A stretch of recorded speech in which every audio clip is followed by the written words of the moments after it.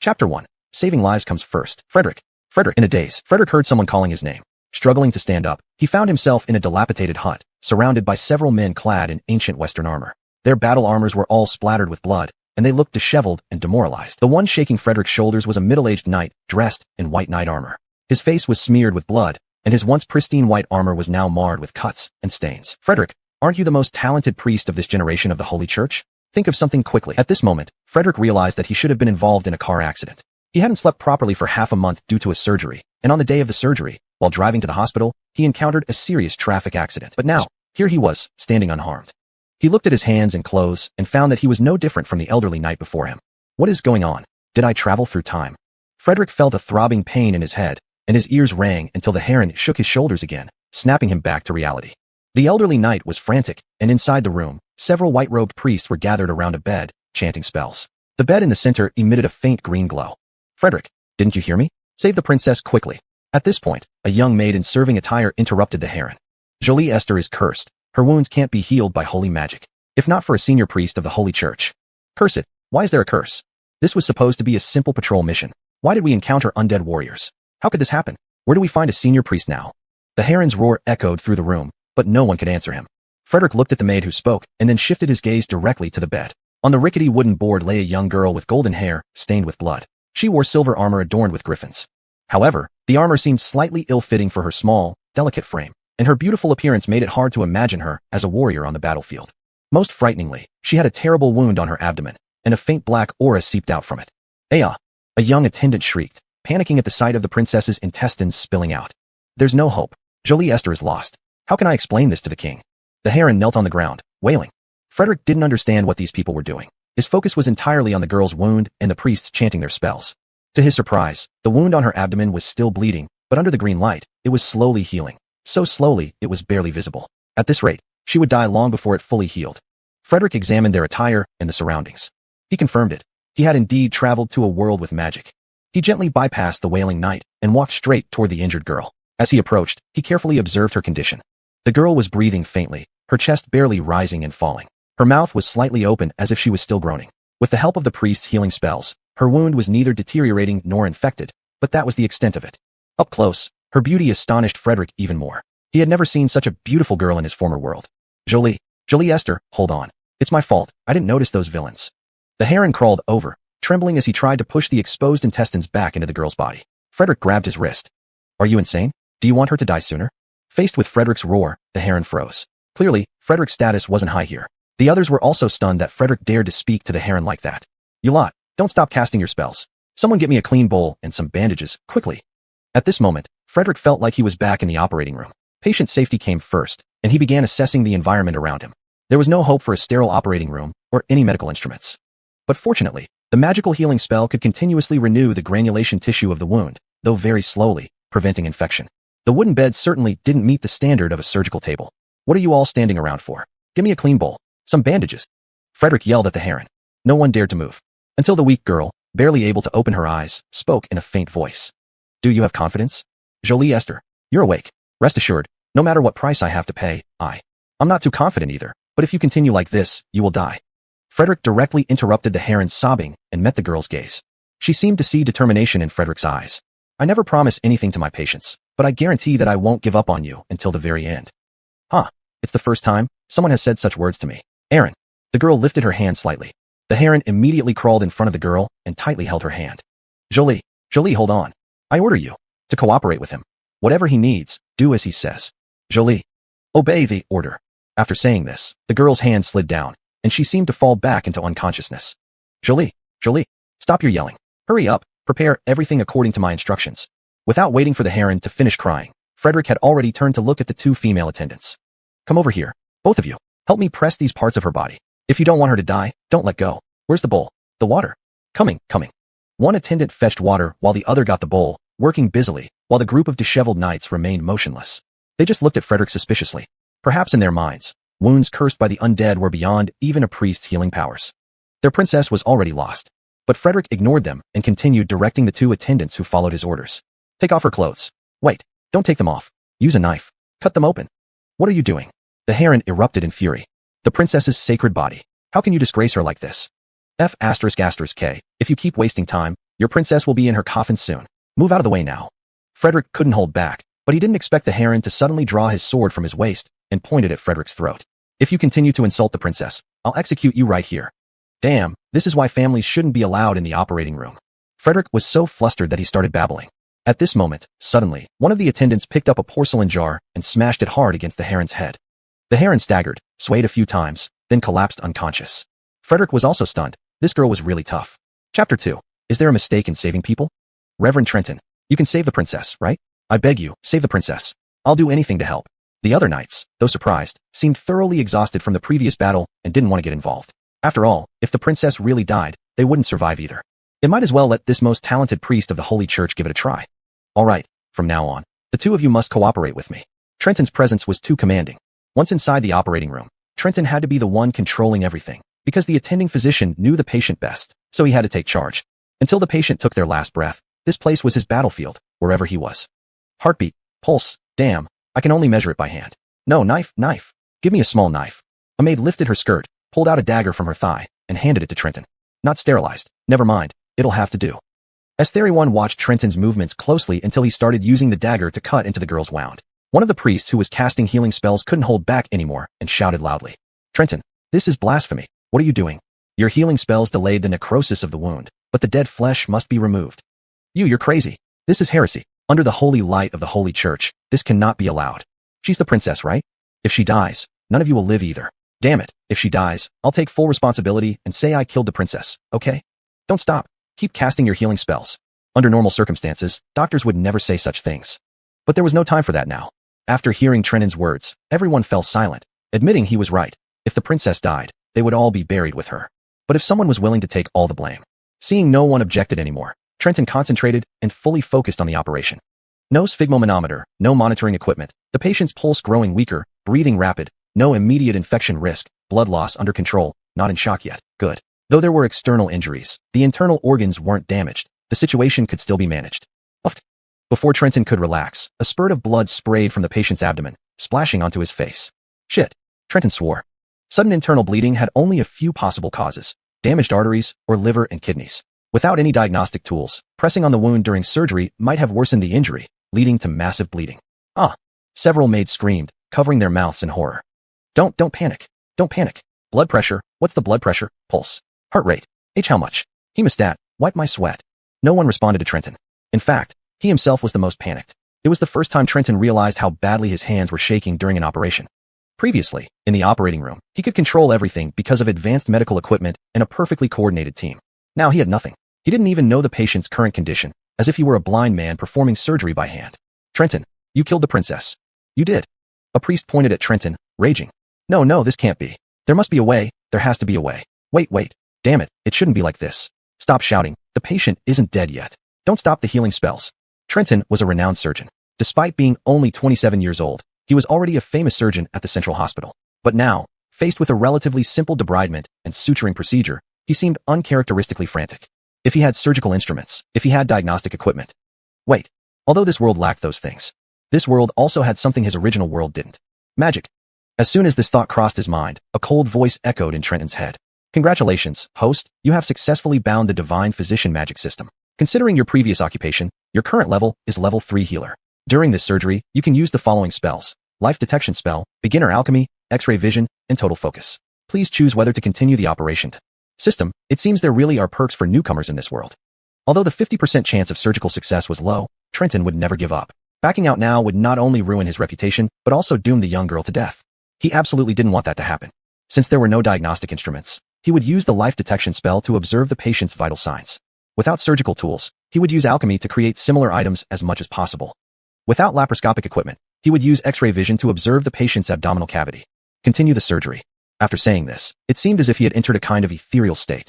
Trenton's gaze was unfocused, and in the subsequent surgery, he used alchemy to refine various surgical instruments, which stunned all the priests present. This was a treatment method they had never seen before. It seemed more like killing than saving a life. Blasphemy. This is blasphemy. Who will stop him? He is defiling the princess's body. This is black magic. Sorcery. The greatest desecration of the Holy Church and its Lord. Almost everyone except for the two maids angrily berated Trenton's actions. But Trenton ignored them. He couldn't even hear any external sounds anymore. After casting total focus on himself, he saw nothing but the operation. This was his battlefield. Finally, he completed the entire process from stopping internal bleeding to cleaning and suturing the wound. When he finally exhaled in relief again, the system's notification sounded in his mind. The surgery is complete. Congratulations, you have earned 500 divine physician points. Doctor level +1, currently level 4 itinerant healer. After the system's voice disappeared, Trenton felt everything around him return to reality. Everyone watched him in silence, including the old priest. When Trenton looked at the girl again, her wound had been treated and sutured perfectly. The originally unconscious girl slowly opened her eyes. Although still weak, her face was no longer in pain. Did you succeed? Yes, the surgery was successful. Post-operative rest is needed. As for the curse you mentioned, I have removed all the black necrotic flesh. Thank you, I did not choose wrongly. The girl gave Trenton a gentle smile. This smile was what Trenton wanted to see most. The gratitude of a saved patient was the greatest reward for a doctor. Then the girl fell into a deep sleep. Trenton suddenly sat on the ground, looking at his blood-stained hands, heaving a sigh of relief. It's over. This was the first surgery Trenton performed here. It was also the last day of his role as a priest in the Talus branch of the Holy Church. Although he saved Jolie Esther, he had publicly summoned strange tools and used methods completely contrary to the principles of the Holy Church during treatment. So when they returned to the capital city with the dispirited Knight Brigade, Trenton faced the judgment of the Holy Church. Priest Trenton, you, as the most loyal believer of the Holy Church, have committed acts betraying the Lord. What do you have to say in your defense? In the solemn church hall, the old priest and the judges stared down at Trenton with scrutinizing eyes from their platform. Trenton had read in books that ignorance often led people to negate things they did not understand. Medical development was a long and difficult path, and someone had to make sacrifices. But Trenton didn't want to be a sacrifice. He had just been reborn. I have something to say. Although I used methods you cannot comprehend, I undoubtedly saved the princess. Without merit, there should at least be recognition for effort. You can't kick me aside after using me. Despite Trenton's vigorous protest, the jury showed understanding but made no exceptions in their final ruling. Trenton, you used heretical black magic to defile the precious body of the princess. Given that you saved her life, you are spared the death penalty. But from today onwards, you are no longer a priest of the Holy Church and are forbidden from practicing medicine in any form. Otherwise, you will not be spared. Chapter 3. There are still experts? Thus, Trenton was stripped of his holy robes and kicked out of the Remington Kingdom's Holy Church headquarters. He truly experienced how painful it was for those great people who started on the path of modern medicine. Actually, his outcome was still considered good. But to stop practicing medicine from now on, that was impossible. But first, he needed to find a place to settle down. Based on this body's memories, the original owner was an orphan living in the lower city of Remington Kingdom. In simple terms, it was a slum. Just after an emergency surgery. Not quite. Without the system's help, Trenton would not even call those crude medical procedures surgeries. He was utterly exhausted now. Dragging his body back to the lower city based on memory, he clearly remembered that he only had 1 month left before he could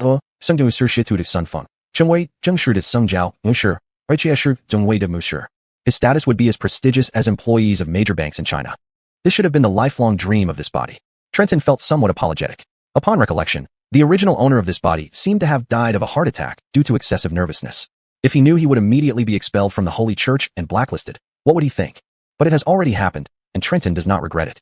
After all, under the circumstances at the time, if he had not taken action, that princess would have died for sure. Remington Lower City. A remote area mixed with sewers and dampness, it can be said to be identical to the slums in Trenton's impression. At the same time, it is also a gathering place for homeless wanderers, stray cats and dogs, garbage, and poor and dispirited residents. Pastor Trenton, you're back so early today? A scantily dressed and flamboyantly made-up woman stood at the entrance of an alley, smiling and greeting Trenton. The body's memories were incomplete, and Trenton did not remember this woman's name, only knowing she was a prostitute making a living through her body. Yeah, hello. Trenton politely greeted the woman, which surprised her. Usually, this pastor always looked down on others, especially women like her, whom he treated with utter disdain and sometimes mocked. Today, she stopped him with a teasing attitude. Unexpectedly, he responded so straightforwardly. Has this pastor gone mad? The woman muttered to herself, watching Trenton leave. Soon, Trenton found his home by memory. It was a dilapidated small bungalow. At this time, lighting equipment was available, but it wasn't powered by electricity, but by magic. The Magic Academy of Remington controlled the core crystal supplying energy to the entire city. These basic facts Trenton could extract from the original host's mind. At the same time, he knew that the supply of crystal energy to his home had been cut off 3 months ago because of unpaid bills. In fact, few homes on this street used lighting equipment. Most people still chose primitive candle stands. Trenton pushed open the door and lit a candle. Under the dim candlelight, the small house was almost completely visible. Narrow yet tidy. Its owner, though poor, had never given up hope for the future. Sorry, we are both Trenton, but I may not be able to fulfill your dreams. Sitting down, Trenton began to examine his system. Current host level, level 4 divine healer. Increasing level allows completion of more difficult surgeries. Current Saint medical points, 500. Available magic to learn, life detection, basic alchemy, X-ray vision, full concentration. Each magic learned costs 100 Saint Medical points. Saint Medical points can also be exchanged for various medical artifacts. Please refer to the specific exchange catalog.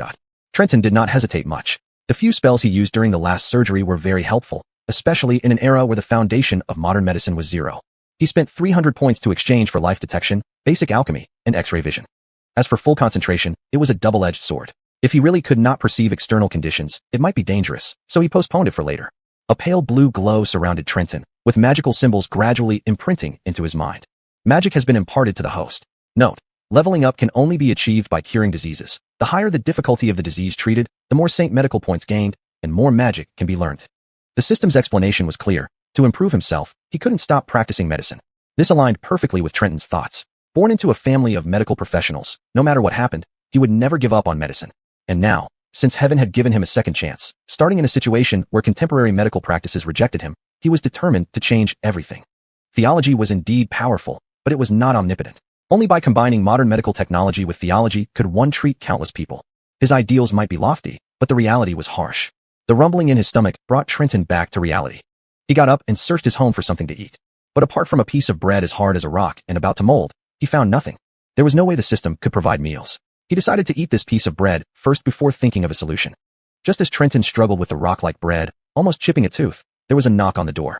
Unfamiliar with the time-telling methods of this era, Trenton didn't know the exact time, but it was roughly around 8 p.m. Who is it? Trenton opened the door. At the doorway stood a figure in a cloak, petite in stature. Pastor Trenton, can you come with me? The cloaked girl spoke cautiously, as if she was very afraid of her surroundings. It made sense. A young girl in the slums at this hour. It was quite dangerous. Aren't you one of the princess's maids?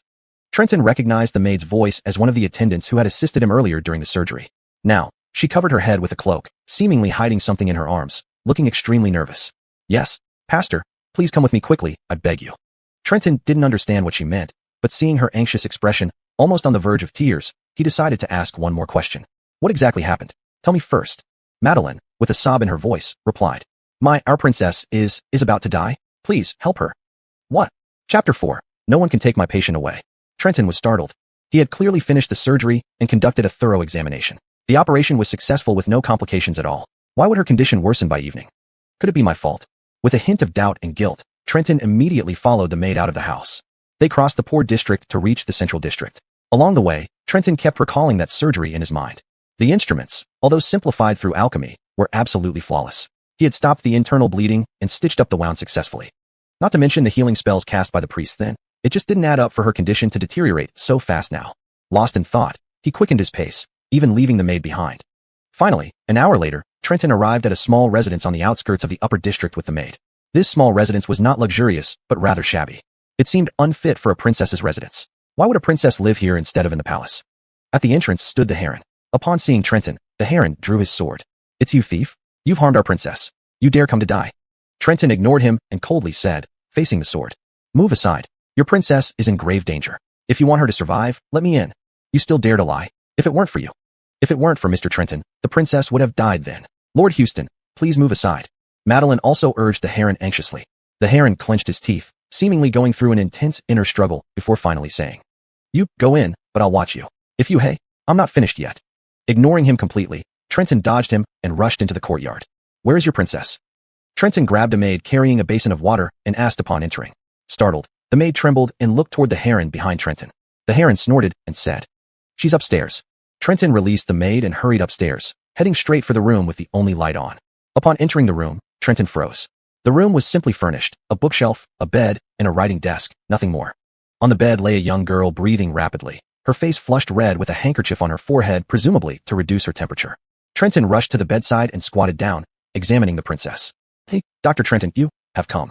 I am truly sorry for troubling you so late. Cough. Jolie Esther's eyes opened slightly. Despite her pain, she tried to smile at Trenton. That's enough, be quiet. Trenton removed the handkerchief from her forehead and felt it. Her temperature was astonishingly high. Persistent post-operative fever meant only one thing. I'm sorry.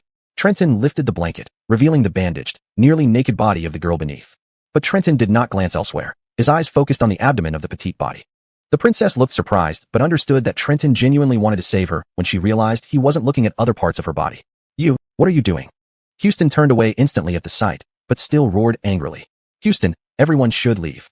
But Jolie, how can your body be seen by such a commoner? Previously, it has already been seen. Enough, go outside. Esther used her last bit of strength to say this, and then closed her eyes slightly. Lord Houston, let's leave. Madeline also urged. Although reluctant, Houston knew the princess was on the brink of death, and only this person could be trusted. You better be careful, I'll be right outside. If you dare to leave, close the door. Trenton spoke coldly as he began to carefully unwrap the bandages around the princess's abdomen. Click. After the door was closed, only the faint breathing of the princess remained in the room. When the bandage was completely removed, Trenton was stunned. He found that the wound he had sutured was now festering and worsening. This shouldn't be happening. Just as Trenton was puzzled, he caught a whiff of a certain smell. The smell came from the bandage he was still holding. When he brought it close to his nose, he suddenly widened his eyes. The bandage had an odd scent, with a unique aroma of medicinal herbs. However, Trenton was not familiar with the pharmacology of this world. Just as he was at a loss, a voice from the system rang in his head. Host is currently attempting to identify a drug. Current host level, 4th grade holy healer. Would you like to proceed with identification? Trenton hurriedly began the identification process. The composition of the bandage immediately appeared in his mind. Linen cloth, herbal medicine, and necrotic slime from a ghoul. Ghoul. This fluid is produced by ghouls, a unique undead creature in this world. It contains a large amount of corpse poison that can cause severe wound putrefaction. Trenton's mind buzzed. This was what caused Jolie Esther's wound to worsen and become infected with corpse poison. Fortunately, he had come quickly. If he had been half an hour later, he might have only found a cold corpse, or worse, Jolie Esther might have already been transformed into a new ghoul. Mommy. Jolie Esther closed her eyes lightly and moaned in pain. It seemed she was already delirious. Her hand trembled slightly, as if trying to reach out for hope. Usually, Trenton would never respond to a patient's calls, believing that the greatest comfort he could give them was a perfect surgery. Mommy, I'm in so much pain. Tears streaked down the girl's face. For some reason, Trenton's hand moved involuntarily. He tightly held the frail and weak hand. Mommy, please take me away. It hurts so much.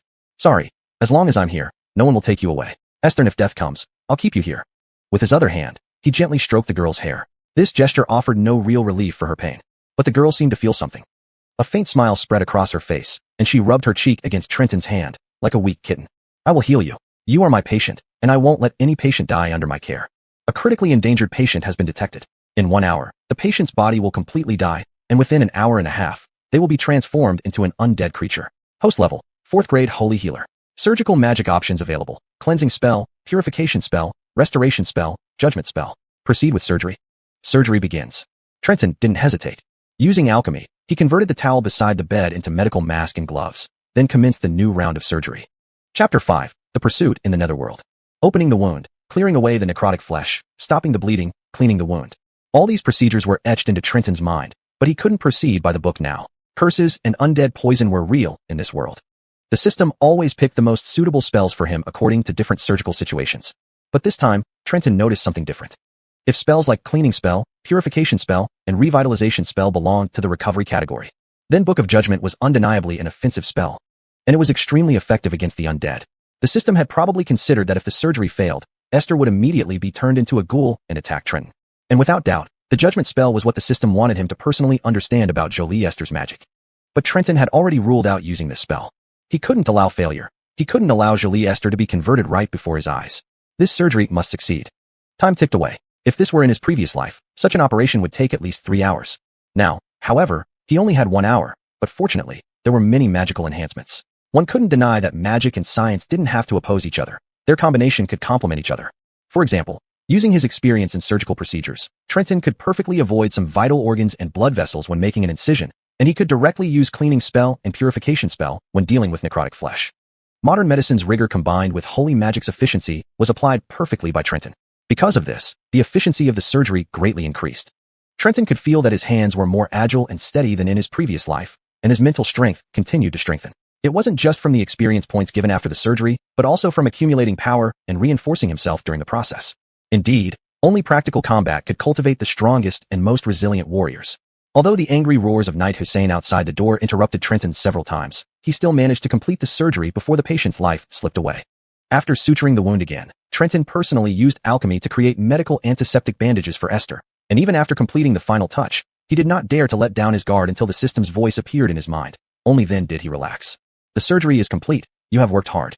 This surgery earned you 800 Saint Doctor points. Current total, 1,000 Saint Doctor points. Level not increased. Currently level 4 Divine Healed. Am I still alive? After the surgery, Esther opened her eyes slightly. Looking into her dazed eyes, Trenton realized that she wasn't wearing anything now. With the surgery over, Trenton's reactions gradually returned to those of a normal man. When his gaze inadvertently glanced at the pale body of the young girl covered in scars, his face flushed red instantly. If you're fine, I'll get someone to come in. Trenton wanted to leave the room as if fleeing. But just as he stood up and wanted to go, a weak hand pulled at the corner of his clothes. Don't leave. Perhaps not fully awake yet, Esther seemed to still consider Trenton as her kin. Trenton sighed. This was indeed the most troublesome doctor-patient relationship. But now, he couldn't bear to leave this girl whom he had just saved from the brink of death. He squatted down and slowly held Esther's hand. Don't leave me. Please. I'm here. Sleep for a bit. Closing his eyes, Trenton helped cover Esther with the blanket and remained by her side. Once he completely relaxed, exhaustion quickly overwhelmed Trenton, and unknowingly, he fell asleep while leaning on the bedside. In the early morning, Knight Hussein outside the door finally couldn't wait any longer. He ordered the maid to open the door. Madeline was also worried about the princess's safety, so she opened the door with the key, and Hussein rushed in impatiently.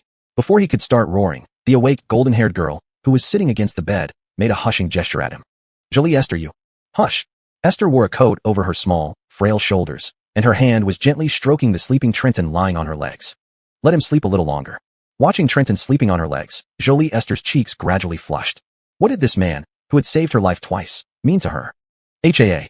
Trenton yawned widely, rubbing his eyes and lifting his body. Are you awake? My legs are numb. The gentle greeting from the young girl startled Trenton, who immediately stood up from the ground. Beside him stood a maid with a wry smile and Knight Hussein with a furious expression. Sorry, I fell asleep unintentionally. Trenton dared not look at the young girl on the bed, but Esther simply gave him an elegant smile. Do not be too formal, Pastor Trenton. You saved my life twice, and I will never forget this kindness.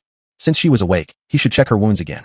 When Trenton made this request, Hussein was about to react angrily once more. But Jolie Esther gracefully removed her coat, causing Hussein to hastily retreat from the room. Jolie, let me explain. I had no intention of seeing your body. The situation last night was really critical, so. It's fine. Wasn't I already exposed to you the first time? As Trenton examined her injuries, he shrank back in surprise. Esther chuckled and leaned forward slightly, speaking in a slightly bashful voice.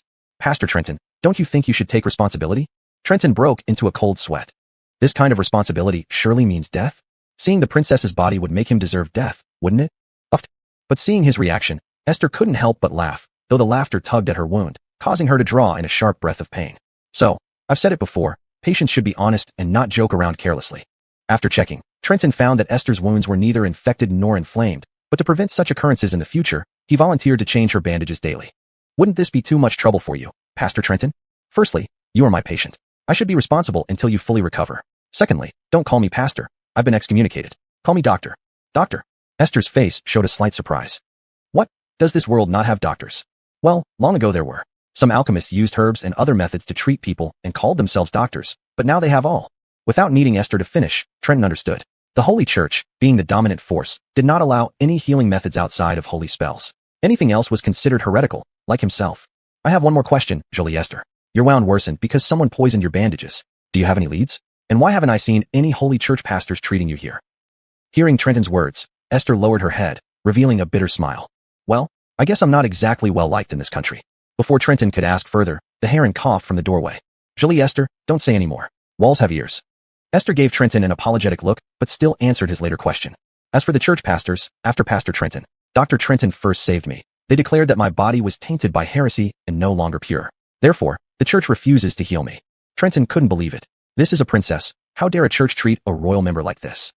But as Hussein had reminded him earlier, it wasn't his business. He was just a doctor, whose job was to treat and save lives. Yet deep down, Trenton felt uneasy. With the Holy Church in control in this world, could he really fulfill his wish to save people? Chapter 6. To save or not to save. After exchanging 100 St. Medica points for some Eastern restorative elixirs and blood-replenishing medicines for Esther, Trenton was escorted out of the residence through the back door by a maid. Thank you so much, Mr. Trenton.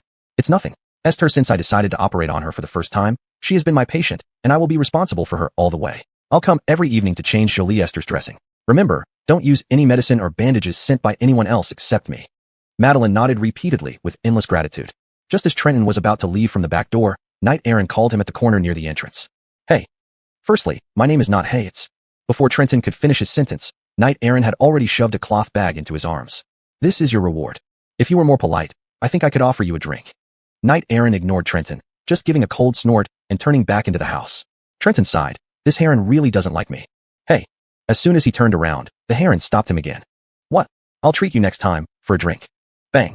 The back door was slammed shut, and Trenton's eyebrows twitched a few times. This old man can't be honest at all, Being stubborn even at such an age would get him nowhere. Back in his shabby little house in the slums, Trenton closed the doors and windows, checking several times before daring to open the cloth bag. There were actually a full 120 gold coins inside. Damn, no wonder princesses are so generous. Maybe because Trenton didn't quite understand the price levels of this era. So when later he found out that buying a very small house in Tharlas Central District costs 500 gold coins, he felt that the princess's gift was indeed less. But now Trenton still joyfully put it away. At least he got his first capital in this world. He originally planned to rent a small storefront in the Central District to start a clinic. However, learning that even a small storefront in the Central District rents for 60 gold coins a month, Trenton immediately felt that these 120 gold coins weren't much. Not only were the funds insufficient, but Trenton also saw notices about himself posted everywhere on the streets. Third-level intern cleric Trenton has recently been expelled from the church and henceforth may not treat people in any form. Anyone who dares to let this person treat their wounds shall be punished severely. They want to annihilate me completely. Trenton secretly tore down those posters one by one and even got fined 10 gold coins by soldiers, leaving him almost in tears. But he did not intend to give up. Through the incident with the princess, Trenton understood the conduct of the Holy Church. Different races have different minds. That was the rule of the Holy Church. But Trenton was just a doctor. Saving lives was his duty, and he made up his mind in secret. No matter what the Holy Church does, he, Trenton, will definitely do something. The Holy Church picks its patients, and their magic is not omnipotent. Many diseases cannot be cured by magic in this era. Then he wants this world to know. Diseases the Holy Church can cure, he can too. And diseases the Holy Church cannot cure, he can also handle. Outside the Holy Cathedral the next day, there appeared a mysterious person pushing a cart serving porridge. Why mysterious? In such hot weather, who would wear a black robe with a hood and cover their face with cloth unless they're suspicious? And hanging on the small cart he pushed was a sign saying, "Love porridge." What are you doing? Orsons at the Holy Cathedral noticed this person immediately and came over to inquire. Duke quickly served 2 bowls of porridge. Oh, thank you for your hard work. I'm here to serve love porridge to those lost souls seeking help from the Holy Cathedral. Let them believe that the Holy Lord is merciful and will bless everyone. Huh? Didn't expect you to be a believer. Why not consider joining the Holy Church? One guard took a bowl without drinking, eyeing this mysterious person curiously. Well, less education, lack of knowledge, don't recognize many words. Esther, the words on this sign were written with the help of neighbors. The mysterious person sighed, looking regretful. That's true, the entry test of the Holy Church is very strict. Your porridge smells good, I'll taste it. Hey, you're drinking something from a stranger? Another guard nudged his companion. Not a stranger. We are all children under the blessing of the Holy Lord. May the Holy Lord bless us all. Look at this man, how pious he is. Brother, let me tell you, don't be discouraged. Esther, without education, if you can pass the martial test, as long as you are a warrior or a magic user of 4th rank or above, you can join the Holy Church. After saying this, the guard gulped down the porridge in one breath. Damn, delicious. One more bowl. As a result, this guard drank 3 big bowls straight, making the other guard feel envious. Give me a bowl too. Is your porridge free?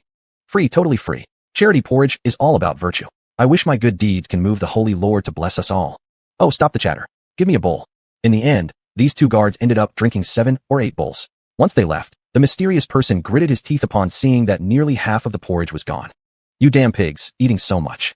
This mysterious person was none other than Trenton. After receiving Jolie Esther's gift yesterday, he had prepared this disguise early in the morning, purely for the sake of staying incognito. The pot belonged to him. The rice and seasonings were bought by himself. The cart was purchased from the old man next door who owned a breakfast shop for 40 gold coins. Seeing the old man's delight, Trenton knew he had paid way too much. Fortunately, Trenton was an excellent cook from his previous life. This porridge was one of his best dishes. From the way those 2 guards devoured the porridge, it was evident that Trenton's skills were indeed outstanding. He was definitely not here for any charity or blessings, regardless of whether this world truly believed in karma or not. Esther, if it did, Trenton had no intention of praying to that so-called Holy Lord. Since they had already blacklisted him, how could he still beg for protection? So the only reason Trenton was here was for those believers, especially those believers with illnesses seeking treatment. Soon, he found his target. A hunched man was being supported by a woman, heading towards the steps. What are you doing? Orson stopped them. Sir, we came to seek help. We are devout believers of the Holy Lord. Duke spoke humbly, keeping his head down. Howell, your illness hasn't healed yet? This is your 3rd time here. Another guard seemed to recognize the man. Oh, after each treatment, it gets worse after some time, and worse every time. What do you mean? Are you saying our church's healing spell isn't working on you? A fraud? Orson shouted fiercely, scaring the man and the woman into kneeling. No, we wouldn't dare. Howell, the cost of treatment isn't cheap. Do you have money? We brought money. What I mean is, do you have the entrance fee? Christie wanted to speak, but was stopped by the man. He pulled out a patched bag from his chest and offered it with both hands. 2 great men, please, buy some wine with this. Thank you for your hard work. One guard took the bag, glanced at it, and his eyes widened. Go to hell. Trying to give me pennies like a beggar? Less than last time. Do you think we're easy to bully? Saying this, he threw the bag at the man's face. Sir, calm down. We really can't afford more money besides the treatment fee. You can afford the treatment, but not us? Seems like you don't take us seriously, not very pious, huh? Christy couldn't hold back anymore. She pointed at the guards and cried out. You vampires. You are devils. We gave you so much money, but my husband's condition worsens instead. Are you going to stop only when you force us to die? Duke tried to stop the woman, but it was too late. Orson drew his longsword and approached the woman angrily. You insolent woman dares to slander officials of the Holy Church outside the Holy Cathedral. Death penalty. Chapter 7. A minor pneumonia. Just as he was about to raise his sword, a figure stepped in front of the guard and slapped the man across the face. You too. How dare you? Above all is the Holy Lord, protector of humanity, benefactor of the world. You actually dare to defame the Holy Lord. Orson was stunned, and so was the man. Christy was about to scream when she noticed the hooded figure who had suddenly appeared kept signaling her not to make a sound, forming words with his mouth. Be quiet if you want to live. At this moment, the guard recognized the man before him as the one who had been distributing porridge, and sneered. Look, this is what a true believer looks like. Why isn't he sick? And why can he afford to distribute porridge while you two are always complaining of illnesses? Have you ever considered it might be your own fault? The Honorable Sir speaks the truth. These two aren't pious enough. Trenton glared at the man and struck another slap. Duke and woman seemed to understand Trenton's intention. If not for his sudden intervention, the woman might have already been killed by the guard's sword. Yes, young man, you're right. It's our fault. All our fault.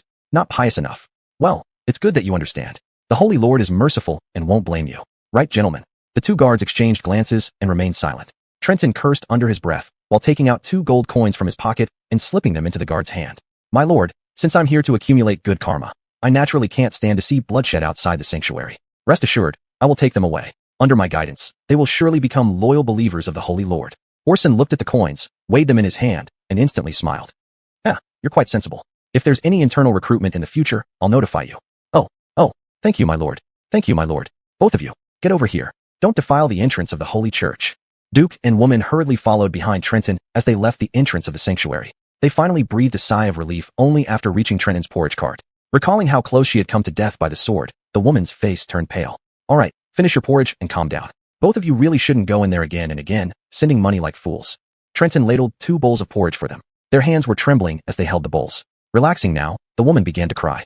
There's no other way. My husband's illness has never improved. Only the Holy Church can provide temporary relief for a few days, but the cost of seeing a doctor keeps rising.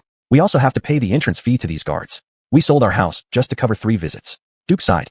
I've thought about it. If this time doesn't work either, I won't seek treatment anymore. I'll find some work I can do and save some money for my wife. What are you talking about? How could I abandon you? No matter what, I have to cure you. Watching this couple's deep affection, Trenton started feeling that the Holy Church's practices were becoming increasingly unacceptable. He believed that the Holy Church may have been established with good intentions, and indeed did countless good deeds throughout history. But there's no denying that it might have deviated from its original principles. So, do you want to live? Trenton asked the man. Of course, but we can no longer afford the Holy Church's medical fees. How much does the Holy Church charge you? The first time was 50 gold coins, the second was 150, and this time, sigh, it's 200. Trenton nearly lost his balance, almost falling off the porridge cart. Are you kidding me? He had saved a princess and only received 150 gold coins, yet the Holy Church could make far more money treating an ordinary family from Midtown. Is this extortion really too much? Forcing people to sell their homes is the least of it. It would likely lead to bankruptcy without curing the disease. Seeing the couple sobbing, Trenton waved his hand. Are you believers? We used to be, but now. Hearing this, both lowered their heads, fearing they might speak disrespectfully before what they thought was a devout believer. All right, if you've lost faith in the Holy Church, I can offer you another path. Saying this, he secretly handed over a piece of paper. The address on this slip leads to a doctor. He can treat all diseases and charges very little. If you're truly desperate, you can try visiting him. Downtown. Both faces showed hesitation. After all, they were residents of Midtown. Downtown was just a slum, and everyone tried to avoid it as much as possible. Who would willingly go there? Trenton didn't bother explaining too much to them. He only said one sentence. Being alive is the most important thing. Consider your options when you're truly at the end of your rope. After saying this, he pushed his cart and left. He wouldn't linger here for too long. After all, if he did too much of this kind of client-pulling business, he would surely be discovered. Promoting to 1 or 2 people a day was enough. That night, the couple really came to knock on Trenton's door in downtown. You are? Mr. He. Trenton, that's me. Come in. To Trenton's pleasant surprise, they actually came. After hearing Trenton's voice, the man was somewhat astonished. Aren't you the one who sells porridge during the day? What porridge? I give it away for free, no charge. Please, sit down. Trenton warmly invited them to sit, but the man and woman seemed uneasy, almost as if they were hesitating to leave. Don't worry. You're in such a state now. What else can you be afraid of? Trenton also pulled a chair and sat opposite them. Mr. Trenton, can you really cure my illness? To make you feel at ease, I won't charge anything until you're fully recovered, okay? Duke felt slightly reassured by this statement, but the woman still looked at Trenton with suspicion. Let me examine you first. What do I need to do? Just sit still? Oh, right, madam. Please go inside for a moment. Why should I leave? Nonsense. I'm about to use my X-ray vision. If you stay, I might accidentally see you. Then your husband might get jealous. As a pure love warrior, Trenton insisted the woman go inside. Though puzzled, she stood up and went into the inner room. Trenton simultaneously used life detection and X-ray vision. Duke's body was like an open X-ray film in front of him. He found the man's vital signs were mostly normal, except for a shadow in his lungs. Based on its coverage and shape, it was unlikely to be cancer. The quick diagnosis was greatly aided by life detection. Not only could it detect vital signs, but any fatal threat within the body would appear red. Now, that shadow was only a faint yellow. Do you usually smoke? No, I never smoke. Well, maybe your working environment isn't good. That's true. I'm a blacksmith, always next to a furnace. It's indeed tough to bear. That explains it. A lung infection caused by poor respiratory conditions. No secondary symptoms have appeared, and your lungs haven't deteriorated, so it's not a serious problem. Oh, Mr. He, I don't understand what you're saying. Call me Cody. Okay, Cody, can you explain it to me? Simply put, your poor working environment has led to inhaling a lot of bacteria and toxic gases. Luckily, your body is quite robust. The infection isn't deep, and we caught it in time, so it's nothing major. Although the man didn't fully understand, he was delighted to hear it wasn't a big issue. But soon, a hint of confusion appeared on his face. But if it's not serious, why didn't the Holy Church's treatment work? It's not that it didn't work. Each session was too short, only providing temporary relief. After some time, the infection inevitably worsened. I don't know if those people did it on purpose or are just incompetent. As Trenton spoke, he raised his hand and released a low-level alchemy spell, creating a laryngoscope. Of course, using alchemy always had a cost. During the princess's surgery, all the surgical instruments were created from her silver jewelry. This time, the silver spoon he had been holding was melted down. Open your mouth, Duke obediently opened his mouth. Esther, with X-ray vision, a personal check was better. With this mindset, Trenton examined the man's tonsils with the laryngoscope. Oh dear, swollen like this. Remember, after treatment, avoid spicy foods. At this point, Trenton paused, because he had overlooked a problem. For surgeries, the system could assist him. But how should he handle minor issues like this without needing surgery? There were no familiar medicines from his time. Esther, if he knew the ingredients. Without raw materials, he couldn't create them. But the system seemed to know his difficulties and immediately spoke to him in his mind. The host can use holy doctor points to exchange for the required medicines.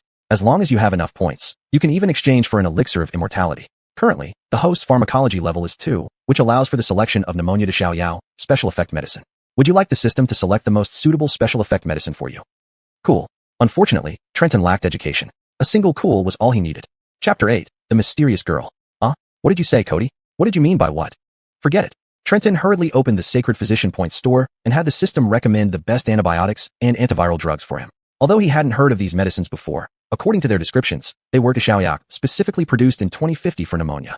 The exchange price was not cheap either, costing a total of 50 Sacred Physician Points, which meant Trenton now only had 150 Sacred Physician Points left. Take these medicines, 2 in the morning, afternoon, and evening. Swallow them with warm water, and you'll see results within 2 days. Holding the strange medicine box in his hand, the man hesitated greatly. At this moment, the woman also walked out. How dare we eat this? What exactly is this thing? If you don't want to eat it, then fine. Trenton pretended to take the medicine back. Duke quickly protected it. Oh, let's try anything at this point. I'll listen to you, Dr. Trenton. If you really cure me, I will definitely spread your name. Don't do that. Absolutely don't publicize it. If you have friends who can't get treated in the Holy Church, bring them here quietly. I will treat them, and my fees are very low. Speaking of fees, the couple finally noticed they hadn't asked about the treatment cost yet. Cody, how much for these medicines? 2 gold coins. I gave 2 gold coins to those guards today to save you 2. So once you're better, just give me 2 gold coins. The couple was dumbfounded. Isn't this just giving away the medicine for free? Duke stood up and looked at Trenton seriously. Cody, if you can really cure my illness, I'll repay you even if I have to be your ox or horse. You are like a living saint. Don't say that. I don't want anything to do with that so-called saint, okay? Go on, get going. It's not safe on the streets at night in this slum. Be careful on your way back. After sending off the couple, Trenton waited but didn't hear any notification from the system. Is it only rewarded after he recovers? He felt somewhat disappointed. What if these 2 people go home and no longer trust him and throw away the medicine? That would waste the expensive specialty medicine I spent 50 points to get. Never mind, stop thinking about it too much. After serving himself a bowl of porridge, Trenton sat down at the table and started reading medical books from this world. Although most of them were related to theology, he wanted to learn as much as possible about the medical system of this world. Through his studies, he learned that doctors in this world were mostly priests and were divided into levels. From 1st level to 10th level. Only those who passed the 4th level exam could enter the Holy Church. Priests who did not join the Holy Church had no right to use healing spells, even if they knew how to do so. Otherwise, they would risk having their hands and feet cut off if caught. Too strict. I must be careful not to get caught. Over the next 2 days, Trenton continued to give out porridge outside the cathedral as usual, but did not encounter anyone suitable. Thinking about the difficulties of practicing medicine made him sigh. The 2 guards had become familiar with him, coming to drink free porridge every noon, half a bucket each time. This infuriated Trenton so much that he really wanted to put some laxatives in the porridge to teach these gluttons a lesson. It was in the afternoon of this day that he suddenly heard the long-awaited voice in his head.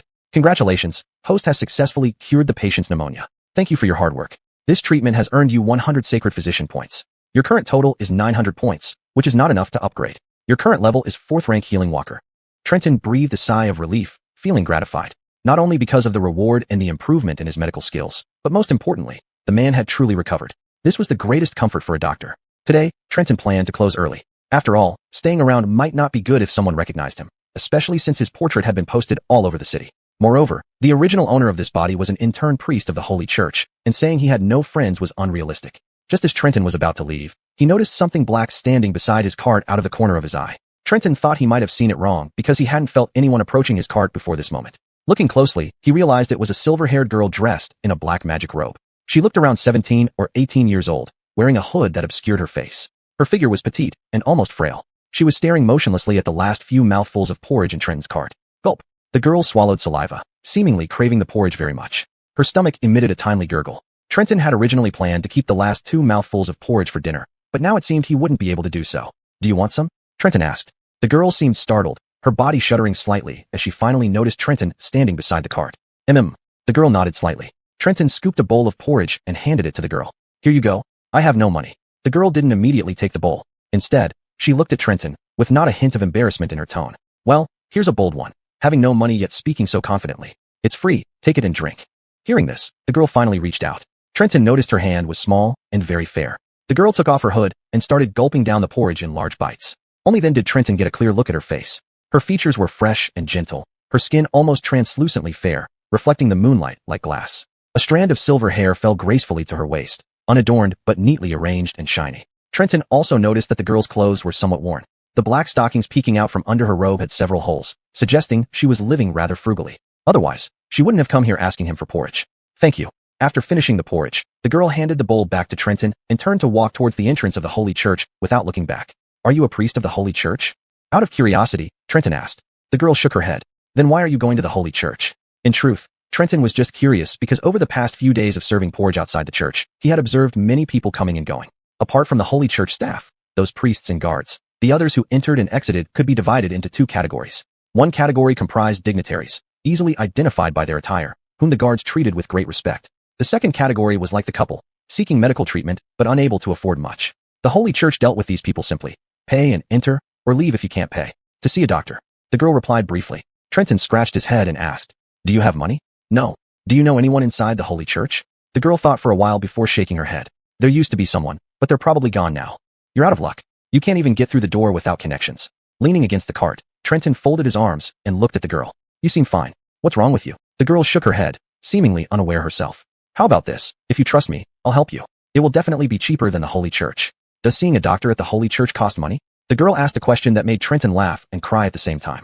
Little girl, I don't know much about this world, but I know enough about the Holy Church. Without money, don't set yourself up for disappointment. Trenton added.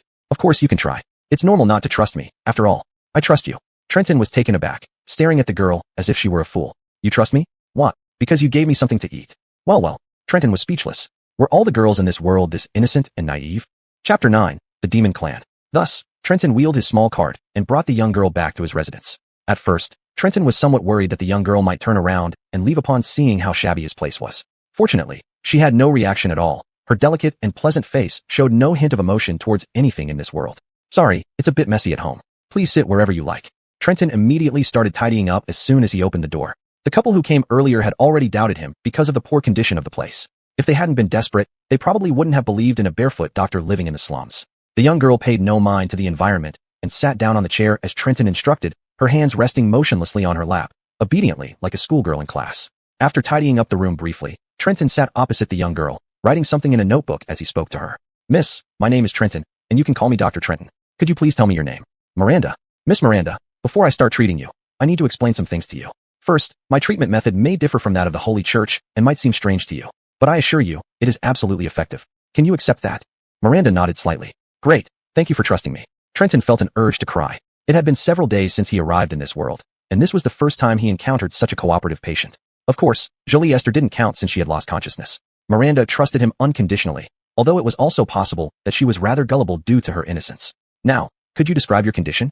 Whenever I use magic, my body becomes very uncomfortable, with pain throughout my spirit veins. Trenton was stunned. What's going on? Spirit veins? He almost forgot that he was in a magical world. However, he couldn't afford to appear ignorant. After clearing his throat, he said, "All right, I need to examine you first." Trenton intended to check Miranda's physical characteristics using life detection. However, just as he was about to perform it, the young girl suddenly stood up and looked silently at Trenton, then slowly began to undress. What are you doing? Wait, stop. Trenton was taken aback, covering his eyes and shouting at Miranda while turning away. You said you needed to examine me. Forget it. No need for that. Put your clothes back on. Put them back on. Trenton was terrified. Was there something wrong with her body or her brain? Only after Miranda put her clothes back on and sat down again did Trenton regain his composure, coughing as he said, "Just stay seated." Okay. The young girl nodded obediently, and Trenton was relieved that she met him instead of someone with bad intentions. If so, who knew what would have happened? Trenton activated life detection and, upon taking a look at the young girl's body, heard the system voice in his head. Detected host performing a consultation. To assist the host in mastering diseases in this world more accurately, diagnostic mode has been unlocked for the host. Current host level, 4th level holy healer. Sufficient to diagnose the current patient's illness. Would you like to activate diagnostic mode? Admittedly, this system was indeed considerate. Trenton instantly chose to activate the diagnostic mode. Information about the girl's condition started flooding into his mind, though vast. It felt as if directly imprinted, and not a single word was missed by Trenton. After processing all the information, Trenton looked at Miranda again. Miss Miranda, I have a question. Are you a demon? Upon hearing this, the expressionless young girl's eyes flashed with a hint of sharpness. In the next moment, Trenton felt a massive force knock him backward, slamming him into the wall. Then an invisible force choked him and pinned him against the wall. Cough, cough. Miss Miranda, let's talk it out. Golden light flickered in Miranda's eyes, and a magic staff taller than herself appeared out of nowhere in her hand, pointing directly at Trenton on the wall. Why do you know my identity? During this period, Trenton had learned some history of this world. Over 500 years ago, the human kingdom wasn't as powerful as it is now. Back then, the true rulers of the world were the demons. Under the tyranny of the demon clan, the human race, the elf race, the beast race, and other smaller tribes all suffered immensely. It was in that tumultuous era that a human hero and the first holy maiden of the Holy Church, like a sharp blade, infiltrated deep into the demon clan's lair, eventually slaying the demon king. Without a leader, the demon clan was quickly crushed by the coalition of races and was finally driven to the farthest reaches of the world, the extreme north. The world then entered an era of peace. So humans and demons were almost irreconcilable enemies. Trenton could understand why this young girl suddenly attacked him. You should calm down first. I have no interest in your background. I'm just a doctor. I only want to save you. Miranda did not lower her magic staff, but at that moment, she suddenly began to cough violently, and a mouthful of blood spurted out. Her magic staff vanished from her hand. Trenton fell to the ground, but he ignored his injuries and immediately ran to Miranda to check on her condition. Do you not fear me? Miranda sat collapsed on the ground, looking at Trenton as he examined her. Whether you are human or demon, even if you were just a cat or dog, once you're in my hands, I will never let anything happen to you. You are indeed a strange human. You don't have the right to say that. 10 minutes later, Miranda's condition eased somewhat, and she sat back in the chair.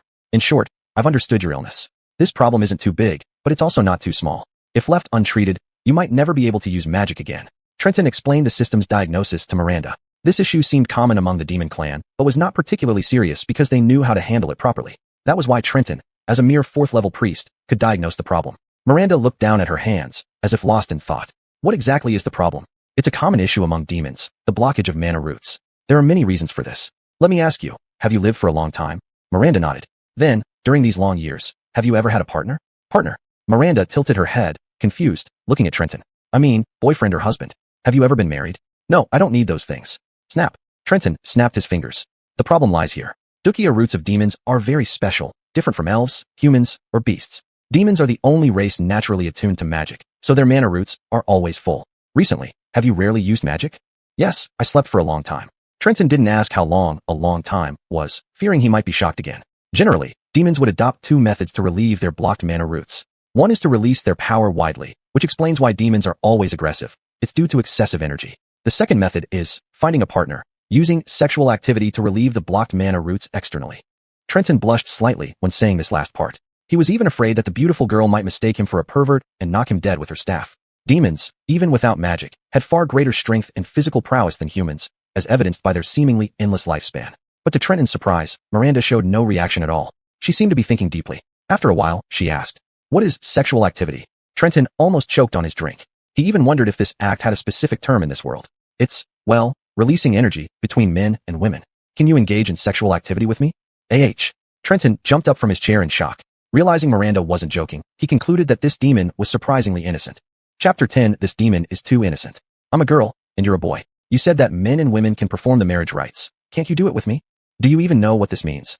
Pauline slightly frowned. This was the first time her expression changed besides when she was angry earlier.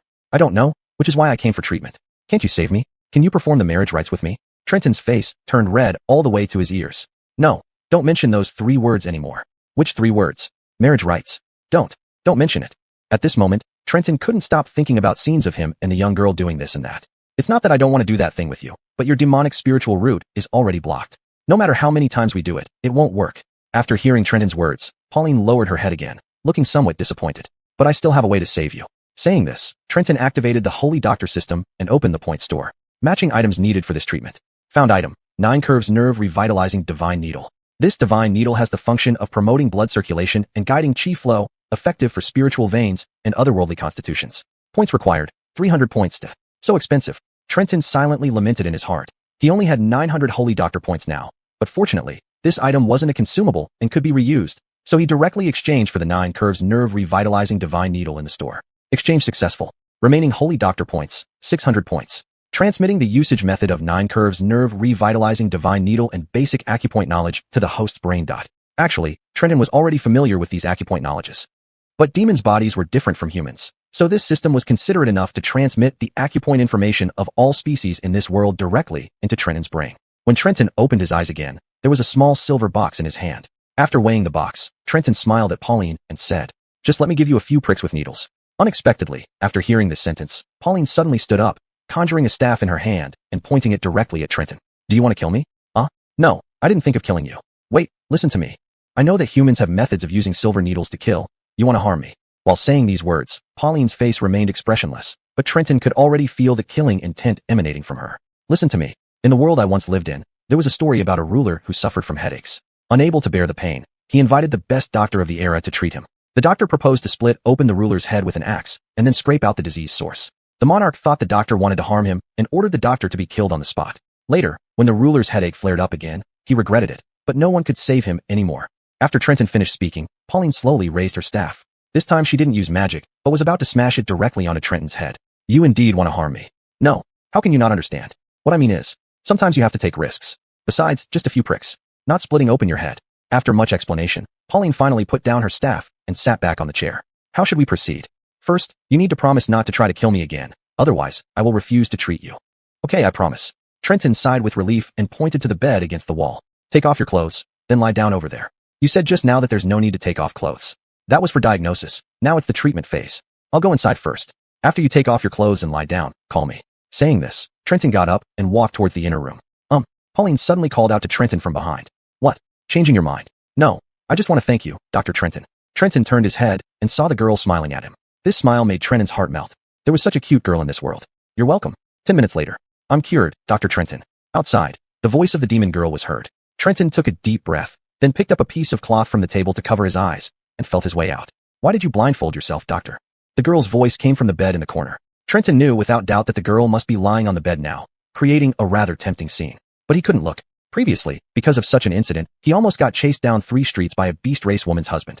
When he finally returned home in the dead of night, he found that most of the things in his shop were smashed. After that, Trenton swore to himself, one must not look improperly. Earning money and becoming more powerful is the only right path. Isn't this for your own good? You wouldn't want a strange human man seeing everything, would you? But with your eyes covered, can you still treat me? What's the problem? In my country, blind massages are quite a specialty. It's okay, you should take off the blindfold. It might be inconvenient. It's fine, really. If you take another step, you're going to bump into the corner of the table. Bang. Trenton winced in pain and had no choice but to reluctantly untie the blindfold. The moment the black cloth was removed, Trenton was dumbfounded. The first thing that caught his eye was the chair where the girl had been sitting, with her magic robe, blouse, gray skirt, and stockings neatly folded on it. But what stood out the most was the white inner. "Ah!" Trenton exclaimed, turning his head toward the bed. Sure enough, Pauline was lying completely naked on the bed, her petite, slender yet incredibly fair-skinned body fully exposed to Trenton. Hearing Trenton's cry, she tried to sit up to see, but Trenton quickly stopped her. "Lie down. Lie down. Don't move." Then Trenton turned around, went into the inner room, and brought out a blanket to cover the area below the girl's waist. "What are you doing?" Pauline obediently lay flat, but there was clearly a hint of confusion in her eyes. "I told you to take off your clothes, not your dress. And why did you even take off your underwear?" "Sorry, I misunderstood. Should I put it back on now?" "No, don't move. Just stay like that." Trenton was nearly speechless. This truly was the demon race humans avoided at all costs. Yet how could she seem so naive? Most importantly, she was incredibly beautiful. If she met someone with ill intentions, she'd be a feast served right to them. Luckily, she encountered a righteous gentleman like himself. Although he thought this, controlling his eyes from looking at Pauline's body was already a struggle. At this moment, he felt like an angel and a devil were battling inside him. Just look, just one look. Lift the blanket. She doesn't mind. Why are you being so prudish? Are you afraid of getting sick? You can't do that. As a doctor, a physician's heart is like a parent's love. You absolutely cannot have improper thoughts about a patient, especially someone naive. That's against the law. Finally, reason triumphed over emotion. Trenton grabbed the silver needle box from the table, took a deep breath to calm his heartbeat, and then said to Pauline, "Before we start the treatment, I need to remind you that you're a spellcaster, right? Not a low rank, I assume. I don't know. I've never been ranked. In any case, the main goal of this treatment is to clear your demonic spiritual root. To achieve this, I will use 3 silver needles to seal half of your magic power. During the treatment, I will gradually release the sealed magic power. I can't guarantee how long it will take. Can you accept this?" It's okay. This girl seemed indifferent to everything, even herself. Initially, Trenton thought she had become despondent because her illness couldn't be cured. But now, it seemed that this girl was just naturally this way. Chapter 11, A Wonderful Experience. Then I'll start. Trenton's hand picked up a silver needle, and with lightning-fast speed, he plunged it into 3 inches below the back of the young girl. Ugh! Faye's hand clenched the sheets, emitting a strange sound. A very strange feeling. Her cheeks were slightly flushed. This seemed to be her first time experiencing this, and she didn't know what was happening to her body. This needle is inserted at the source of your spiritual root, so this sensation is normal. Before Trenton finished speaking, the main purpose of this needle was to guide the demonic spirit root, which means mimicking external stimulation, that is, intimacy, hence why her body would feel strange. Endure for a moment. Trenton's fingers slid down from Faye's neck, stopping abruptly beside her spine. Faye couldn't hold back and let out a moan before hastily covering her mouth. I didn't mean to. Her cheeks turned red as if she felt puzzled yet ashamed about making such sounds. It's all right. Trenton wasn't pretending.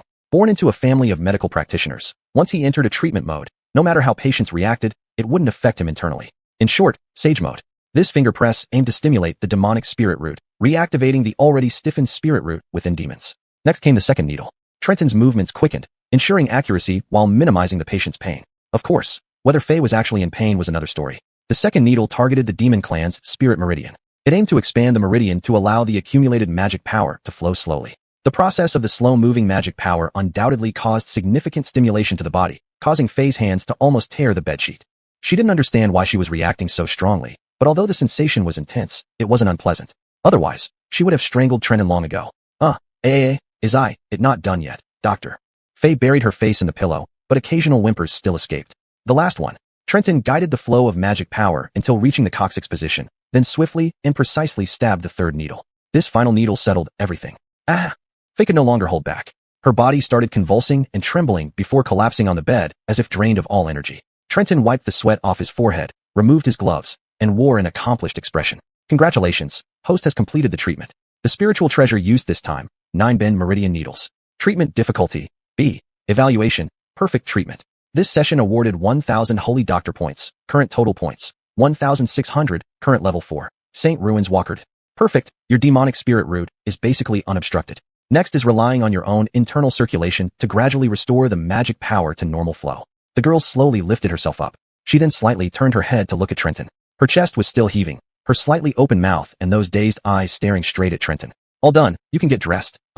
Before Trenton could react, he was already hugged by the girl. You promised not to kill me. Sorry. Just for a moment, please let me stay like this, doctor.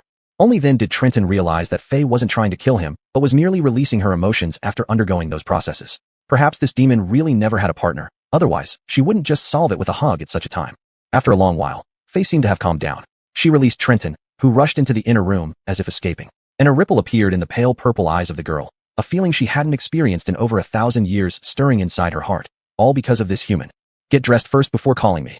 10 minutes later, Trenton sat back in his chair, looking as if he hadn't woken up fully, watching the demon girl opposite him, who looked calm again. He took out a slip of paper and said, "How do you feel about the results of the treatment?" "Yes, I can indeed feel that the condensed magic power inside my body has been channeled. Just now when I tried simple magic, my body didn't reject it. So let's talk about the fees." Trenton's face wore a sly smile as he said, "How much are you planning to pay for the medical fee?" This was also part of Trenton's strategy. He wanted to gauge the other party's bottom line first. If this demon could cough up $1 million, wouldn't it be a huge loss if he just asked for 10,000? After all, he had saved her life. For a demon who couldn't use magic, the consequences were clear. Demons in this world were still subject to discrimination and might not even find a job. Without magic, despite her long lifespan, living would be torture. So Trenton wasn't in a hurry at all. He waited for her offer and then planned to push it up a bit. The thought made him feel great. Was Trenton a good doctor? Yes, he never shied away from saving lives. But who said he couldn't love money? And he only charged after genuinely rescuing someone, with prices that weren't excessively high. Faye had been saying she had no money, but demons, even without money, definitely had many treasures. Just a few items could make him incredibly wealthy. Seeing the girl calmly unfastening the pouch at her waist, Trenton felt more excited. This. Click. Indeed, Faye took out a rune from her pouch and handed it to Trenton. Trenton examined the rune carefully, finding nothing special about it. He didn't even sense any magic flowing through it. Is this some kind of ancient artifact? This is a spirit stone of the demon clan, something each demon carries from birth. Hearing it was a spirit stone of the demon clan, Trenton perked up. Is it valuable? Or perhaps a powerful treasure? No, it isn't valuable, nor can it store any magic power. It's just a stone engraved with the demon's name.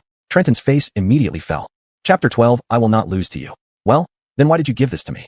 Pauline slowly stood up and walked to Trenton's side. Under Trenton's gaze, she placed the stone in his palm, then began chanting a spell. To Trenton's surprise, the stone gradually merged into his palm. Then, the runes originally engraved on the stone appeared on the back of Trenton's hand. But after a moment, the runes gradually faded away. Trenton was startled. He quickly checked his palm. What the hell did you do? How did it get inside my body? Quickly dig it out. In our demon race, there is a custom. If one finds their other half, they will implant their spirit stone into the partner's body and inscribe their name on the partner's body. Trenton was stunned. He looked at his palm for a while before asking Pauline. If I understand correctly, your words just now mean, I have no money. You saved my life, and you also said that I should find a mate. I hope you can become my mate. When she said these words, Trenton finally saw a hint of shyness on the girl's face. Wait a minute. First, I didn't save your life. I just cleared the blockage in your spirit veins. Esther, and if I hadn't done that, you would have just been unable to use magic. Second, even if you really have no money, it's not necessary to offer yourself as payment. He leaned forward, trying hard to keep calm, and continued. And I am a doctor. Saving lives is my duty. After hearing what Trenton said, a trace of disappointment appeared in Pauline's eyes. Am I too ugly? I know I don't look good, and in the demon race, I've always been called an ugly woman. What are you talking about? Trenton wanted to slap every demon for calling such a beautiful girl an ugly woman. This was ridiculous. You're not ugly at all. In fact, he wanted to say the most beautiful, but thinking of Jolie Esther's appearance, he changed his words to one of the two most beautiful girls I've ever seen. Then will you be my mate? Hold on, isn't that a bit presumptuous? Why would you suddenly want me to be your mate? We've only known each other for a few hours. To his surprise, Pauline's expression turned serious. She held Trenton's hand and said earnestly, when you touched my body just now, I felt something strange, something I've never felt before. I really liked it when you touched me. Trenton couldn't help but laugh bitterly. Was this demon girl a repressed one? That's just the effect of treatment, just simulating intimacy. Is that how it feels during intimacy? Can we have intimacy? If Trenton were a bad person, he might have taken advantage of her right then. But he had to remain calm. Seeing the girl's determination, he thought of a compromise. Here's a deal. Since you have no money, how about working for me as a nurse? Nurse. Pauline tilted her head slightly, clearly not understanding the term. Helping me with my work, assisting me. Lottie, you can think of it that way. But you've already accepted my spirit stone. That was clearly forced into him. Trenton shouted inwardly, but still patiently explained to the obviously naive demon girl. How about this? You start by being my nurse. We can get to know each other better. After you fully understand me, if you still want me to be your mate, we can discuss it then, okay? A hint of melancholy flashed in Pauline's eyes. But humans have such short lives. Trenton almost forgot that demons were immortal. To them, human lifespans were but fleeting moments. Don't worry, I'm different from ordinary humans. Trenton dared to say this because he had seen longevity potions and even immortality elixirs in the exchange store. As long as he leveled up and earned holy doctor points, spending a few centuries with this little demon wouldn't be a big issue. After much persuasion, Pauline agreed to start by getting to know each other first. Can you clean? Yes, I'll do whatever you ask, master. Trenton had strongly objected to this title, but Pauline insisted on it. Maybe it was part of demon etiquette. As evening approached and the sky grew darker, Trenton figured it was about time to go. He put on his coat and prepared to leave, with Pauline following behind him like a well-behaved kitten. I'm going to see patients. You don't need to follow me. But Pauline didn't say a word and continued to trail behind Trenton in her slightly tattered long robe. Trenton stopped bothering and took Pauline with him to Esther's residence. Today, Esther looked much better and could already get out of bed, but Trenton still advised her to rest for a few more days. And who might this young lady be? Esther looked at Pauline standing behind Trenton, asking with a hint of confusion. A patient I saved today. She has nowhere to go, so she's staying with me temporarily as an apprentice. Not an apprentice, but a maid. Pauline corrected. Esther was slightly startled. Then her eyes showed a strange expression as she looked at Trenton. Does Dr. Trenton have that kind of hobby? No, don't listen to her nonsense. My meaning is if you like, I can also. Jolie Esther lowered her head midway, her cheeks slightly flushed. Master, aren't we done yet? I want to engage in intimacy. Just as Esther's words hadn't finished, Pauline suddenly blurted out a sentence that left everyone present stunned. You little scoundrel. Such a lecherous man. I knew I wasn't wrong about you. Boy, you're not allowed to approach Jolie Esther anymore. The Heron didn't draw his sword this time, but dragged Trenton away by the collar. Madeline's servants covered their mouths, looking at Trenton with slightly red faces. It's not what you think. Listen to my explanation. That was part of the treatment. Which good doctor does treatment like that? Stop making excuses. What I mean is, during the treatment process, such reactions can occur. Damn, this is getting weirder the more I explain. At this moment, Esther, who had been sitting on the bed with her head down, slightly raised her head. Though she was still smiling, Trenton noticed a trace of sternness in her smile. So, Dr. Trenton wants this kind of compensation. Jolie Esther, what are you saying? That's fine, Dr. Trenton, if you tell me. I can do anything for you too. Jolie Esther's eyes were now somewhat dull, and her smile became increasingly unsettling.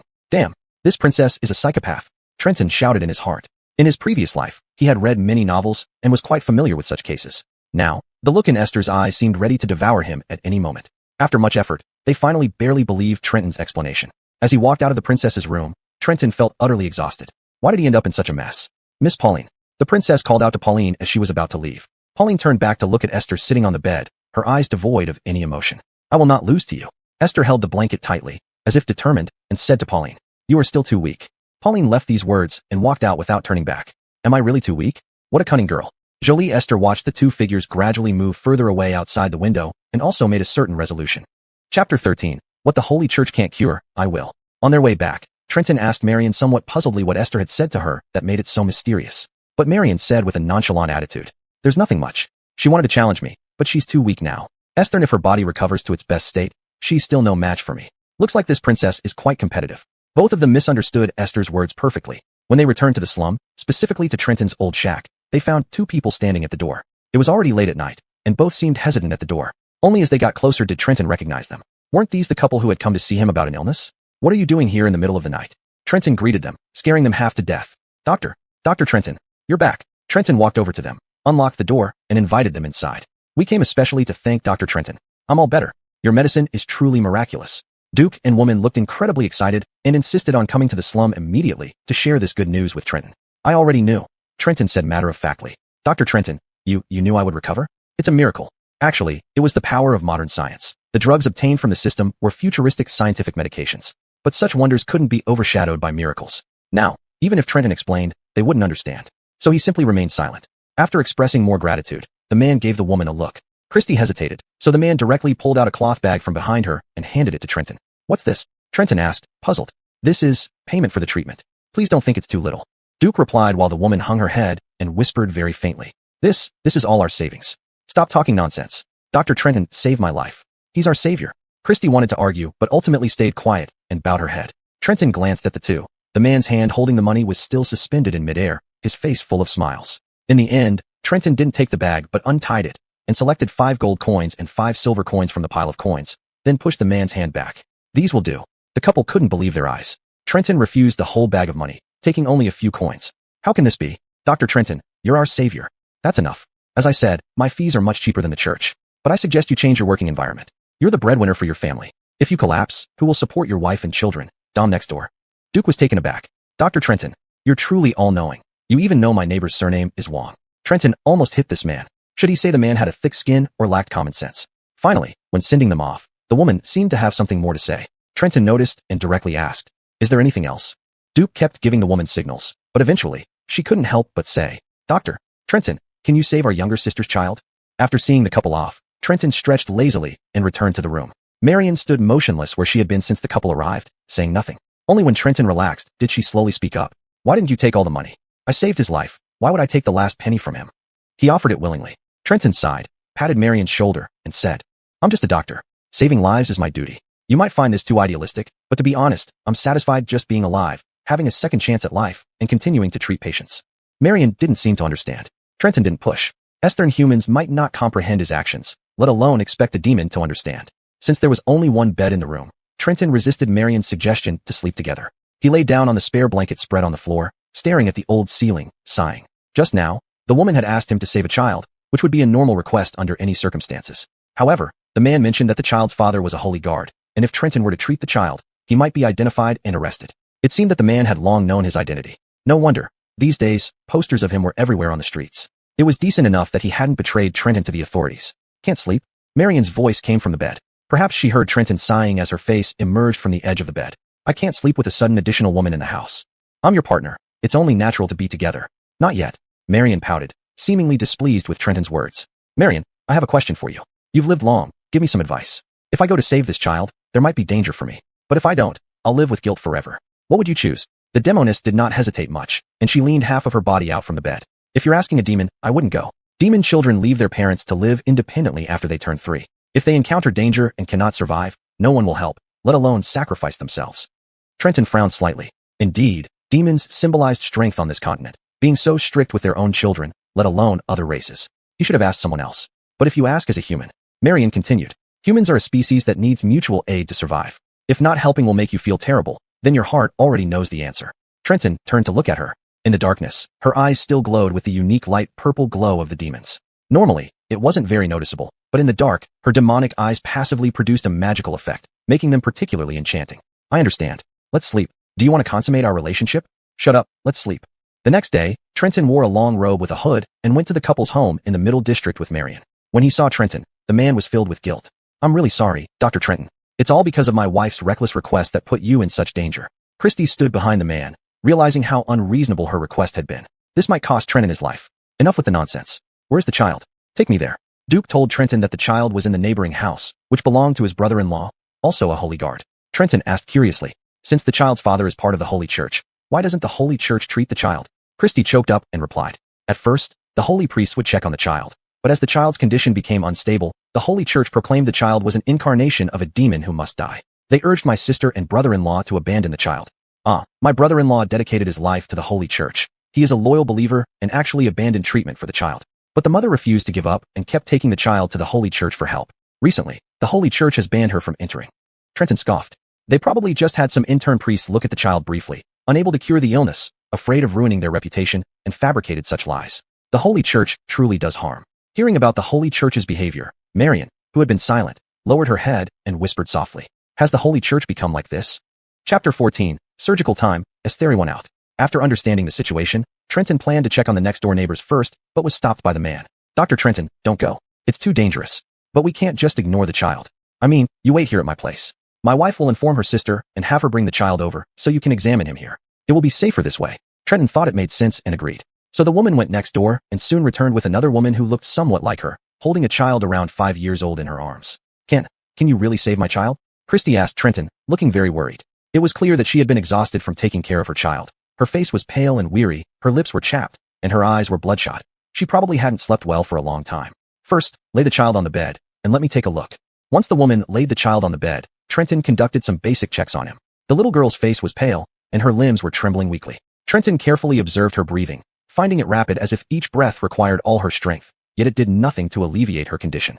His brows immediately furrowed. He turned to the woman beside him and asked, wasn't your child not this bad initially? Hearing Trenton say this, the woman, who was initially skeptical, suddenly brightened up. Yes.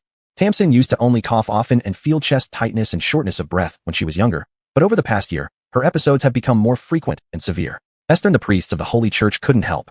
In recent days, she has been having attacks every now and then. My husband has completely given up, but I simply can't abandon Tamsin. As the woman spoke, she began crying again. She didn't mention the priest's claim that Tamsin was a reincarnation of a demon, perhaps fearing that Trenton would also refuse treatment like the Holy Church if he knew. However, Trenton wasn't bothered by such things. After hearing the woman's words, he nodded. Although he already had his suspicions, he activated the Saint Doctor system. Host is currently diagnosing a patient. Host's current level is 4th grade Divine Healer, capable of detecting the current patient's condition. Would you like to activate diagnostic mode? Activate. Once the system's diagnosis results were available, Trenton turned to the woman and said, your child has severe bronchiectasis and must undergo surgery immediately, or she won't last much longer. Surgery? What's that? Christy asked curiously. Trenton didn't have time to explain. Surgery for bronchiectasis was simpler than the one he had performed on Esther before, but it still required a sterile environment. However, he now had experience and could operate even in this room. You all need to leave. I must treat this child immediately. You right now? But how will you treat her? Is it a healing spell? Trenton couldn't tell her that he would have to cut open her child's chest. That might make the woman attack him. The girl's condition had worsened to a critical point. If Trenton had arrived any later, it might have been too late. At this moment, Esther, who had been silent, spoke up. Do you need them all out? Trenton remembered he had a mage with him. Yes, and make sure no one can enter this room. Understood. Christy seemed to realize what was happening and stood up from the floor, pointing at Trenton. You want us all to leave? What are you going to do to my child? The couple hesitated, unsure of what to do because they had only seen Trenton give medicine but never perform hands-on treatment. But before they could decide, Esther raised her hand, casting a spell without any incantation. A magic circle appeared on the floor, and in the blink of an eye, they were teleported to the doorway of the room. No matter how much they pounded on the door afterward, it wouldn't budge. Is this all right? Esther asked. This was the first time Trenton saw Esther use magic, and he was somewhat surprised but nodded. Now wasn't the time to worry about anything else. Surgery was the priority. Just like before, Trenton took out a piece of cloth he always carried and transformed it into medical masks and gloves. He also transmuted almost everything in the room that could be used in his surgical instruments. After everything was prepared, Trenton heard the system's voice in his mind. An endangered patient has been detected. The patient is expected to die within 24 hours. The host's current level is 4th grade divine healer. This surgery will not require additional magic usage. Do you want to proceed with the surgery? Not requiring additional magic was good news for Trenton, meaning that his current magic and skills were sufficient to handle this situation. Surgery begins. Trenton injected the special anesthetic he had exchanged from the store into the girl's body. The girl's wheezing and trembling gradually subsided, and she finally fell asleep under Trenton's soft comfort. Without wasting a second, Trenton picked up the alchemized scalpel, cut open the girl's clothes, and then activated life detection and X-ray vision. Trenton precisely cut through the girl's chest wall. Once inside the thoracic cavity, he found severe mucus accumulation, clearly the result of years without treatment. After clearing the mucus, Trenton began separating the lung fissures.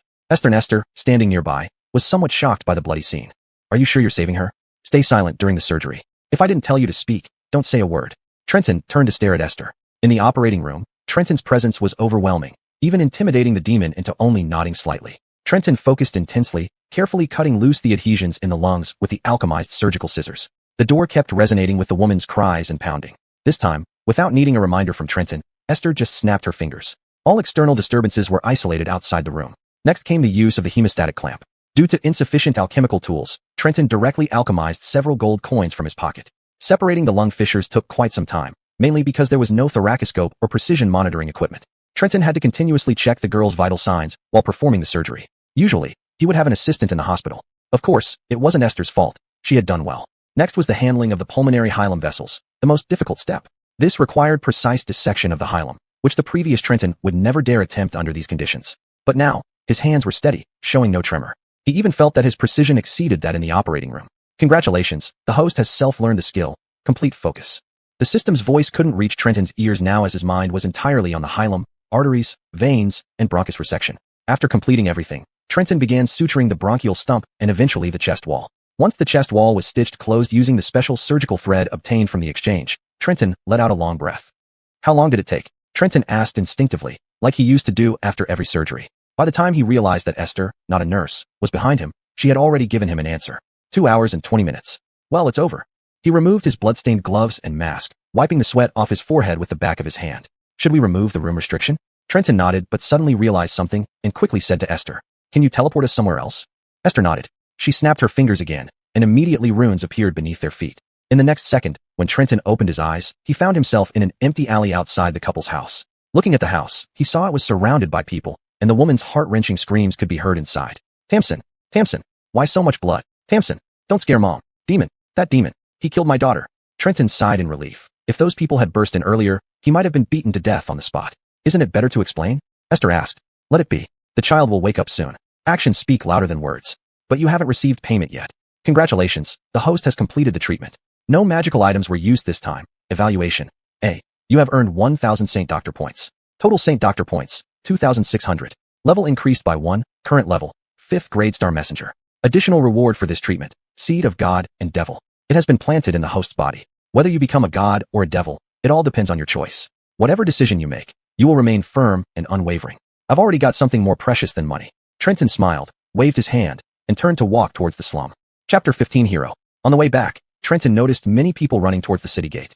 It seemed like some important figure was coming. He stopped a running woman and asked, "Excuse me, what's going on? Are they giving out red packets at the city gate?" Christy shook off Trenton impatiently and said, "Who's giving out red packets? Today is the day Lord Maximus returns from his tour. Don't stop me, or I won't be able to see Lord Maximus." Watching the woman run away, Trenton looked at Cleo beside him. Who is Maximus? Pauline shook her head. I don't know. The last time I came to the human capital was 100 years ago.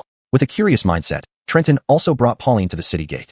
There were already crowds of people here, soldiers separating civilians on both sides, leaving a path in the middle of the city gate. People were talking loudly about a person named Maximus. From their discussions, Trenton learned that Maximus was the first hero of Talus Kingdom's Adventurers Guild, currently the highest level warrior among humans. 5 years ago, he single-handedly killed 3 dragons, an epic battle that has been depicted as a legendary myth ever since. Not only that, Maximus led his own adventuring party multiple times to wipe out remaining demons, thoroughly eliminating enemies who once threatened the world.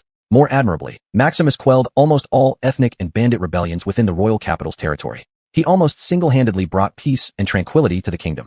His heroic deeds are countless, each making people's blood boil with excitement. Thus, he was deeply loved by the people and the royal family. However, for Trenton, none of this mattered. He had no interest in heroes and turned to Pauline, saying, "Let's go back." Just then, the soldiers on the city walls suddenly shouted, "Hero Maximus Theodore is returning." As they called out, the city gates slowly opened, and cheers and flower presentations surged. People rushed forward to catch a glimpse of this hero. The crowd surged like waves, pushing Trenton and Pauline to the front, unable to turn back. Trenton was suffocating from the pressure, and when he looked for Pauline, she was nowhere to be seen. Oh no, could she have been trampled? Pauline! Pauline! Trenton searched around, and finally saw a small hand stretching out not far away. Here, Trenton quickly grabbed Pauline's hand. Be careful. These situations easily lead to stampedes. Pauline nodded slightly, letting Trenton protect her in his arms, pushed along by the crowd. Finally, amid the flowers at the city gate, a blond man riding a white warhorse appeared before everyone's eyes, and the crowd's cheers reached a climax. Lord Maximus! Lord Maximus! So handsome! Lord Maximus! Too handsome! I can't handle it. Lord Maximus is looking at me. Taking advantage of his height, Trenton glanced at the young man on the white horse. Despite learning from the crowd that Maximus was already over 30, he still looked like a teenager under 20, perhaps due to the wellness practices of the strong. The blonde hero Maximus was incomparably handsome, wearing spotless white armor, with a powerful warhorse beneath him. But what stood out most was the long sword with red gems embedded in its hilt on his waist. This was the country's supreme treasure, the Sword of Dacomo. Legend has it that the Sword of Dacomo was forged by the gods in the highest heaven, a divine weapon bestowed upon humanity to combat demons, and the weapon used by the original human hero to slay the demon king. After the death of the first hero, this treasured sword continued seeking new masters, now recognizing Maximus as its user, symbolizing Maximus's strength rivaling the first hero. This information was passed down among the crowd, as Trenton had just heard. It seems Maximus is indeed impressive, but this scene felt like a fandom gathering. Maximus himself wasn't aloof. His smile was gentle and kind, his face a rare beauty. He waved gently to the crowd on all sides, always smiling warmly. When facing children who squeezed through the soldiers to give him flowers, he would lift them up onto his horse and ride together with them. Esther and Trenton couldn't help but admire such charm. So I hate good-tempered handsome men the most. But Trenton still remarked sarcastically. Not only was Maximus entering the city, but also 3 other horses followed closely behind him. On one of the black horses sat a girl in a luxurious robe. She held a staff and had a cold demeanor. Her slender and beautiful legs and black stockings were faintly visible under her robes, captivating everyone's eyes. And mostly men surrounded her. From these men, Trenton learned that this was Elena Bach, the mage of Maximus's adventuring party. At just 17 years old, Elena was already a personal disciple of the president of the Mages Guild, bearing a host of prodigy titles and being heralded as the next designated successor. Lord Elena. Lord Elena, I'm your dog. Lord Elena, look at me. Look at me. The men howled like wolves. In response to such shouts, Elena barely glanced at them before turning away with a look of disdain and an indifferent smile. Unexpectedly, these men became even more frenzied upon seeing Elena's reaction, with some even barking like dogs. The third person to enter the city was a young woman wearing a simple white robe. She appeared to be in her early 20s, with features so pure and perfect they gave off an air of inviolable sanctity. The young woman did not ride a horse but entered the city on foot, holding a scepter. In her presence, the crowd fell into solemn silence. Then someone started singing a hymn, and soon many joined in. Trenton understood roughly. This young woman must be the current hope of the church. Upon hearing the hymn, Pauline also reacted. Master, I want to see. Stop calling me master. Trenton lifted the petite Pauline up high. Pauline had hoped eagerly, but upon seeing the hope, her expression gradually turned indifferent. That's enough. Trenton set Pauline down. How was it? Did you see anyone familiar? No, the people I knew are no longer here. Pauline gently shook her head. At this moment, she didn't realize yet that she might never regain the feelings she once had. A casual promise or a goodbye until next time could become the point where she disconnects from this world. The little witch stood silently by Trenton, no longer caring about the festivities. The last to enter the city was a towering warrior carrying a huge axe. He had a fierce appearance, covered in scars. Upon his arrival, the cheering stopped. It's Barker. He's still with the Brave team? This monster is a disgrace to the squad. Look how ugly he is. How could he sully such a beautiful and pure team? Esther and the crowd booed the warrior named Barker. Faced with such polarized reactions, Trenton felt uncertain. He nudged a man nearby with his elbow and asked, Is this guy really despicable? He looks so fierce. Not exactly, but he's not human. He's an elder giant. Such a filthy race doesn't deserve to be teammates with our hero. And look how ugly he is. One bad apple spoils the whole bunch. Trenton was speechless. Just because he wasn't human and looked unappealing, people harbored such intense malice. He instantly lost interest in the celebration. Pulling Pauline by the hand, he squeezed through the crowd toward the slums. Chapter 16, The Black Market. That night, Trenton went out to buy a bed so he wouldn't have to sleep on the floor anymore. However, it was well into the night, and almost all the shops were closed. Who could blame him for forgetting there was a little demoness at home? You can try your luck at the black market. It only opens at night. Guided by the prostitute next door, Trenton walked into a completely dark alley. Just as he was about to give up and turn back, suddenly the scene before him became wide open, revealing a bizarre market. Unlike the markets in the daylight, this one was enveloped in darkness and mystery. As everyone passing by wore hoods or masks, seemingly afraid of being recognized. And the items sold here made Trenton feel embarrassed. All kinds of monster materials he had never heard of, and some completely illegal stolen goods transactions. Of course, Trenton had no interest in these at all. He was just looking to see if he could buy a bed, but after wandering around for half a day, not only did he not find any place selling beds, there wasn't even a single normal store. Just as Trenton was about to give up and go back to sleeping on the floor, suddenly a tavern-like place erupted with an argument, and then a man was thrown out directly. At the same time, a bald muscular man holding a cleaver followed out, still yelling curses at the man who was thrown out. Son of a bitch, you dare to eat without paying at my place. Looking for death, are you? Duke's arm had already been cut with a wound, though it didn't look too serious. But he was trembling all over from fear, only daring to watch as the bald man stepped closer to him.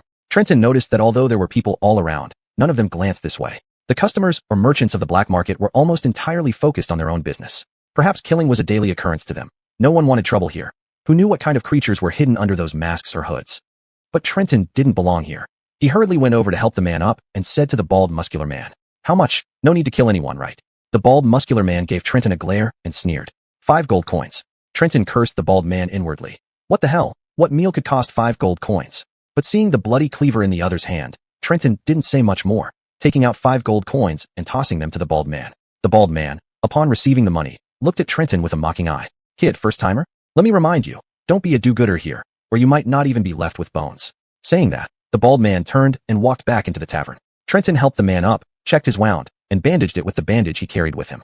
Just a surface wound, nothing serious. Duke looked gratefully at Trenton. He was wearing a hood, making it hard for Trenton to see his face clearly. This man was short and thin, with a hoarse and stuttering voice. Thank you. Trenton intended to leave directly, but the man insisted on repaying Trenton. Upon learning Trenton came to buy something, the man dragged Trenton deeper into the black market. "What are you doing? I didn't even tell you what I wanted to buy." "Hee, benefactor. Come with me. I know the most interesting things here." "The most interesting things?" Trenton became interested and followed the man all the way inside. When they reached a larger house, the man whispered to Trenton, "Benefactor, it's here. Come in. I'll show you good stuff." Trenton became suspicious at this point, because this house looked obviously abnormal, without even a window, but since he had come all this way, why not take a look? Duke led Trenton to the door and knocked on it. The door opened a crack, and a scarred-eye peeked out. "What do you want?" the scarred-eyed man asked menacingly. "Boo. Buying. Money. We have money." Duke stammered, pointing to Trenton. If it had been just the man, the scarred-eyed man probably wouldn't have let him in. After glancing at Trenton, he slowly opened the door. Trenton also noticed that this stuttering guy might be using him as leverage. But since the door was open, he was curious about what good stuff was being sold here. "Come in, benefactor, quickly, come in, it's good stuff inside." The light inside the house was dim. Urged by the stuttering man, Trenton entered the house. The scarred-eyed man had only one hand but emitted a deadly aura, as if ready to devour someone. After the two entered the room, he closed the door. Trenton felt something was off. There was nothing here. The large room was empty and desolate. He began to suspect whether he had fallen into a trap. At this moment, the scarred man limped to the center of the room and squatted down, but he did nothing except stare at Trenton, making him feel uneasy. Benefactor, guiding fee, 2 gold coins. I haven't seen anything yet, and you're asking for 2 gold coins? Trenton became somewhat unhappy, and the scarred man's eyes grew even more menacing. Reluctantly, Trenton took out 2 gold coins, but warned the scarred man at the same time. Just these 2, don't try anything funny after this. The scarred man bit the gold coins with his teeth, then used his one arm to pry open a seam in the floor. Inside the seam was a pull ring, which he yanked up forcefully, producing a clacking sound. A hidden door leading underground appeared in the floor next to them. "Go in." The scarred man signaled to the two of them. Thank you, benefactor, let's go." The stutterer pulled Trenton into the basement. Trenton thought that if these people wanted to harm him, it wouldn't be much of a problem. After all, he wasn't entirely defenseless. Don't underestimate a doctor, they wield knives too. As they went deeper into the basement, an odd sound gradually came from the depths below. Finally, Trenton descended to the lowest level. When he pushed open a door, he froze. What appeared before him was a scene he had never seen before.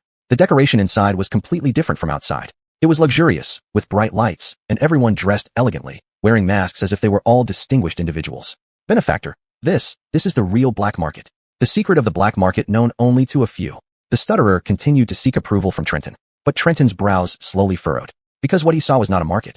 It was a terrifying hell. Those elegantly dressed people enjoyed their meals at lavish dining tables, but those meals were still living monsters. They were sliced piece by piece, dipped in special sauces, and eaten, with screams mixing with human conversations, composing a symphony of hell. On the other side, Trenton witnessed an even more horrifying scene. A group of tall, attractive women were displayed on a stage like merchandise. These girls were different from humans. They had long ears and green eyes, like elves from stories.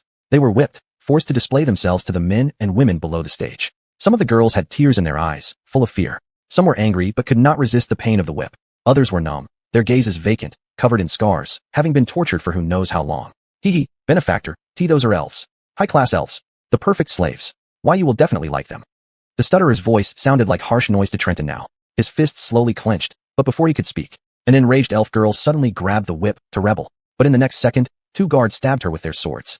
The elf collapsed in a pool of blood, her head tilted as if looking at Trenton. In her final moments, Trenton saw the anger, frustration, and despair in her eyes vanish, replaced by a peaceful calm after finding release. Chapter 17, This is my overtured olive branch. Is it allowed to trade elves? Trenton suppressed his anger and asked the stammering man with a trembling voice. He could not bear to look at the pitiful state of the dead elf on the stage anymore. Yes, benefactor. You don't have to worry. Here it's different from above. These elves are protected here. They are all slaves. No one will ask questions. So it's technically illegal on the surface, right? Trenton was still thinking about reporting this place after leaving, but the next sentence from the stammering man chilled his heart. Benefactor, you don't understand, do you? Let me tell you, the biggest investor here is the Holy Church. A spark of fury flashed in Trenton's eyes. The Holy Church, always the Holy Church. This damn cult not only arbitrarily tramples on others' lives, but now also engages in such activities in secret. He found it hard to imagine how one could practice medical ethics in a world where the Holy Church dominates faith.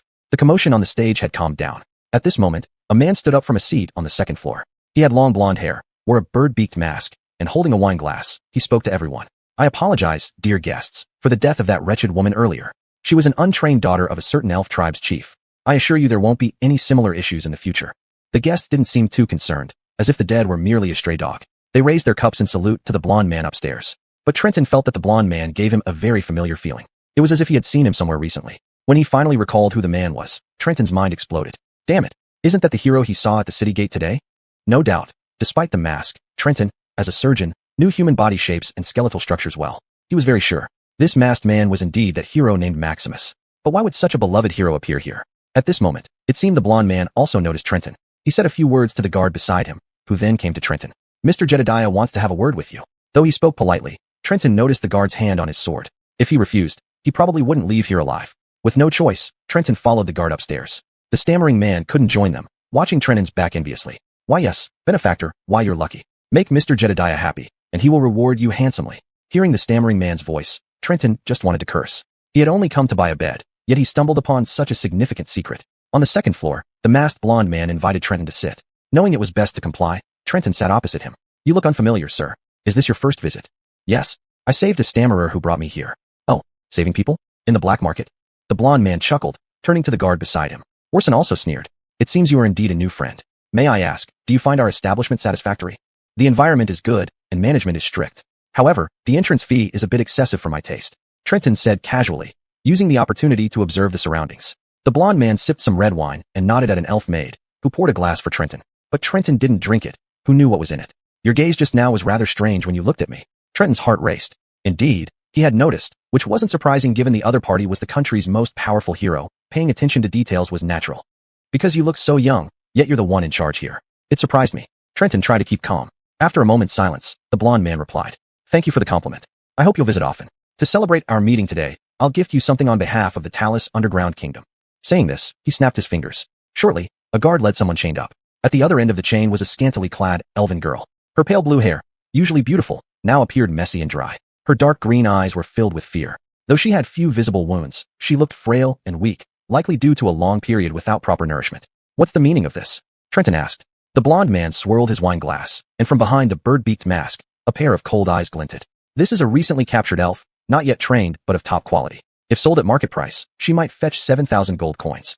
Trenton froze. Elves are worth that much. Noticing Trenton's astonishment, the blonde man chuckled. You've never met an elf before, have you? They are nearly extinct in this world. These creatures who tried to steal human magic now only serve one purpose, for human amusement. Rest assured, no one has touched her body. Consider this a gesture to mark the beginning of our friendship. What do you say? Orson yanked the chain forcefully, causing the blue-haired elf to stumble and fall by Trenton's feet. She lifted her head slightly, looking at Trenton with terrified eyes. Do you greet all new guests so generously, Mr. Jedediah? Trenton managed a forced smile and asked. The blonde man shook his head, leaning closer to Trenton. No, sir, you are special. Why? The blonde man leaned in until his lips almost touched Trenton's ear. You recognized me, didn't you? Trenton's pupils dilated, confirming the blonde man's suspicion. A cunning smile spread across the blonde man's face. Don't worry, I don't intend to harm you. Esther, if you shout my identity on the streets along with what I'm doing here, do you think anyone would believe you? Indeed. If Trenton ran to the streets and shouted about the first hero of Talus Kingdom and the Holy Church conspiring to establish an underground slave kingdom selling elven slaves, no one would believe him. Especially considering he was branded a heretic by the Holy Church, people would likely dismiss his words as those of a madman. Then why are you giving me such an expensive gift? Expensive. The blonde man grabbed the elf girl's hair, slammed her head to the ground, and then brutally stomped on it with his boot. The elf girl let out a wail, trembling violently. What are you doing? Taken aback by the sudden action, Trenton stood up abruptly, only to find the guard's sword already pressing against his neck. No one on the second floor seemed to notice the commotion, all immersed in their own desires and pleasures. The blonde man looked at Trenton with a grotesque smile. Do you really think these animals are valuable to me? No, they are like dogs. No, pigs, vermin. Ha ha ha, I'm giving you a bug, and you think I'm being generous? Trenton remained silent. The blonde man pulled the elf girl's head up, her face streaked with tears. Yet, perhaps due to previous torture, she dared not even whimper. Mister, did you know this mask has magic, preventing ordinary people from seeing my true face? To them, I am merely a falcon, a bird of prey. But you saw through the mask's enchantment. You are someone capable, and I like befriending capable people. She is my olive branch to you. Will you accept it? The blonde man stared at Trenton. Trenton stared back. With no choice, Trenton slowly raised his hand and took the chain from the guard. It was nice meeting you. What was your name again? Watching Trenton lead the elf girl down the stairs, the blonde man leaned over the railing and called out. Trenton turned, looking at the blonde man, and said softly, Buddy. The blonde man paused for a moment, then smiled more wickedly, watching Trenton slowly leave the hall. A falcon's natural enemy, huh? You're an interesting person. I'll remember you, Mr. Buddy. Chapter 18, I Won't Hurt You. After leaving the underground kingdom of Talus, Trenton didn't linger and took the Genevieve away from the black market. During this time, he took off his cloak and put it on the elf maiden, then quickly returned home under the cover of night. How long did it take? Pauline, who came to open the door, paused when she noticed the Genevieve and then looked at Trenton. So this is the bed you bought. Trenton was speechless. After entering the house, he closed the door and explained what had happened earlier to Pauline. When he mentioned that one of the bosses of the underground black market was a hero, Pauline wasn't surprised at all. You know what I'm talking about? The strongest hero in this country, among humans, in the kingdom, is a pervert, a hypocrite, and a murderer. That's not important. Pauline's casual words left Trenton speechless. Then what do you think is more important? I think you should care about what to do with her now. Only after being reminded by Pauline did Trenton remember that he had brought an elf back home. The girl stood in the corner with a chain around her neck. When she realized Trenton was staring at her, her body began to tremble, fear evident in her eyes again. What can I do? If I hadn't accepted her at that time, I might have lost my life there.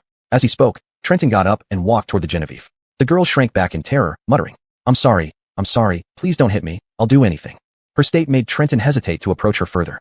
In fact, Trenton just wanted to help her remove the chain. Finally, Trenton turned to look at Pauline. Can you help me? She might be less afraid of a woman. But when Pauline just rose and looked at her, the Genevieve was almost on the verge of tears. Demon, I'm going to be eaten. Ha ha, looks like you're no better than I am. What sins have your demons committed that you frightened her like this? Trenton laughed as he looked at Pauline, who pouted and gave him an unhappy glance. After all, historically speaking, the demons are the race that has slaughtered the most elves, but looking at it now, humans aren't far behind. It's understandable why the Genevieve was so terrified. Looking at elf history, both humans and demons who have killed the most of their kind were in this room. It was already impressive that she hadn't wet herself or fainted. All right, I won't hit you, and she won't eat you. Don't be afraid. I'll help you remove the chain. Realizing that letting things drag on wouldn't solve the problem, Trenton walked over and ignored the pleading look in the elf's eyes, reaching for the chain around her neck. However, no matter what he did, the chain wouldn't budge. Trenton could only turn to look at Pauline with a pleading expression, but he found her sitting in a chair, legs crossed, watching him with amusement. Dear master, how may I assist you? Stop watching the show and help immediately remove her chains. Pauline intentionally supported her chin with her hand and turned away. After all, we demons have committed great sins. Why would I help a human? Isn't that right, master? Okay, it's my fault. I'll buy you baked cakes tomorrow, alright? Over the past 2 days, Trenton discovered that this little demoness had a keen interest in human desserts, especially baked cakes, which she couldn't get enough of. It's a deal. After saying this, Pauline waved her hand, conjuring a staff, which made the Genevieve tremble even harder. Please, I will do anything. Please don't eat me, don't. Just as she started crying, the chain around her neck snapped with a click, the lock falling to the floor. Tears still streaked her face as she looked at the broken lock on the floor, then up at Trenton. Now you believe us, we won't harm you. And no, not harm me, really. At this moment, the elf girl's stomach suddenly growled. Seemingly understanding something, Trenton turned to look at Pauline again. This time, Pauline became wary, holding her staff firmly in front of her and resolutely saying, It's impossible. Do as I say. No way, impossible. I'll buy you more tomorrow, okay? As a maid, shouldn't you listen to your master? After several rounds of persuasion, Pauline finally retrieved today's unfinished baked pudding from the magic space. Trenton had the Genevieve sit at the table, then placed the pudding in front of her. Looking at the delicately baked pudding, the girl's eyes widened and drool dripped from the corner of her mouth. Why aren't you eating? Seeing she still hadn't made a move despite her obvious hunger, Trenton urged her on. The Genevieve used all her strength to look away from the pudding and towards Trenton. Can I eat this? Eat it me, can I? Her command of human language was clearly poor, but her pleading came naturally. Imagining what she must have been through recently, Trenton couldn't help but feel pity for the tormented young girl. Go ahead, eat. After Trenton's repeated reassurances, the Genevieve shakily picked up the plate and slowly brought the pudding to her mouth. Crunch, crunch. At the same time, there came a peculiar sound from the corner of the room. That's enough, Pauline. Stop making noise, you're sounding like rats. In the corner, the little demoness glared venomously at the pudding about to enter someone else's mouth, gnashing her teeth. The Genevieve opened her mouth wide. Pauline began to chew her nails. Good, good, delicious. Good. As soon as the pudding entered her mouth, the girl's face lit up with blissful delight. She swallowed it whole, not even tasting the pudding properly. Waste. Waste. Spit it out. Spit it out. That's disrespectful to dessert. Finally, unable to contain herself, Pauline started rolling around on the floor. Enough. It's just a dessert. I'll buy you one tomorrow. Just as Trenton moved to comfort Pauline, he noticed the Genevieve was frozen, tears welling up in her eyes again. I'm sorry. I didn't mean to be disrespectful. I was wrong. I will spit it out right now. And with that, she fell to her knees, bowing to Pauline, inserting her fingers into her mouth as if intending to really force the food back up. Hey, stop it. Knowing how damaging vomiting could be, especially seeing how skilled she was at it, Trenton assumed she'd done this many times before. Those heartless animals, what did they put her through? Grabbing her hand, Trenton tried to reassure her that there was no need for her to vomit. Meanwhile, Pauline was also stunned by her overreaction. She slowly got off the ground and squatted beside the girl. Hey, I'm sorry, my lord. I was wrong. I shouldn't have eaten. Enough. Slowly raising her hand, Pauline gently wiped the girl's tears, her voice slightly warmer. Once food is in your stomach, bringing it back up is even more disrespectful. I understand. I promise I won't do it again. That's better. Don't cry anymore. Pauline's hand softly stroked the girl's hair, like petting a cat. Do you like what you just ate? I don't dare. Don't dare. Answer me. Pauline's tone returned to its coldness. Yes, I liked it. Good. We'll go eat more sweets tomorrow. Seeing Pauline calming the girl, Trenton smiled in relief. Earlier he had worried whether this world was beyond saving. But since both the demon and elf were getting along in one house, even planning to eat more desserts together tomorrow, perhaps this world wasn't as hopeless as he feared. Unfortunately for him, tonight he would still be sleeping on the floor, because the bed belonged to the two girls. Achoo. Awoken in the middle of the night by the cold, Trenton sneezed, and Pauline's half-face peeked out from the bed. Master, please be quiet. She just fell asleep. What sins have I committed? Trenton felt utterly helpless. Chapter 19 Resolution. Early that morning, the door of Trenton's house was knocked on. He struggled to get up from the ground. Having slept on the floor for 2 days, Trenton now felt aches and pains all over his body. It seemed he would have to find time today to see a doctor for himself. As he got up, Trenton noticed that the elf girl who had been sleeping soundly beside him was now sitting up, looking apprehensive. Trenton also became alert. Could it be someone from the underground black market? Pauline showed no reaction at all, and continued to snore loudly. Trenton put on his coat and cautiously walked to the door while holding a surgical knife he had created with his alchemy. At the moment he opened the door, he saw the mother of the child he had just operated on. Thud. The door had barely opened when the woman fell to her knees before Trenton. Dr. Trenton, I'm really sorry about what happened last time, Christy said. Trenton hurriedly helped her up and led her into the room. Since she hadn't come to blame him, it must mean the child was fine now. That reassured him. Doctor, I'm really thankful you saved Alice. At the time, I didn't understand your treatment methods, and even thought you were a murderer. It seems after he left, they mistook him for a perverse killer who harmed the child. If the child hadn't quickly regained consciousness, this woman might have stormed to Trenton's home to demand an explanation. How is the child doing now? She's already awake and resting, but according to her, the pain is gone. Trenton took some prepared bandages and medicine from an old cabinet and handed them to the woman. These are antiseptics and clean bandages to help wounds heal faster. Change the dressing every 2 days, and I'll remove the stitches in a month. Christy expressed her deep gratitude and pulled out an exquisite cloth bag. No doubt it contained gold coins, at least 50. This time Trenton did not refuse. This woman's family obviously had better conditions than the previous couple. He wasn't a saint. Saving lives required food too. So this time he accepted the money bag and advised her to prevent the wound from splitting or getting infected, then bid her farewell. As she left, the woman noticed the two girls in the bed. Ignoring Pauline, who was still asleep, she froze upon seeing the elf girl, glancing at Trenton oddly. As she left, the woman noticed the two girls in the bed. Ignoring Pauline, who was still asleep, she froze upon seeing the elf girl, glancing at Trenton oddly. But she didn't say anything. Trenton didn't bother explaining either. After she left, Trenton walked to the bedside. It was too late yesterday, so I didn't ask more. Can you tell me your name? Heiderlin was startled by his voice, shrinking back as if trying to avoid his gaze until her back hit the wall and she could retreat no further. She looked at Trenton nervously, eyes filled with fear and pleading. Don't be afraid. I said I won't do anything to you. I just want to know your name. Stacy. His reassurance seemed to have some effect. Her voice was slightly louder than before, but still full of tension and anxiety. Stacy, right. So what are your plans next? The elf girl tilted her head slightly, seemingly confused by Trenton's question. Where is your home? Where are your family members? Trenton asked in different ways until finally, the elf girl slowly lowered her head. No, Dad, Mom, there, not there. Her eyes turned dim, tears falling onto the bed. Trenton recalled the blonde man, Faulkner, mentioning last night that this girl was recently captured by him, as if capturing a rabbit. Then her family, her clan might have. Trenton sighed and gently stroked the girl's hair. I'm willing to do anything. Please don't send me back. I eat very little. I can stop eating. I can do many things, please. Apparently terrified of being sent back to the black market, the girl started taking off her already ragged clothes. Stop. Trenton panicked. Why did the girls in this world always resort to stripping their clothes? She glanced subconsciously at the sleeping Pauline, noticing that the latter was actually awake, lying on the bed and watching him with a mocking smile. Finally calming Stacy down, Trenton felt both physically and mentally exhausted early in the day. If you don't mind, you can stay here for now. Of course, you can also help me with some housework. Can you cook? Trenton asked. Stacy hurriedly nodded. I can. I helped my parents in the village at home with cooking. Her human language wasn't fluent, but basic communication wasn't a problem. Trenton nodded. He was about to go to Esther's mansion to change her medicine, so he instructed Pauline to take care of Stacy at home and then prepared to leave. I'm your maid, not a nanny for kids. Who does look like a maid, anyway? After complaining, Trenton went out the door. Meanwhile, Stacy and Pauline, left at home, were like two left-behind children. Initially, Stacy was somewhat afraid of Pauline, but upon realizing that Pauline would not harm her and even had no interest in her, she wasn't as scared anymore. The elf girl began to clean up the room on her own initiative, wiping the floor and table until they were spotless. Unable to sit still any longer, Pauline dragged Stacy out the door. Scared stiff, Stacy thought Pauline was going to harm her and clung tightly to the door frame. I'll take you to eat that kind of dessert you had yesterday.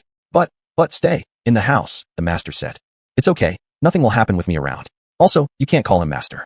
He is my master and will be my partner in the future. Got it. Looking at Pauline's indifferent eyes, Stacy hurriedly nodded. At the same time, in the princess's mansion, Faulkner? Why did Dr. Trenton suddenly become interested in him? Does he want to turn into an adventurer? Today, Esther was not lying in bed to recover but had changed into a set of close-fitting clothes for easy movement. From the sweat on her forehead and the sword at her waist, Trenton knew this girl must have been practicing swordsmanship just now. She was sitting on the edge of the bed, having pulled up her shirt, while Trenton squatted beside her changing her medicine. I'm not really interested in adventurers. I just think this top brave of the kingdom seems pretty impressive. Originally, he just wanted to probe what the royal family thought of this brave. But unexpectedly, Jolie Esther frowned slightly. Dr. Trenton, if possible, please don't inquire about his affairs. Trenton paused slightly while changing the medicine. He looked up and found that Jolie Esther was also looking at him seriously. Faulkner Theodore, this person is not as simple as he appears. Trenton fell silent for a moment, then resumed changing the medicine. Jolie Esther knew something but couldn't say more due to her position. These words were already quite bluntly telling Trenton that there was something wrong with Faulkner. I understand. Oh, Dr. Trenton, have you been secretly treating patients recently? After all, I am a doctor. If I don't treat people, I wouldn't be of much use. Just as Trenton finished changing the medicine and was preparing to leave, Esther called him back. Dr. Trenton, you need to be careful lately. Cough, cough. Knight Houston's coughing sound came from the doorway, and Esther immediately closed her mouth. Is there anything wrong? Nothing. After Trenton left, the Heron entered the princess's room and knelt down on one knee. Your Majesty, please don't take risks using your identity. If this identity cannot even protect its own people, then it has no meaning at all. Saying this, Esther drew the sword from her waist. The silver-white blade reflected the resolute gaze of the young girl. Chapter 20. A Forgotten History. The mid-city streets of Talus were exceptionally lively today, as the city was celebrating the return of the hero Faulkner with a 3-day festival.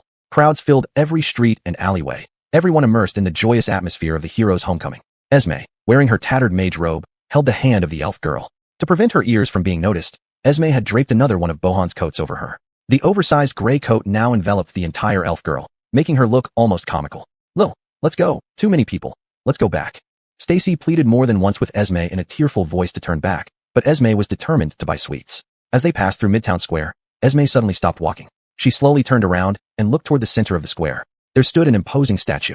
On the statue, a young boy held his sword aloft while next to him stood a beautiful girl dressed in holy robes, her hands raised as if singing a hymn. Yes, sir. Miss Esme. Seeing Esme standing still staring at the statue, Stacy clutched her clothes fearfully. After about 3 minutes of silence, Esme walked up to the statue and sighed after reading the inscription on the stone monument before it. Dedicated to our eternal hero, Janice Rowland, and the supreme maiden, Therese Drace. Janice, Therese. Esme muttered these names to herself. Then she glanced at the engraved date of their passing on the monument and couldn't help but smile bitterly. So you left hundreds of years ago, little girl. At that moment, an old man with a cane approached them. He looked kindly at Esme, while Stacy shrank behind her. Don't forget Lord Janice and Lady Therese either, for they are the ones who brought the first light to this world. The old man gazed up at the statue with reverence in his eyes. Is that so? What about the others? Esme asked. The others? The old man showed confusion on his face. What about the other members who went with Janice to defeat the Demon King? Upon hearing Esme's question, the confusion on the old man's face deepened. Although I don't know where you heard such tales, Only our human heroes and the first generation maiden took part in defeating the Demon King. History must be remembered accurately, child. Watching the elderly man's retreating figure, a trace of disappointment flashed across Esme's eyes. As they bought the sweets they wanted and prepared to leave, Esme noticed a squad of holy soldiers patrolling nearby. With her exceptional senses, Esme clearly overheard their conversation. Why are we suddenly called together? We're still in the middle of a celebration today, right? Who knows? I heard it was an order from the Hope herself. That must be big news. It seems related to the priest expelled by the church a few days ago. Wasn't his name Bowen? The one who saved Jolie Esther with heretical methods? Yeah, hurry up. Assembly time is almost here. Esme halted her steps, turning to look at the direction the soldiers were heading, which happened to be the church cathedral. Miss Esme. Noticing Esme stopping again, Stacy began to feel anxious. Esme handed the paper-wrapped sweets to Stacy. Do you know the way back? I'm asking if you remember where we slept last night. They were already near the entrance to the slums, just a few steps away from home, so Stacy nodded. I have some errands to run. Wait for your master at home. Patted Stacy's head gently, Esme followed behind the soldiers. Left alone, Stacy watched Esme's receding figure blankly, wanting to say something but unable to form the words, watching as the girl's figure gradually disappeared among the crowd. Inside the main hall of Talus Cathedral, a girl in white knelt with her hands clasped, seemingly in devout prayer. Behind her, the sound of opening doors echoed. Kingdom's bravest warrior Faulkner walked into the prayer hall with a gentle smile. In the solemn prayer hall, he directly found a seat in the front row. Esther, on a celebration day, you are still working, my lady? The girl slowly stood up and turned around to look at Faulkner.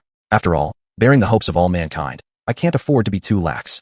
So what do you need me for today, my dear Hope? Faulkner lounged with his legs crossed, devoid of the gentle demeanor he showed in public. While we were away, one of the Holy Church's priests seemed to have obtained heretical powers. I've heard that. It seems this heretic even saved our dear little princess. A heretic is a heretic. Their very existence is the greatest blasphemy against the Holy Church. Lord Faulkner, do you agree with me? Faulkner looked at the girl before him, her eyes full of compassion but her words utterly intolerant, and sneered. Let's cut to the chase, no more beating around the bush. I want to give you an opportunity to perform. Faulkner tilted his head and propped his chin up with his hand. An opportunity to perform? Go on. The Hope raised her head and called softly toward the door. Please come in, lost lamb. Then a Holy Church guard, visibly nervous, entered the prayer hall. Faulkner adjusted his posture slightly and shot a reproachful look at the Hope for not informing him someone was coming in. This is one of our Holy Church guards and also a father to a child. The Hope explained to Faulkner. Seeing Faulkner, the guard became even more nervous. Lord Faulkner. He gave a military salute of Talus Kingdom. No need for formalities. I'm not a soldier, nor do I rank higher than you. I'm merely an adventurer from the Adventurers Guild. Faulkner had already put on his infinitely gentle face, which deeply moved the guard. So what does the Hope wish to tell me? The child of this guard is said to be the reincarnation of a demon, who should have been punished by the Holy Church. But that heretic used his evil power to transform the demon. The church, considering Jolie Esther, only expelled him before. Now, the Hope clasped her hands together, closed her eyes, and then spoke softly. The Holy Church will soon begin its cleansing. After the guard left, Faulkner sighed. Is that child really the reincarnation of a demon? The Hope smiled at Faulkner, then slowly walked up to him, bending down slightly and leaning close to his face. No, she's just an unfortunate victim. Several inexperienced priests couldn't save her, but they can't let the church's reputation be tarnished, so they must sacrifice her. You people are truly. Before Faulkner could finish, the Hope kissed him on the lips and straddled him. The two began their revelry in this sacred prayer hall, but neither realized a girl was sitting in the last row, hidden by an invisibility spell. Listening to their unrestrained cries, Esme's expression remained indifferent as she muttered. So this is what coitus is. Now she knew what the Holy Church planned to do. She must inform Bohan immediately and help him escape. But as she stepped out of the church gate, a rune rose beneath her feet. The next second, Esme found herself transported to a strange place. This seemed like some kind of prison, and Esme's body was immobilized. Automated defense magic? Yes, quite clever. I underestimated it. How could such a holy place have no defenses? Fortunately, it was passive, so no one knew the trap had been triggered yet. But her strength wasn't fully recovered, and breaking free from the restraining magic would take time, something she lacked right now. Meanwhile, Bohan, having just left Esther's house, encountered a man panting heavily and running towards him, the same pneumonia patient he had saved before. What happened? Bohan asked. Duke finally caught his breath and gasped out. Claire, that child. Hurry, she's dying. Bohan was shocked. That's impossible. The surgery was a success. Did something go wrong during the medication change? Or was she poisoned? Bohan quickly followed the man toward the girl's home, but halfway there, he grew suspicious. How did this man know where I was? He should only know I live in the slums. Bohan stopped walking, while the man anxiously watched him. Dr. Bohan, hurry, the child is about to die. Don't worry, let me first go home and get some medicine and tools. There's no time. Dr. Bohan, tell me honestly, where are you really taking me? Duke, his lie exposed, was full of shame.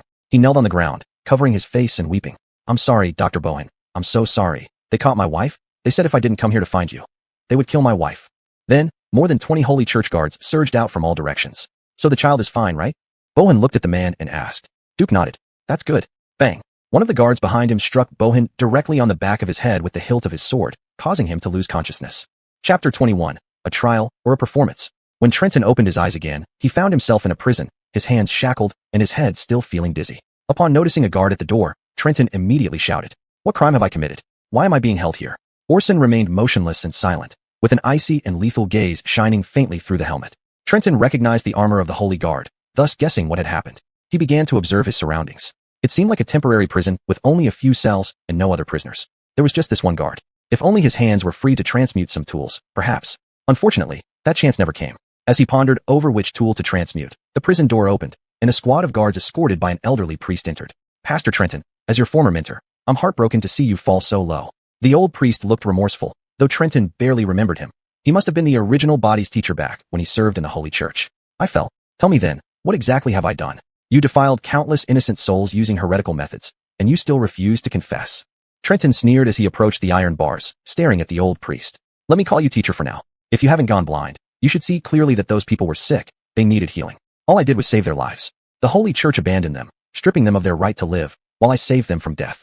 Where's the fall?" The old priest didn't intend to argue further. He sighed deeply, waving to the guards. "Thank you for allowing me this final visit. Take him away, it's about time." "What are you doing? Where are you taking me?" "Hey!" Several guards unlocked the cell and forcibly dragged Trenton out of the prison. Outside the prison, Trenton realized he was indeed inside the Holy Church. How could they have a private prison? They dragged Trenton all the way to the central square. Strangely, few people were watching along the way, making Trenton feel puzzled. But once he reached the central square, everything became clear. It was packed tight as sardines, similar to when Maximus and his group entered the city. Upon seeing Trenton escorted by the guards, the crowd erupted into chaos. "That's him. Heretic. Evil heretic. I know this kid. That rat living in the slums. Who would have thought he'd fall so far into heresy? Damned creature." People started pointing and cursing at Trenton, throwing rotten vegetables, stones, and garbage at him, until one guard's helmet was hit by a stone, prompting him to roar, "Back off. Stop it." But the crowd was too furious. Some even tried to rush past the barricade to punch Trenton. Watching these people who were strangers yet wanted to kill him, Trenton felt bewildered. They seemed normal, but why did they look so deranged? "Gentlemen and ladies, please calm down." A familiar voice echoed from a newly built platform in the center. As everyone quieted down and turned toward the stage, Trenton also looked up and was startled to find Maximus standing there, clad in bright armor with his hair neatly tied back, evidently well prepared. He looked more radiant than ever, almost like a dazzling son of the sun. "Maximus."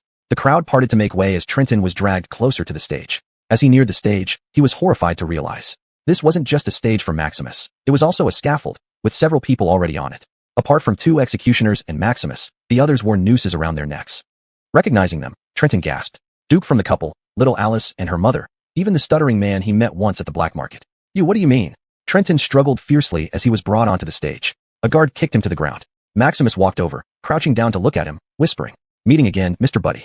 Why did you capture them?" Trenton roared at Maximus, causing another wave of fury among the crowd below. This heretic. He dared to disrespect Sir Maximus, who allowed him to call Sir Maximus by name. It's an insult to a hero. Trenton lifted his head, looking at the people with nooses around their necks, feeling his heart turn cold and despair creep in. "Dr. Trenton, I'm sorry. Duke was in tears, his eyes tightly shut as if he was both repenting and afraid. Mom, I'm scared. Where's Dad?" Dad. Little Alice had become a tearful mess. Her mother, bound hand and foot, could not go near her daughter but still tried to comfort her. "Alice, don't be afraid. Mommy is here. Don't be scared. Everything will be fine." The stuttering man was crying and begging for mercy. "See, sir, I don't know him. I really don't know him. I only guided him once. I don't know him. It's not my fault." Trenton's hands were also bound, but he struggled to stand up, trying to keep calm as he stared at Maximus. "Wait, Maximus, what are you doing this for? Their lives mean nothing to you. Let them go." Maximus, facing away from the crowd, gave Trenton an extremely malicious smile. "No, this is my stage, and they, along with you, are my best audience. The climax of this act is about to begin, Mr. Buddy. Let's welcome the other main character." Just as Maximus finished speaking, another cry went up from the crowd. "Quick, look, it's the Holy Guard." In the middle of everyone's surprise, Trenton saw a squad of white knights riding white war horses slowly approaching. The two leading knights held long flags bearing the emblem of the Holy Church. Everyone instinctively made way for the knights. Once everyone stood still, the knights dismounted, lined up, and raised their flags high as they shouted to the crowd, "Welcome, the Hope." White feathers floated past Trenton's face, then another. The dark sky parted, and dawn shone down through the clouds, drawing everyone's gaze upward. "My God, it's the Hope. She has come." When the first person cried out these words, everyone fell to their knees, devoutly bowing their heads. Esther Maximus kneeled on one knee. Only Trenton remained standing, raising his head to see a pure white heavenly horse slowly descending from the light, gracefully landing on the ground. The Hope elegantly dismounted, gently stroking the horse's cheek. After rubbing its snout against her hand, the horse bowed its front legs in reverence before the Hope. Please rise, everyone. The arrival of the Hope seemed to dispel all gloom. Esther and Trenton, for a moment, wondered if such a pure maiden would be so heartless. Everyone stood up, but kept their praying gestures, watching the Hope. Accompanied by 2 silver knights, the Hope ascended the scaffold, coming to Trenton's side with a gentle smile that could almost heal anything. Pastor Trenton, do you confess to your crimes? Trenton was stunned, not expecting her to start with such a question. He put aside any illusions about this Hope. After all, a psychopath like Maximus could be packaged as a hero. Who knew if this Hope wasn't also a carefully crafted, twisted creation? What crimes have I committed? The smile on the Hope's face did not diminish. Rather, it widened as if she had received an answer she was satisfied with. There's no need to ask further. Let the trial begin. Chapter 22. On the brink. Trenton was startled and hurriedly shouted. Wait, why are you arresting them? You should be looking for me, right? The Hope slowly walked to the front of the platform and addressed everyone. Citizens of the kingdom, the Holy Church was established by the first Hope, Lady Therese Draze. Since then, we have strived with all our might to heal all the wounds in the world. After Lady Therese left us, generations of hopes and priests have dedicated everything for this world. But now, a heretic has turned these lives that could have been saved into fallen demons. Trenton was dumbfounded. What was this person talking about? How could they speak with such righteous indignation and unchanging composure while spouting nonsense? The Hope continued her speech, expressing deep sorrow over the fallen ones. She also expressed hatred toward Trenton, the fallen priest, and admitted the church's regret for not recognizing this demon's true nature sooner. In short, she portrayed Trenton as an evil trickster who did no good, and those he had saved were about to be turned into demons, becoming a scourge to the world. Over 500 years ago, Lady Therese, along with the first human hero Lord Janus Roland, ventured deep into the lair of the demonic race and slew the demon king. Today, I, along with Lord Janus's successor, hero Maximus Theodore, will eradicate the roots of this impending calamity here. Finally, the Hope looked at Trenton, her eyes devoid of compassion, filled only with coldness and killing intent. In the name of the 37th Hope, Rosalind, I hereby sentence Trenton and all lives tainted by him to death. The audience below did not cheer, but spontaneously started singing hymns. For a moment, it was hard to tell if this was an execution ground or a sanctuary. Are you all mad? Do you understand science? Medicine? They are not converted demons at all. I am a doctor. A licensed doctor. Everything I did was based on science, reasonable. I just saved their lives. Trenton rushed to the front of the platform and shouted at the audience. But he was angrily pulled back by a holy church guard. It's all because of you that my wife and child were turned into demons. If not for you. Trenton turned his head to see a tall holy church guard. Esther, though he wore a helmet, Trenton could see through the gaps that his eyes were filled with hot tears and anger. What the hell is wrong with you? Your daughter had congenital bronchiectasis and was in its late stages. She would have died without immediate treatment. And now she's still alive. Bang. Orson could no longer contain himself and punched Trenton in the face, knocking him to the ground.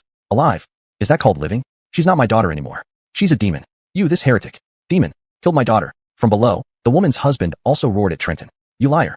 Demon. It's your fault my husband was harmed. Bring him back. Maximus stopped the guard from striking again, gently pulling Trenton up, but whispered in his ear. Look, this is the people. This is humanity. These are hearts, so ugly. Actually, I know you haven't done anything against heaven and reason. On the contrary, you are kind, very kind. You saved their lives. Unfortunately, in this era, someone like you is a demon to us. Saying that, Maximus pushed Trenton to the guards, who restrained him. Simultaneously, the singing of hymns came to an end. The Hope slowly raised her hand. As everyone held their breath, Trenton seemed to realize what was about to happen. He saw the executioners gripping the levers. No, wait, I can explain. I can tell you about modern medicine. I can explain. Trenton struggled, shouting to everyone. I gave that man medicine. He had pneumonia. I operated on the girl because she, and that man, I just bandaged him up. Please listen to me. No one listened to Trenton. As everyone looked at the Hope with anticipation. Finally, the Hope's hand slowly swung down. Just then, a roar came from nearby. Stop. The Hope and Maximus both turned to the source of the voice, seeing another group of knights slowly walking towards them from the street. Unlike the Holy Church army, this unit wore tattered armor and rode emaciated horses. Judging by their figures, most of the knights were elderly. But leading this group was a young girl riding a black steed. Her exquisite appearance was breathtaking, her eyes as clear and pure as morning dew. The silver armor she wore bore the crest of a griffin on its chest. Her Highness, the fourth royal heir of Terra's kingdom, Jolie Esther Fast, has arrived. Walking beside Jolie Esther was the Heron Fraser. Now the crowd was puzzled. Why had the princess come? However, they didn't seem to have much reverence for the princess. This little princess is meddling again. She's always in everyone's business. Not even her name carries the royal lineage of Terrace, and she calls herself a royal heir, a joke. The crowd murmured, unwilling to make way for the princess's knights. Everyone, get out of the way. Only when Fraser shouted did the people reluctantly clear a path. Your Highness, we failed to give you a proper welcome. Maximus bowed first to the approaching Esther, while the Hope gave a slight smile without bowing. Esther ignored them, dismounting at the front of the platform. She looked at the condemned people and asked, what crime have they committed? To answer your highness, these people have been converted by the heretic's evil spells and will soon turn into demons. Nonsense. Esther sneered. They are still citizens of Terrace until they truly transform. You, an adventurer from the Adventurers Guild, want to dispose of the kingdom's citizens. Hearing Esther's words, the crowd gasped. That wild girl, daring to speak to Lord Maximus like that. If it weren't for Lord Maximus, your royal family would be long dead. Such ingratitude. Hey, don't say that. This little girl doesn't represent the royal family. When Maximus heard Esther's words, his smile froze. He was about to say something, but was stopped by the Hope raising her hand. The Hope looked at Esther and said, Your Highness, you misunderstand. These people can no longer be considered human. But they haven't transformed yet, right? It won't be too late to deal with them once they truly become demons. Esther sneered at the Hope, showing no mercy. The Hope's eyes grew colder. As I recall, Jolie Esther, you were also saved by this heretic, and you were the first one. The crowd buzzed with astonishment. So, the princess was the first to be converted. No wonder she speaks up for these demons. She must be. What? Fraser glared at the speaker, who quickly lowered his head in fear. How dare you slander the princess? Do you know what crime this is? Citizens of Terrace. These people have already become demons. Once the time is right, they will wreak havoc on the entire city, causing countless deaths. Maximus interrupted Fraser, spreading his arms wide and addressing the crowd. But our beloved princess. She now wants to protect these demons. I would never dare call Jolie Esther a demon, but I truly cannot understand why her highness stands on the side of the demons. What did you say? Esther's gaze slowly turned cold. Chapter 23. Then let it be as you wish. The Holy Virgin now took over from Maximus's words and said, All believers, all citizens, we cannot let these demons escape punishment. Now, the power to punish these people lies in your hands. Now, you have the chance to become saviors of humanity. These words acted like a fuse. When the first person shouted, Charge! Kill the demons! Things quickly spiraled out of control. Estherion began rushing madly toward the gallows. Protect the princess. Lake drew his long sword and kept blocking the surging crowd. Do you want to incite a rebellion? Maximus. Chanel. Jolie Esther also drew her sword, glaring at the two, but she only received sneers from the Holy Virgin and Maximus. Do not let them get close to the gallows. But don't hurt them either. Esther shouted at her knights. All the knights stood ready, trying not to harm the surging people. But these people were too phalanx, and there were far too many of them. Soon enough, some had climbed onto the platform and rushed towards the lever. The executioners, having nothing else to do, simply stood aside watching, for after all, even the princess had intervened. If they pulled that lever, should the royal family hold them accountable later, it would be beyond their ability to handle. Since these commoners like to play heroes, let them do it then. Trenton took advantage of the chaos to break free from the guard's restraint. He tackled a man who was about to reach for the lever, but the second and third men ignored him and kept rushing forward. No, listen to me. They are not demons. Trenton got up and charged forward, but it was too late. I'm going to be a hero. I'm going to be a hero. Ha ha. Demons. Dot. Under the guidance of an executioner, two civilians already had their hands on the lever. Dr. Trenton, I'm sorry. Mommy, I'm scared. My child, don't be afraid. Mommy will be with you no matter where we go. Good girl. Close your eyes. I was wrong. I'll never gamble again. I was wrong.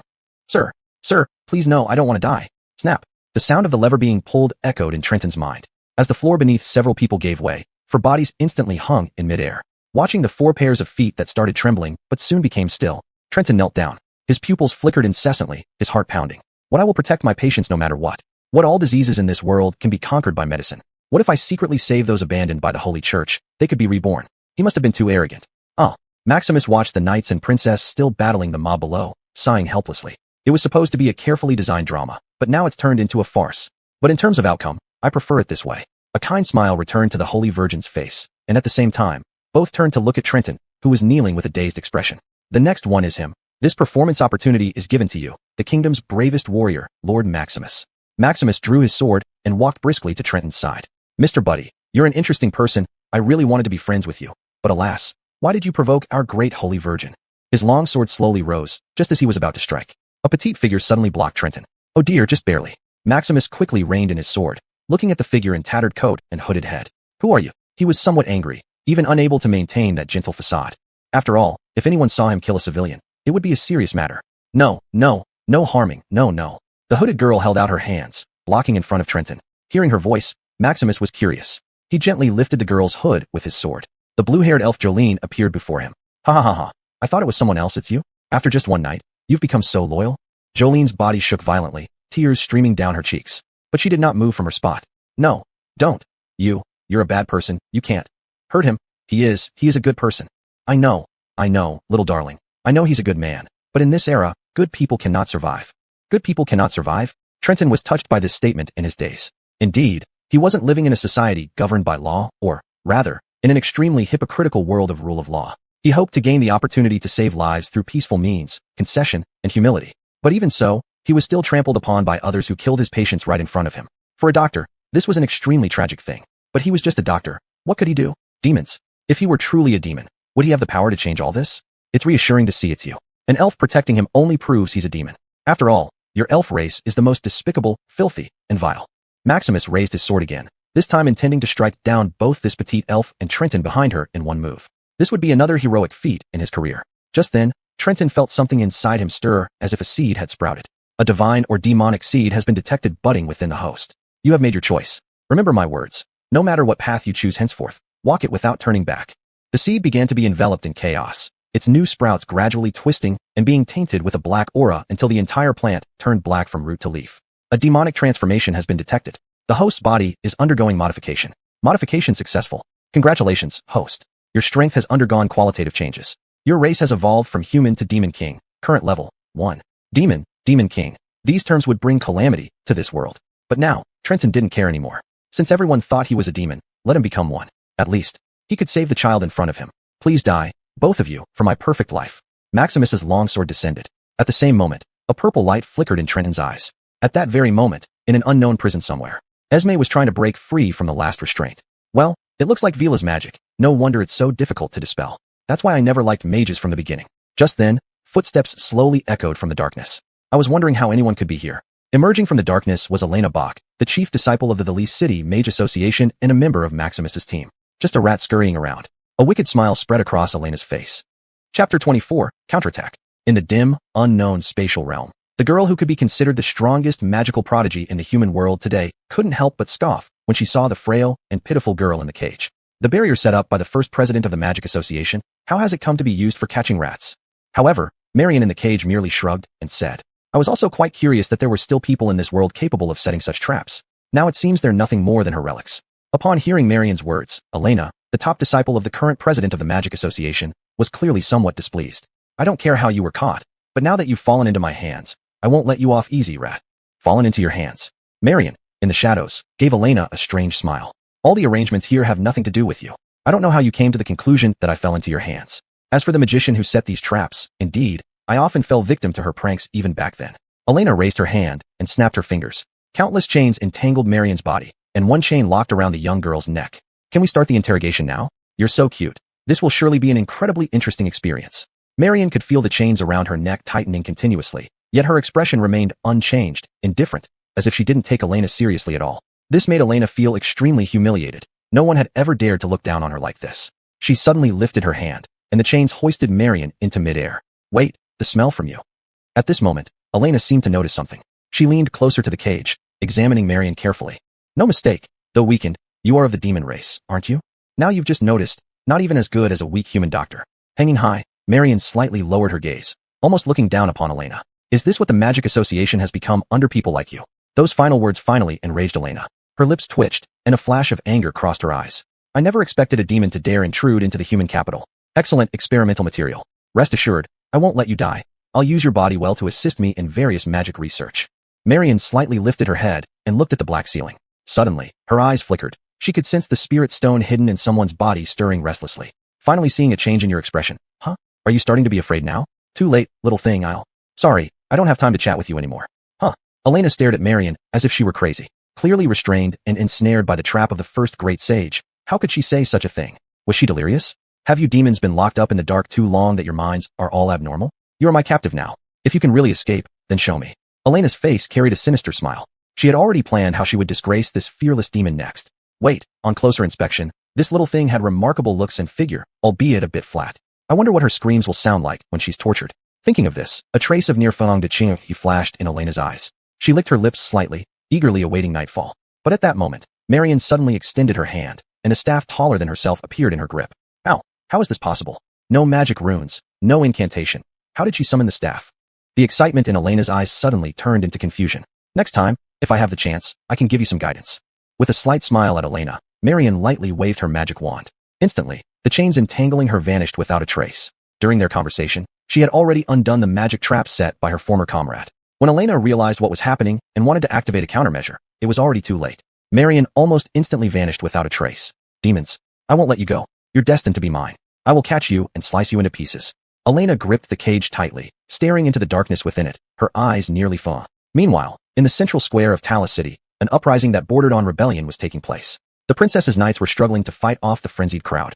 They had put away their longswords and only used shields and fists to fend off the mob. But despite the people not being able to overpower these valiant knights, they could still keep them occupied and overwhelmed.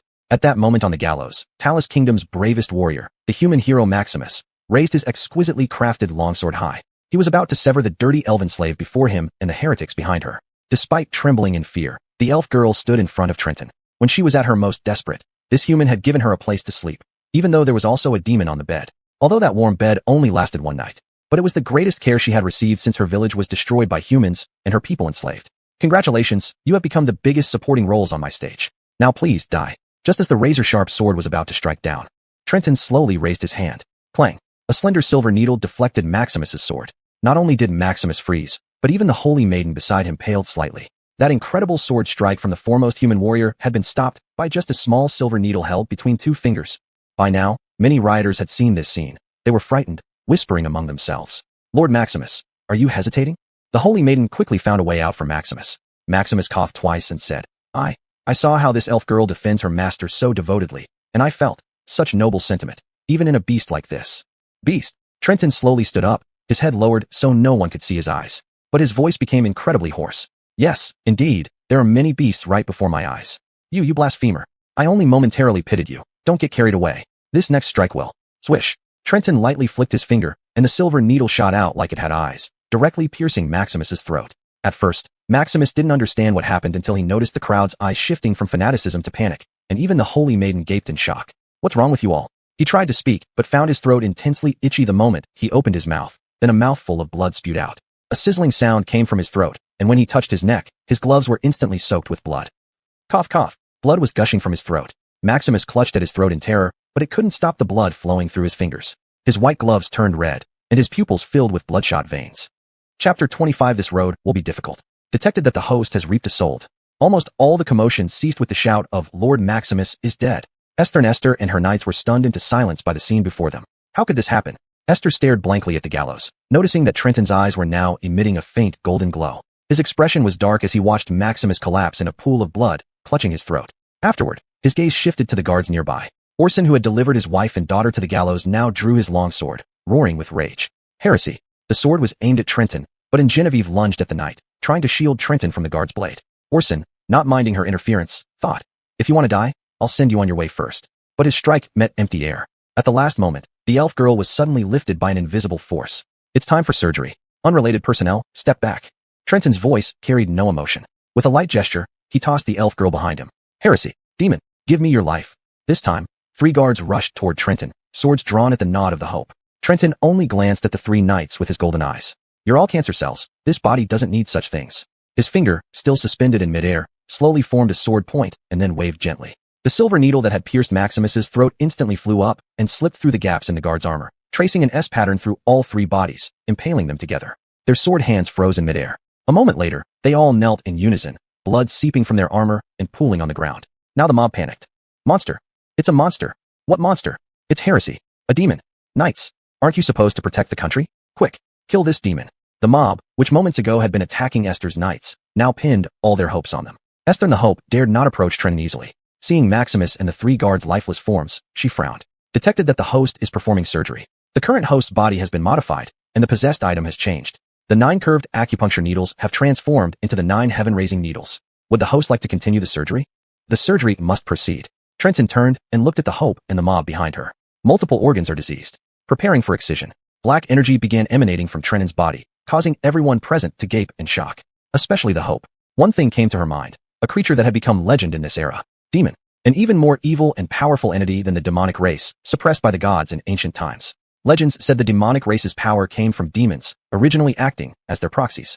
And now, the true form of a demon stood before them. How could the Hope not be terrified? The elf girl also fell to the ground, trembling at Trenton's appearance. Trenton slowly opened his hand, revealing 9 silver needles around him. Jolie Esther. This is a demon. You and your knights have an obligation to protect the citizens of this country. Jolie, please slay the demon. The Hope solemnly urged Esther. Others echoed her plea. Yes, your highness. We are all your subjects. You should protect us. You knights, are you really going to aid this evil? Are you all bewitched by the demon? Your Highness, please kill the demon. These mobs, once so bold as to fight the knights, and even the princess, now pleaded for help in desperation, forgetting their earlier actions. Your Highness, what should we do? Shepard whispered to Esther. Esther gripped her shield tightly, never drawing her sword during the entire skirmish with the mob.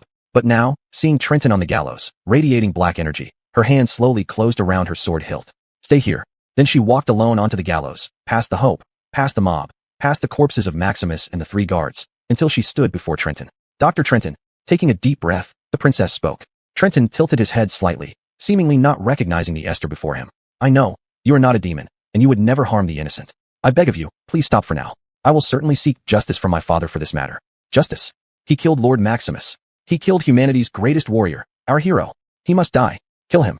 Your Highness. Long live Jolie Esther Fast. Long live. The crowd began to raise their fists, shouting Esther's name under the lead of the Hope. The corners of the Hope's mouth curled upward. This was a stage for performance. As long as she and the Holy Church stood on the side of justice, she could choose another leading actor at any time. No matter whether this leading actor was Maximus or Esther Fast, they would all become her pawns. Dr. Trenton, I swear by the name of the 4th heir of Talus Kingdom, Esther Fast, I will certainly give you and these innocent people justice. Trenton stared emptily at Esther and said in a mild tone, detected that white blood cells are fighting hard against the spread of pathogens, but it's too late. The white blood cells are too weak now. They can't prevent the corruption of this body. It must be removed by me. Stand down. Dr. Trenton, I am indeed weak now, but I can petition my father to thoroughly investigate the behavior of the Holy Church in inciting riots. Please trust me. Esther, and if I have to die, I will definitely give you and those who died unjustly justice. Esther took a step forward, but the 9 needles around Trenton did not move. The white blood cells are still trying, but can you really do it? This body is already thoroughly corrupted. Only by completely removing the necrotic organs and transplanting other organs can this body survive. I can do it. Although Esther didn't understand what Trenton was saying, whatever outcome Trenton wanted, she would achieve it and had to achieve it. I understand. Since it's the will of this body, I can refrain from interfering. Trenton slowly lowered his raised hand, and his eyes gradually returned to clarity. Detected surgery interruption. This surgery failed, and no rewards were obtained. Current host race, Demon King, level 1. All sacred doctor points have been converted into demon points. Total points, 2,600. 3 souls were harvested during this surgery, all human. Souls can be used to enhance or learn demon skills. For details, see the directory. Trenton looked at Esther, and he sighed deeply. This road will be difficult, Jolie Esther. I know. I have always known, but I bear the responsibility and mission of this country. I cannot choose to let you shoulder all this because of difficulties. Esther slowly extended her hand toward Trenton. Dr. Trenton, please come with me. I need you. Trenton looked at Esther's extended hand. That gloved hand was so small, yet it was still swinging weapons for the cause she pursued. All right. Trenton also reached out his hand, just as their hands were about to touch. A piercing sound came from afar. Snap. The sound of shattered armor echoed before Trenton. Trenton's hand stopped midair, because he saw the smile on Esther's face disappear, replaced by boundless confusion. And on her chest, where there had been a griffin emblem, a sharp arrowhead appeared, with blood trickling down her pure white chest armor. Chapter 26, I will not let you die. Esther's petite body began to sway. She touched her chest, and immediately her glove was soaked with blood. Cough, cough, cough. She wanted to say something, but as soon as she opened her mouth, blood spurted from her throat. Finally, with a look of reluctance and despair, she glanced at Trenton before her body fell backward. No, no, no, no. Trenton rushed forward and caught the princess's body. Such blood loss, is it lung damage? No, no, no. Trenton broke the arrow in Esther's back and started to remove the princess's armor. Jolie, that monster, demon, he killed the princess. What is he doing? He's taking off the princess's clothes. He can't let this demon defile the princess. The rioters who had just been attacking the knights and the princess now changed their tune. They were shouting and almost ready to rush onto the platform. Amidst this chaos, the Hope smiled and nodded towards a corner of a street. An archer there quickly put on his hood and disappeared into the darkness. Surgery, we must begin surgery immediately. Trenton, disregarding everything else, removed Esther's breastplate. As he activated life detection, he conjured surgical tools using alchemy. But the situation was far more critical than before. Last time, Esther had been injured in the abdomen, without affecting the spleen. But this time, the arrow truly pierced through her chest. And under the organization of the Hope, those rioters once again stormed the gallows. At this moment, shield after shield formed a protective circle around Trenton, Esther, and the blue-haired elf girl. Boy, you must save the princess, or I won't forgive you. Trenton looked up to see a group of knights forming a human wall to provide him with a place for the surgery, while also shielding Jolie Esther's body from view. Mr. Shepard, looking at the heron's back, his originally trembling hands gradually stabilized. These damn herons again. Fear nothing. Charge forward. They won't kill anyone. The rioters had already realized these knights wouldn't dare to kill civilians during their earlier fight. As long as people charged forward as human shields, they could crush these knights even by sheer numbers. But just as the first rioter reached Shepard, with a swift sound, Shepard drew his sword from his waist and decapitated the rioter in one stroke. Blood gushed out immediately, killing, murdering. The knights killed someone. All the rioters were shocked speechless. Earlier, deaths were only among the guards and had nothing to do with commoners like them. Now, seeing one of their own beheaded, those who had run forward scrambled back. Fast knight regiment, everyone. Follow orders. Shepherd roared. All knights pushed their shields forward, causing the rioters to retreat in fear. Draw your swords. Following Shepherd's command, all knights drew their swords. Anyone who dares obstruct the rescue shall be killed on sight. Ho! The knights struck their swords against their shields, creating a terrifying presence that none of the rioters dared challenge. Esther the Hope frowned. She stared at Shepherd fiercely and said, "Are the fast knights openly rebelling, killing civilians in broad daylight? Hope, if killing innocent civilians is a capital crime, then you should be dead in a pool of blood along with Lord Maximus. You filthy old wretch." The Hope looked at Shepherd with cold hatred. She swore that no matter how this turned out, she would make sure these knights and the princess would suffer beyond imagination. "Trenton boy, no? Dr. Trenton." Shepherd turned his head slightly, and the determined gaze behind the helmet focused on Trenton. "I entrust the princess to you." "Yes." Trenton wanted to say that he would not let anything happen to his patient. But now, several people whom he had saved before were still hanging there. He could only nod firmly, unable to respond. Critical patient detected. The patient is expected to die within an hour. Current host level, level 1 demon. Available magic, interrupt shield. Inquiry, begin surgery. Surgery begins. Trenton tried his best to calm himself down, even activating the skill he had previously comprehended on his own, complete concentration. Instantly, he was fully immersed in the operation. Wearing medical gloves and a mask, he tore open the princess's blood-soaked clothes at her chest. Life detection results, critical. The patient was currently losing a large amount of blood, and Trenton did not hesitate for a moment. He activated the interrupt shield, which encompassed the knight's defensive perimeter. He had already understood how to use his new skill. He could isolate everything within the shield based on conditions he set. When Trenton activated the shield, he turned the area inside it into a completely sterile surgical environment. Then he took off his robe, propped Esther up slightly so she was semi-reclined, and administered the inhaled anesthetic and strong hemostatic drugs from future technology advancements. Finally, he made an incision between the fourth rib on her left side. The cut extended all the way to her right chest. Immediately, the entire heart and major blood vessels were exposed. If the knights were to turn around now, they would likely be terrified out of their wits. Esther, though Jolie Esther was the unpopular fourth heir, she was still a royal princess, precious and invaluable. But they had no time to look back now, because a greater danger was approaching. The ground was trembling constantly, causing pebbles to bounce. All the rioters were looking around until someone shouted, "Look, it's the eldest prince's Blue Eagle Knights." As everyone looked in that direction. Indeed, a troop of at least 500 knights was marching toward the central square. At the same time, over a dozen hawks circled above the square. The knights raised their banners, adorned with the emblem of an eagle, representing the first prince of Talus Kingdom, Isaac Talus Elite Knights. "Shepherd, it's the eldest prince." And Heron said to Shepherd. Shepherd sneered. "Sure has good timing. Damn it, everyone. Hold your positions. No matter who comes, we must support the princess until she is out of danger." Trenton didn't care who came. His mind was focused solely on the surgery. The situation wasn't as bad as he had feared. Although the lung lobe was damaged by the arrow, the heart was unharmed. A stroke of good fortune amidst misfortune. He began to handle the broken arrow still embedded in the edge of the lung, then stopped the bleeding and processed the wound, finally suturing it. He was becoming more adept, not only because of his exceptional surgical skills, but also because he had exchanged many advanced surgical tools and medicines from the future world through the system. He believed that in the future, humanity would no longer be troubled by such diseases. Of course, the power of magic was also indispensable. Without the healing spell, the lung wound wouldn't have healed so quickly after removing the arrowhead. Finally, he began cleaning and dressing the wound. Naturally, he used high-tech, futuristic medications. Finally, he sutured the chest. While trembling as he sewed the last stitch, Trenton prayed, "Please don't let the system's voice interrupt." He really feared hearing the news that the surgery had failed and the patient had died. When he finished the last stitch, he exhaled in relief. "Congratulations, host has completed treatment. Magic used this time. Interrupt shield, complete concentration, wound healing spell. Evaluation. A. 2,000 demon points awarded this time. Total sacred doctor points, 4,600. Due to the host spontaneously awakening the devil seed constitution, all levels will automatically convert to demon levels. Current demon level +1. Current host level, level 2 lower 12 demon. Additional reward for this treatment. Book of Chaos, stored in the host's body. You have worked hard.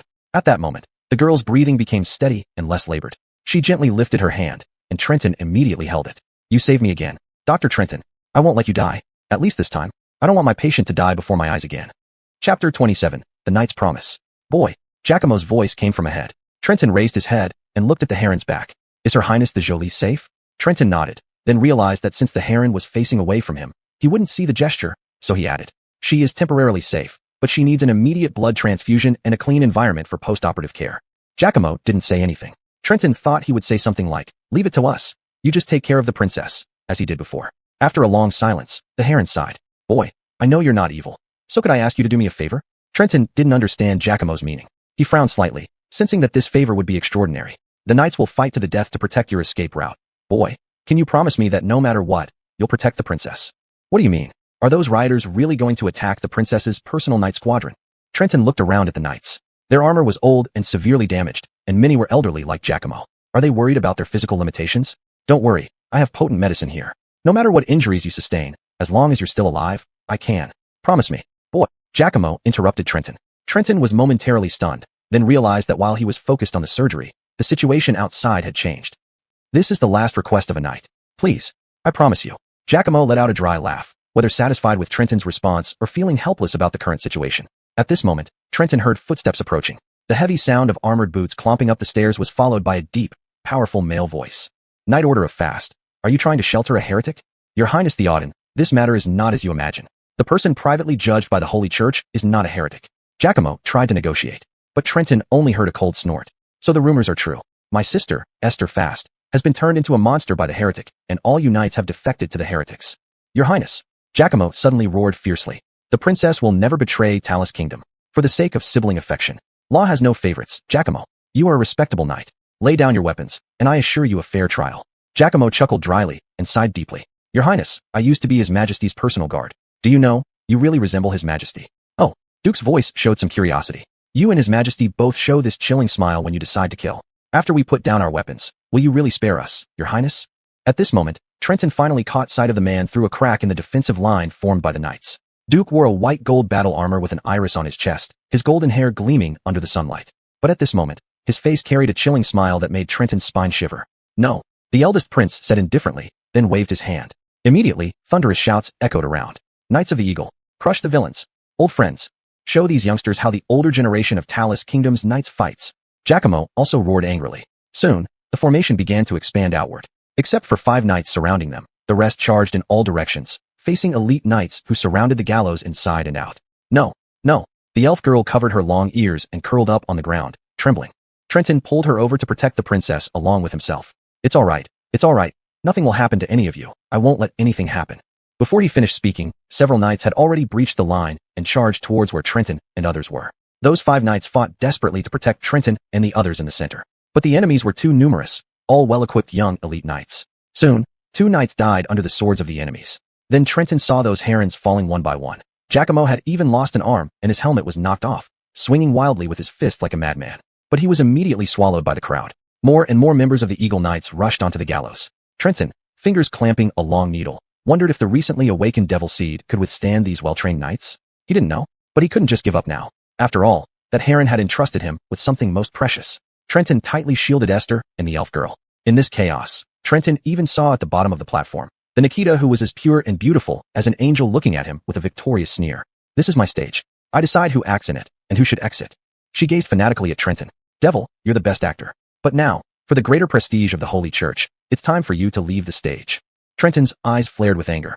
He swore that if he really survived this, he wouldn't let this woman's soul go. But how to survive this moment? Heavenly tribulation, 9 needles. Trenton channeled the demonic power within his body, 9 silver needles instantly piercing through several knights who tried to approach. But there were too many knights. Although the needles were fast, killing 5 knights in mere seconds, it wasn't enough. He needed to be faster, more focused. Devil, die. At that moment, a knight charged from a blind spot Trenton couldn't see, his sword aiming straight for Trenton's head. Hell, this is how it ends. Trenton's heart was filled with unwillingness and rage. Just as the sword was about to cut into Trenton's forehead, a pillar of fire descended from the sky, engulfing the sword-wielding knight. Help, help me. The burning knight rolled on the ground, finally dying in endless pain and torment. Then came the second, third, and more pillars of fire raining down. All knights who had climbed up the gallows were burned to death by the heavenly fire without exception. Theoden, who had been overseeing the battle, slowly looked up at the sky. The dark clouds broken earlier by the Nikita arrival were gathering again, thunder and lightning flickering within. Under this gloomy sky, a petite girl in black robes was floating in midair. She held a staff taller than herself, her face emotionless as she looked down upon everything. Clarini. Trenton looked up at the girl in daze, while worry rose in his heart. Go away, Clarini. Your power is still sealed by me. There are too many of them. He shouted at Clarini. The girl turned her head slightly, looking towards Trenton's direction, showing a faint smile. You are indeed different from other humans. In this situation, you still worry about my safety, master. Is it because I am your mate? Why do you say this now? Get out of here. At this moment, the Auden sneered. Foolish mage. It seems the heresy in the kingdom is deeper than I thought. He raised his hand slightly and said lightly. Archers. A group of archers stepped forward, all equipped with fine weapons and highly trained, with magic blessings on each arrow. The archers aimed their arrows at the girl in the sky. Fire. Upon this command, countless arrows imbued with magical power shot precisely toward the girl in the sky. Chapter 28, The Great Retreat. Miranda, Trenton shouted into the sky, but the young girl did not attempt to dodge at all. Just as the arrows were about to hit her, she gently waved her staff. Those hundreds of arrows immediately vanished without a trace, just a few centimeters in front of the young girl, like clay oxen sinking into the sea. Some skill. All knights, continue advancing forward. Her magic power is limited. She can't kill everyone. Prioritize killing that demon. The Auden looked at Miranda, his face no longer bearing that amused smile from earlier, while he issued the order to intensify the attack on Trenton, who was on the gallows. It seems I have indeed slept for too long. Miranda sighed, seemingly somewhat dissatisfied with being underestimated. As the knights began charging recklessly toward the gallows, the young girl suddenly swung her staff sharply, without any incantation or casting time. For walls of fire shot up into the sky, completely isolating the entire gallows from the outside world. And those knights who couldn't stop in time were burned to ashes upon contact with the fiery barrier, leaving even their fine armor untouched. We should leave. Miranda looked at Trenton and then snapped her fingers. A golden rune array rose beneath Trenton's feet. Realizing what was about to happen, the Hope called out to the Auden. Your Highness, they're escaping. The Auden stroked his chin and looked at the floating girl with an appraising eye. Auden, your Highness, why don't you try Hope? See if you can get through this mage's fire barrier. Her magic power is limited. If we just... In the moment it took for this conversation, Trenton, Esther, and the elf girl had already disappeared without a trace from the gallows. The Hope looked up at Miranda, who was also looking at her. The holy church built by dawn shouldn't be like this. We will settle this score next time. The Hope suddenly felt a chill. She fell to the ground. Esther, though there was no emotion or murderous intent in that girl's eyes. Why did it feel like being stared at by something extremely terrifying? Finally, Miranda's figure also disappeared in midair, the flame barrier extinguishing along with her. Auden, your Highness, you shouldn't have let that demon escape. After being helped up by a church knight, the Hope glared at the Auden. No matter. A hint of excitement appeared in the Auden's eyes. Wherever they hide, I will find and capture them. This is the world of humans. Seeing the fervor in the Auden's eyes, even the Hope felt a shiver run down her spine. In a forest far from Talus capital, a small cottage covered with vines and weeds had become a playground for animals. Several fawns were leaping and playing happily when suddenly a rune array emerged from the ground. The fawn stopped and looked at the array cautiously. Then, after a column of light, 3 figures appeared in the array, scaring the animals into scattering. Cough, cough. As soon as Trenton touched the ground, he felt a tearing pain throughout his body. Kneeling on the ground, he covered his mouth and coughed uncontrollably. Are you okay? The elf girl was extremely worried but didn't know what to do. Trenton raised his hand to say he was fine, but before he could speak, a mouthful of blood spurted out. At the same time, he felt like someone had punched him hard in the stomach, and this punch kept stirring inside. Seeing Trenton spitting blood, the elf girl was terrified and at a loss until a hand gently pushed her aside. Move aside. Miranda, who had appeared at some point, crouched beside Trenton and lifted his face. Under his doubtful and painful gaze, the young girl kissed him directly on the lips. At first, Trenton struggled, but soon he felt a warm force flow from his mouth into his body, quickly alleviating the discomfort in his stomach. How do you feel now? After separating their lips, Miranda looked at Trenton expressionlessly. Fine, I'm fine. Conversely, Trenton blushed, surprised by how direct this demonic girl was. You haven't undergone long-distance teleportation before, and your body's adaptability to the spirit veins is insufficient. That's why you're feeling uncomfortable. I let my magic power flow into your body to help you adapt. What's wrong? Why are you looking at me like that? Seeing Trenton staring at her, Miranda tilted her head slightly, puzzled, and asked. No. Did you often use this method on others before? Miranda shook her head. Though she didn't understand why Trenton asked this question, she answered honestly. My companions are all very powerful and won't have this problem. This is a solution I found in an ancient book. Alright, it turns out I'm just too weak right now. After the discomfort in his body disappeared, Trenton carried Esther, who was still unconscious, on his back and began to look around. He soon realized that the large tree-like object in front of him was actually a small cottage surrounded by vines and weeds. Can we live in such a place? Looking at the dilapidated outer door and the house structure fragmented by vines, Trenton couldn't help but comment sarcastically. Isn't it impolite to talk about someone's home like this? Miranda frowned slightly, looking somewhat puffed up as she glared at Trenton. Only then did Trenton realize that this shabby place was actually Miranda's home. I apologize. This place has beautiful surroundings and fresh air. Look, there are even little animals over there. It's truly a summer retreat and winter haven. Humph, Miranda huffed, then stood in front of the small cottage. She summoned her staff and lightly tapped the ground 3 times with it. Then Trenton witnessed an incredible scene. The vines and weeds started receding at a visible speed, and the dilapidated house structure gradually began to restore itself. Eventually, a modest yet complete little cottage appeared before them. Powerful, magic, really powerful. The elf girl stammered in her not-so-fluent language. If you go into construction, you'd surely achieve great things. Trenton also praised her. Of course, this demoness didn't understand what construction was, nor would she know how profitable real estate could be, but she understood praise. Seeing her chest puff out slightly with pride, her expression showed a hint of arrogance. However, several young deer, having lost their playground, made quite discontented sounds towards them from a distance. Chapter 29. Your treatment method is too unconventional. Led by Clarini, the group entered the small house. Although it looked somewhat dilapidated from the outside, at least the inside was clean, perhaps due to Clarini's magic. Now, some of the slightly worn-out furniture was even repairing itself. Put her down here. Clarini pointed to a bare wooden bed, indicating for Trenton to place the unconscious Esther on it. Her body is very weak, and she needs something to cushion her. Do you have any mattresses or something like that? What's that? Seeing Clarini's puzzled expression, Trenton gave up. He first asked the Genevieve to help carry Esther for a moment. Although Esther was 160 centimeters tall, as a trained swordsman, it was quite a strain for the frail elf to carry her. Yet, she gritted her teeth and persevered. Finally, Clarini couldn't bear to see this anymore. She lightly tapped Esther's body with her wand, and suddenly the elf felt the weight on her back become much lighter. Thank you. The girl timidly thanked Clarini. Though they had slept in the same room all night, after witnessing the terrifying power of the demon race, the Genevieve had started to feel scared again. Clarini ignored the Genevieve and only watched Trenton bustling about. First, he used alchemy to turn all usable fabric in the room into clean sheets and blankets, then transmuted a purely wooden chair into cotton. Finally, he personally sewed the cotton into the fabric using the 9 needles of heaven, then laid it on the wooden bed. After finishing this task, he wiped the sweat from his forehead and turned to the Genevieve. Okay, put her down now. Both Clarini and the Genevieve were stunned. How troublesome. The demon girl muttered under her breath, but was overheard by Trenton. After helping the Genevieve gently place Esther on the bed, he turned to look at Clarini. She is my patient, and she is seriously injured. Esther, and if the surgery was successful, a tiny oversight could lead to infection. Human life is very fragile. At this moment, Trenton noticed that Clarini had been hiding her hand behind her back, and it wasn't because she was sulking, but because she was trying to hide her pain. Trenton perceptively sensed this. He quickly walked to Clarini's side.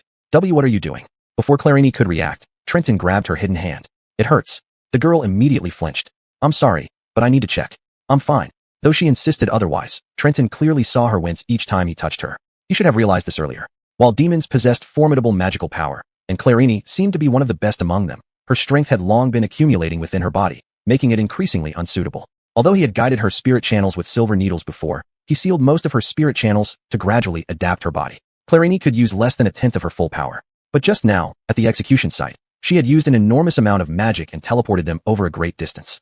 It must have forced a breakthrough of the seal he placed on her. That would undoubtedly place a huge burden on her body.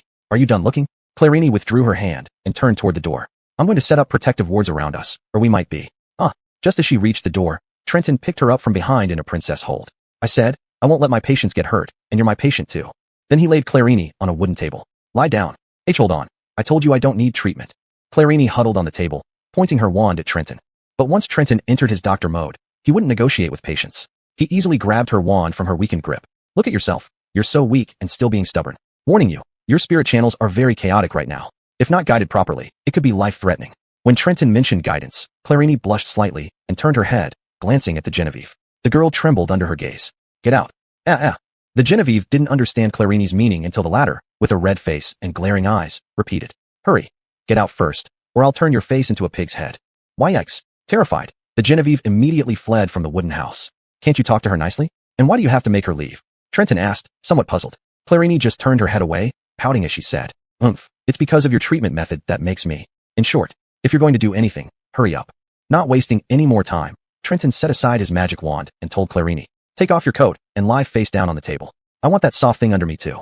Clarini looked at Trenton expectantly, but he only shook his head. You don't need it, it will be quick. Though she grumbled favoritism under her breath in dissatisfaction, the girl still shed the tattered mage robe and lay on the table wearing only a white linen undergarment. Trenton stood by the table, gently lifting the hem of the young girl's undergarment. Despite his gentle actions, every touch on her body elicited a small, pained moan from her. When her back was fully exposed to Trenton, even he drew in a sharp breath. Clarini's once smooth and delicate back was now covered in bruises, and several spirit channels had protruded, emitting a faint blue glow within. Still pretending.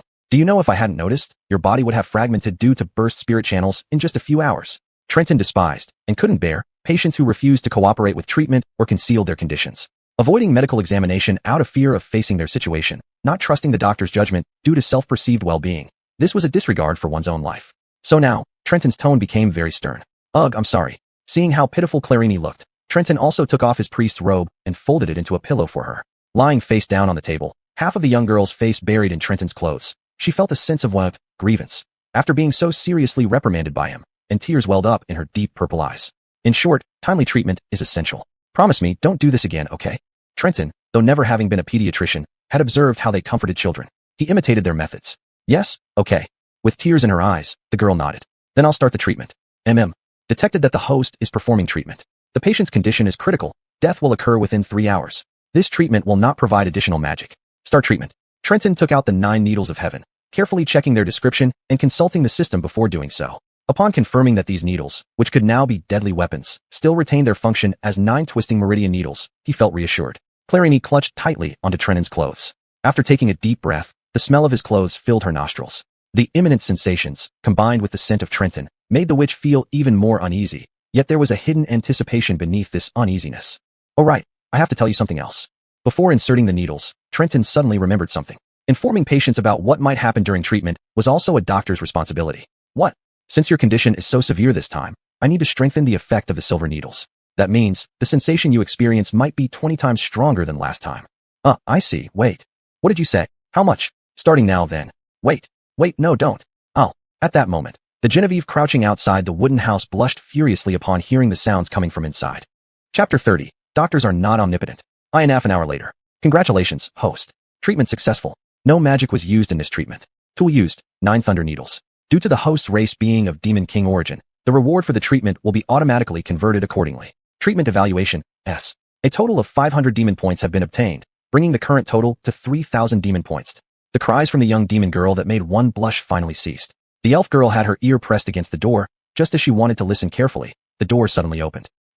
The elf girl, unable to dodge in time, lost her balance and crashed into Trenton's arms. Trenton looked at the elf girl with a puzzled expression. I'm sorry, I didn't mean to, Seeing the flustered look on the girl's face, Trenton simply raised his hand and patted her head. You're named Loretta, right? The elf girl named Loretta nodded tremblingly. Thank you for standing up for me back there on the gallows. Trenton smiled warmly at her, but then his expression turned serious. But in the future, I hope you won't do things like that again. No life should be sacrificed for others. His hand rested on Loretta's shoulder. Loretta could sense that though he seemed to be speaking to her, it felt as if these words were meant for someone else. Whether it's you or Armand, no one should. Trenton's hands were shaking, thinking about those knights dying one after another in front of him, seemingly not caring about their own lives. As a doctor, Trenton did not approve of such self-sacrifice. But as a survivor who had been protected by those knights until death, he sincerely thanked and honored those knights. I don't want you to die. Surprisingly, this time Loretta didn't immediately apologize out of fear at Trenton's reprimand. She gripped her hands tightly to her chest, and, looking up at the much taller human before her, spoke in very broken human language. I want you to live, so I want you to live too, Loretta. Trenton gave a helpless smile. You are not a slave, nor should you be one who sacrifices. You are my important partner. Partner. Loretta was slightly puzzled. Perhaps you don't understand now. Perhaps elves have different names for partners, but I believe you will eventually understand what I mean. Now, you can come in. Loretta followed Trenton into the room. There, they saw Rena sprawled on the table, trembling constantly, drooling from the corner of her mouth, her face showing an exhausted expression. Her eyes were unfocused, her breathing rapid, and her face flushed red. It seemed she wouldn't be recovering anytime soon. Trenton had already crafted a blanket to cover her back. Seeing Loretta's shocked expression, Trenton scratched his head awkwardly.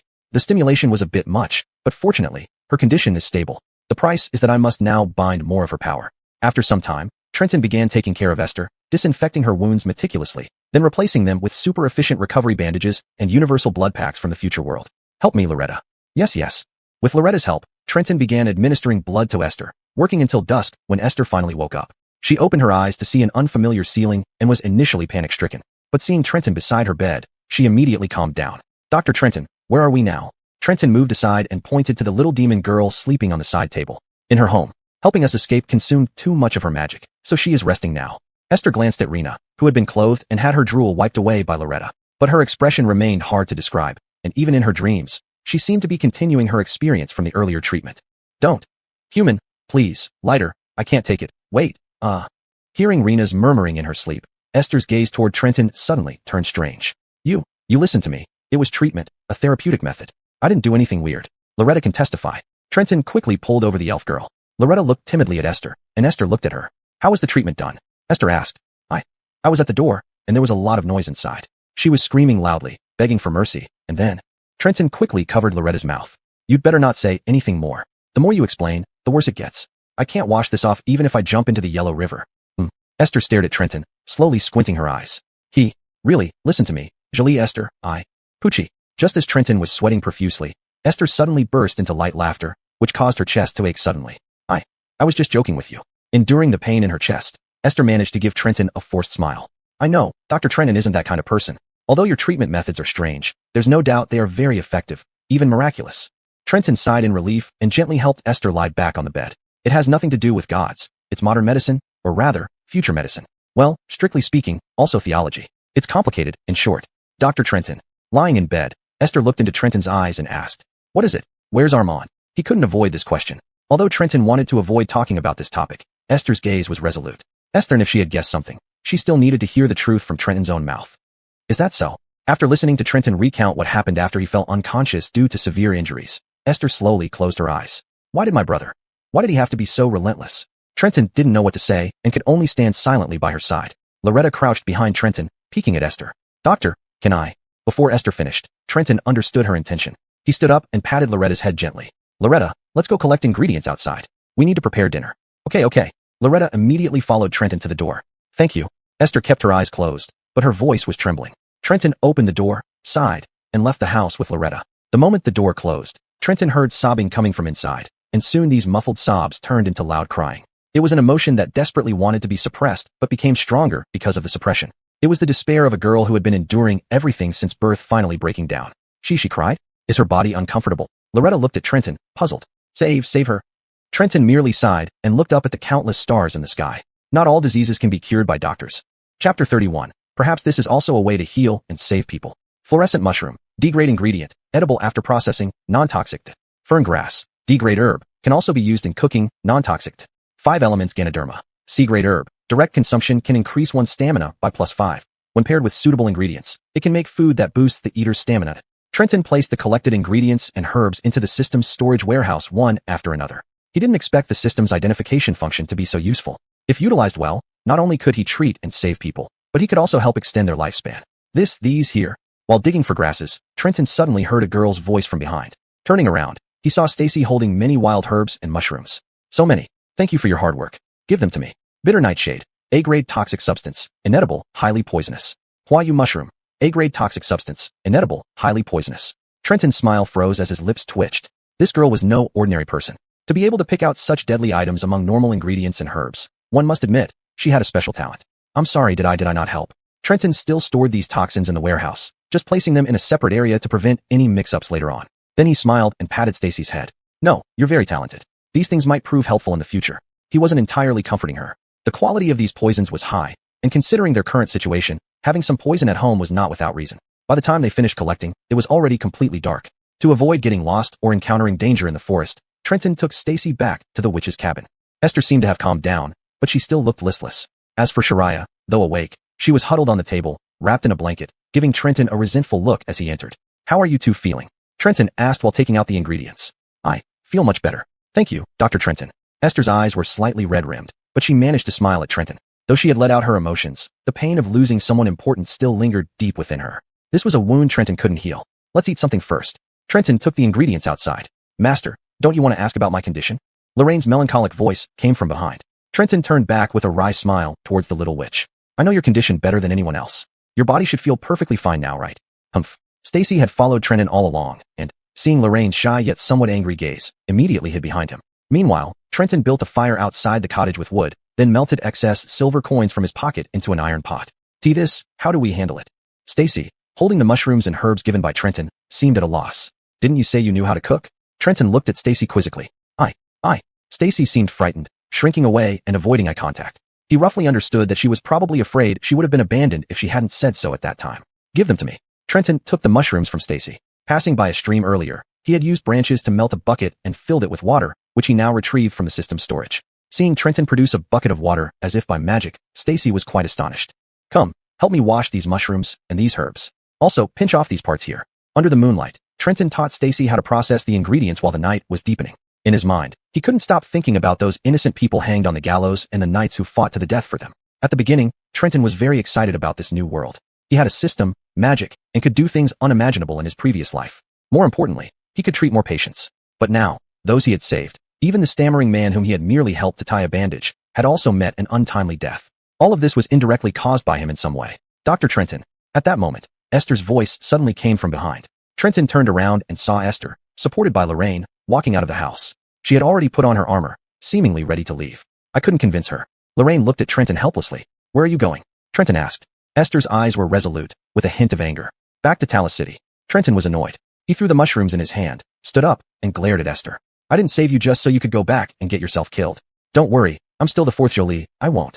Do you even believe what you're saying? Trenton walked straight to Esther, pointing at the broken part of her chest armor where the arrow had pierced through. Look, the blood from that arrow hasn't dried yet. Are you telling me they won't touch you now? I have to go back. I am the princess of Talos Kingdom. I have to. Aaron and the others fought to the death to let you escape. And this is how you repay them. Do you even know what you're saying? This was the first time Lorraine had seen Trenton get so angry. Stacy was scared stiff, standing motionless in place. Esther was startled by Trenton as well, and the tears she had barely stopped erupted once again. But what should I do? She slowly knelt down, covering her face, but tears still streamed from the gaps in her gauntlets. I can't just hide here. Aaron, and those knights who fought for me, they shouldn't die like this without any explanation. Trenton sighed, calming himself down. He slowly crouched down and gently placed his hand on Esther's shoulder. I am Esther Fast, the fourth Jolie of Talos Kingdom and commander of the Fast Knight Order.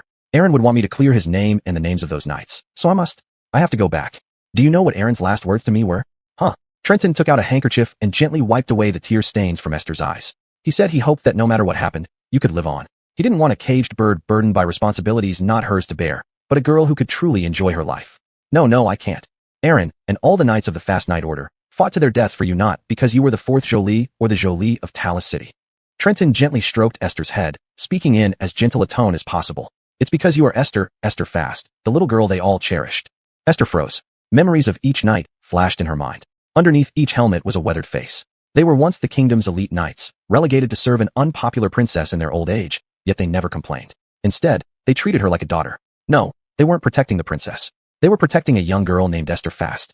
Thinking of this, Esther couldn't hold back her tears anymore. She lowered her head, and tears flowed like a dam breaking. Trenton gently held her in his arms. Comforting patients was indeed something doctors did, but it wasn't their responsibility. A doctor's duty was always to treat and save lives. This was a belief Trenton had always adhered to and acted upon. He never spent time on patients' psychological support. Someone else would take care of that. He had even wondered if those doctors who liked to comfort patients all day were just too idle. Wouldn't it be better to use that time to hone their skills to improve surgical success rates? But now, as the girl sobbed uncontrollably against him, Trenton gradually realized that perhaps this was also a way to heal and save people. Chapter 32, The Beastkin. That night, after eating the mushroom soup cooked by Trenton, everyone's spirits improved significantly. Trenton also noticed that the three girls showed signs of stronger vital signs after drinking his mushroom soup mixed with medicinal herbs. Although it was only a little, there indeed was an increase. It seemed that medicinal cuisine really did work. When it was time to sleep at night, Trenton volunteered to take the first watch. Esther, being injured, slept on a bed alone. Inez and Jennifer squeezed together at the table. For this reason, Trenton specially refined another blanket and quilt for the two girls to use. He then went outside and sat next to the remains of the fire pit from earlier. Looking at the pile of wood that had just extinguished, still flickering with embers, a sudden surge of killing intent rose in Trenton's eyes. Holy Church, Hope, Crown Prince, Talos Kingdom. He repeated these names over and over, then slowly raised his head, gazing at the starry sky as he said, "The diseased organ, I will surely remove it." After a day of such turmoil, Trenton was utterly exhausted. He dozed off by the fire, soon entering a deep sleep. That night, he had a dream where he returned to his previous life. In the hospital, he was performing surgery when suddenly, a girl's head emerged from the patient's abdomen. This girl, whom Trenton recognized, was none other than Alice. "You killed me." The girl, her face covered in blood, stared at Trenton with furious eyes, saying each word deliberately. "You killed me." Trenton woke up in shock from the nightmare, only to find himself face to face with a deer. It had been sniffing him closely. Startled by Trenton's sudden sitting up, the deer kicked him squarely in the face before running off, leaving Trenton seeing stars. Covering his bruised cheek, Trenton slowly stood up and turned to look at the wooden cabin. Fortunately, the door was closed, so the girls should still be asleep. Might as well go look for some food for breakfast. Just as he thought this, he sensed something was off. From the surrounding bushes, there were continuous rustling sounds. Initially, he thought they were made by animals. As the sounds grew louder and more numerous, Trenton became alert. Could it be that Talos soldiers have caught up so quickly? He gripped two silver needles between his fingers and watched cautiously. Whoosh. Suddenly, an arrow-like object shot out of a bush towards his head. Heavenly 9 needles. Trenton hurriedly channeled his strength, making the two silver needles dart through the air and slice the spear into pieces. The spearhead landed at his feet. Trenton looked down at the stone-made spearhead, rough and not very sharp. Though it had some lethality, it was clearly insufficient for even hunting wild animals. Is that magic? Cursed human. A voice came from the bushes. Did he hear correctly? Cursed human? He tried to communicate. Whatever you want to do, you saw that I can easily kill all of you. Though unsure if it was true, it never hurt to bluff. But I don't wish for such a confrontation. So could you show yourselves and talk? After a brief silence, one of the bushes stirred, and a figure emerged. Human, we've already paid this month's land fee. Why are you invading our territory again? Trenton focused on the speaker. It was an exquisite and tall young woman, but unlike regular humans, she had a pair of wolf ears and a fluffy tail behind her. You are. While Trenton was puzzled, the girl grew impatient. She pulled out a makeshift stone club from her waist and pointed it at Trenton. Get out of our territory, human. I won't say it twice. Following the girl's rebuke, figures began emerging from the bushes, all with wolf ears and tails like her. But their clothes were ragged, and they held primitive weapons made of stones or wood. Trenton glanced at these people and noticed that they ranged in age. The oldest one was covered in fur, standing like an old wolf imitating a human posture. He had to lean on a wooden stick to stay upright. The youngest appeared to be only 11 or 12 years old. But without exception, all of them looked at Trenton with eyes full of hatred. I think there must be some misunderstanding. I won't say it again, human, get out. Shut up. Bang. At this moment, the wooden door behind them was suddenly kicked open. Inez, looking furious, stormed out. This almost made the oldest elder fall to the ground from shock. You scared me. Trenton also patted his chest. He had been facing off with these people, the atmosphere incredibly tense, and Inez's sudden kick to the door and shout nearly startled him into a heart attack. That house. It was clearly abandoned yesterday. Are you a mage? The wolf-eared girl immediately became alert. Upon hearing mage, everyone except the girl shrank back in fear, as if the word cast a great shadow over them. Beastkin. Inez gave these people a glance and said somewhat puzzledly, why are you surrounding my house so early in the morning? Save your breath. Humans, this isn't your home. Leave now, or we won't be polite. Despite her own fear, the girl, clearly the leader of the group, forced herself to remain calm and gripped her stone club tightly. All new faces, seems I really slept too long. Inez sighed. Seeing no point in continuing the standoff, the wolf-eared girl suddenly raised her stone club and pointed it at Trenton and Inez. Don't be afraid. Esther, if they are mages, there are only 2 of them. We must protect our home. Charge. With that, the wolf-eared girl rushed forward first, moving swiftly and nimbly, almost instantly circling around to Inez's back. She then swung her stone club down at Inez's head. Are all beastkin so impolite nowadays? Inez just flicked her finger lightly, and the girl's stone club crumbled into dust mid-swing. How is this possible? The girl stared at the dust in her hand, utterly shocked. Those who had planned to charge alongside her were now trembling with fright. You tried to kill me just now, didn't you? Then you should know that in this world, once you have the intention to kill, you must be prepared to be killed. Inez's eyes flashed with purple light, and then the girl was lifted into the air by an invisible force gripping her throat. Marlene. Human. Damn humans. You, Sister Marlene. The crowd was thrown into chaos. Though some cursed, no one dared to come forward. Trenton did not stop Inez, sensing that this devil was just playing around. She had no intention of killing the wolf girl. Yet the girl remained defiant. Esther, in this position, she glared fiercely at Inez. You rob our homes and persecute our kin. Humans, you will not die well. Enough with your last words? Inez sneered. At this moment, an elderly voice came from the crowd. Are you, Lady Inez? Trenton recalled some ancient texts he had read before. Chapter 33, Hatred. Trenton and Tracy both turned their heads to look at the owner of the voice. It was actually the old wolfman who could only stand steadily with a cane. At this moment, his trembling body hobbled out from the crowd, came to Trenton and Tracy's side, and then fell to his knees with a thud. It's Lady Tracy, right? This old man's eyes are already blurry, but I remember Lady Tracy's voice clearly. Is it you? Snap. Tracy snapped her fingers lightly, and the wolf-eared girl immediately fell to the ground. Then Tracy walked towards the old man. You guys, don't touch the elder. As the wolf-eared girl got up again and was about to pounce on Tracy, the demoness simply lifted her hand backward, pointing downward with her index finger.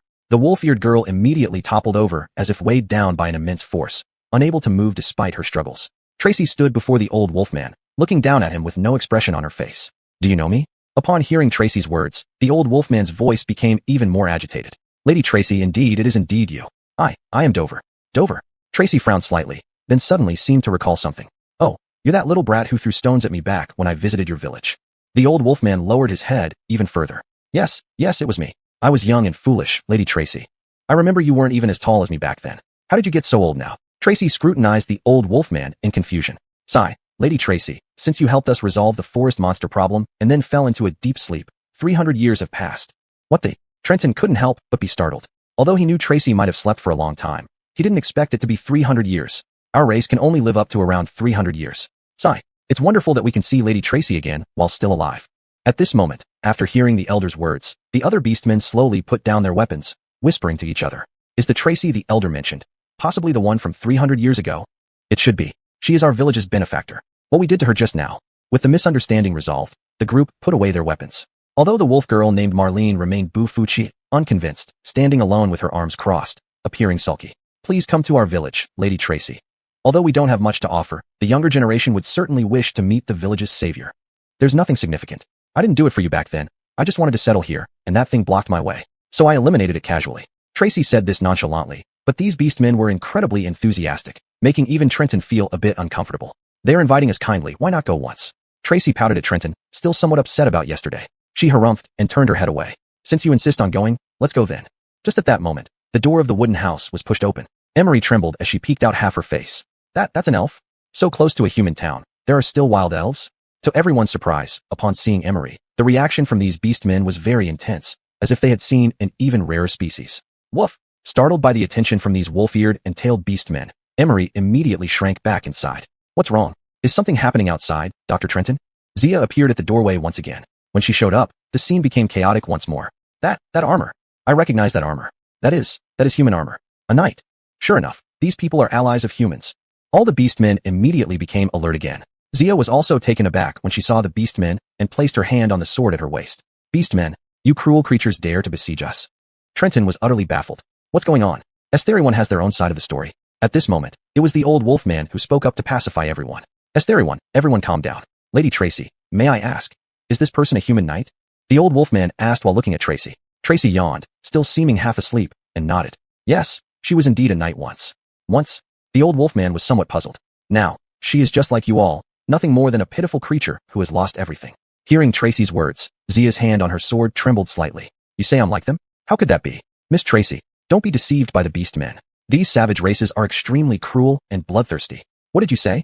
Human. Seeing another fight about to break out, Tracy became annoyed. She suddenly produced a wand in her hand, and then forcefully struck it against the ground. Immediately, the earth began to tremble, and the entire forest shook. Quiet. The sorceress's eyes flashed with purple light. This time, both sides fell silent. Several of the beastmen were even frightened into sitting on the ground. Why don't we seize this opportunity, and all go to your village together? Tracy said to the old wolfman. Lady Tracy, but what about her? She is my friend. If you do not allow her to come, then I will not go either. The old wolfman hesitated. What difference does it make? Let them come. It was the wolf girl Marlene, who had been silent all along, who now spoke up. If they wanted to attack us, they probably would have done so already.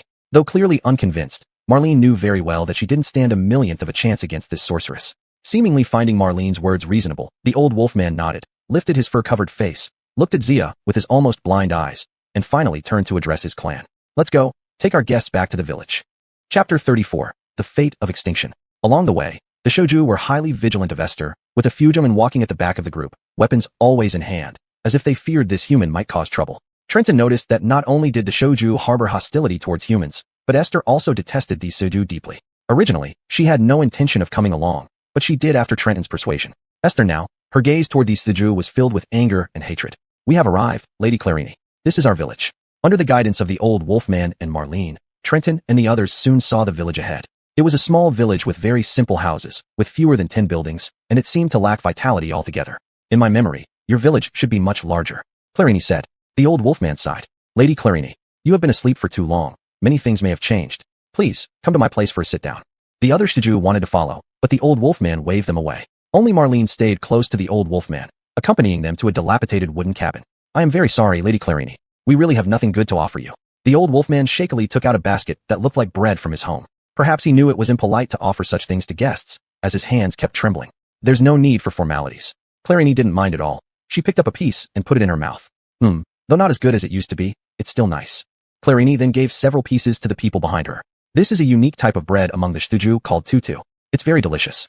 Trenton took one. It was blackish and quite hard when squeezed. It didn't look appetizing at all. But he couldn't refuse, as the guest should respect the host. So he bit into it. The outer skin was indeed hard, but the inside held surprises. The texture was rich, and a sweet fragrance lingered in the mouth. Delicious, Trenton commented. Actually, this tutu wasn't worse than ordinary human bread. It was just surprising how delightful it could be when expectations were low. Stacy devoured a piece quickly, surprise evident on her face. Esther, however, refused adamantly despite Trenton's repeated persuasions. I will not eat anything from the shodo. Humans are always so arrogant and self-righteous. Marlene leaned against the door, looking at Esther coldly, and said, You're better than those bloodthirsty beasts who know nothing but killing. Esther hit back mercilessly. Oh, is that so? I can show you exactly how we bloodthirsty beasts behave. A trace of anger appeared on Marlene's face. Esther mirrored this expression. Just as the two faced off, the old wolfman sighed and said to Marlene, Marlene, go hunting, or we won't be able to gather enough money. Marlene glanced at the old wolfman, huffed coldly, and left the house. Sorry, this child has always been this way, temperamental and aggressive. Sigh, but she is a kind child. Kind. Ashturin. Just as Esther was about to say something, Trenton stepped in front of her, pinching her cheek. Dr. Trenton, what are you doing? As a patient, you must listen to the doctor. The doctor believes you haven't fully recovered yet, so stop talking. But, Dr. Trenton, Trenton frowned slightly and stared at Esther. Although still unhappy, Esther clenched her fists and nodded. Why do you need money? Clarini paid no attention to the argument beside her, munching on the bread while looking at the old wolfman. Now, the land we live on belongs to humans. To survive here, we must pay land fees to humans. Huh? I remember this forest used to be Jew territory. Clarini was puzzled. The old wolfman slowly sat down on a chair, gripping his cane, as if recalling some bitter memories. About 10 years ago, the newly appointed lord led his knights into the forest. The first time they came, they didn't communicate with us at all before starting the massacre. Although our race managed to repel several waves of human attacks using the advantages of the forest, they immediately brought in mages, who set the forest on fire. As he spoke, the old wolfman's hand slowly clenched tighter, making a creaking sound as he gripped his cane. The forest was our home. We loved this forest. When humans couldn't get it, they would rather destroy it. But we can't. So we surrendered, and then another massacre happened. Most of the Shujru were killed, and some were taken out of the forest, never to return. At this moment, Trenton suddenly recalled what he saw in the underground kingdom of the black market in Tala City apart from the Genevieves being sold. He saw a place behind a curtain that looked like a back kitchen. He only glanced at it by chance, but saw many people with strange ears or tails hanging like meat waiting to be slaughtered. Esther, more terrifyingly, they were still breathing. He didn't want to recall it, and did not wish to think about what fate those suspected Sivu might have faced. After that, the knights camped outside the forest. The Lord seemed kind enough to let us weak, old, and injured to continue living in the forest, but required us to pay high land fees. Esther, and after paying the fees, those knights often came to harass us. All our weapons were destroyed by order of the Lord, leaving us with only wooden or stone tools for hunting. This made the knights even more audacious, capturing young Shuju girls and children, violating them. Those who were sent back were nothing more than naked corpses. No, impossible. How can you defame the knights like that? Esther couldn't hold back any longer. She drew her long sword from her waist, pointing it directly at the old Sorun. Esther, calm down. Trenton couldn't judge if the old Sog man's words were true, but they were still guests in someone else's village, so it wasn't appropriate to act violently. Yes, that's exactly how it was. The old show man was not afraid but slowly raised his head, his hollow eyes locking onto Esther's. Your humans, those knights, used such swords to kill my people one by one. Esther stood frozen for a moment, finally gritting her teeth, sheathing her sword, and leaving the wooden cabin. Stacy. Trenton signaled to Stacy. And me, I'll follow right away. The Genevieve, though timid, was smart enough to understand Trenton's intention immediately and rushed off in the direction Esther had left. AI. Lady Clarini, you have cleared the greatest threat in this forest for us, but unfortunately, we still haven't escaped our fate of extinction. Clarini stopped eating her bread. She looked back at Trenton and pointed to the old So man. How much longer can he live? Trenton squatted beside the old So man. I'm sorry, sir. Huh? What are you going to do? Before the old show man could respond, Trenton activated life detection. Target's body is suffering from multiple failures. Life signs critically weakened. Estimated remaining lifespan 1 month. Trenton frowned slightly. Organ failure. Unless through organ transplantation, modern medicine couldn't restore deteriorated organs either. Based on the host's current level and available demonic points, treatment suggestions have been provided. Host can convert the 8 souls harvested into life force to rejuvenate the failing organs. Based on the number and quality of souls currently held, this can extend the target's lifespan by 50 years. Trenton's eyes lit up. Right? He wasn't just a modern doctor anymore, not even a human anymore. What humans couldn't do, why couldn't he as a demon? Chapter 35. I am not a god, just a doctor. Sir. Trenton squatted down in front of the old Sorun, gently taking his hand, and said, I am a doctor. I must be honest with you about your condition. You may not live through next month. A fugitive standing by the doorway revealed angry expressions when they heard Trenton's words. How was this different from cursing someone to death? But the old Chuan remained silent for a while before letting out a long sigh. Child, I know my body best. How much longer it can last is clear to me. There's no need to remind me.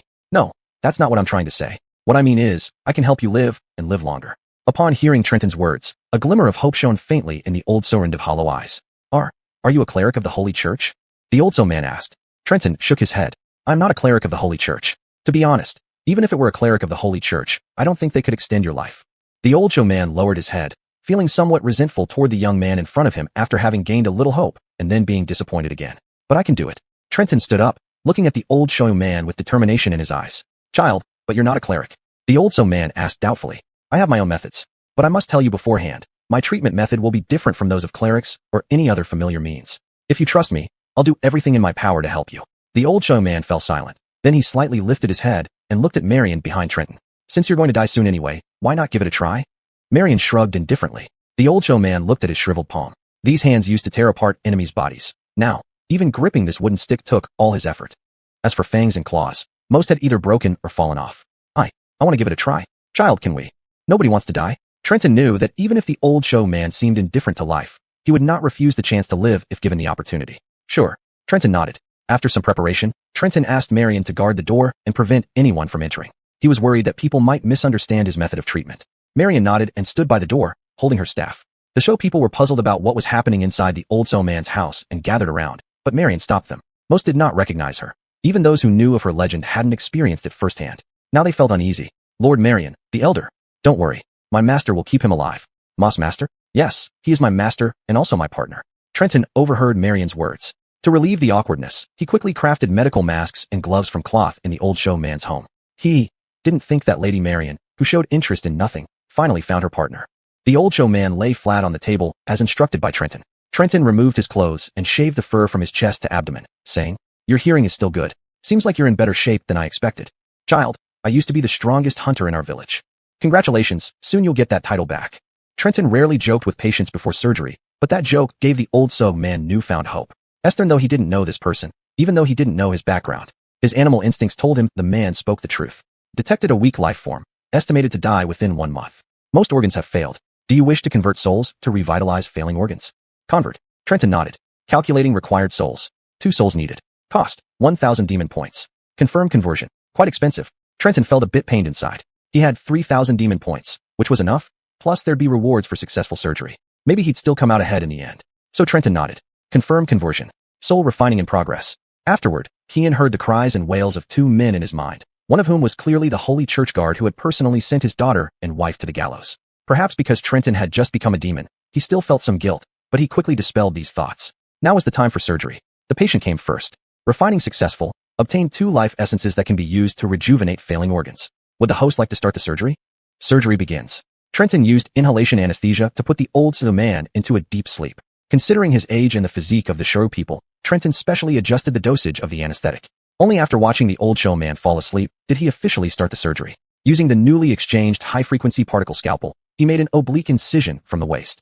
After opening the abdomen, Trenton found that the old show man's ribs had all necrotized, completely blocking the view. So Trenton removed the old show man's ribs first, and then he saw the most terrifying condition he had ever encountered in his surgeries. The patient's organs had started turning black, and some had even rotted. The physical constitution of so people was indeed remarkable. Esther, with such badly damaged internal organs, they could still function. Next was something beyond the reach of modern medicine. He opened his palm, revealing a green gemstone.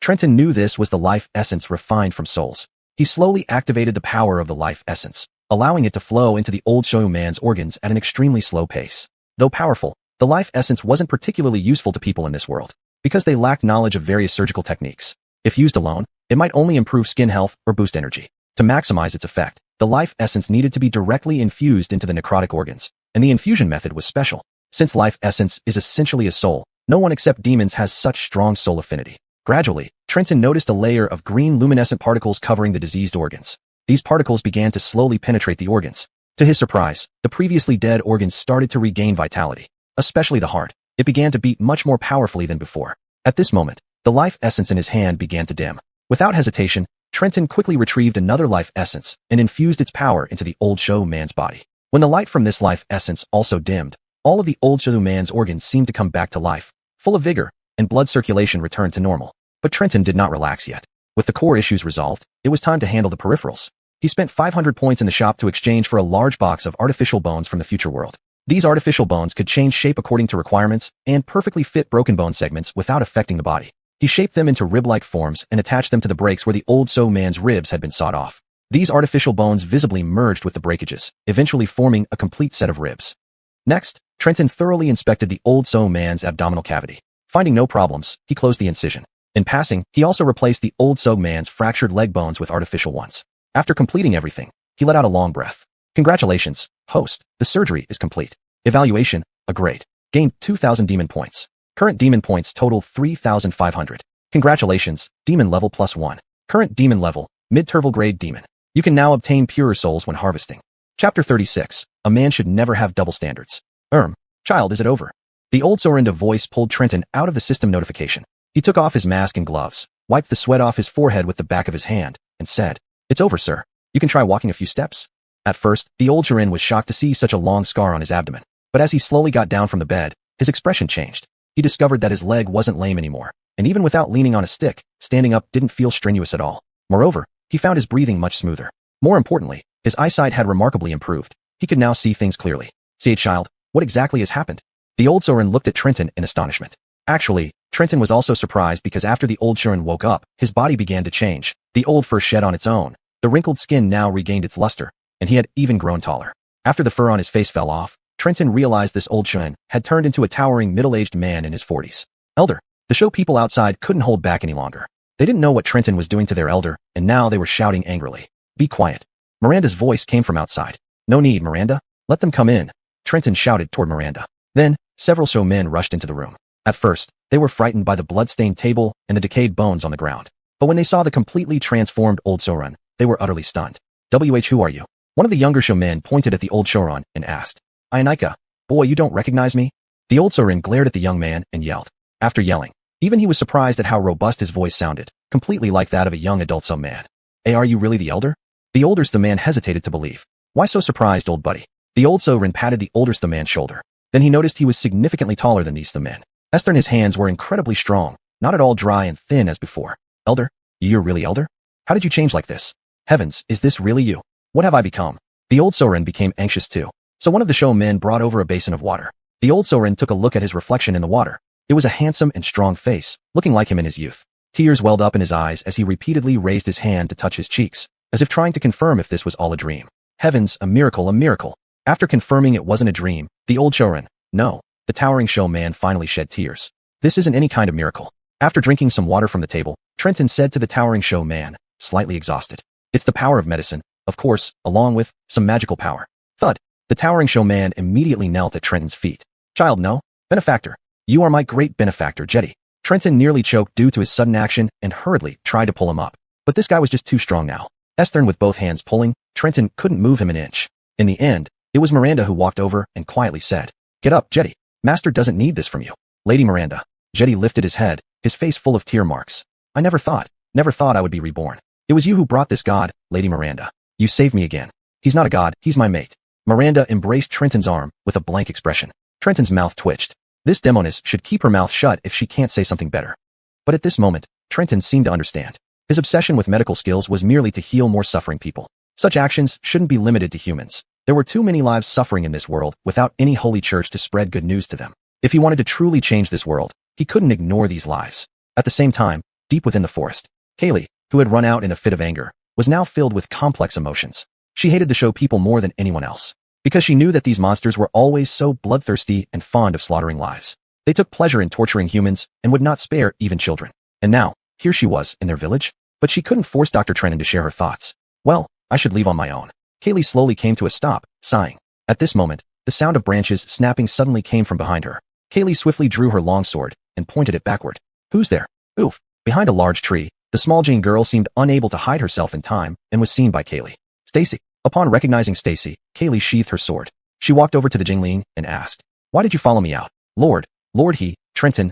I followed, afraid something would happen to you. The Jingling girl explained in broken language, knowing Kaylee was a good person. She had risked her life trying to protect Trenton before and was even shot by an arrow, nearly dying. But she still couldn't help but be scared. When Kaylee pointed the sword at her just now, she really felt like she was about to be killed. Sorry for making you worry. Kaylee gently patted Stacy's hair. Although she had heard that some humans sold Jingling as slaves, or even livestock, she had never seen it herself. In fact, Kaylee had only seen a Jingling once, glimpsing one far away in the forest. And when she went back to look for them again, she only found traces of where they used to live. So I've always been curious, why are your Jinglings so elusive? Leaning against the tree, Kaylee sat down with Stacy and began recounting the story of when she had seen a Jingling before. Afraid? Because fear? Afraid? Kaylee was puzzled. Why be afraid? I merely wanted to talk to a Jingling. After all, you're an ancient and wise race. If seen by humans, we will be killed, be taken, be slaves. By the end, fear filled Stacy's eyes, as if she had returned to that dark underground prison. Every day, eating barely edible food, stripped naked, treated like animals, the humans tried to numb their resistance, turning them into tools for pleasure. Kaylee didn't quite understand. She looked at Stacy and asked, Where did you hear this? Humans don't just randomly harm other races. This must be a rumor. At least during her patrols, she helped everyone who needed assistance, including those of other races. But the Jingling girl shook her head violently and then lifted her clothes toward Kaylee. Then Kaylee froze, because what she saw were numerous scars on this frail and thin body, whip marks, bruises, knife wounds, and even bite marks. Kaylee sucked in a sharp breath. These were done by humans? Stacy nodded. Kaylee clenched her fists tightly. Why would someone do such things, take pleasure in harming other lives? No, Perhaps it wasn't like this. Maybe Stacy misunderstood, perhaps she saw wrongly. How could humans harm other races? After all, humans. Suddenly, she remembered what the show girl named Ionika had said before. Was she blindly denying the truth? Was this not a form of escapism? Chapter 37, Monster Attack. She supported herself against the tree and slowly got to her feet. Seeing her suddenly stand up, Loretta hurriedly put down the shirt she had been adjusting and stood up as well. I can't run away. I must know what's really going on. In the past, Esther thought she knew enough. She even believed that as long as she endured silently and contributed to the country by doing all the dirty work, one day, her father would acknowledge her. Her one-sided hopes might have started from childhood. Lake, did you always know? That's why you often sighed at me. Esther's steps were unsteady. Everything that happened over these few days hit her hard. Now, an idea was forming in her mind that could overturn her worldview all along. Humans might not be as wonderful as she imagined. I have to go back. She turned around and headed in the direction she came from. Loretta also quickly followed behind her. She didn't understand what Esther meant earlier, but she could sense that this noble-born human was now suffering through some kind of unbearable torment. However, after wandering around the forest for a while, they still couldn't find their way back. As it was getting dark, Loretta started to get worried. She held a branch in her hand, her eyes filled with tears as she vigilantly watched the surroundings. Relax, Loretta, I'll protect you. Although Esther said so, being lost in the forest like this would eventually lead to trouble. Misfortunes never come singly, and at this moment, rustling sounds suddenly came from the bushes. Loretta was immediately frightened and fell to the ground. Esther faced the bushes with one hand on her sword, the other shielding Loretta behind her. At first, Esther hoped it might be Trenton and the others coming to find them. But upon seeing blood-red eyes appearing from behind the bushes, she abandoned that hope. What made her even more despairing was that there weren't just one pair of red eyes. Soon, more appeared. 10 pairs in total. And these were not wolves or wild animals. They were monsters covered in deep purple scales. Monsters. Esther was shocked, never expecting to encounter monsters here. Monsters are evil creatures created by demons specifically for warfare. They lack emotion, are brutal, and tireless. Once they set their sights on prey, they won't stop until it's dead. After the demons defeat and retreat to the barren lands, these war beasts were not taken away, but released into the world. Their reproduction rate was extremely high, and within a few years, they spread across the globe. The ones appearing now were called purple crystal wolves, which were not particularly advanced monsters. If it were the usual Esther, with her skills as a 5th-tier swordsman, dealing with 5 wouldn't be an issue. But now, with her wounded chest reducing her strength, and having to protect Loretta behind her, she knew the battle ahead would be arduous. Roar! The first purple crystal wolf launched its attack. Esther slashed it cleanly in two with sharp sword strikes. Then came the second and third. Esther continuously used her sword techniques. The first few were smoothly killed by her, but then the monsters realized the human was an easy prey. They began to flank and attack from various blind spots. One even attempted to strike at the elf maiden behind Esther. Esther sharply turned, her longsword gleaming slightly as it pierced straight through the throat of the monster, trying to sneak up on Loretta. By now, Esther's body was covered in numerous wounds. She felt pain creeping in from her injuries, and if the fight continued, her wounds would surely tear open. Yet there were still 4 purple crystal wolves left. These 4 were remarkably intelligent, not rashly attacking, but feinting to drain Esther's energy. You should go. Don't care about me. Loretta cried out to Esther. But Esther remained steadfast, always protecting Loretta behind her. The monsters seemed to notice that once they attacked the elf, the human knight fought more desperately. So they shifted tactics again, closing in on Loretta while launching feints. This forced Esther to expend even more energy to shield the girl. Finally, she knelt on one knee, only staying upright thanks to her long sword embedded in the ground. She clutched her chest, feeling blood seep through the torn chest plate. The monsters, sensing it was time to reap their reward, pounced on Esther from 3 directions simultaneously. Esther gritted her teeth, gripping the sword hilt tightly. Esther, and if she were to die, she would take these beasts with her. At this very moment, a javelin made of stone flew accurately from a distance, striking one of the purple crystal wolves in the head. The stone-sized spearhead dented the creature's skull. Another purple crystal wolf had its forehead smashed by Iana as he jumped down from a tree with a stone club. As for the last wolf that had already rushed to Esther's face, it was grabbed by the neck with Esther's sudden upward thrust. Then Esther used all her strength to pin it to the ground, pressing down on the longsword still half embedded in the ground with all her might. Crack! The blade severed the monster's head, blood splashing all over her face. Iana, carrying a stone-tipped spear, strolled leisurely to the heavily breathing Esther and smiled. You're quite a fighter, human. Esther slowly lifted her head, staring at Iana. Humph, no big deal. I saved you just because you're Lady Sherry's guest. You don't need to. Thank you. Iana froze, looking at Esther in confusion. Now the girl slowly dragged herself up, retrieving her sword, and looking earnestly at Iana. Thank you. Thank you. Loretta also echoed Esther's gratitude towards Iana.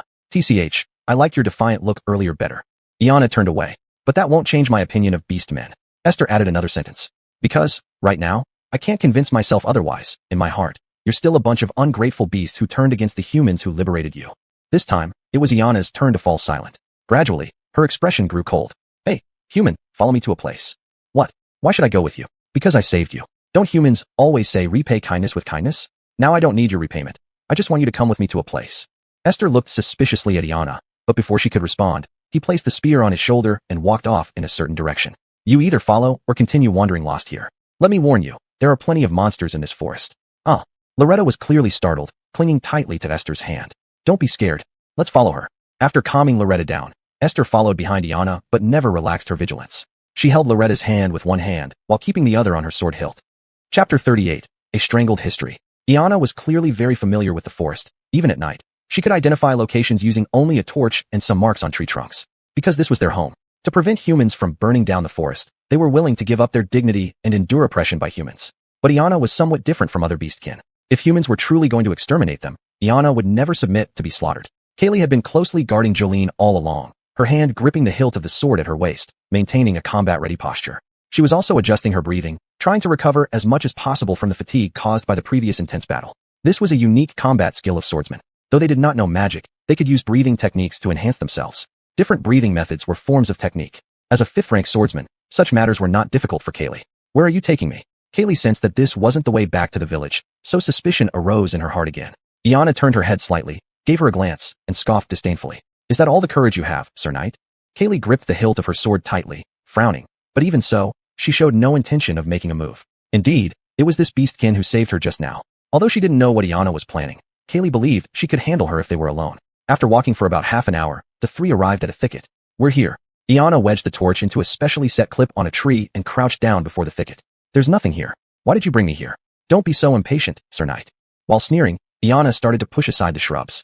Kaylee did not like the way she spoke. It sounded respectful but carried a hidden mocking tone. After Iana pushed aside the shrubs, a path leading underground became apparent. There's actually a path leading underground here. Kaylee was surprised. Iana stood up and brushed off the dust from her hands, saying, Come on, Sir Knight, the thing I want to show you is inside. But Kaylee did not follow Iana inside. She knew that in the forest, she could rely on her own strength to respond to any attack. But once underground, if someone were to ambush her, she might not be able to defend herself. Esther, if she couldn't guarantee she could protect Jolene. Don't worry, human. If I really wanted to kill you, I wouldn't resort to ambush. The playful expression vanished from Iana's eyes, replaced by a serious look. Perhaps sensing sincerity in Iana's eyes, Kaylee eventually decided to go down and see. Stay close to me, and if anything goes wrong, run immediately.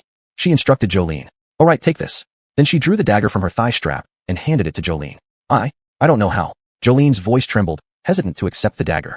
Kaylee held Jolene's hand and placed the dagger in it. Don't be afraid. If anyone tries to hurt you, stab them with this. Sir Knight, are you ready yet? Iana yawned, showing some impatience at the entrance to the passage. Don't rush me. I'm coming over. Subsequently, Kaylee and Jolene followed Iana into the underground tunnel. The tunnel looked neglected and dilapidated, narrow and prone to collapse at any moment. Kaylee could only follow Iana by looking at the torch she held ahead, but dared not get too close, worried that she wouldn't react in time if Iana attacked. After walking for about 3 minutes, the originally narrow passage opened up into a vast underground space. Human, I have a question for you.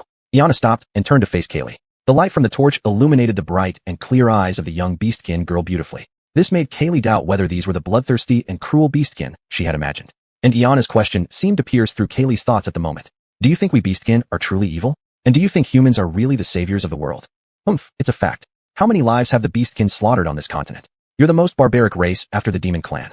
Humans, heroes, and holy maidens defeated the demon king and saved the world. Why wouldn't humans be the saviors? A faint smile curled at the corner of Iana's mouth. She seemed to be expecting something, and then the young beastkin girl shifted the torch backward.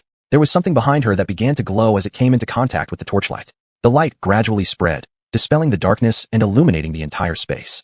Kaylee thought this might be a signal for an attack, so she drew her longsword and shielded Jolene, ready to face the impending battle. But even as her eyes gradually adjusted to the light, no one attacked her. She also got a clear view of what was in front of her. Standing behind Iana were several stone-carved statues of deities.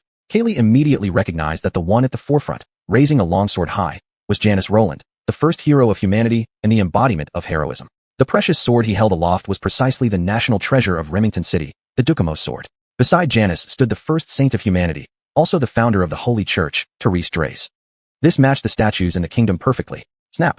Kaylee's longsword dropped to the ground, her eyes blankly staring at everything before her. It wasn't because she saw the statues of human heroes and saints. Janus and Therese were the saviors of this world.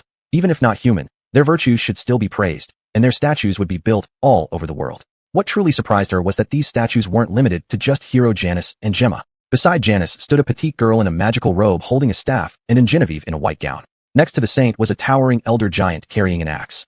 Then came a tall female mage, followed by a dwarf wielding a warhammer and a wolf beast fighting with dual blades. And finally, a great dragon guarding everyone from behind, its massive wings seemingly protecting everyone. What is this? Kaylee's pupils began to tremble. The statues before her were completely different from what she had seen before. Who are these people? How could they be beside the human heroes? There's even a dragon among them. Dragonkind should be as evil as the demon clan. Why does it now look like a guardian? Kaylee's worldview was being constantly challenged.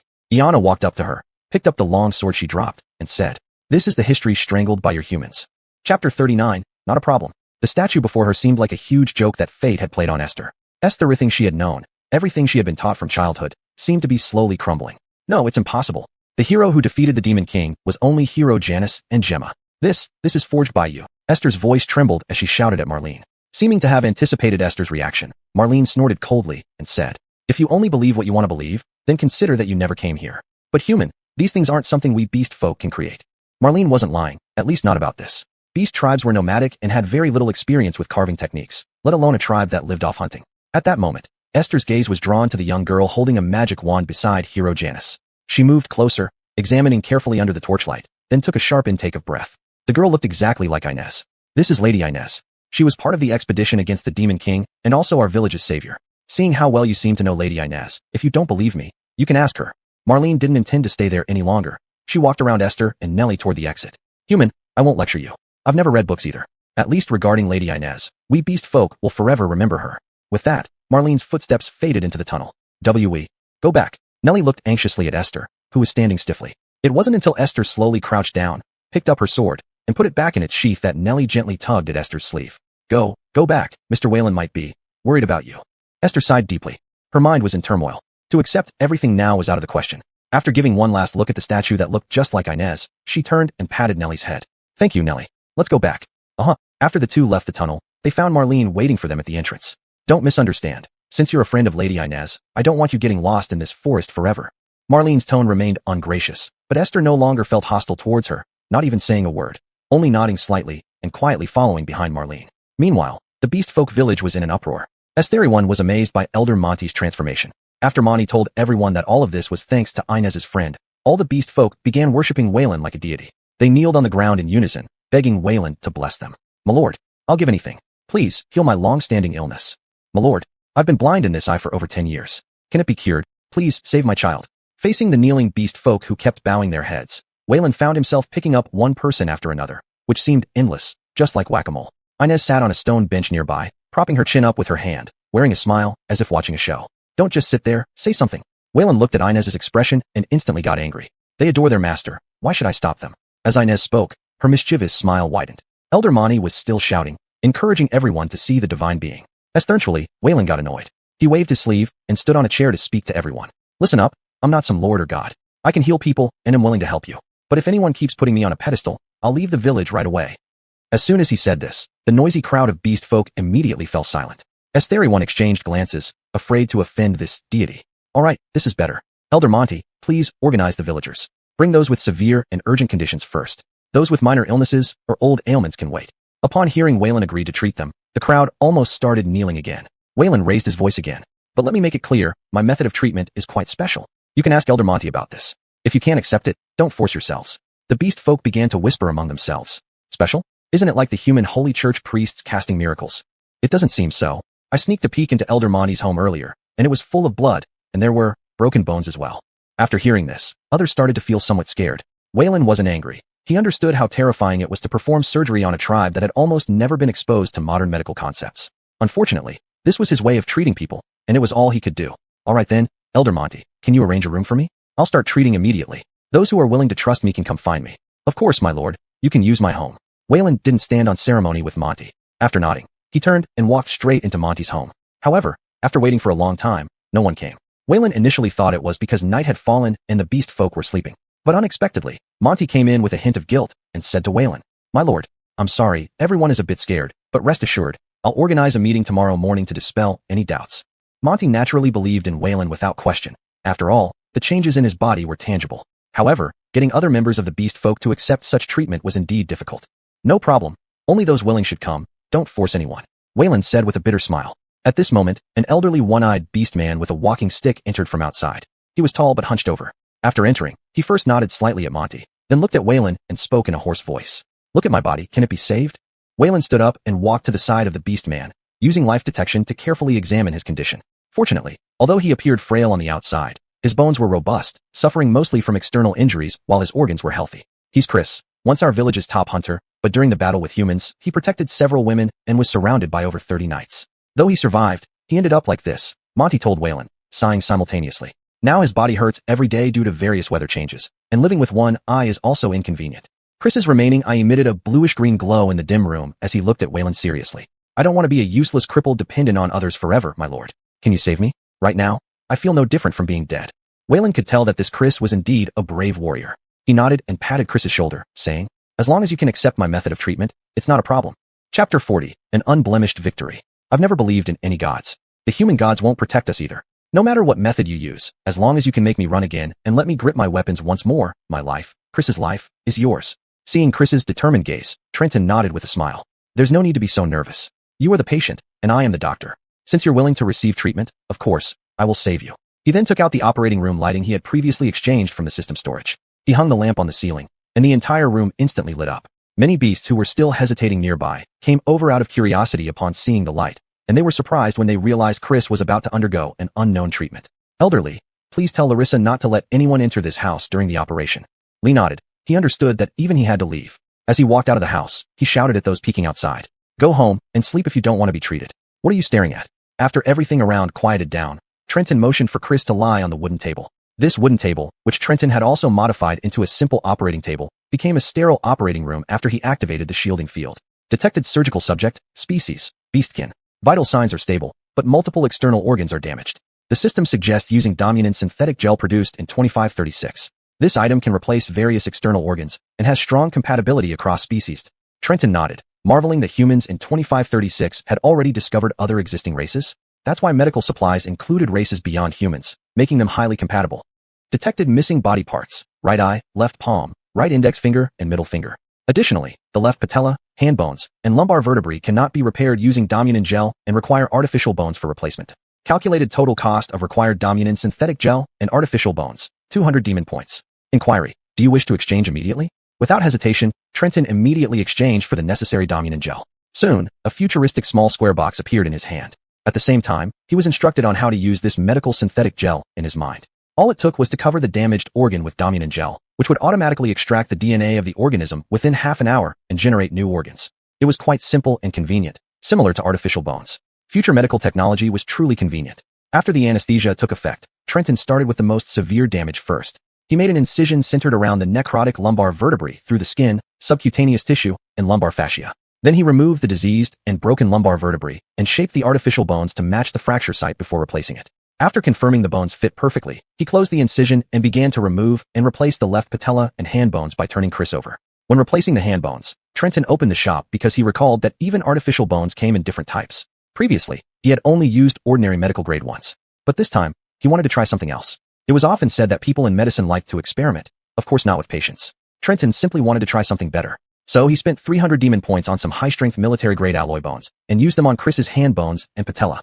These alloy bones, after fusing perfectly with the bone fractures, clearly differed in color from other bones and were significantly harder and denser than regular bones. A good thing is only expensive, seemingly without other downsides, Trenton sighed. Finally, he applied dominant gel on Chris's necrotic right eye and incomplete palms. After about half an hour, the dominant gel gradually shaped itself, leaving behind a perfect eyeball and fingers. Congratulations, host. Operation complete. Evaluation.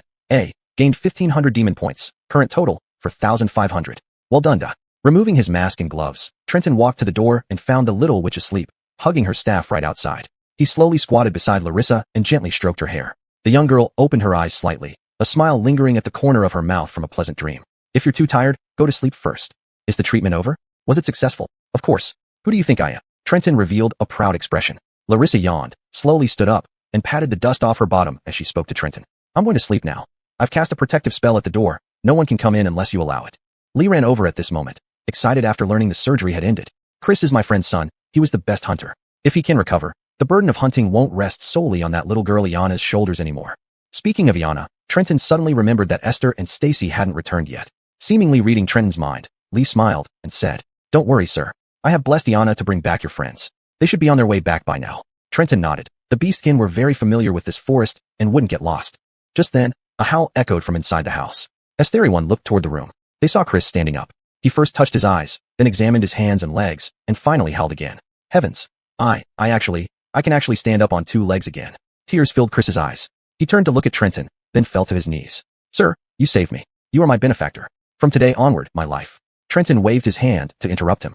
That's enough. Keep your life for yourself. I'm not interested. How's your body? Trenton was concerned there might be some rejection reaction, considering the military-grade artificial bones he used required high physical strength. Chris threw a punch with his arm and then clenched his fist. I've never felt better. I even feel stronger than when I was at my peak. I just want to find those knights and fight them. Don't. I didn't heal you so you could go looking for death. Trenton sighed, while Larissa leaned against him, almost asleep. Looking at her, Trenton couldn't help but smile and asked Lee, Elder Lee, can you find a room for her to sleep? Of course, Lady Larissa is our village's savior. I'll take her to her room right away. Trenton watched Larissa leave with Lee, nearly in a sleepwalking state, and waved goodbye with her eyes still closed. He found the demon race incredibly adorable, showing no signs of having lived for over 1,000 years. News of Chris's recovery quickly spread throughout the village. When everyone saw him, who was not only back to his prime but even surpassed it, easily shattering a huge rock with one claw, they were astounded. Thus, people who had been hesitant started coming to Elder Lee's house one after another. After arranging accommodations for Larissa, Lee returned to assist Trenton in guiding the villagers. Serious cases first. Marlon Evie, your athlete's foot doesn't need treatment here. Damn it, don't take off your shoes. And you, Hatcha, that injury from your wife was meant to teach you a lesson about drinking. Hadn't you, your problem with that thing? Sir, is there a solution?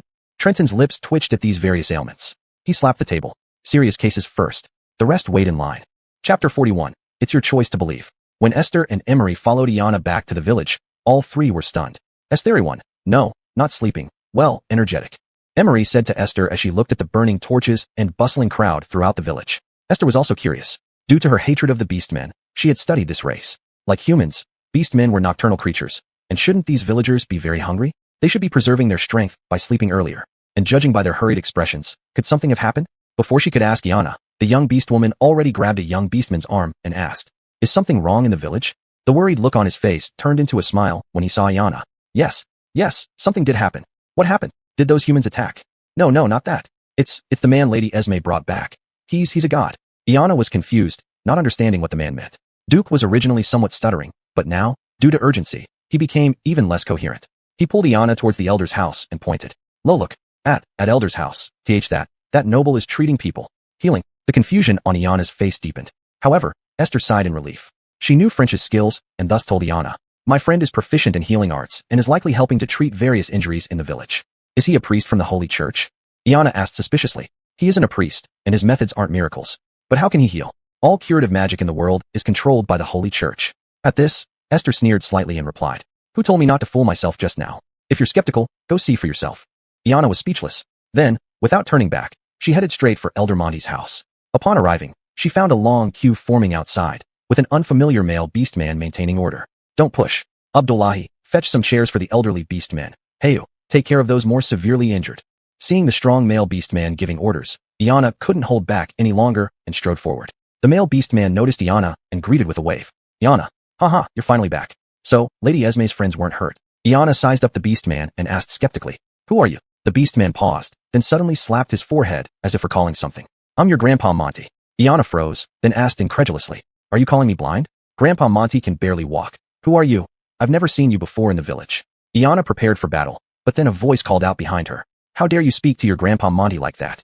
This voice was familiar. It belonged to her Uncle Chris. She turned, intending to tell him about the imposter pretending to be the elder, but seeing Chris with intact limbs and eyes, she was even more shocked. Uncle, your legs and eyes. Humph, not just the legs and eyes. I feel like my body has been renewed. Even if a 4th stage monster came, I could handle it alone.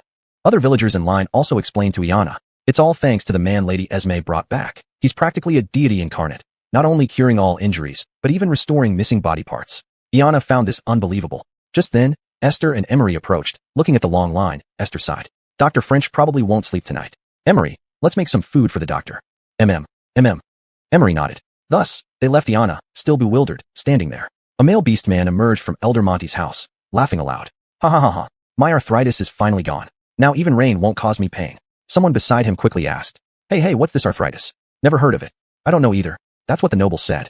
Iana couldn't stand it anymore. She rushed inside, only to be stopped by Elder Monty at the door. Little Iana, the noble said only patients can enter, others must wait. You just let him treat you like this? Aren't you afraid he might play tricks on you? Besides, We are the proud beastmen. How can we accept others' charity like this? Iana said to Elder Monty. Don't be impolite. Iana, if your grandfather Monty does not accept the treatment, he will only live for another month at most, and as for me, I would probably have to rely on a cane forever. Look at everyone here. They have all been suffering from pain for years. Could you bear to see them continue to suffer? At this moment, an elderly female beast woman also came over and held Iana's shoulder, saying, Yeah, little Iana, previously we also pooled our money to ask the Holy Church to help us get treatment, but after taking our money, humans only sent a trainee priest. Sigh. Actually, Iana also knew that their tribe now lived by hunting, using crude stone weapons. It was inevitable to get injured during hunts, not to mention occasionally encountering monsters. Before the old injuries healed, new ones appeared. Over these years, it had become almost impossible to find a completely healthy beast man in the village. Esther, she was no exception. Once during a hunt, she was ambushed by a crystal wolf and got a huge gash on her abdomen. Although she survived, now every time she engaged in intense exercise, she felt severe pain in her stomach, but she still endured it and became the village's hunting captain. But, Elder, Uncle, how could he just treat us for free? That's impossible. Hearing Iana's words, Elder Monty and Chris fell into deep thought. Not only them, the other beastmen were also silent. Yes, what did they have to repay this noble? Money? The meat and furs obtained from hunting could only be exchanged for money with traveling merchants. Knowing their situation, these merchants not only did not sympathize with them, but ruthlessly squeezed the prices, so their village was virtually destitute. So what else did they have? Marlenu, your grandfather Monty and I discussed it. If this noble doesn't mind, the lives of all villagers can belong to him. Uncle? What are you talking about? At this moment, the door to Elder Monty's house opened. French walked out, seemingly having heard the commotion outside. He glanced at all the beastmen, some of whom lowered their heads, not daring to look at French. Others looked at French with pleading eyes, as if afraid he would stop treating them. Still others met French's gaze firmly, like Iana. Don't worry, I won't make you pay any price. French rubbed his eye sockets tiredly. He had been healing 5 beastmen continuously, and the fatigue was almost making him fall asleep on his feet. Now he came out because he heard Iana return. She was worried about Esther and Emery's situation, so he came out to check. Sorry, I don't trust you. Iana looked coldly at French and said, Iana. Chris glared at Iana angrily, but the young girl did not back down. We don't even know what method you use for healing, so I can't trust you. French didn't get angry. He just nodded. I understand. I said from the beginning, those who wish to believe in me may come to me. Those who don't believe need not force themselves. At this moment, a young female beast woman carrying a beast girl shakily approached French. And noble sir, please save my sister. Chapter 42 Food Therapy. Trenton walked over and examined the child on her back. If calculated by human age, she looked to be around 11 or 12 years old. The teenage girl carrying her was no more than 15 or 16 years old. But the beast race seemed to have a longer lifespan than humans, so both should actually be older than they appeared. She has been malnourished for a long time and suffers from congenital anemia. She won't last much longer like this. Trenton touched the child's forehead. Does she often run a fever? Fever? The teenage girl was taken aback. Trenton didn't expect that these beast people did not even understand what a fever was. It means her body is very hot and weak, unable to get out of bed. Yes, my younger sister often gets very hot and says she feels very uncomfortable. This is periodic low-grade fever due to poor immunity. Continuing like this, she may end up mentally disabled. Sir, please save my sister. Tears welled up in the girl's eyes as she was about to kneel before Trenton. Get up. Trenton grabbed her wrist and found that the beast teenage girl was also pitifully thin, with very slender arms and poorly developed physique. Sir, please save these 2 sisters. Their parents died in the attack by human knights. You said she's malnourished, but we can't do anything about it. In this village, as you see, everyone is hungry. Elder Monty came beside Trenton and said. At this moment, Iana stepped forward. Monty, Lauren, I will bring you more food. Let me share my food with you now. No, Sister Iana, you need to hunt and must be well fed. You cannot do that. Monty, the girl, quickly held on to Iana who turned to leave. Iana smiled at her and said, It's okay, I eat little, and there are leftovers at home. I'll go get them for you now. Elder Monty sighed softly to Trenton. The tuta used to entertain you all today is my week's ration. That's because I'm elderly and frail, so they gave me a bit more. These 2 sisters might only get 4 tutas a week. Trenton frowned. What would normally feed someone for a week? His group finished off like Zhu Beiji eating ginseng fruits, just a few bites. Iana was already turning toward her home when Trenton stopped her. Can you save everyone? Iana halted and looked back at Trenton. What do you mean? You can share your food with these sisters, but what about the others? What about those still starving? Humph, it's none of your business. Trenton did not dislike Iana. This girl was very independent and would likely give away most of her food, ending up dying while hunting due to lack of strength. He didn't want to see that happen. All right, come here, I have a plan. Trenton beckoned Iana over. Seeing Iana still standing there, he turned to Monty directly. Compared to treatment, your sister needs nutrition supplementation more urgently. Her body needs immediate adjustment. Sir, how should we do that? The girl asked timidly. Trenton fell silent for a moment, deep in thought. Simple nutritional supplementation would take too long and might not improve the girl's condition. Then he recalled the mushroom soup he made using various herbs. After Esther, Clarini, and Stacy drank it, their physical strength improved significantly. That wasn't just the power of the herbs, but also the system's effect. Since then, Trenton had unlocked the food encyclopedia within the system, allowing him to create potent dishes based on ingredient combinations. So Trenton first had the girl carry her sister into the house. At this point, Iana said, "I'm going in too." "How?" "The elder doesn't want anyone to disturb him while treating." Monturo glared angrily at his niece. Iana snorted coldly and wouldn't budge. "I said, I don't trust him. I have to see what he's doing." Trenton waved his hand. "Do as you wish." Then he allowed Iana to enter the chief's house along with the two sisters. Inside the chief's home, there was a large iron pot, presumably used for cooking, though it looked old and covered in dust and used for a long time. Watching Monty lay her sister Lauren on the bed, Trenton pointed to the pot and told Iana, "Wash this pot." "What?" Iana looked surprised at Trenton. "Since you're here, lend a hand. Wash this pot while I prepare, then fill it with water and light the fire." "I." Just as Iana was about to decline, the young girl Monty volunteered. "Sir, I can do it. I'll go." However, Trenton stopped Monty. "You are too weak. Wait until your sister is treated, then I will take care of you." Then he turned to look at Iana. Although Iana was unhappy, she wouldn't make the already frail Monty do this task. She gritted her teeth irritably and then picked up the iron pot and left the house. "Ow, why did you bring our pot out?" The elder's voice came from outside. "I'm going to wash the pot. Move." Then came Iana's irritable voice. Trenton smiled bitterly. Although she had a sharp tongue, Iana was indeed a very good child, reminding him of his own sister. Esther, though she was in high school, she always acted tough, unwilling to tell her family anything, even when she was bullied. She always thought for others first.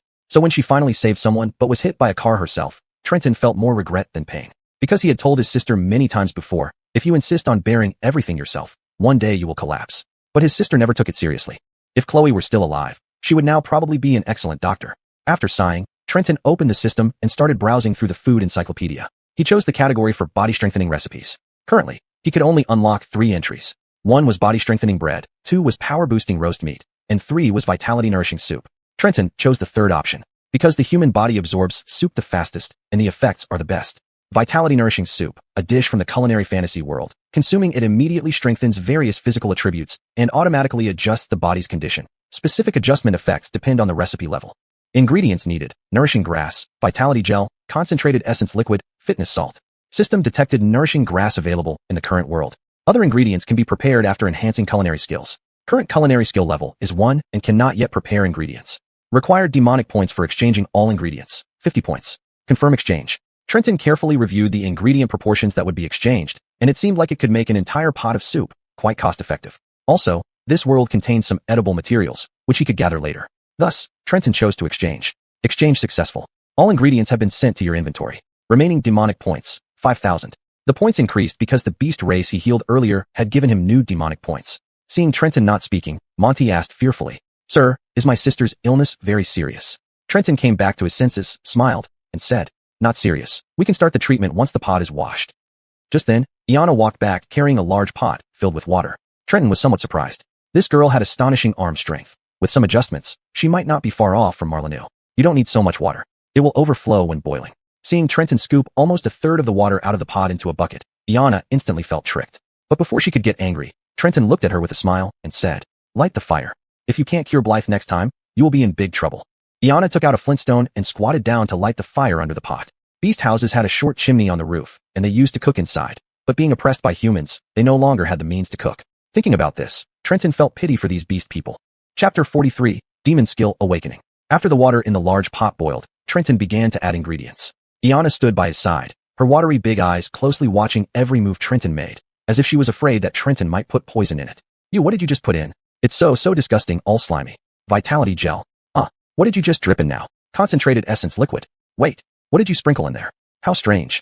"Healthy salt, and the saliva you just sprayed in." Iana immediately covered her mouth, her face slightly flushed. Then she looked at Trenton with dissatisfaction. "When are you going to start treating Blythe? If you don't continue to interfere with me, I can cure her soon." Trenton sighed, looking at Iana helplessly, and said. Iana snorted coldly and said, "I don't trust you. I will keep an eye on you tightly." Fine, whatever." Trenton no longer paid attention to Iana. He began to focus on simmering the broth. Soon, an indescribable fragrance wafted out of the pot. The aroma was incredibly appetizing, making Iana and her sister Eileen involuntarily swallow their saliva. What is this? So fragrant." Iana stared at the soup in the pot, drooling. To prevent her saliva from dripping into the pot, she tried hard to resist the temptation and took a step back before asking Trenton. "Vitality nourishing soup. It's done. Go get me a bowl." Trenton glanced at Iana, who was staring blankly at the pot, and urged again. "Hurry up, get the bowl over here." Okay, all right." Iana obediently turned around to get a bowl. Trenton ladled a bowl of soup and then handed it to Eileen. "Feed your sister." Eileen held the steaming bowl, almost tempted to drink it all in one go. But after glancing at her sister Blythe lying beside her with faint breaths, she gritted her teeth and helped her sister sit up, feeding her the soup little by little. At this moment, Trenton was also very nervous. This was his first time dealing with food therapy. Normally, food therapy should be a slow process, mainly relying on body conditioning to achieve balance. But this treatment should show results very quickly. If it doesn't work, he would have to think of other ways. After drinking all the soup, about 3 minutes later, Blythe's breathing gradually stabilized, and her cheeks, which were flushed from fever, gradually returned to normal. She opened her eyes and sat up. Blythe, how do you feel? Aileen held the bowl nervously, watching her sister closely. Sister, I'm not feeling sick anymore, not at all. My body feels so warm and comfortable. Blythe smiled brightly at her sister. Tears welled up in Eileen's eyes instantly. For so many years, it seemed like the first time she saw her sister smile happily. Her sister, who had been tormented by illness every day, now seemed reborn, and the two sisters embraced each other and cried. That's great, so great, Blythe. Iana also came over. Seeing Blythe's healthy, rosy complexion, she was utterly astonished. What exactly did you do? This is called medicinal cuisine. Trenton let out a sigh of relief, smiling as he explained to Iana. Then he turned around, ladled another bowl of soup, and handed it to Aileen. Now it's your turn. My lord, can I drink it too? Aileen was a bit timid, seemingly afraid to take it. Trenton directly placed the bowl next to the bed and said, drink if you want to. No pressure. Afraid that Trenton would be upset, Aileen immediately picked up the bowl. I'll drink it, my lord. Please don't be angry. Then she gulped down the soup in one go. After drinking the bowl of soup, she first felt warmth, then complete comfort. All fatigue and discomfort in her body seemed to vanish instantly. And this was just the beginning. Next, Aileen felt an indescribable force surging out from her body continuously. She couldn't help but let out a howl. This, my lord, this is too delicious. And I feel like I have endless strength now. Seeing the happiness on the sisters' faces, Iana was dumbfounded. This soup, really that good? Meanwhile, the voice of the system sounded in Trenton's mind. Congratulations, host has cured 2 critically ill bodies through cooking. Cooking level +1, current cooking level 2. Received new cooking recipe and new cooking skill. Sharing. The sharing skill allows all life forms that consume your dishes and gain strength enhancement to synchronize their enhanced power with you. Subsequently, Trenton felt a surge of strength welling up in his body, which filled him with uncontrollable joy. Just the reinforcement that the two sisters received was enough to boost his strength significantly. If everyone drank the soup, wouldn't he ascend to heaven? At this moment, Iana looked at Trenton somewhat embarrassingly, barely able to hold back her saliva. Just as she was about to speak, she saw Trenton wave his hand at her. All right, escort these two sisters out. Then let other physically weak people come in first to share the soup. You what? If you don't want to help, just leave. In the end, the very vain Iana couldn't bring herself to say, I also want to drink a bowl. After countless thanks, the two sisters were escorted out by Iana. Outside, all the beastkin had been driven nearly mad by the aroma emanating from inside the house. When Iana told them they could go in one by one to drink the soup, everyone became excited. Each beastkin who entered and drank the soup came out radiant and full of energy. And those with injuries, Trenton would treat them first before distributing the vitality-nourishing soup. Congratulations, host has gained significant physical enhancement. Your demon level has been upgraded to level 3, Advanced Velt Demon. Received new demon skill, Soul Reaping. This skill allows the host to directly harvest the souls of dying life forms, which can also enhance skill proficiency. Each soul harvested will now directly increase the host's demon-powered. Finally, it was almost dawn after being busy all night. Almost half the village had drunk the soup. Trenton's level had also increased, with his physical attributes surpassing his human self, almost becoming a superhuman existence. Meanwhile, Iana collapsed exhaustedly in the house. She had been helping Trenton all night and didn't even get a taste of the soup, but she no longer doubted him after such a long night. At that moment, Trenton handed a steaming bowl of soup to Iana along with 2 pieces of bread that looked very exquisite. This is the soup I specially made for you, and some constitution-enhancing bread. Trenton pushed the bread into Iana's hands, but he had lied. The soup was indeed made by him, but not the bread. This was actually constitution-enhancing bread he had bought specifically from the cuisine store earlier. This store was newly opened by the system, allowing him to exchange for unlocked food items, but they were much more expensive than making them himself. For example, the vitality-nourishing soup.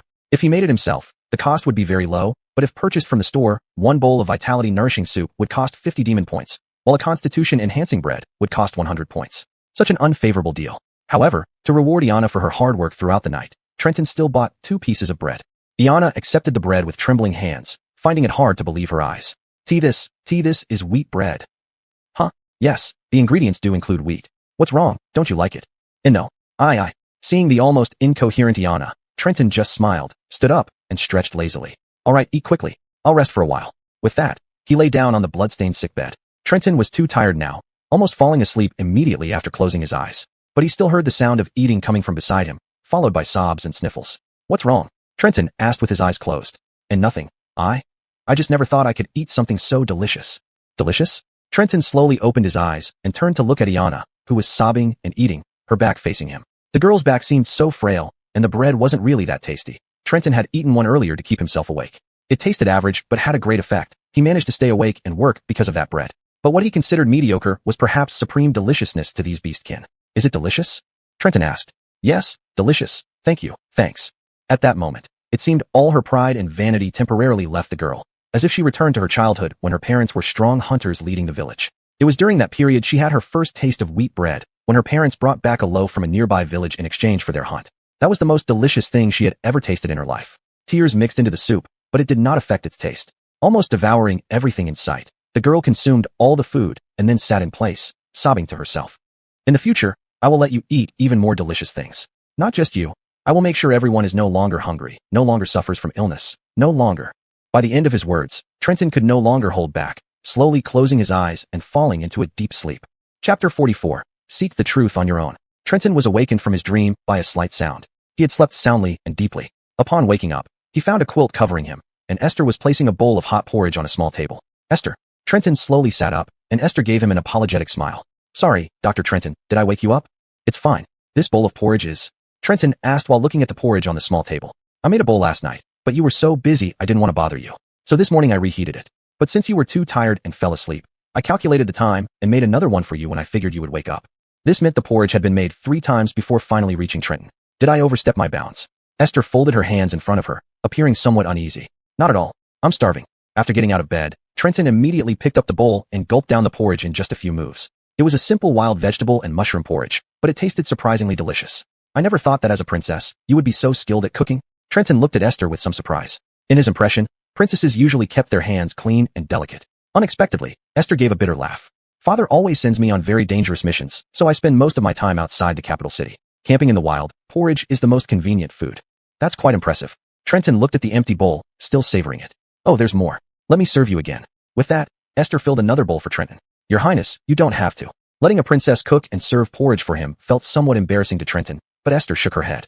When I'm with the knights, we take care of each other without distinction. And Esther's face flushed slightly as she lowered her head and whispered softly. You've seen me many times already. Now you're bringing this up. Perhaps due to the excessive power enhancement from last night, Trenton's senses were very sharp, and he clearly heard Esther's words. He was startled inside but quickly changed the subject as if he hadn't heard. Where did you run off to last night? Recalling the previous night, a hint of sadness flickered across Esther's face. Noticing this, Trenton didn't push her to reveal anything she didn't want to say. Instead, he smiled at Esther. It's okay. At least you're back. I was worried you might leave in anger. Yes, I won't leave for now. Thank you for your concern, Dr. Trenton. Have you finished? Let me clear a way for you. As Esther was about to leave, Trenton called her back. Since you let me call you Esther, shouldn't you also use my name directly? Esther turned her blushing face towards Trenton and then smiled faintly. Okay, Trenton.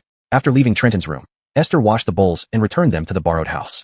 Then she silently squatted by a small stream next to the village, watching the fish in the water and sighing. If only everything in the world were as simple as you. Fishes aren't simple. They know everything humans think. A familiar voice sounded behind her, and Esther saw Lexia's reflection in the stream. Miss Lexia, are you awake? Lexia and Loretta had shared a room with Lexia last night, who had slept deeply throughout the night, but with a terrible posture. The originally co-sleeping Loretta had been kicked out of bed several times until Esther took her to her own bed with a smile, allowing the elf girl to sleep peacefully. Yes, Master seemed to be busy all night. Lexia stretched and then squatted next to Esther. What did you see when you went out last night? Why do you ask that? You seem different. Lexia's attitude towards people other than Trenton was icy, which Esther had grown accustomed to. She lowered her head slowly, looking at her reflection in the water with a melancholy expression. Miss Lexia, is this world as false as a reflection in water, easily shattered by a small stone? Plump. A stone hit the water, splashing Esther's face. Miss Lexia, what are you doing? The cold stream water made her flinch and shrink back. Then she turned her head toward Lexia with a slight scowl. Lexia pointed at the surface of the water. Esther puzzledly leaned in again to look at the lake. It was still her reflection. She didn't quite understand what Lexia meant. Just now it reflected you, and it still reflects you. What did this stone ruin? Lexia said. Esther was still confused, so Lexia sighed. I don't like preaching, but anyway, the real thing is you, not this surface of water. As long as you're here, it will always reflect your image, nothing else. Miss Lexia, last night, I saw some statues. Go on. They were different from any I had seen before. Besides Janice and Therese, I also saw people from various races. Iana told me that the ones who actually defeated the demon lord were heroes from different races forming a small team. Lexia gazed quietly at the water without speaking. Then Esther slowly turned her head, looking at Lexia's profile. I also saw you. Was that real? Miss Lexia, you were part of the team that saved the world. Time seemed to stand still. Esther was very afraid. She feared receiving an affirmative answer from Lexia. because that would mean humanity committed an unforgivable sin. Humans altered history, silenced the deeds of heroes, attributed all the credit to human heroes and the Saint Maiden, using this to promote and oppress other tribes. Such behavior was unimaginable, so she was very afraid. If Lexia nodded, then what should she do? Does the current you hope to get the truth from someone else's mouth? But Lexia just casually said one sentence. Esther was stunned, wanting to speak but not knowing what to say, so Lexia continued. You need to learn to find answers on your own, little princess. Don't live in your own world or in the dream others have woven for you. If you really care, find it yourself. Yes, Miss Lexia is right. Esther, and if you tell me the answer now, I might not be able to accept it, so I will definitely find the truth on my own. Lexia turned her head, with a faint smile, and looked at Esther. Human life is short. I hope you won't waste yours. Thank you, Miss Lexia, look here. Esther pointed at the water in front of Lexia.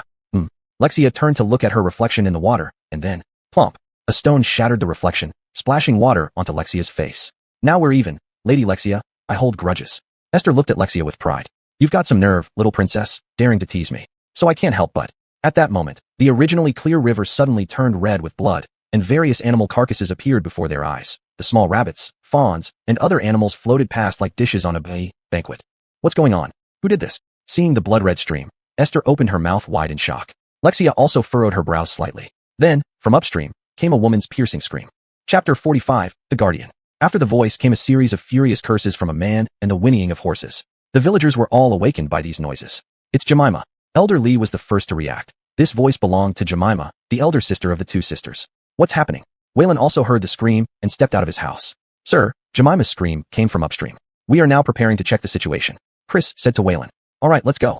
Without another word, Waylon followed the beastkin to the upstream. They walked along the creek. Upon seeing the blood-red stream and the dead animals in the water, the beastkin felt some anger. It was clear that these animals had been tortured. The one who killed them was not for food but for mere slaughter, hacking off the limbs of these animals before throwing them into the creek. A few young deer, even after their limbs were cut off, were still wailing and struggling in pain in the creek. Leave a few people behind to send these lives on. Elder Lee couldn't bear it and ordered a few beastkin to stay downstream to properly take care of these animals. Then they sped up their pace toward the source of the sound. When they arrived at a slightly spacious clearing, the beastkin and Waylon saw 5 steeds and then 5 knights. They were pressing Jemima down onto the grass, tearing at her clothes. Stop right there. The first one to shout was Iana. She charged ahead. The knights turned around and looked at the beastkin, sneering disdainfully. Then they pulled the half-naked Jemima up from the ground. Jemima had several bruises on her cheeks and blood streaming from her nose, seemingly having been beaten fiercely by these knights with iron gauntlets. Now she trembled all over, tears welling up in her eyes as she looked at everyone. All of you. Damn it, stand where you are. You beasts. The leader of the knights shouted at the beastkin with his sword pointed at them. What the hell? Did you guys hide such a beautiful female beastkin? And didn't even bring her over to honor us? Another knight cursed while pointing at the beastkin. You are just a bunch of livestock. Animals. You don't even have the right to procreate. What good is keeping such a beautiful female beastkin? Might as well let her be played with until we're done and then sell her to the city. Maybe she'd live better than this. At this moment, the tails and ears of the beastkin stood up straight, each showing their teeth and grinding their fists. But apart from Iana and Elder Lee, no one dared to step forward. You bastards. Let her go immediately, Iana shouted at the knights. The knights sized up Iana and laughed. Well, isn't this the hunting captain of those animals? So pretty. Hee hee. If not for her ability to contribute prey, I would have already had her. Don't worry, beast. After I'm done with this female beastkin, it will be your turn. As they spoke, the knights actually ripped off Jemima's skirt right in front of the beastkin. The hell? Bastards. Elder Lee could no longer hold back, and Chris also narrowed his eyes, stepping forward a few paces with his claws extended from between his fingers. Stay back. All of you. One of the knights drew his long sword and pressed it against Jemima's throat. To hell with you. Defying us. You dare resist us. You think paying the land tax is enough. You damned animals. It's her greatest honor that this female beastkin caught our eyes. Who the hell dares to take another step forward? This village won't last any longer. Although the beastkin were angry, they shuddered when they thought about the iron hooves of the knights. Only Iana, Lee, and Chris were still looking for an opportunity. Ha ha ha ha. That's right. You animals should have given up resistance long ago. Look, today we will show you something. Hold the female beastkin down on the ground. I'll take care of her now. Just as these knights were about to press Jemima to the ground, a figure slowly emerged from the crowd, walking toward the knights. Upon noticing someone approaching, the knights immediately yelled at her. Hey, you dare to come closer? Do you believe I can't chop you off? I warn you, if you take one more step forward, all beastkin will die. But that figure seemed to have heard nothing, still walking step by step toward the knights. After she approached, one of the knights squinted and saw her attire clearly. Wait, she doesn't seem like a beastkin. She wears knight armor? Wait, is she human? That head of blonde hair. I think I saw it on a recent wanted notice. The knights were shocked to realize that this was the former 4th crown princess who had recently been wanted for treason. It's Jolie Sherry, one knight shouted, and they dropped Jemima, all drawing their long swords from their waists. Hee hee, we're in for a huge reward. Capture her, and we'll never have to worry about food or drink again. What a beauty this princess is. Can we enjoy her before sending her back? Of course, as long as we cut out her tongue, she won't be able to say anything, Ev deeply inhaled, then slowly drew her sword. Everyone stared at Ev, curious about what the princess would do next. Perhaps if someone told me yesterday that noble knights would do such things, I might have laughed it off. She slowly raised her head, her eyes flashing with cold light. But now, I have seen everything with my own eyes, and my heart burns with anger over what I see. Finally, she stood in front of the several knights, her small figure contrasting sharply with their towering statures. The knights roared as they charged forward. I used to fight for the Talus Kingdom, for humanity. Ev slowly closed her eyes, her sword held vertically in front of her body. Now I, swoosh, a flash of sword light, and the 5th level swordsman skill activated. Dancer of the Blade. In the next moment, the girl's figure appeared behind the 5 knights. The bodies of the 5 knights twitched a few times before falling to the ground, blood slowly seeping from beneath their armor. Now I fight for all the suffering lives in this world. Ev swung her sword, splashing blood on the grass, then sheathed it, gently helping up the trembling Jemima. All the beastkin witnessed this scene, including Waylon, Ashley, and Serene. In this instant, Waylon felt that this princess seemed different. No, she was no longer the princess of Talus, but a warrior fighting to protect the weak and the suffering. So impressive. I've never seen such a powerful human. That kind of sword skill is too strong. The beastkin watched in awe, while Iana and Elder Lee ran excitedly to Ev. You are so strong. Then last night those few demons weren't a problem for you at all. Iana looked at Ev excitedly. Thank you. Thank you for saving Jemima. Elder Lee also looked at Ev gratefully. After handing the trembling girl over to Iana, Ev smiled slightly. Just then, a knight who wasn't quite dead rolled over, coughing up blood and looking up to curse. To hell with you. You beastkin. And you, traitorous woman. Cough cough. The Red Dragon Knights will not let you go unpunished. Cough cough. Wait for it. Wait for our iron hooves to flatten your village. Waylon slowly approached this knight, crouching down in front of him. He looked down at the cursing knight and smiled. Do you want to live or die? Go fuck yourself. You stupid bastard. Get lost. When I get back, you'll all be dead. The knight cursed while spitting blood. Waylon couldn't help but laugh bitterly. So you want to die? Then he slowly raised his hand, causing the knight's body to start shaking. His soul gradually floated out of his body and entered Waylon's body. 1 soul harvested, current soul count, 1. Skill proficiency, 1 out of 100. Chapter 46, Rebellion or Submission. After bringing the terrified young girl, Wanda, back to the village, she shivered and recounted her ordeal to everyone. I wanted to pick some flowers for the Lord to thank him for saving my younger sister. Then I saw these knights brutally killing animals. I thought I should tell them that such behavior is wrong. And then At this point, Wanda began to cry again. These humans are truly unbearable. We just paid the land tax, yet they come and harass us again. With their brutal treatment of animals, how can we possibly gather enough for next month's land tax? The beastmen gathered in Elder Monty's home, all feeling extremely furious about what had happened. Trenton simply examined Wanda and found no signs of serious injury. After covering her with his coat, he turned to look at Elder Monty. What do you plan to do? Monty sighed and said, Actually, this isn't the first time this has happened, but we really have no means against them.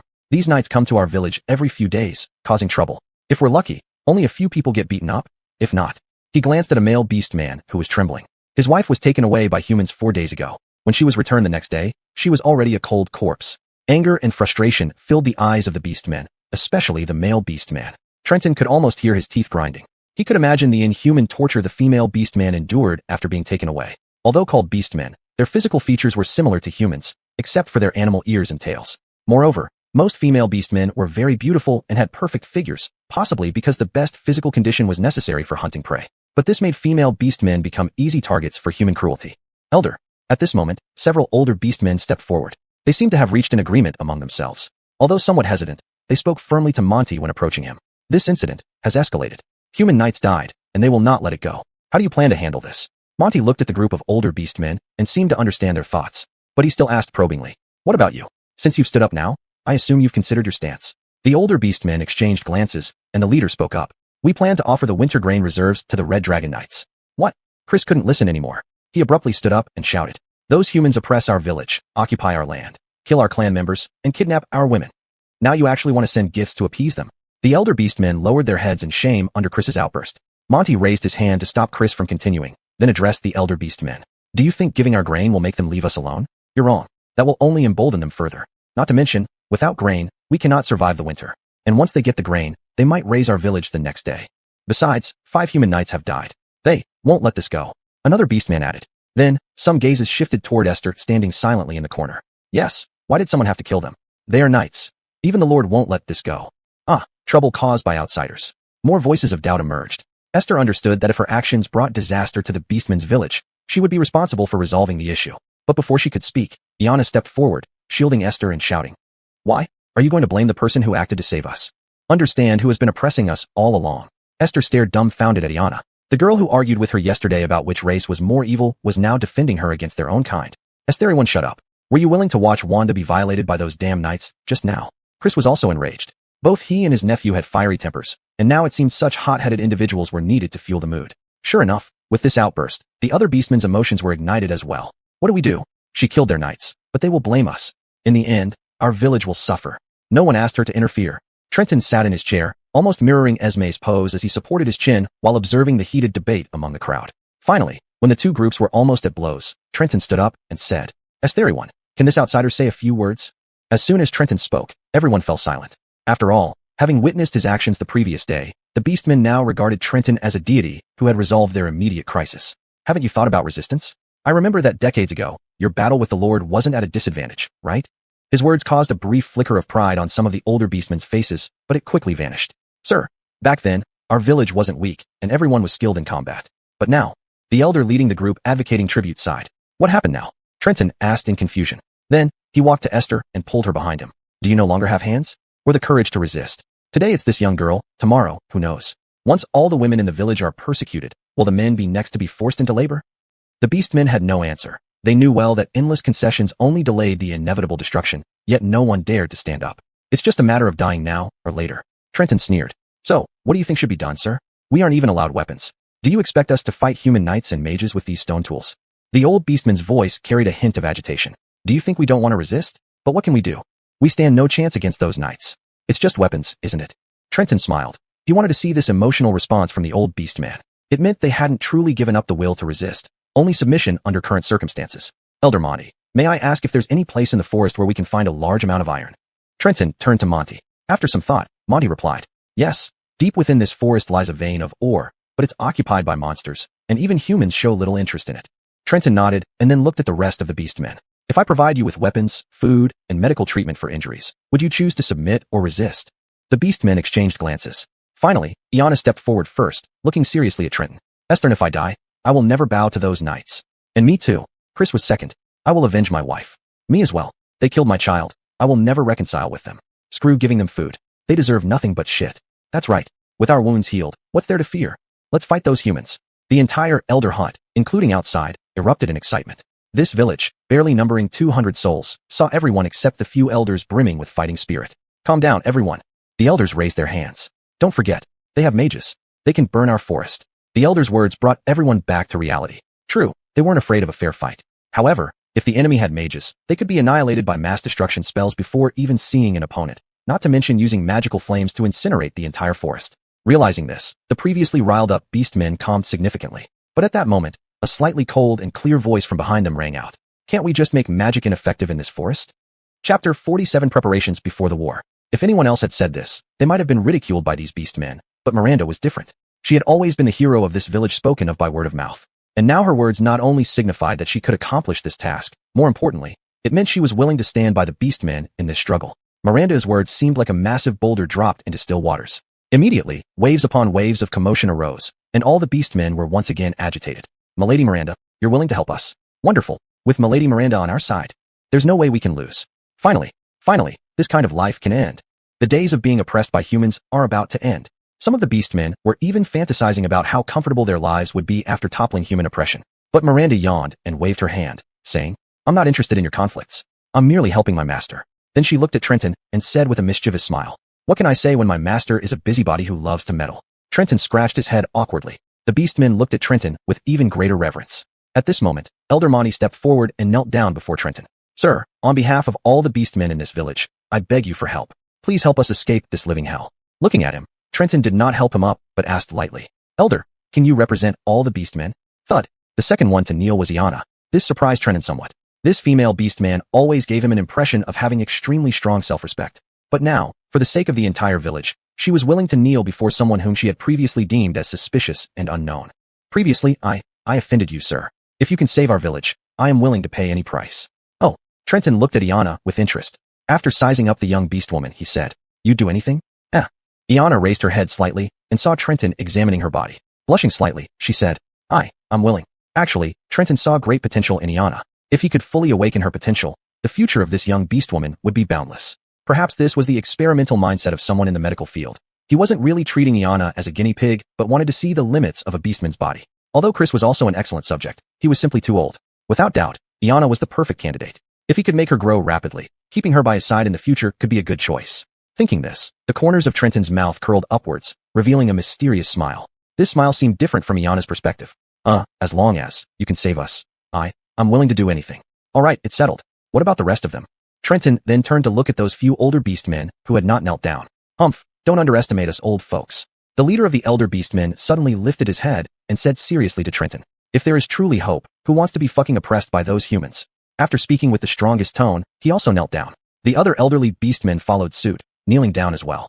We beastmen are not bloodthirsty, nor do we love war, but we have never been herbivores who cower under oppression. The old beastman roared furiously, and then all the beastmen inside and outside erupted in roars. Trenton nodded in satisfaction. Then he turned to Esther and said, Esther, what about you? Esther remained silent for a moment. She had planned to leave the forest under the cover of night, heading straight to the headquarters of the Knights Order to solve the troubles she had caused alone. But now, although she had been the catalyst, the long-suppressed anger within the beastmen had already ignited. A rebellion was inevitable. She suddenly drew her sword, held it firmly with both hands, planted the sword in the ground, and knelt down on one knee. I swear, I will fight to protect this village until the last moment. Most of the beastmen looked at Esther gratefully. Though she was human and seemed to be a knight, even possibly the princess of Theris' kingdom. But she had indeed been the first to save Amber just now, and now she was even willing to swear an oath to fight for the village. This was of great significance to the beastmen. However, some of the beastmen cast doubtful glances at Esther. The reason was simple. She was a human, and could she really betray her own kind for these unrelated beastmen? They were skeptical about this. But Trenton had already gotten the answer he wanted. This village was like a body that had been tormented by illness, almost falling apart, and what he had said and done was akin to a doctor asking the patient if they really needed treatment. Now, he got the affirmative answer and confirmed he could get the treatment fee he wanted from the owner of this body. The outcome became clear. Let's prepare for the surgery. Trenton sneered and then corrected himself. The entire village should enter a state of readiness from this moment. From the afternoon onwards, the entire village started bustling with activity. Trenton obtained the entire forest map from Chris. It was a hand-drawn map by the beastmen hunters, quite complex. Fortunately, Trenton had years of experience reading medical reports and anatomical diagrams, so it didn't take long for him to understand this map. Then he found out that this map only covered a small part of the forest. From Elder Monty and Hunter Chris, Trenton learned that this forest was called Visata Forest. Its name seemed to originate from ancient times, but no one knew for sure. Miranda told Trenton that Visata was an Elvish, meaning blessed land, suggesting that this forest used to be the territory of elves. The Visata Forest covered a vast area, and the village they were in was merely on the periphery of the forest. To the south of the village lay the human town of Sancre, where Esther informed Trenton that this small town belonged to the southern Yarnan County of Theris' kingdom. 10 years ago, the lord of Yarnan County, Anchordarren, died of illness, and his son Little Anchor inherited his title and became the new lord. It was also he who initiated the large-scale purge of the beastmen living around the Visata Forest. At the moment, Trenton, Esther, Monty, Iana, Chris, and a few elderly beastmen were discussing matters at Elder Monty's home. Originally, Stacy was present too, but Trenton noticed she seemed very uncomfortable, as if not accustomed to such situations, so he let her go accompany the still-shaken Amber. Esther, you know the Order of Knights. How soon will the Red Dragon Knights come to demand retribution? The Red Dragon Knights were established by Lord Anchordarren. I've heard of this Knight Order.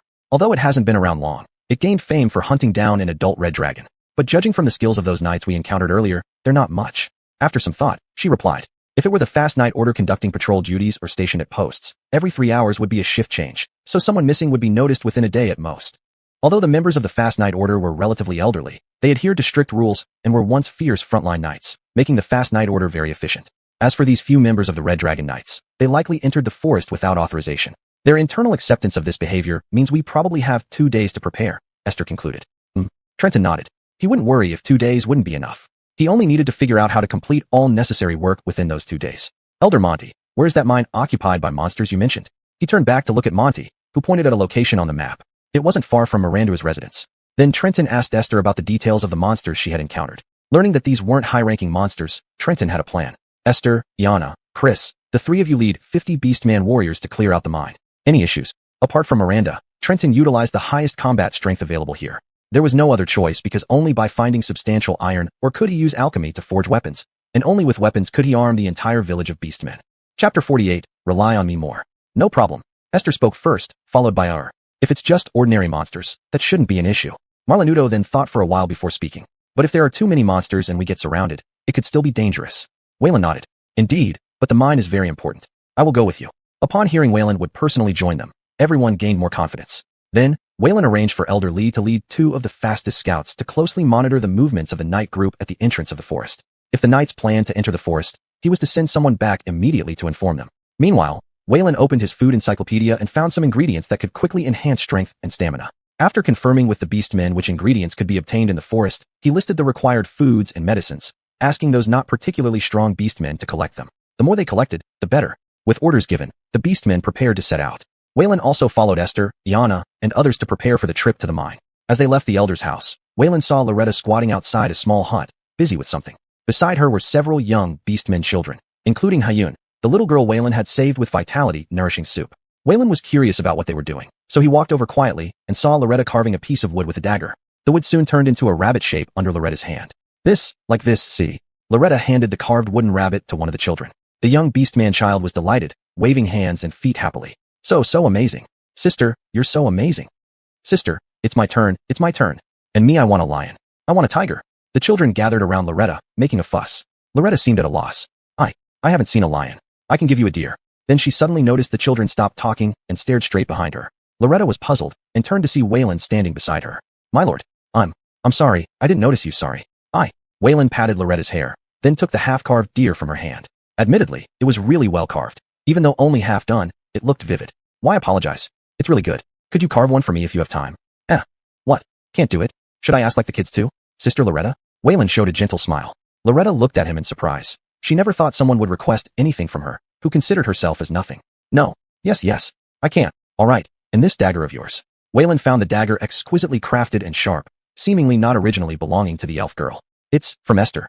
Through Loretta's awkward speech and gestures, Waylon learned that Esther had given the dagger to Loretta. He then took out a few silver coins and transmuted them into a sword sheath matching the dagger using alchemy, then picked up some wood and transmuted it into a strap. You should always remember to sheath your dagger when not in use to avoid hurting yourself or others.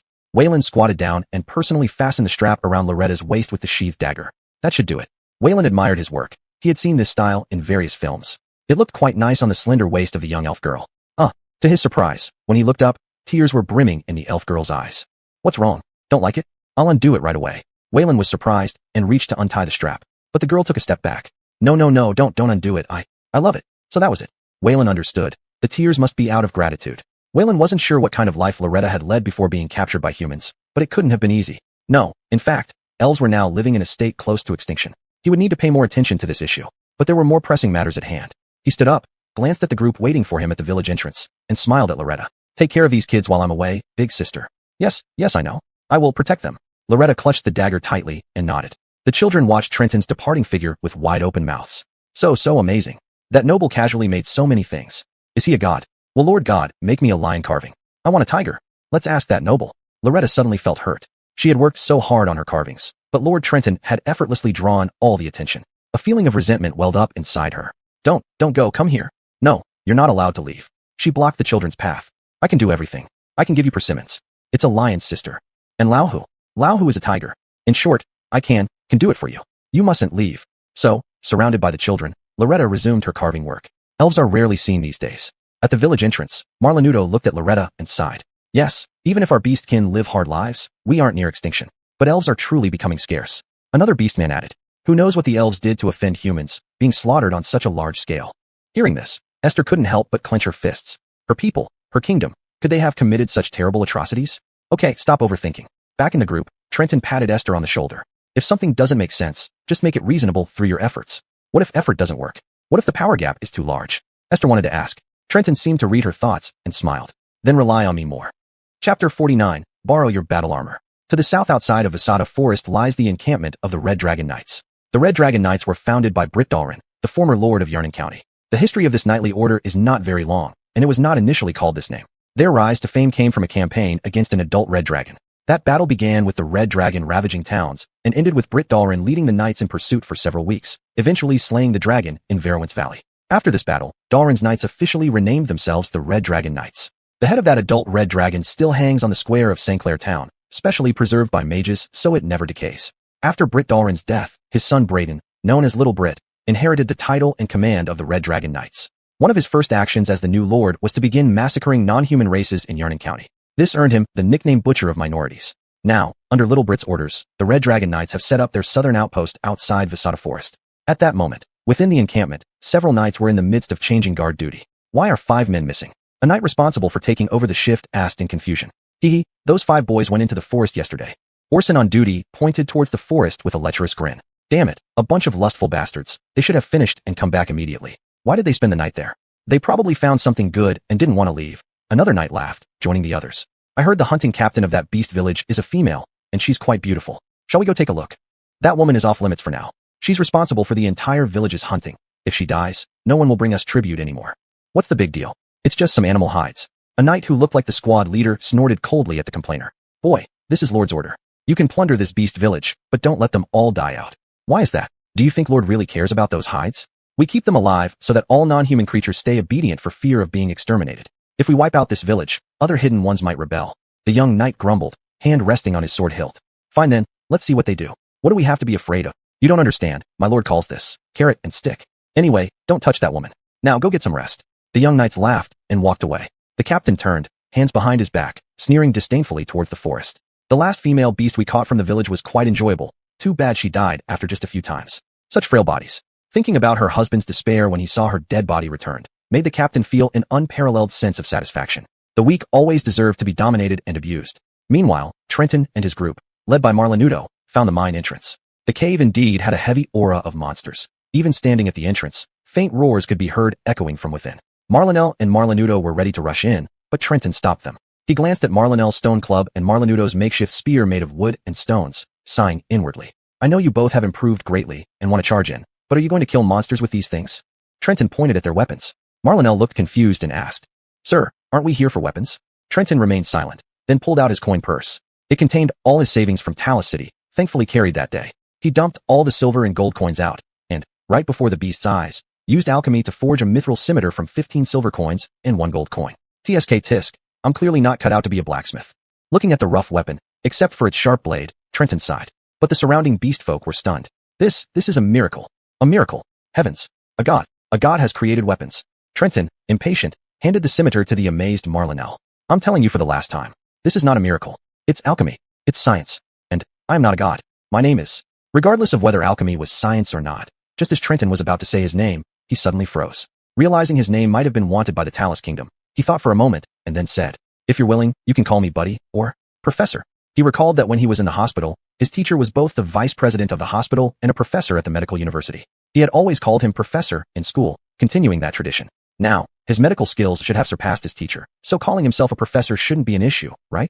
Iana gripped the mithril scimitar in her hand. The texture and sharpness of the blade excited her so much that she even started to speak with a stammer. This, my lord. What did you call me? Trenton pretended to be angry and glanced at Iana. Professor. Make sure to get it right. It's professor, not monster. Although Trenton didn't know how to distinguish these 2 words by sound, he still patiently wrote them on the ground with a stick, using the language of this world. Then Trenton seemed to remember something and looked at Esther, whispering softly, Just call me Trenton. Am I special? Esther blushed slightly, and Trenton, not understanding what she meant, nodded and said, Of course you are special. You are my first time. First time. Trenton, why we haven't. After all, you were the first person I saved in this world, giving my first to you. Isn't that special? Clearly, Trenton misunderstood Esther's meaning, causing her cheeks to flush red, leaving her speechless. By the way, Esther, could I ask you for a favor? See, certainly. I can do it. But not now. We can wait until tonight. There are too many people. I haven't prepared myself psychologically. Also, I think we should conduct the ceremony first. Trenton was filled with question marks. I want to borrow your armor. The money I have definitely isn't enough. I don't need much, just shoulder guards and gauntlets. Do I have to wait until tonight for this? Esther instantly realized her misunderstanding and fell into deeper embarrassment. After calming herself down, the girl slowly removed all her armor, leaving only a thin linen undergarment, leather short skirt, and black pantyhose hugging her slender legs. Here you go. Trenton stared at the armor on the ground, momentarily stunned. Is this okay? After all, they are just pieces of iron. Esther said firmly, recalling Rena's words by the stream. The important thing is who I am. The girl placed her hand on her chest, looking at Trenton resolutely. Chapter 50, Mental Image Shaping. Trenton approvingly nodded, and then took off his coat to drape it over Esther. Be careful then, don't catch a cold. Esther, wrapped in the large coat, blushed slightly because it carried Trenton's scent, but she did not dislike it at all. Instead, she clutched it tightly, as if afraid that Trenton might take it back at any moment. But Trenton's attention had already shifted from Esther. He squatted down and beckoned Marlenudo and Marlenet. Come here for a moment. The 2 beastkin approached. Well, can you tell me what weapons you are proficient with? I gave you a scimitar just now, but that was my presumption. I didn't know what you truly excel at. Marlenu looked at the scimitar in his hand and then spoke to Trenton. If possible, I hope to have another sword. What? Dual-wielding swords? You're that good. Trenton couldn't help but regard him differently. Then he became troubled again. If only these people could choose their own weapon designs. At this moment, the system's voice suddenly sounded in his mind. Detected host is forging weapons. The mental image shaping function has been enabled for you to establish a mental link. The other party will be responsible for determining the type and specifications of the weapon, while you need only handle the final alchemy process. Mental image shaping consumes 100 demon points each time. Weapon quality cannot be controlled and will be randomly determined based on material quality. Lottery draw? That's a pain. Trenton couldn't help but sigh. Professor, what did you say?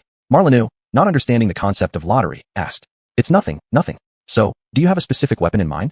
Ideally, one whose exact shape you know. After thinking for a moment, Marlenu nodded. Chris seemed to guess something and gently patted Marlenu on the shoulder. Trenton didn't understand their meaning, but what he needed to do was clear. He slowly closed his eyes, took off his gloves, and extended his hand toward Marlenu. Hold my hand and close your eyes. Marlenu seemed somewhat shy, but finally cautiously touched Trenton's hand. Trenton directly grasped her small, yet somewhat rough hand due to years of wear. Confirmation. Initiate mental image shaping. Start mental image shaping.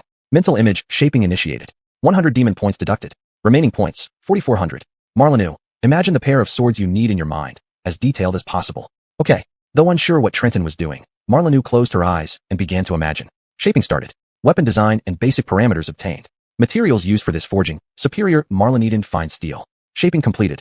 Quality level, A. Almost simultaneously, Trenton and Marlenu opened their eyes. A pair of dual swords lay prominently before them. The hilts of these swords were made of a wooden material called iron and wood. During the forging process, the system prompted that this material was required, which cost an additional 100 demon points to acquire. Trenton didn't hesitate and exchanged the points for the iron and wood, which was tougher than iron yet lighter, and also slip-resistant even when wet with blood or sweat. Apparently at Marlenu's special request, the hilts bore a seasoned appearance with a steady wooden grain. The tops were covered with intricate metal inlays that enhanced stability and added a touch of elegance. An elegant curve connected the blades and the hilts, as if narrating their past history and stories. The engravings on the blades seemed like ancient runes, exuding a mysterious power. These dual swords were perfect in both appearance and quality, surprising even Trenton. Given that Marlenu looked young and this village had long restricted the use of weapons, how could she shape such perfect dual swords? Upon seeing the dual swords, the beastkin present were momentarily speechless. Then Marlenu, trembling, gripped the hilts of the dual swords.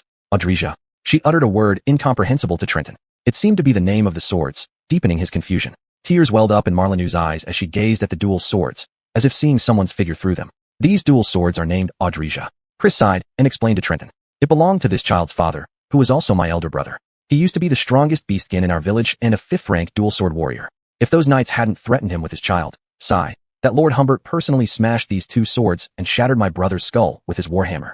Chris couldn't help but tremble as he spoke, still seething with anger. And that year, Marlenu had just been born. Trenton understood. These were the lost weapons of Marlenu's deceased father. Gently patting Marlenu on the shoulder, he softly said, Marlenu's father was a hero, and the Lord only spared the village because, in the end, her father chose to drop his dual swords.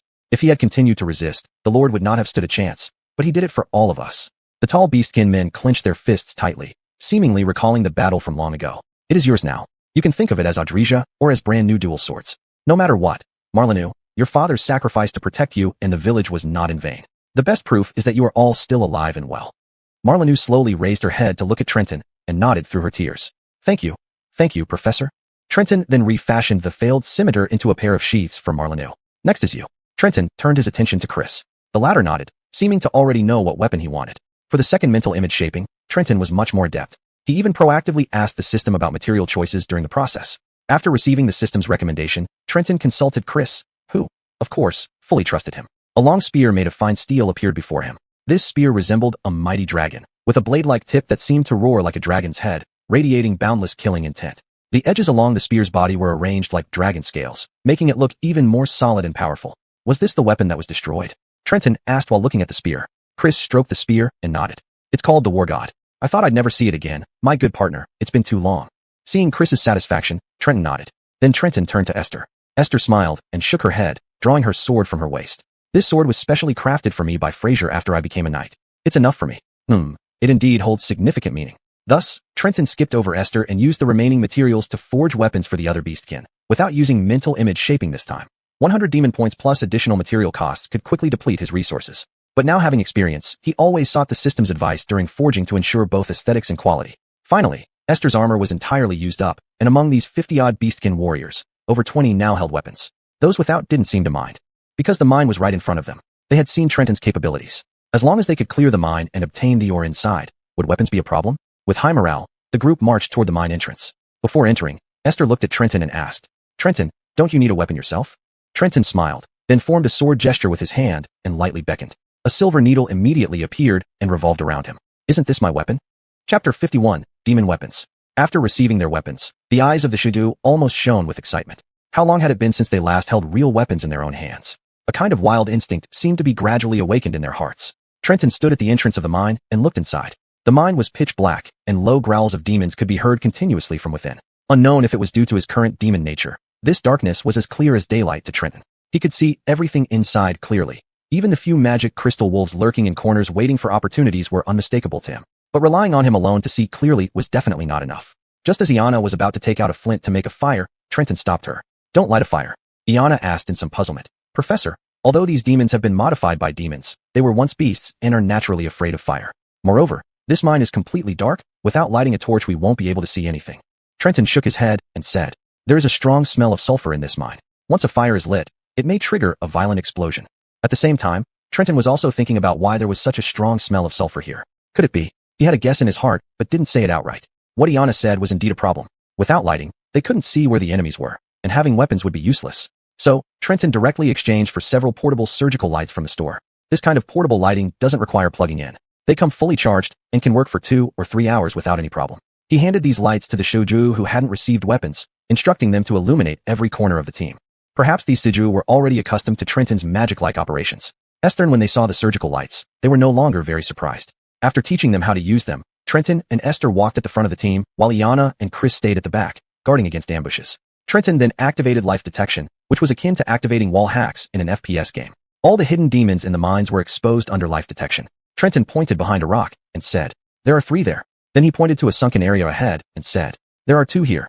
In this way, Trenton informed the Shouju of one hiding place after another. "Go on, get rid of them." As the Shouju prepared to charge forward with their weapons, Trenton reminded them, "Try to be quiet. There are many more inside. If surrounded, it would be dangerous for us. Also, try not to kill them if possible. Subdue them and bring them to me." Following Trenton's instructions, the Shouju moved cautiously. Some of them lured the demons out, while others ambushed from behind. What were originally meant to be attacks on the Shouju turned into ambushes against the demons. The Shouju, experienced hunters, knew how to incapacitate their opponents. Soon, the demons that Trenton had pointed out were brought to him. This surprised Trenton because less than 10 minutes had passed since they started. These Shouju were surprisingly efficient. Cough, well done. But on the surface, he remained unperturbed, then harvested the souls of these demons one by one into his body. 10 souls harvested. Soul type, demon. Quality, C grade. Marlinevist level, 11 out of 100. After finally finishing harvesting, Trenton continued leading the Shouju forward. The Shouju did not know what Trenton had done to those demons. They just saw that the demons, which still showed signs of life, lost all vitality after Trenton squatted down and raised his hand.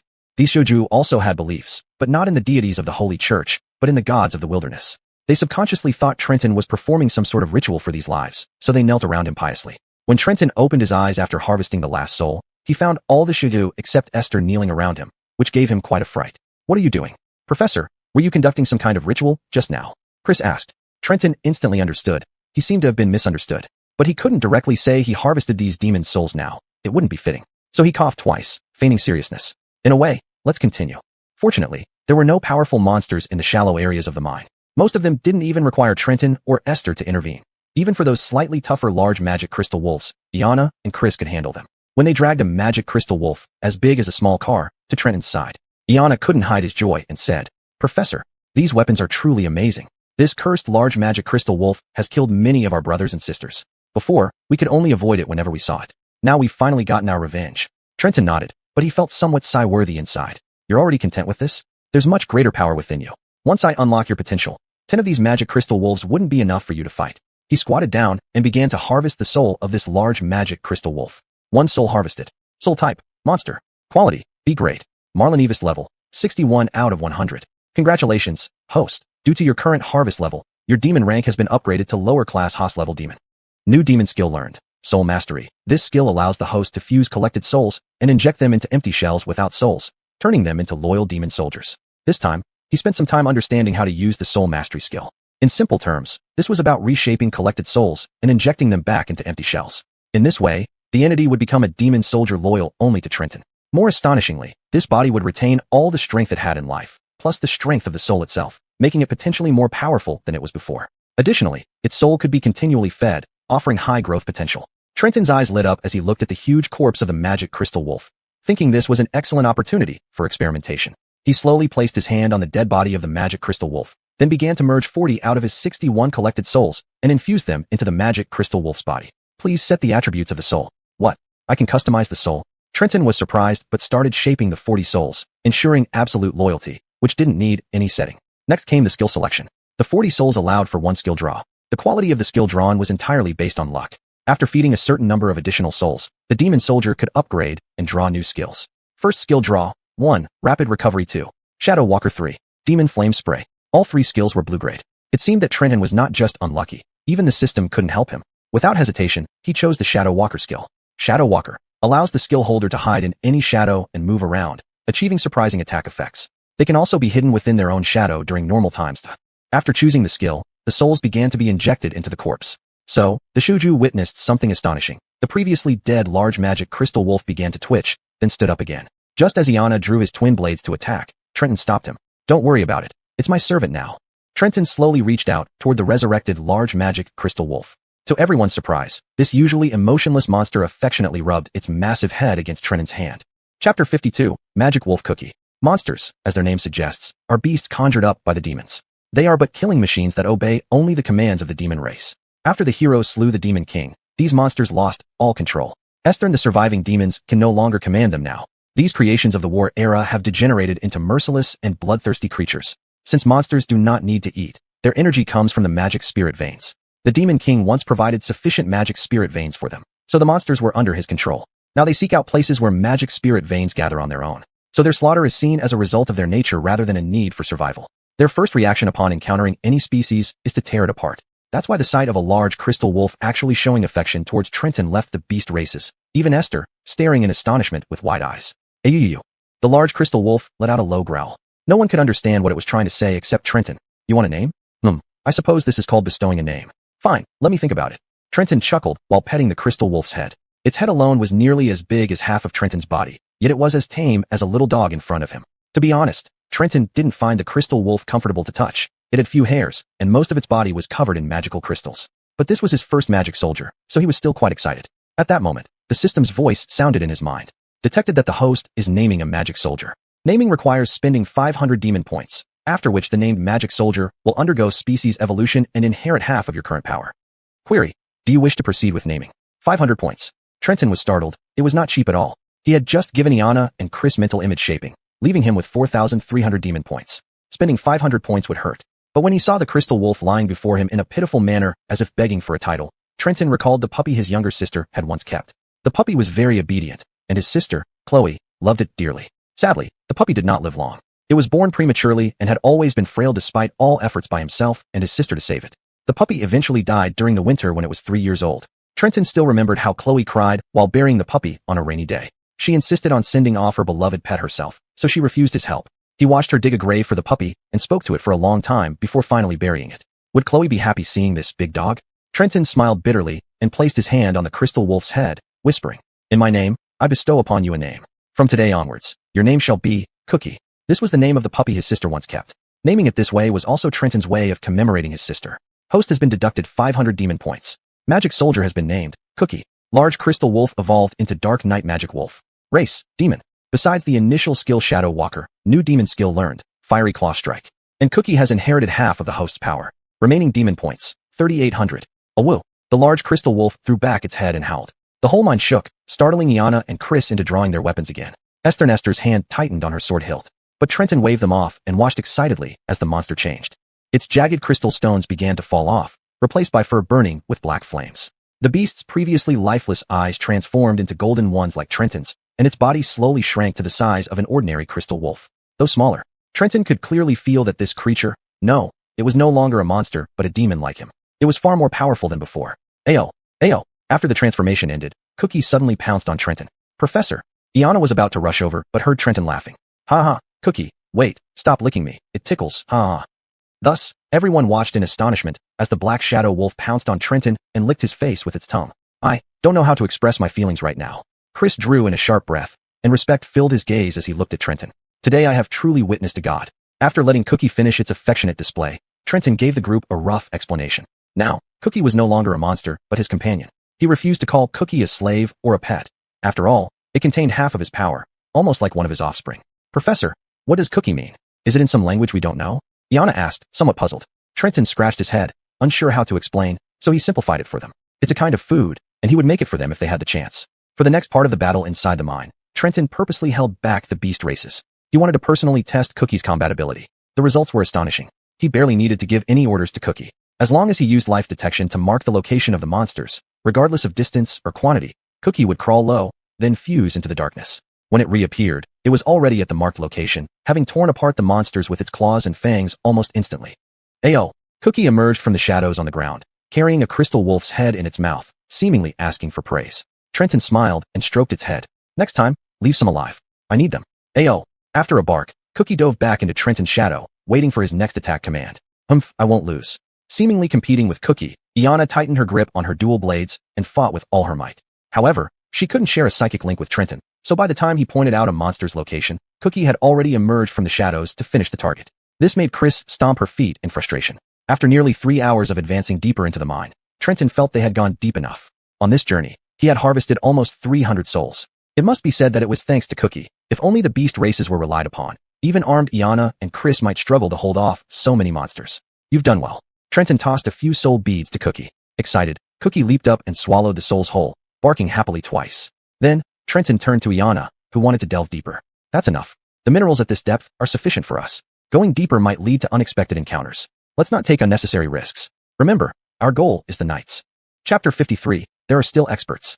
Under Trenton's instructions, the beastmen hung surgical lights at various points in the mine to ensure that the explored areas remained constantly illuminated. Trenton stood on a massive boulder, gazing deeper into the mine. In that impenetrable darkness, besides low-level demons, there seemed to be something even more dangerous lurking. Roar!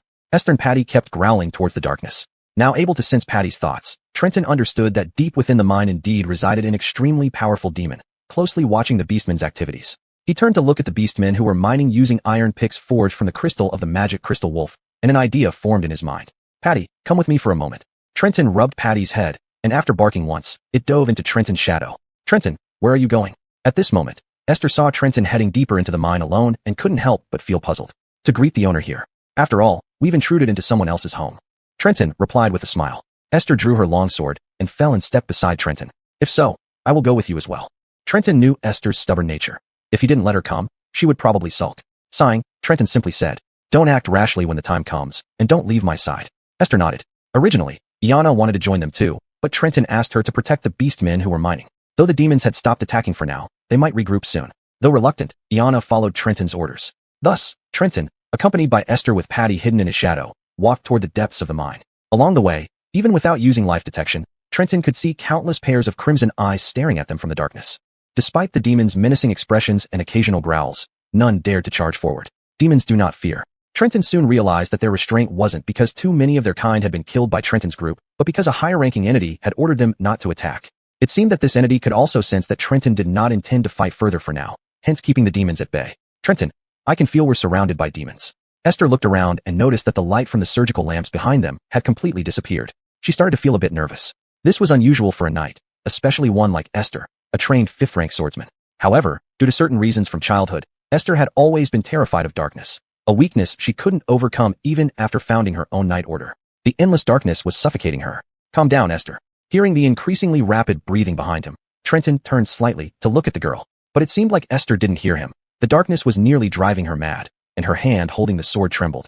It felt like an invisible mouth was swallowing her whole. Just as Esther's spirit was about to break, a strong hand suddenly covered hers, steadying her grip on the sword. Calm down, I'm here. You'll be fine. Trenton stopped walking, turned around, and grasped Esther's hand, helping her hold the sword properly. Esther looked up at Trenton and nodded forcefully. Trenton smiled, making his voice as gentle as possible. In that instant, Esther felt an unprecedented warmth. Duke before her was like a glimmer of light in the darkness, enough to dispel her anxiety and restlessness. Sorry, Trenton, can I hold your hand for a while? It is my honor. Trenton tightened his grip on Esther's hand, ensuring her emotions were stable before pulling her along again. After walking for about 10 minutes, though they still hadn't reached the end, Trenton noticed that the deeper they went, the richer the minerals became. But this wasn't what concerned him. He could feel that they were getting closer to that presence, and a scorching heat was now blowing towards them. Esther also felt the surrounding temperature rising. She couldn't help but exhale a breath, feeling relieved that she had already taken off her armor. Otherwise, in this environment, she would have been sweating profusely while wearing such thick armor, and she didn't want the man in front of her to see her drenched in smelly sweat. Very hot. Trenton turned back to look at Esther as he asked, "Yes, why is it getting hotter and hotter here?" Esther gently tugged at the collar of her linen undergarment with her hand. Seeing the occasional glimpse of her chest, Trenton quickly turned his head away and said, "We're almost there. Ewan, will the owner of this mine be very dangerous? The one who can command so many monsters that shouldn't be controlled by humans must have some power." At that moment, Patty suddenly darted out from Trenton's shadow, standing in front of Trenton and Esther, baring its teeth at something ahead. Trenton also stopped walking, looking into the depths of the mine. Then he noticed that in that deep darkness, there was faint light. "There's light?" Esther asked in confusion. "It seems like we're being invited."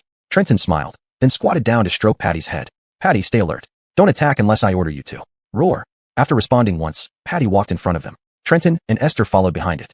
Soon they saw what was at the end of that glow. It turned out to be a spider-like monster half immersed in a scalding natural hot spring. The monster's upper body floated above the water surface, with several long, sharp legs resting on the edge of the hot spring, and these joints were emitting a faint blue fluorescence, which was the source of the light they saw. "What is that thing?" Upon seeing the giant spider, Esther placed her long sword in front of her. Patty also bared its teeth, its black flame-like fur standing up. Trenton raised his hand, slowly stopping Esther and Patty from being on guard. He examined the large spider closely. Indeed, it was the leader of these monsters, but it itself wasn't a demon. Rather, it was some kind of beast, or perhaps a nearly evolved species. "Are you injured?" Trenton asked the big spider.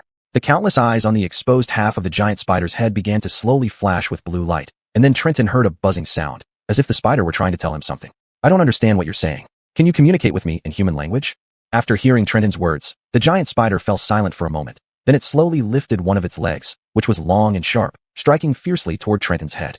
"Watch out." Esther suddenly raised her longsword, but Trenton patted her shoulder. Just as Esther was stunned, the leg struck down. But it did not hit them as Esther had imagined. Instead, it plunged directly into the ground in front of Trenton.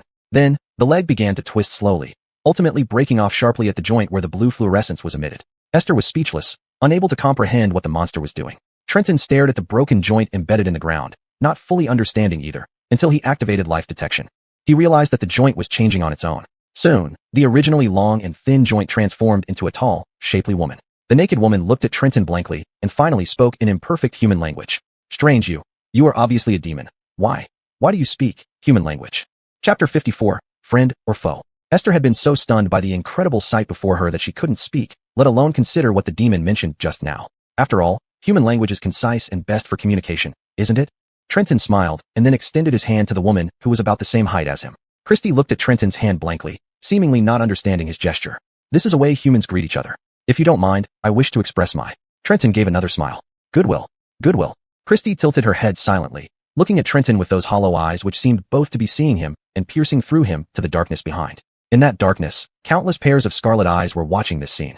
"You brought the beast men into my territory and killed my pets. Perhaps I misunderstood, but in human language, does goodwill mean this? These demons, don't you show no mercy to other lives either?"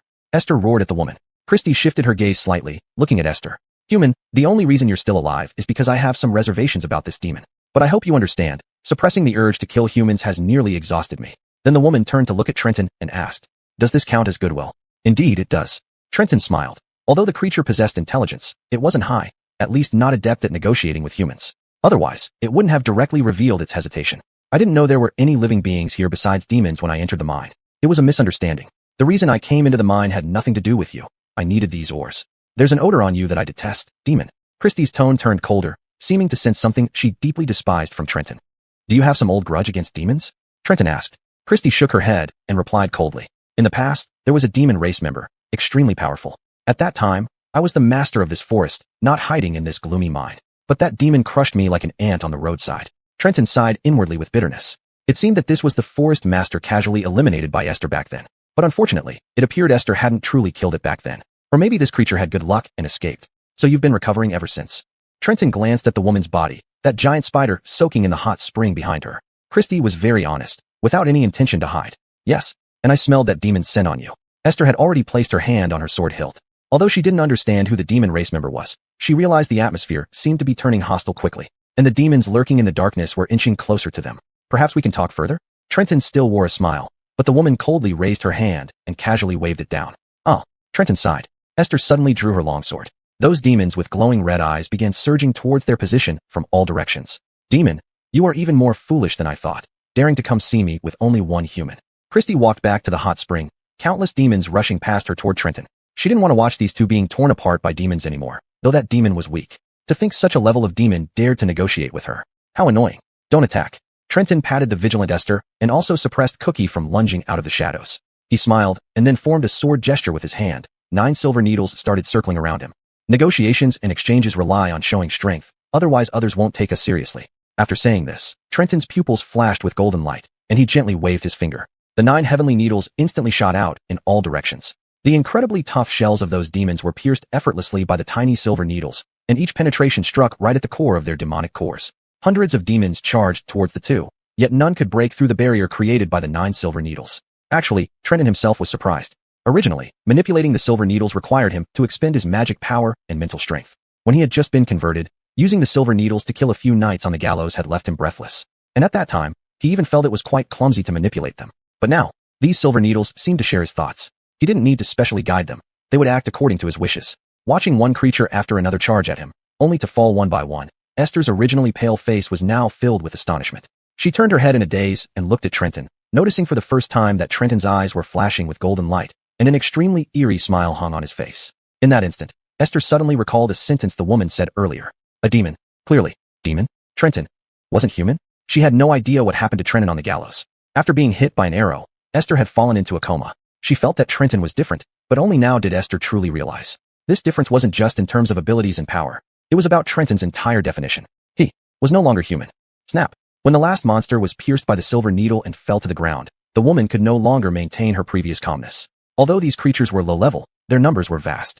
Esther, if she fought against the knights stationed outside the forest, she wouldn't necessarily be at a disadvantage. But why couldn't they even get close to this demon who wasn't particularly strong? Whiz. The 9 silver needles almost instantly reached the woman's eyes. Although the woman still remained expressionless, a bead of cold sweat had already appeared on her forehead. Then she heard the voice of the demon, like a whisper from the depths of an abyss, sounding right next to her ear. Is this enough? Keep going, and your pets will all be gone. They're already gone. Christie's voice was no longer calm. All the creatures in the mine were dead. Although there were still some creatures she had placed as scouts around the forest, recalling them now would merely add a few hundred more corpses. I apologize, but you've left me with no choice, madam. Trenton slightly bowed his head toward the woman, then walked beside her. Christie abruptly stepped back, fear filling her eyes. Only now did she fully realize the gap in strength between her and this demon. Esther at her peak, she probably wouldn't be his match. I still insist on what I said before. I didn't come here to cause trouble for you, madam. I hope we can reach an agreement. We don't have to be mortal enemies. What do you really want? What do I want? Trenton smiled, then raised his hand. The 9 silver needles returned to his palm, twisting around his slender fingers. I want to perform surgery on this world, and this forest will be an incision. Christie swallowed, not understanding what this demon meant. You don't need to follow me, but you cannot stand in front of my scalpel. Trenton lifted his head, his smile disappearing. He coldly stared at the woman and said, friend or foe, choose. This line was from a character Trenton liked very much. Though it was just a game character, that character also sacrificed a lot to save the world. Though the woman didn't understand Trenton's words, she knew this demon wasn't joking. What he intended to do would be earth-shattering, and she couldn't stop him. Her trembling hand slowly rose, and she imitated Trenton's earlier expression, revealing a smile. Cooperation, pleasure. Chapter 55. An enemy's enemy is a friend. The Lord of the Forest. Or, one might say, Taraxia. It was a beast that had existed since ancient times, its life as long as that of the forest, witnessing many tales of this place. To it, the beastmen were intruders, invaders. Thus, it once attacked the beastmen, though in the end, it was nearly killed by Rena. Yet, it survived desperately and hid its true form deep within these mines. After reaching an agreement with Taraxia, Trenton returned to the surface of the mine. He then informed Marlinelle and Chris and the other beastmen to delve deeper into the mine to excavate rare minerals. The crowd expressed their confusion. Professor, didn't you say there's something more dangerous inside? Marlinelle asked. Don't worry, they have agreed to let us mine.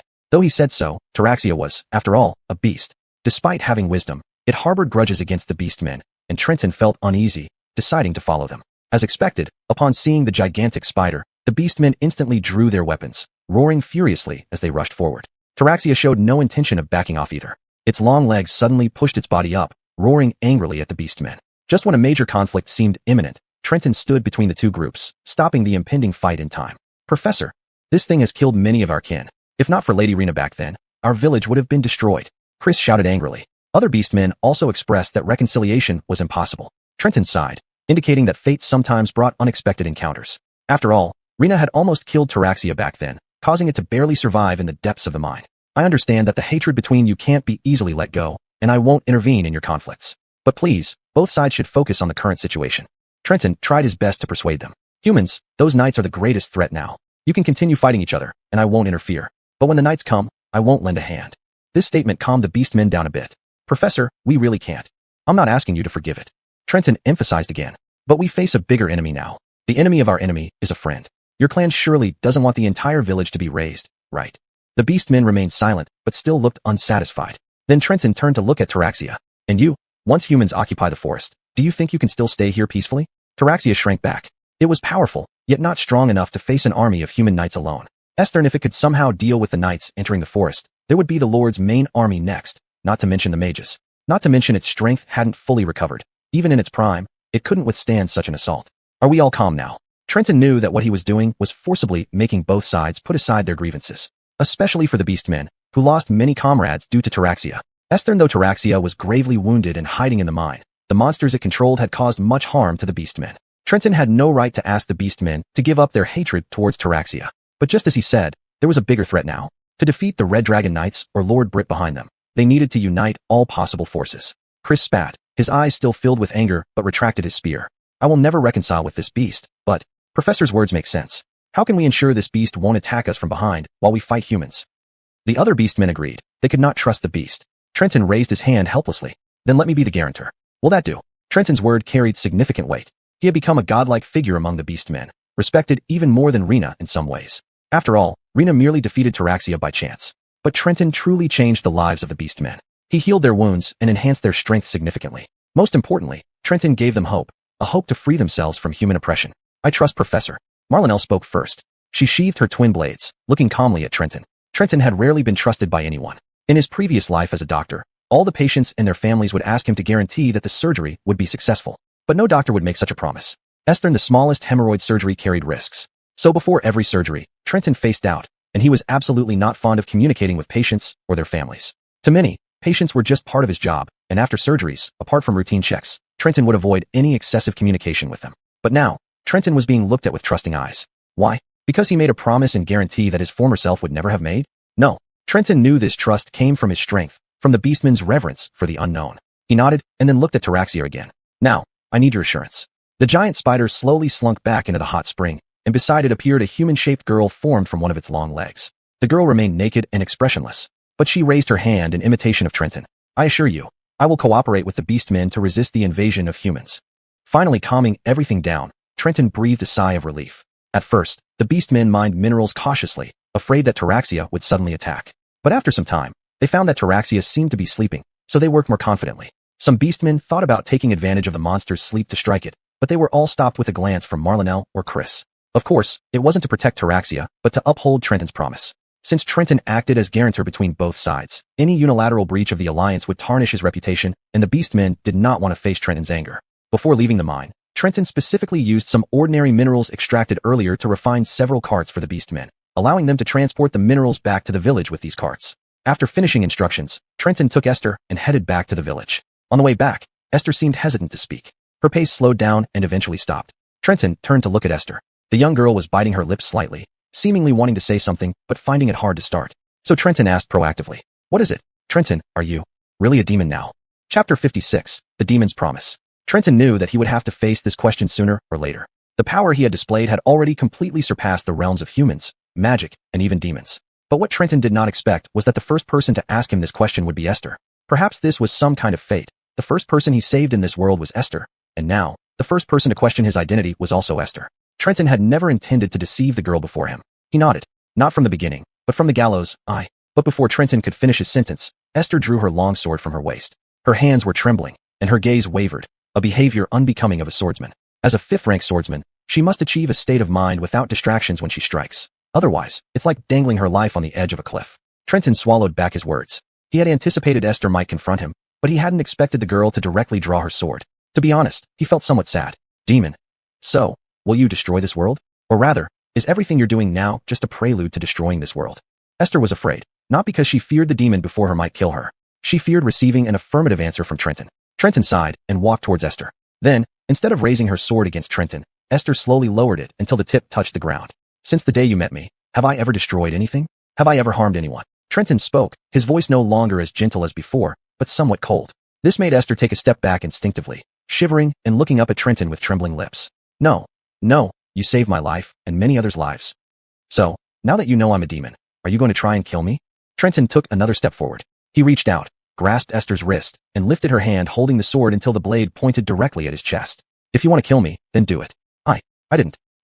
Esther seemed to want to argue, but quickly found herself feeling foolish. As soon as she heard Trenton admit to being a demon, she had instinctively drawn her sword. This action completely wounded Trenton's heart. He owed her more than just gratitude for saving his life. What Esther didn't know was that, in Trenton's heart, she also owed him her life. If she and the fast knights hadn't arrived just in time at the execution site, even if Trenton had turned into a demon, he wouldn't have survived until Serena came to rescue him. That's why he was making such a bold move now. Words of endearment wouldn't solve anything. He needed Esther to make a choice personally. If you think I'm evil, utterly wicked, come, kill me. Trenton grabbed the blade of Esther's sword directly. Blood instantly flowed down along the blade as Esther instantly released her grip on the sword, then anxiously tried to pry open Trenton's hand holding the sword blade. Why are you doing this? Esther, I am indeed a demon now, and I do have plans which I don't intend to hide from you. I want to overthrow the Holy Church's rule over this world. Trenton ignored the blood streaming from his hand and looked earnestly at Esther. You should have seen how the Holy Church and that Hope treat people. They don't care about ordinary people's lives, and these beast races don't even get a chance to receive treatment. Do you think this is right? Esther remained silent for a while, then shook her head. Trenton pressed on. In the past, demons did the same things. They oppressed all living beings, casting a shadow of death over this land, leading to their destruction. Now, humans have learned well. They oppress all beings and deprive non-humans of the opportunity to gain power. The Holy Church is the biggest cancer, depriving everyone living in this world of basic medical care. Esther stared blankly at Trenton. Every word he said was challenging everything she had been taught. Before, Esther might have thought Trenton was a lunatic, an undeniably evil demon, a heretic. But now, after hearing Trenton's words, she asked timidly, What do you plan to do? The heroes of the past vanquished the demon king and returned the hope of life to this world. Now, the world has fallen into a new malady. I am a doctor, and my mission is to restore this world to health. The cancer that poisons this world now is the Holy Church. Esther slowly lowered her head and took a deep breath. Finally, she put away her long sword and used the cloth from her sleeve to bandage Trenton's still bleeding hand. In truth, Trenton had harbored some ulterior thoughts. If he wished, his wounds would have healed long ago. But he deliberately let the blood flow, using this method to force the girl in front of him to make a choice, just as he had forced the beast races to choose earlier. He was not a herald of justice. He was merely a doctor. And for a doctor performing surgery to remove a diseased area, all means were considered useful. In his view, the beast races were very useful for his plans. And so was this girl in front of him. But it couldn't be denied that Trenton also felt a certain unusual emotion towards this girl, the former princess. I will reserve my judgment, but I trust you, Trenton. You are not an irredeemable person, or rather, demon. Esther placed her hand on her chest, looking at Trenton with a serious expression. So, I will follow you, as your knight. I will bear witness to everything you do, but if one day I find that your actions contradict your words, I will. She couldn't finish that last sentence. Trenton chuckled and patted her head. Esther looked at Trenton with mild dissatisfaction and muttered softly, I'm swearing an oath here, be serious. All right, little princess, if you discover I'm a fraud, an irredeemable demon, then use this sword to pierce my heart. Trenton pointed to his chest. Esther slightly lowered her head, looking at Trenton's chest, and then she smiled in relief. Esther demons have hearts. Don't believe me? Feel it. Esther's face instantly turned red. She huffed and walked past Trenton, then turned around and stuck out her tongue at him. Rogue. Trenton watched the girl walking ahead of him and smiled helplessly. Was he despicable? Certainly. But had he told any lies? Not really. Esther fast, Serena, and those beast races, he indeed intended to use them. But at the same time, he would do everything in his power to protect them, because they were among the few remaining white blood cells of this world.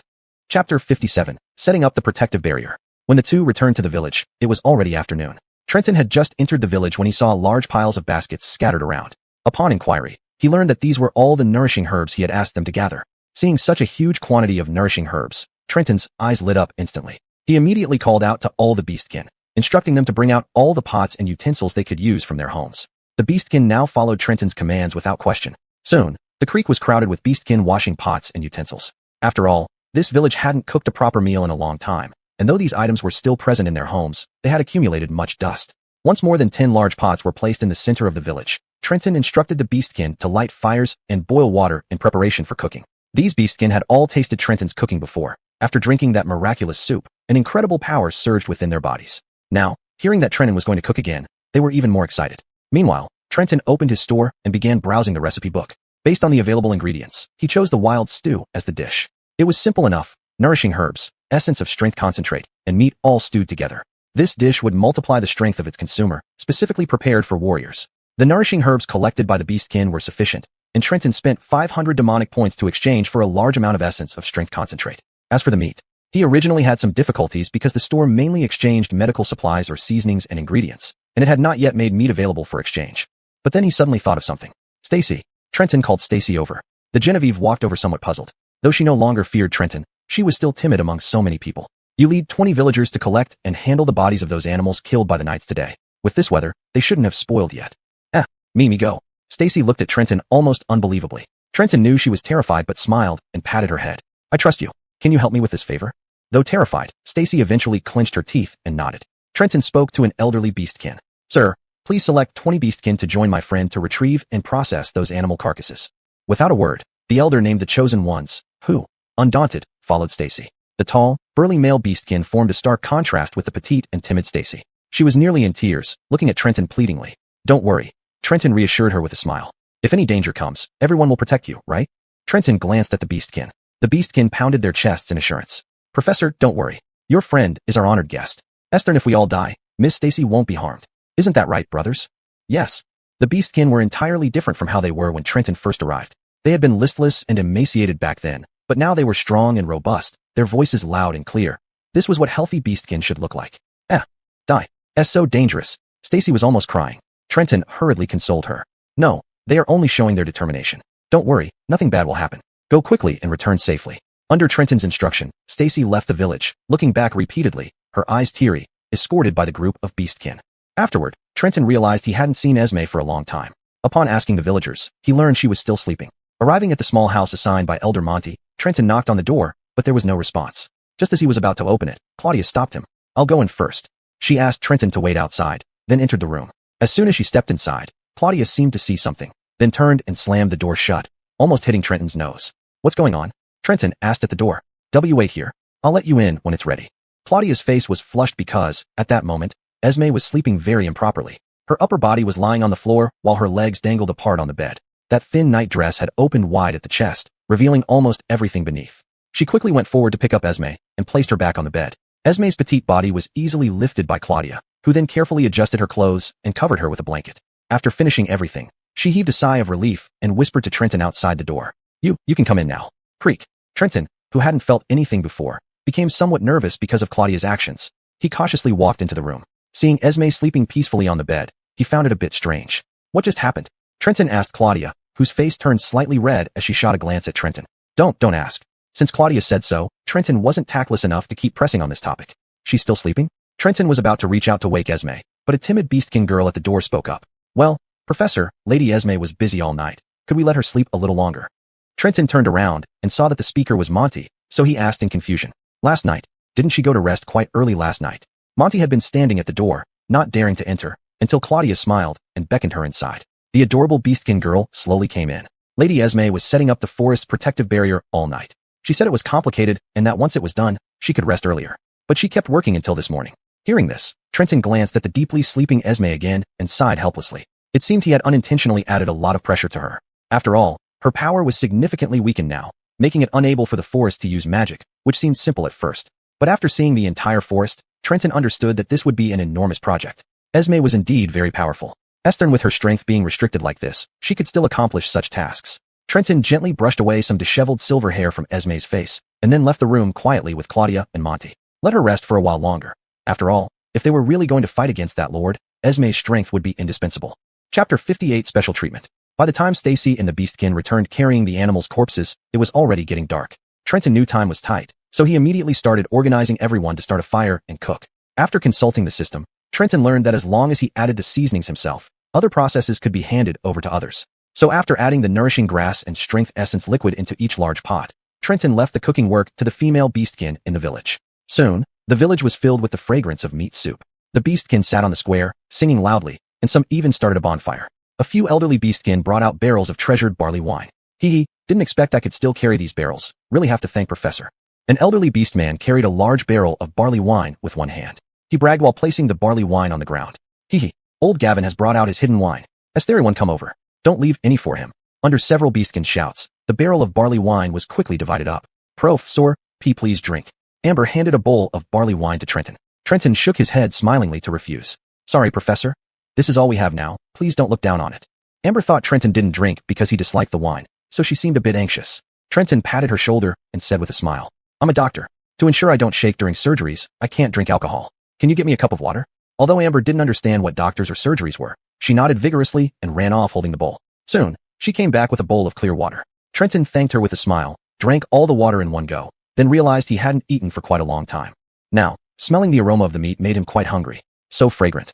At this moment, Kendra yawned and came to his side. The girl seemed to have been woken up by the scent of the meat from her sleep. She leaned on her cane. Just at this moment, a female beastkin ran up to Trenton and said, "Professor, the meat is cooked. Should we start eating now?" Trenton looked at the sky and guessed that Iana and the others should be back soon. Right at this moment, there was a shout at the village entrance. "Hurry up, come and help." That was Chris's voice. Elder Lee immediately organized the beastkin, who had been drinking a little, to rush to the village entrance. Trenton also went over and saw several large carts of minerals pushed in by several strong beastkin. The first cart contained ordinary minerals, while the following 3 carts were full of high-quality minerals. Seeing these glittering minerals, the beastkin even forgot their hunger. Young beastkin like Iana didn't even recognize iron. "Please step aside." Trenton walked over, and the beastkin automatically formed a path for him. Looking at the minerals, Trenton patted Chris's shoulder and said, "Great job, Chris. Thanks to the professor, we just did some manual labor." Ianak also joined them. She glanced at Trenton, looking somewhat awkward, as if she wanted to say something but found it hard to express. Trenton raised his hand and patted her hair, saying, "You too, Ianak. Thank you for your hard work." Ianak seemed to want this praise, and she smiled contentedly but quickly shrank her body. "Don't treat me like a kid. I'm not like Stacy." Stacy, whose name was suddenly mentioned, was still drinking water and began to cough uncontrollably. "Stacy is an elf. Who knows who might be older?" Trenton teased. Then he let the beastkin stack the minerals to the side first before having dinner. After a day's hard work, the beastkin smelled the meat at the village entrance and could no longer hold themselves back. When they heard Trenton announce dinner, they rushed towards the big pots crazily. Elder Lee kicked away a few beastkin who tried to grab the meat directly. The professor said, "Eat with manners. All of you sit aside. You'll get your share later."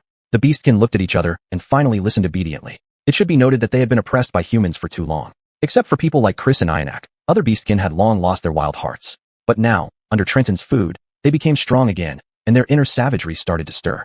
Fortunately, these beastkin had only recently regained their wild nature and could still restrain themselves. Otherwise, Trenton really couldn't imagine how chaotic the scene would be. Trenton, along with Esther and Stacy, personally served bowl after bowl of meat soup, which was then distributed by other beastkin. While serving the meat porridge, Stacy kept swallowing saliva. Trenton smiled at her and said, "Stacy, just bear with it for a little while longer. I have a surprise for you." I can endure. I can, no, not eat anything. That's not going to work. Don't worry, I'll make sure you're well fed shortly." Then Trenton looked over at Esther. The knight who had undergone severe training showed remarkable self-restraint despite being tempted by the meat soup. She swallowed saliva several times, but managed to control herself. Soon all the beastkin were drinking the meat soup, and one by one, they started howling in the village. This soup, simply. Chris held the bowl of meat soup with trembling hands. Unlike other beastkin who roared skyward due to the surge of strength, he lowered his head and tears fell. "Big brother, if only you were still here. Who would have thought that someone would actually be willing to help us beastkin?" Trenton handed over the food distribution to others and called Stacy, Esther, and Kendra into Elder Lee's room. "I'm sorry for letting you stay hungry until now." Trenton looked apologetically at them. Kendra remained indifferent as she casually brushed her hair aside.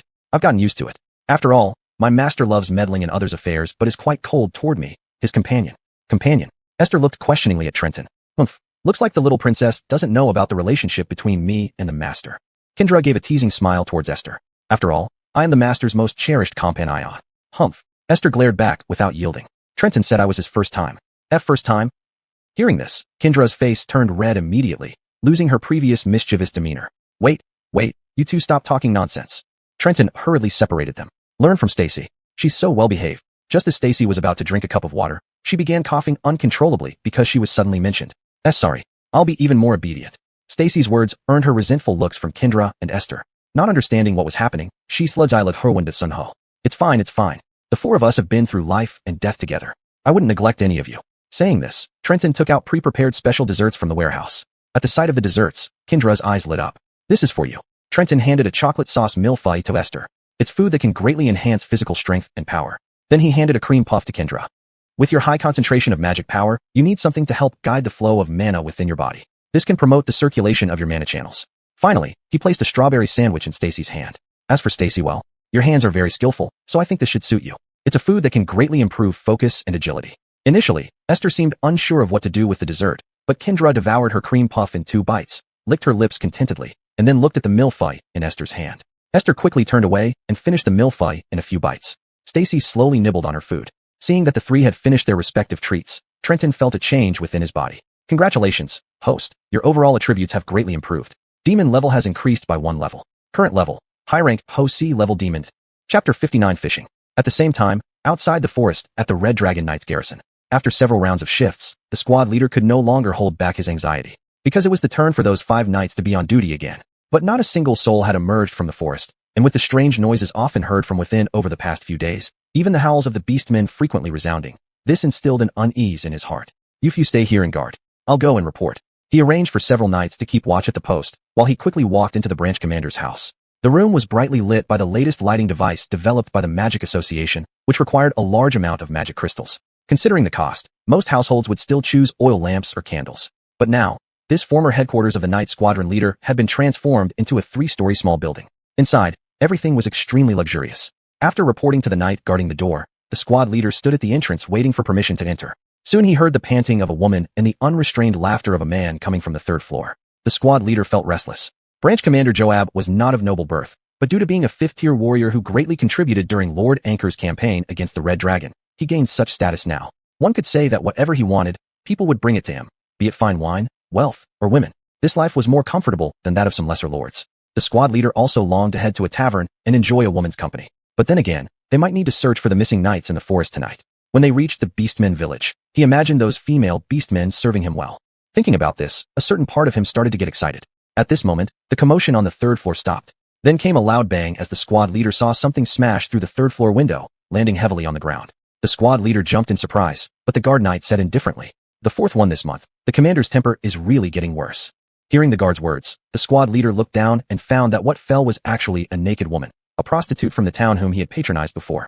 Sigh. The squad leader sighed inwardly. Although he himself was lecherous and would kill after satisfying himself with the female beastmen, he treated humans fairly. As for Branch Commander Joab, he could be described as eccentric and violent, venting his anger on others at the slightest displeasure. It was rumored that last time, because a woman accidentally bit him during intimacy, Joab pummeled her head until half of it was smashed in before he stopped. Fuck. What do you mean disturbing me at this time? Soon, an angry roar echoed from the stairway. The squad leader and the guard immediately stood straight. Sure enough, Joab, bare-chested and buttoning up his pants, walked down. Seeing the squad leader made him even angrier. What the hell do you want? Spit it out. See, Captain, the 5 knights who were supposed to take their shift entered the forest 2 days ago and have completely disappeared since then. 2 days. Joab was tall with a scarred upper body, clearly a seasoned warrior. His thick arms quickly rose to throttle the squad leader by the neck. You mean they've been missing since 2 days ago, and you're just reporting now? Spare my life, Captain. I thought they went into the forest to have some fun. So. Cough, spare my life. Have some fun. Went to that beastmen village again. Are you not sickened, fucking those beasts? Joab threw the squad leader to the ground next to the prostitute's corpse, their eyes meeting, causing the squad leader to scramble up in fear. Captain, should we send out people to look for them? Joab took a piece of clothing from the guard while speaking to the squad leader. Duh. The Lord will be inspecting the garrison day after tomorrow, and 5 people are missing. How do you expect me to explain that? Hurry up, wake everyone. Although the Red Dragon Knights weren't as formidable as they used to be, with no strong enemies daring to challenge humanity now, Esther and the mighty dragons once ruled the skies, but their heads were now displayed in city centers by humans. However, the overall quality of the Red Dragon Knights remained good. 10 minutes later, all the knights in the garrison gathered in the square. Clad in armor, Joab walked to the front of the knights, with a massive battle axe strapped to his back. It was said that this axe had been his favored weapon when he was still a highwayman. Because of Lord Anchor's appreciation, the axe remained with him until now. Otherwise, such weapons were rarely seen in the Knight Squadron. Listen up. We will conduct a surprise inspection on the Beastmen village in the forest tonight. Whether we find our missing brothers or not, I want you to thoroughly intimidate these beastmen. I've heard they've been restless lately, so let's cool them down. Got it? Yes, sir. The knights roared in unison. There were over 500 knights in total at the garrison, all well-equipped, plus 30 mages accompanying the team. This was the standard configuration of a Talus Kingdom Knight Squadron. Esther Jolie Fast Direct Squad didn't have the privilege of having mages, which showed the strength of the Red Dragon Knights. But don't kill all of them. The Lord will inspect the garrison and the forest in 2 days, and I don't want to see him angry. Got it? Yes, sir. Though Joab said this, he knew very well that young Lord Anchor was even more brutal than his father. Esther, and if all the beastmen in the forest were dead, the Lord probably wouldn't care. But his subordinates seemed to enjoy their fun in the beastmen village. No expense, free indulgence, and he could pocket the monthly comfort allowance given by the Lord for the knights. So he really didn't want the village to be wiped out. Let's move out. Joab mounted a Highland warhorse clad in iron armor first. He instructed 200 knights and 30 mages to stay at the garrison, while the rest, over 300 knights and 20 mages, followed him into the forest in great numbers. At the moment they prepared to march into the forest, the scout placed by Emir at the village entrance quickly reported the news back to the village. The beastmen had just finished dinner and were dancing and singing around a bonfire, as if celebrating a festival. Upon learning that human knights had entered the forest, most of the beastmen instinctively began to feel fear. They came faster than I expected. There must be some unforeseen event. Emir thought for a while and looked at the pile of iron ore in one corner of the village. It was too late to smelt weapons now. How many of them are there? Emir asked. A female beast woman with a bandaged head, sharp eyes, and agile movements replied. 300 heavy armored knights, 20 mages. The leader is Joab, the commander of the Red Dragon Knights Forest Division. At the mention of Joab's name, the beastmen felt a deep-seated hatred. Emir was puzzled, but soon Elder Lee whispered to him. The one who killed Marlene's father was indeed young Lord Anchor, but the one who destroyed her father's dual swords was this Commander Joab. Esther pondered for a moment and then told Emir. Joab isn't from a traditional knight lineage. I heard he used to be a highwayman, quite skilled, and like me, he's a fifth-tier warrior. Don't underestimate him. Emir nodded and made his decision. Hide all the iron or quickly. Tonight, our goal isn't to engage in a full-scale war with them. The beastmen followed Emir's orders and immediately got up to move the iron ore. Then Emir looked at Esther and asked, Esther, have you ever fished? The girl raised her head in confusion, looking at Emir. Sure, but why bring this up now? To catch big fish, you need good bait. Joab isn't impressive enough for me. I want to catch a bigger fish. Are you willing to be my bait? Chapter 60, On the Brink. From beginning to end, Joab had never taken the Shadu in this village seriously. He remembered when he first came to this forest with Lord Brit that those Shadu actually dared to hope for peaceful coexistence with them. It was his single axe blow that shattered these beasts' delusions completely. That day, under his leadership, the cavalry trampled countless Shadu bodies, a sensation more exhilarating than his days as a mountain bandit. Admittedly, these wolf-eared beasts were indeed skilled, significantly hindering their offensive. Joab still recalled the battle between him and a Shadu wielding dual swords. They fought for a whole day and night, and he couldn't gain any advantage over him. If it weren't for Lord Brit ordering the mages to set the forest ablaze at the end, these beasts wouldn't have surrendered so quickly. After their surrender, a massacre ensued. All the Shadu from the village who participated in the resistance suffered severe punishment. The dual sword-wielding Shad's head was crushed by Brit himself, and the two swords were split into halves by his own axe. After that, these Shadu seemed to lose their will. The cavalry would harass them every few days, engaging in all kinds of atrocities including rape and plunder.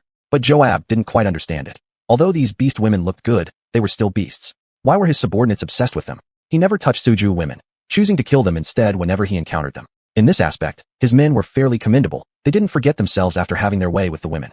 They always tortured the Shadu to death afterward before returning their bodies to the village. Although Joab didn't indulge in Shadu women, he highly approved of this method. It severely demoralized these beasts and broke their spirit.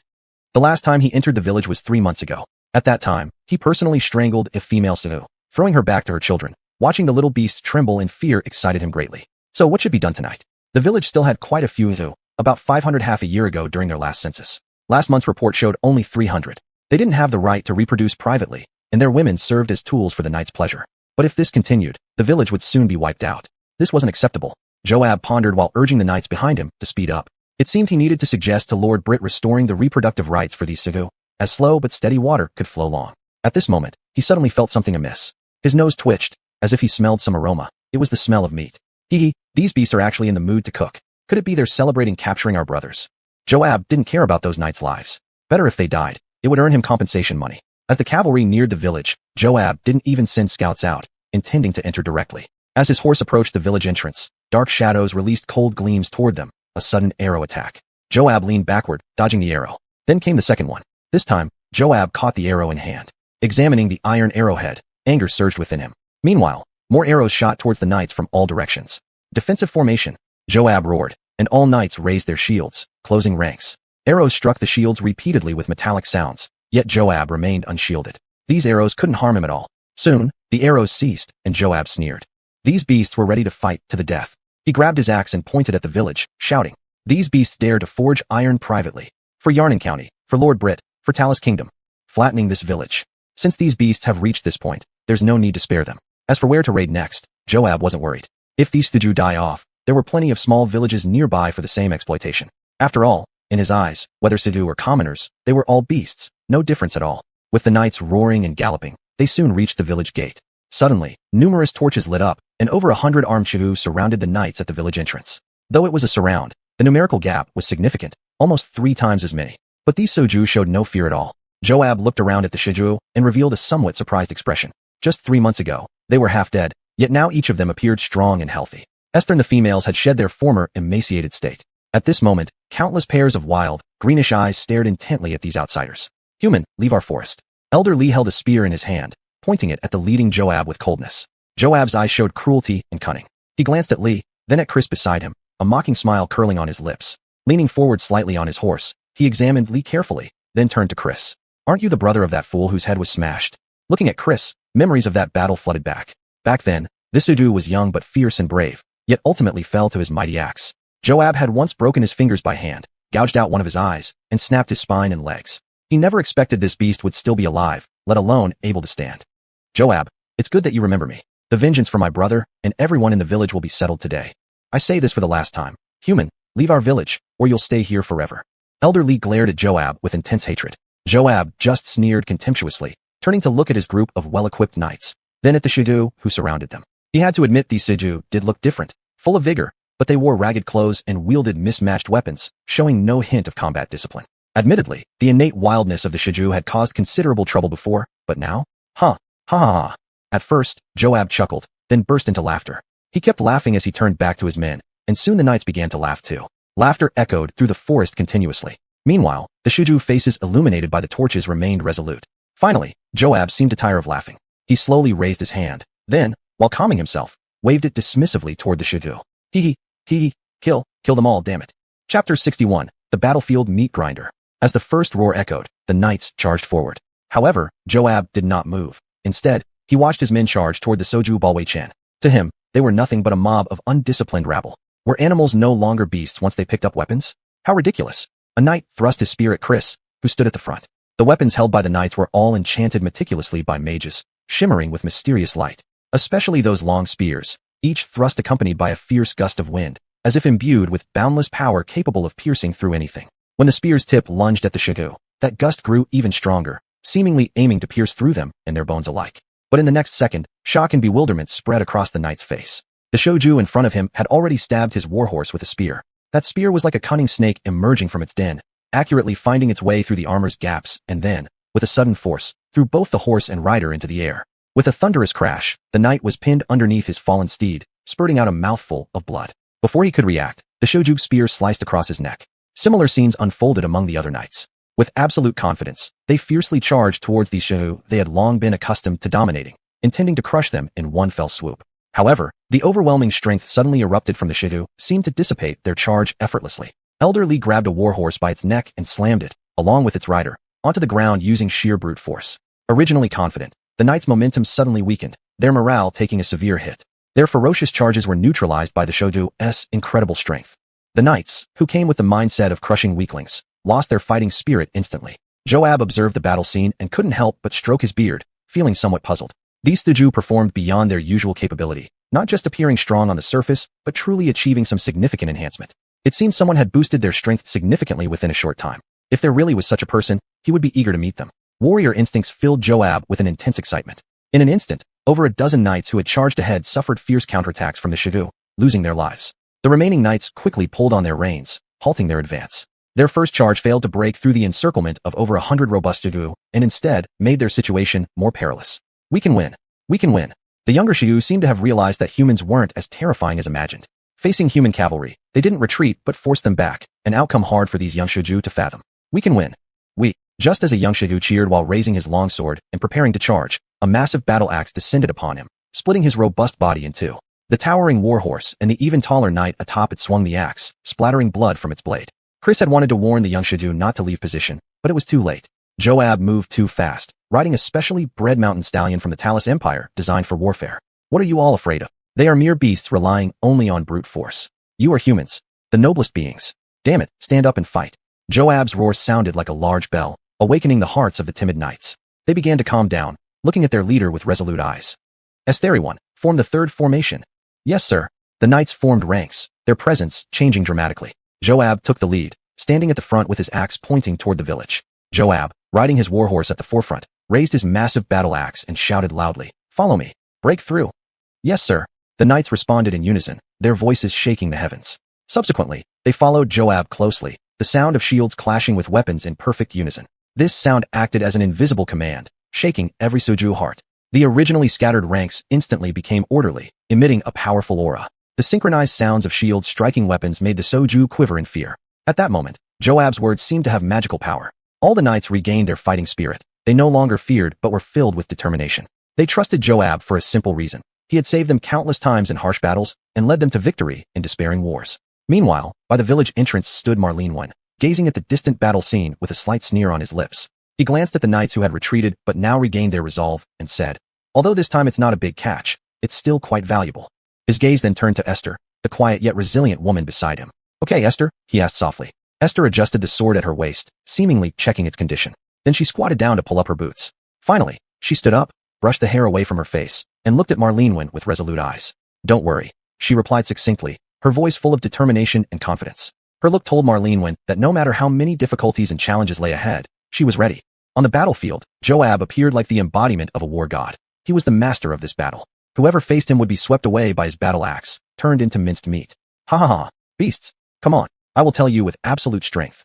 A beast is always a beast. Following him were the knights, inseparable, shadowing him closely. Once the encirclement was breached, they quickly launched attacks. They rode their war horses, holding long spears, charging towards the Shoju. Although the Shoju fought desperately, they were overwhelmed by the numerical advantage. Ha ha ha, beast. And you, also a beast. Ha ha ha, you're all beasts. All deserve to die. Joab swung his battle axe, severing the head of an elder Shoju cleanly. At that moment, he sensed an overwhelmingly fierce killing intent rushing towards him. Joab abruptly turned and swung his axe. Then two twin blades clashed with the axe. Had Joab been just 1 second slower, those twin blades would have decapitated him. "Who the hell are you calling a beast?" Marlene leaped into the air with her twin blades. Although she didn't kill Joab, she temporarily stopped the human grinding machine, making him focus on the present crisis. "Hee, I recognize you." Joab blocked the twin blades' attack with his axe and grinned, revealing his rotten yellow teeth as he spoke to Marlene. "Your eyes are identical to your dead beast father. I wonder if your head is any harder than his. I will kill you. Kill every member of the knights." Marlene's eyes flashed with a greenish glow. Her blood surged within her. Her father's killer was right before her. Now she had weapons and strength, so she must. But the next second, Joab's battle axe shimmered with white light and chopped down fiercely. This blow was heavy and powerful. Marlene instinctively raised her hand to block it, but her beastly instincts told her not to, absolutely not to block it. Otherwise, bang. An elder Shoju rushed over, kicked Marlene away, and lifted his large blade to intercept the axe. The outcome was clear. The axe sliced through both the blade and the elder Shoju into two halves. Chapter 62. Alloy Technology, Young Man. The old Shoju's blood spurted out instantly. He was among those who had previously opposed engaging in battle with human knights. But now, he charged forward at the forefront and saved Iana. To be honest, no one hated these knights more than they did. The young Shoju were very young back then and didn't fully grasp the calamity in war. But these old Shoju truly experienced the pain inflicted by the knights at that time. That kind of pain, deep to the bone, unforgettable. Snap. That faint sound seemed like the world trembling, a life fading away. The body of the old Shoju, split into two, fell on the blood-stained ground.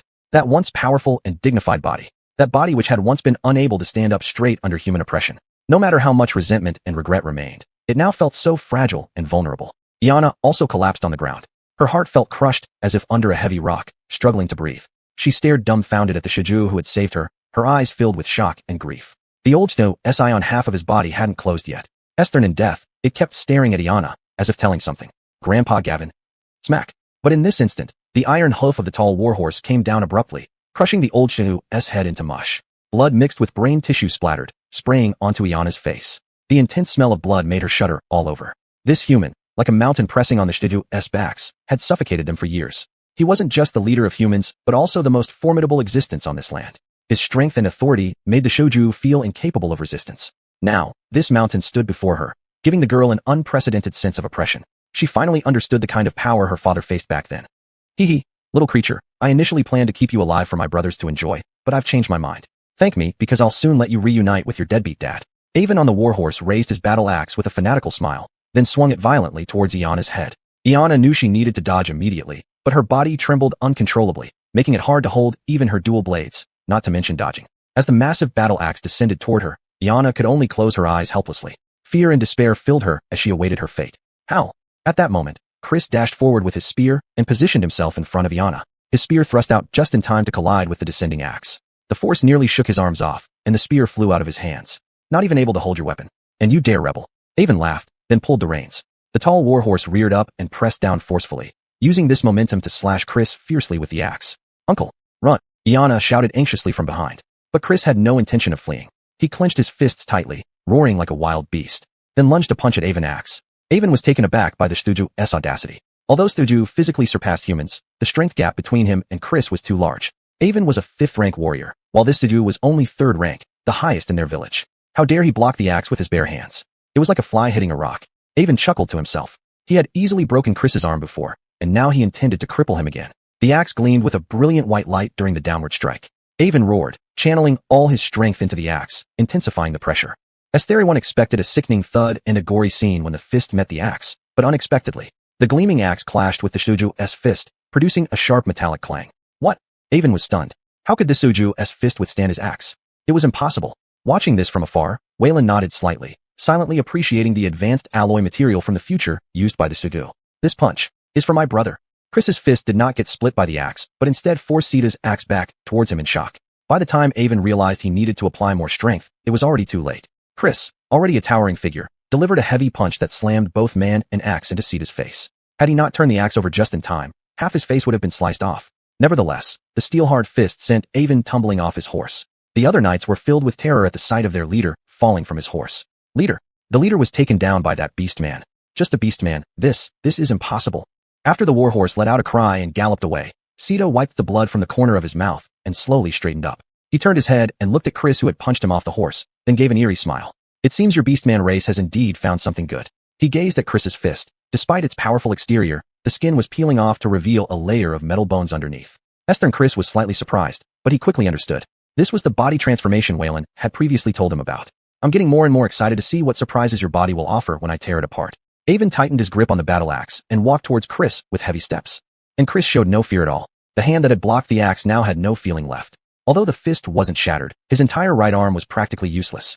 He didn't know if he could continue fighting, but he couldn't retreat. Back then, he failed to protect his brother and the village. Now, he had a chance to make up for everything, so he wouldn't step back even an inch. Because behind him stood his brother's daughter, his niece. And because behind him stood the gate to the entire village. Just as Chris prepared to fight to the death, footsteps sounded from behind him, the direction of the village entrance, and then came a clear female voice. That's enough, Sita Fred. Startled to hear someone call out his full name, Sita slowly lifted his head, his gaze passing over Chris and Iana, directly looking at the figure walking towards him from behind them. Under the bright moonlight, the figure appeared uniquely striking. That light golden hair shimmered with the luster of the moon, beautiful to the point of being breathtaking. Every step she took exerted an invisible pressure that made Sita feel uneasy. Finally, when he clearly saw the visitor's face, he was first shocked, then terrified, and finally bared his rotten teeth in a grin. I sure hit the jackpot today. Then he slowly bent down, pretending to bow, his movements filled with mockery and provocation. Greetings, dear Jolie. Chapter 63. Esther and 5th rank warriors have their differences. Now that you know who I am, why don't you order your people to put away their weapons quickly? Esther looked coldly at Ansel, but the latter sneered contemptuously. Your Highness, do you really think we are in some remote place? News of your treason has spread throughout the entire Talus kingdom long ago. His Majesty the King has already issued an order. Anyone who brings you back, dead or alive, will be rewarded with high office and generous emoluments. Though she had been prepared mentally, Esther still slowly closed her eyes when she heard about the nationwide arrest warrant issued by her father. Perhaps over all these years, she hadn't failed to notice the king's disgust with her, but she had always deceived herself. If I work a little harder, perhaps father will recognize me. If I strive a little more, perhaps father will give me important tasks. If I gain more merits, perhaps father will let me inherit the name of Talus. However, repeated disappointments, the cold gaze of the king, and the mockery of those around her made Esther realize the reality. She was just a bastard daughter, and she could never reach the heights of the royal family. Waylon's appearance seemed like a sharp sword, severing her last thread of illusion. Esther, listen up. Ansel raised his battle axe high. His face showed a frenzied excitement as he pointed the axe at Esther. Capture the traitor and heretic, Esther fast. As Ansel's voice fell, everyone started to act. They were reinvigorated. If it had just been clearing out a rebellious beast village before, it wasn't very interesting. But now it was different. This was a nationally wanted criminal and former princess. If they could capture her alive and send her to Talus capital, it would be considered a great deed. They even ignored the obstructing beasts and lunged madly at Esther. Their goal was one: to capture the traitorous heretic alive and make her pay for her crimes while using her as a stepping stone for their rise to higher positions. Fortunately, the beasts weren't pushovers. Without Ansel participating in the battle, they could still hold off these knights. Ansel's target was clear. It was Esther. I have no interest in those beast animals, but your highness. He licked his lips and revealed an extremely lewd and grotesque smile. My little buddy is excited right now. Jolie, you'll have to let me enjoy myself tonight. Saying this, Ansel shouldered his giant axe and walked step by step toward Esther. Of course, he knew Esther was also a 5th rank warrior like him, but so what? The power of warriors differed from mages and clerics. Warriors of the same rank might not differ much in power, but it's different for warriors. The factors determining their strength include not only rank, but also physique. At this moment, under the moonlight, Esther's figure appeared even taller and slimmer, almost looking as if a breeze could knock her down. However, This did not evoke any pity or concern from Ansel. To him, the hands of this fifth-rank swordsman might be broken by one strike of his axe. Seeing Ansel approaching slowly, Esther drew her longsword and stood it upright in front of her, closing her eyes as if performing some ritual. Ansel spoke in a low, sinister tone. Little girl, even if you are praying now, nothing changes. The king ordered that capturing you, dead or alive, means a rich reward. That means after catching you, I can enjoy myself first, then torture you to death, and still get promoted. How thrilling. My little princess, are you ready? Esther slowly opened her eyes and looked at Ansel, who was almost in front of her, with disdainful eyes. Marlenu trembled, holding her twin blades tightly, and standing next to Chris, but Esther shook her head at them. This is my fight. Don't interfere. Marlenu wanted to say something, but Chris stopped her with a hand gesture and shook his head. Finally, Ansel gripped the battle axe firmly with both hands, his pace quickening until he sprinted towards the young woman. Esther and a lion must use its full force to catch a rabbit. Ansel didn't plan to give Esther any chance to fight back. He couldn't wait to enjoy the night with the young lady. So he planned to decide everything in one blow, but this also had a drawback. If he chopped off an arm or leg with one axe swing, it would. That might be even better. A nearly perverted mindset filled Ansel's heart. His towering figure came before Esther, and he swung his battle axe sideways with all his might. This blow was more powerful than any of his previous strikes, causing even Chris to feel an overwhelming chill. But the girl did not dodge. She slowly raised her long sword above her head, and then fiercely thrust it in front of her body. Clang! The axe and sword collided violently. Everyone had expected that the girl would be sliced in two along with her sword, including Ansel, who felt he might have used too much force and ruined his fun. The momentum of the axe halted. The intimidatingly huge axe was blocked for the second time today. This time, Ansel had put all his strength into it, even using the battle skill Bloody Tremor, but it was still halted by this seemingly frail sword. For a moment, the world seemed to stand still. Everyone's eyes were fixed on the point where the huge axe and the girl's sword remained in deadlock. Ansel's pupils began to tremble. He could hardly believe what he was seeing. A standoff? No, because the girl didn't seem to exert any effort at all. She simply stood there, her sword erect like an impenetrable wall, effortlessly neutralizing his attack. How could this be the power of a fifth-rank warrior? Esther slightly tilted her head back, looking straight at Ansel, then a cold smile crept across her lips. You do not deserve to be a knight. In an instant, Ansel felt a wave of deathly presence wash over him. Instinctively, he tried to escape, but the gleaming blade flashed past his chest in the split second it deflected his axe. Snap! His meticulously crafted armor was sliced open like paper, blood seeping out from the cut. Ansel's towering body began to shake. He looked down at the blood gushing from his chest, then glanced at the petite figure approaching him, feeling a sudden itch in his throat. A mouthful of blood spurted uncontrollably from his lips. He crashed to the ground with a thud, clutching at the wound on his chest, trying to stem the bleeding, but due to the breastplate, he couldn't tell where exactly he was wounded. All he could do was lie there, breathing heavily, trying to remove his armor. Out of the corner of his eye, he caught sight of his battle axe and was shocked to realize it hadn't been deflected. It had been cleanly sliced in two. Ansel fled. At that moment, the moonlight-illuminated silhouette of the girl slowly walked up to him. No, your highness. You do not deserve to be a knight. This was the second time Esther said this to Ansel, but this time, her words were accompanied by the chilling strike of her sword. Thump! Ansel's head drew an arc in the night sky before landing at the feet of the stunned knights. Until the very end, his wide-open eyes could not comprehend how, despite both being fifth-rank warriors, their disparity could be so vast. Chapter 64. War inevitably brings sacrifice. Hoover, Captain. A knight looked down at the head rolling towards his feet, still disbelieving. Only when his companion collapsed to the ground in terror did he dare face the scene before him. Captain, the captain is dead. This wailing cry swept through the ranks of the knights like a tidal wave. The severed head lay on the ground, bloodied, its wide-open eyes sending chills down every knight's spine. The knights, who had been battling the beast men, were caught off guard by this sudden turn of events, their formation in chaos.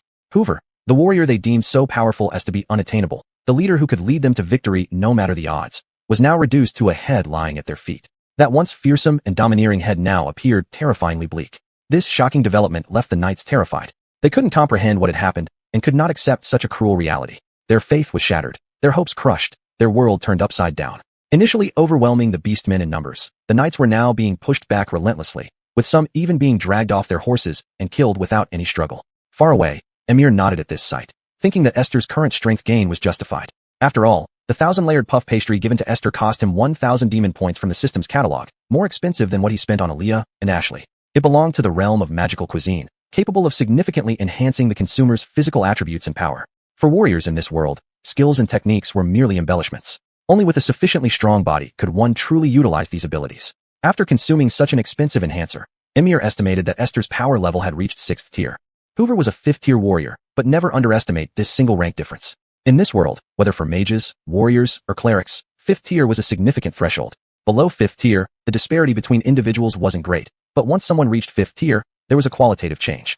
Only those who broke through 5th tier could be called true powerhouses. Despite Hoover's considerable strength, he was only dominant among ordinary humans. The same applied to Esther. Her might was confined within the human sphere.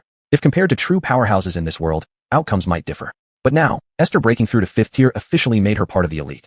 Thus, Emir felt it was a normal progression. Had it been ineffective, it would have been a huge loss since the system didn't offer refunds. From then on, the battle was almost a one-sided rout. Hovering in the night sky, Ashley lightly waved her staff, and the barriers surrounding the forest began releasing immense power.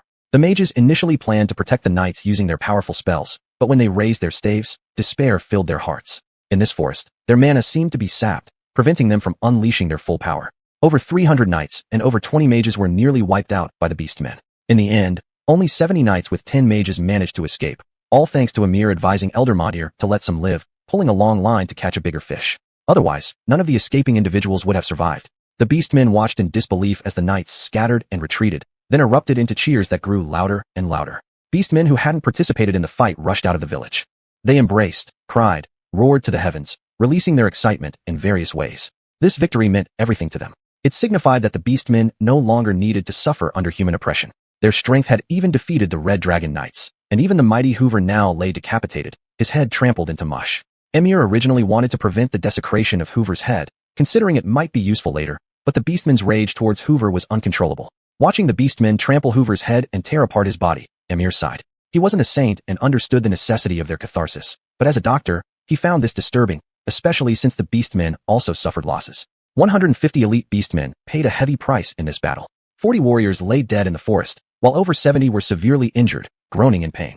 The air was thick with the smell of blood, creating an overwhelming sense of heaviness and oppression. One could say it was a heavy price to pay. At this moment, he was treating the wounded Studuas. An elderly Suju held his hand, his eyes filled with gratitude and admiration.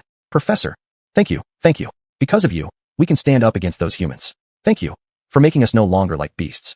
Emir remained silent. He knew what he had to do would come at the cost of countless lives. This was inevitable, and he had prepared himself mentally. But experiencing the cruelty of the battlefield for the first time still made him feel nauseous. Rest well. Finally, he patted the old Shu's shoulder lightly before walking over to Marlene. Unlike her fellow Shu who were celebrating, Marlene was huddled against a large tree, her eyes filled with confusion and helplessness.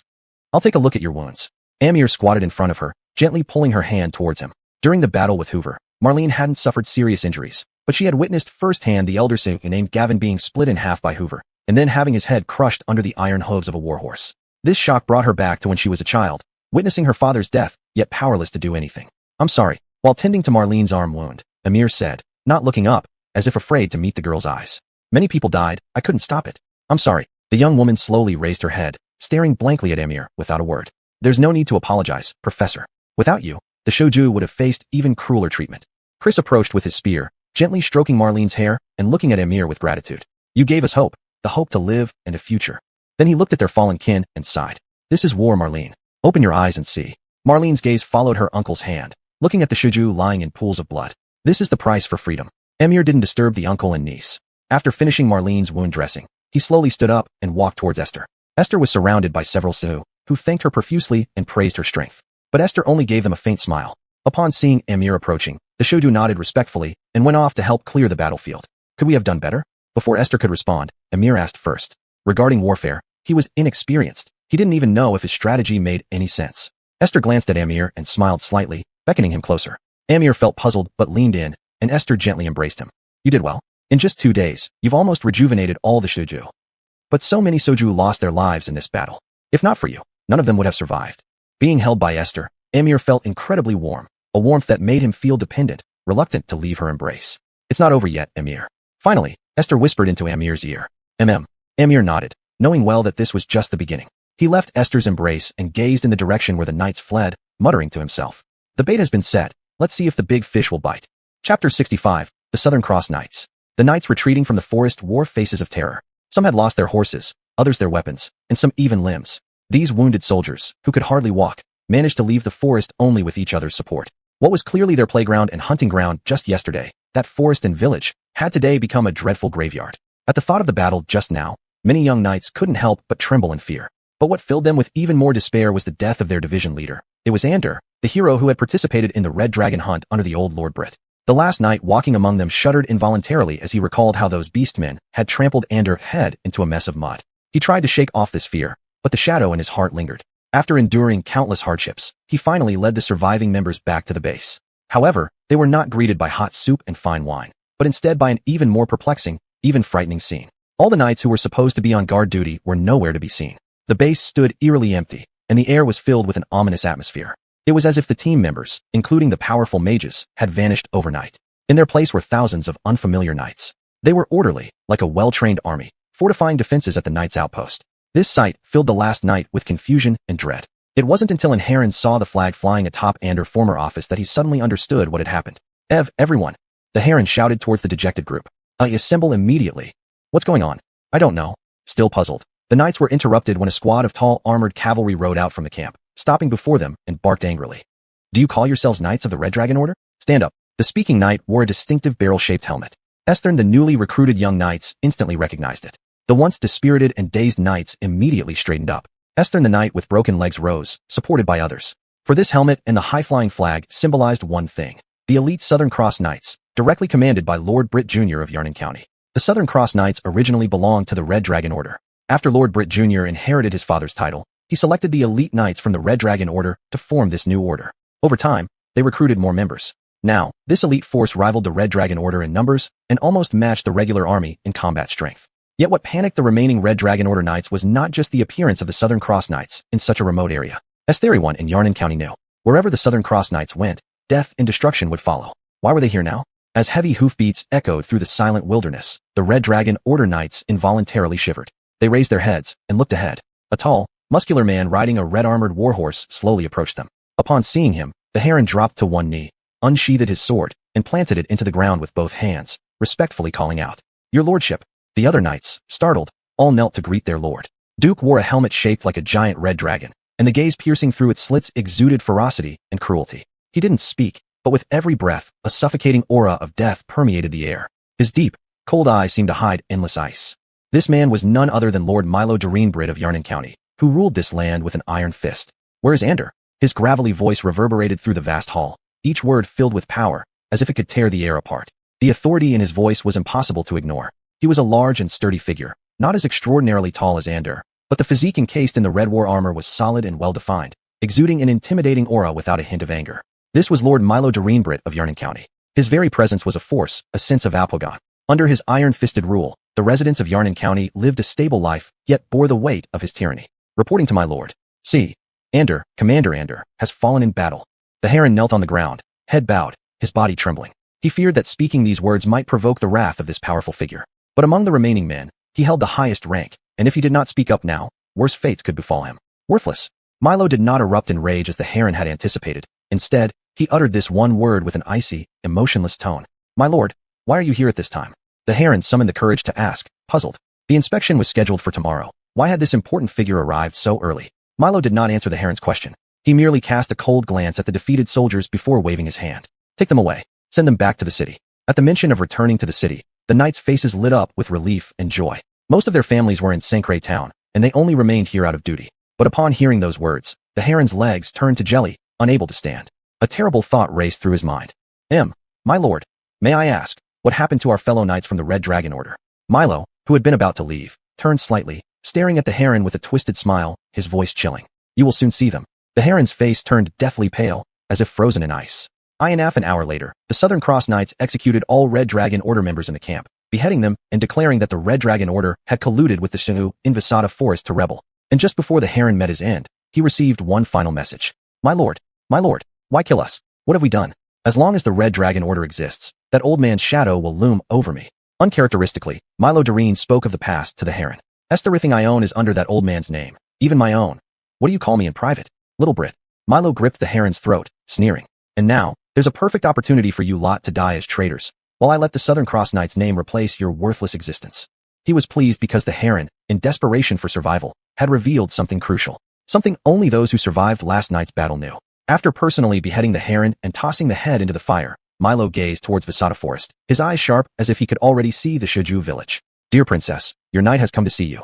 Chapter 66 Preparations for War. When the first rays of dawn shone upon the earth, Trenton had already finished transmuting the last weapon with alchemy. But there were still many things to handle. While directing the Shiju, beast tribes, to clean up the battlefield, he tended to the wounds of the remaining injured ones. By noon, Elder Lee reported to Trenton that there were now more than 300 armed and combat-ready individuals in the village. Trenton nodded, his brows furrowed, seemingly troubled by something.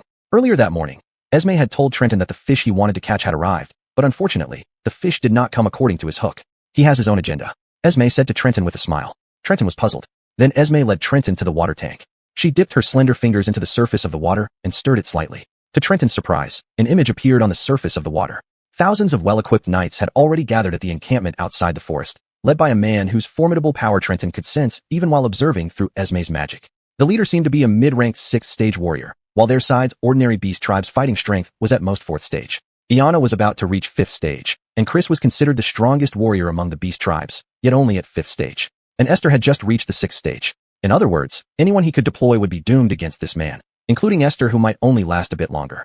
Snap. While Trenton was lost in thought, the little witch's wand unknowingly pressed against his chin, forcing him to look at her. What? Seeing Esme's impish gaze, Trenton was puzzled. You're thinking about who can defeat this man? Yeah, what about the Lord of the Forest? Trenton thought of the giant spider hibernating beneath the mine, but Esme shook her head. Fine in its prime, but now. After hearing Esme's words, Trenton sighed. You were really ruthless back then. He looked at Esme half-jokingly. There's still someone right before you, master. Of course, Trenton knew what Esme wanted to say, but she wouldn't do that. He gently pressed down Esme's wand, and then looked at her seriously. I'm warning you one last time, Esme. Your condition isn't as optimistic as you think. The power you used in Talus Royal City has caused a great burden on your body. Your magic veins are currently very chaotic. Trenton's tone left no room for argument, making the playful witch speechless. It's okay. I'm from the demon race. I'm not so. You listen to me. Trenton pressed his hand firmly on Esme's shoulder, startling the girl. No matter how painful your past experiences were or whatever you've done, now you are my most important patient. I promise to heal you and will do my utmost to treat you. Just listen to me, all right? His voice was strict and even somewhat fierce, but it made Esme blush coyly. She lowered her head, feeling an indescribable emotion surging in her heart. Trenton, looking at her bashful appearance, still felt uneasy. He leaned close to her face until they could feel each other's breath. You? Esme felt like something was blocking her throat, stuttering without being able to speak. What are you trying to say? Did you understand what I just said? Trenton asked seriously again. Esme's face reddened further. She nodded slightly. Understood. After ensuring Esme wouldn't misbehave, Trenton looked at his shadow. Cookie. He called out softly, and a huge black wolf emerged abruptly from his shadow. Esme was also slightly surprised when she saw Cookie, but seemed more accepting after remembering that Trenton was now a demon. Cookie kept circling around Trenton happily like a puppy greeting its master. Trenton rubbed its head and said to Esme, Cookie's strength can't be judged by this world's ranking system, but do you think it can beat that man?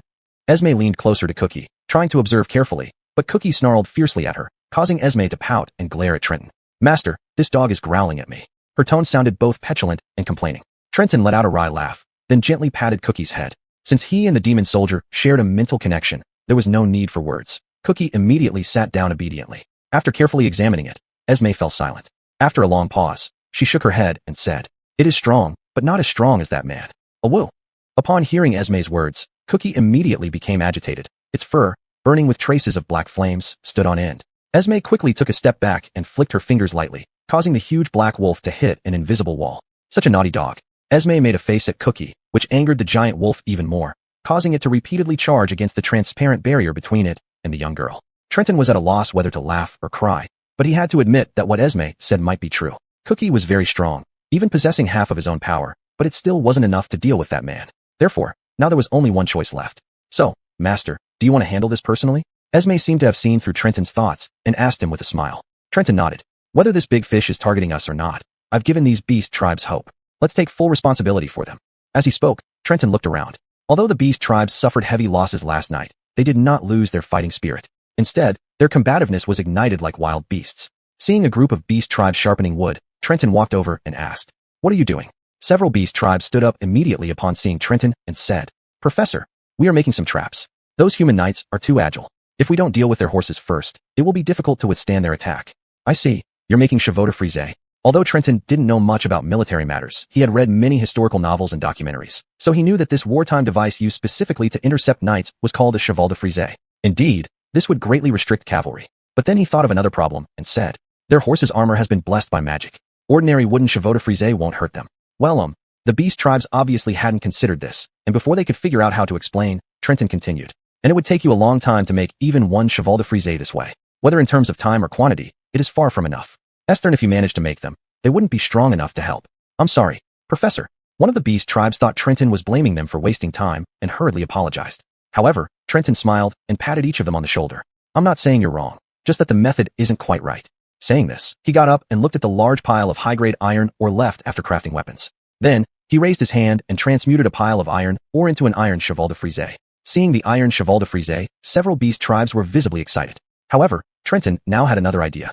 He glanced at the iron ores again and then called Elder Lee over. Gather some beast tribes and pile all this iron ore outside the village, surrounding the entire village if possible.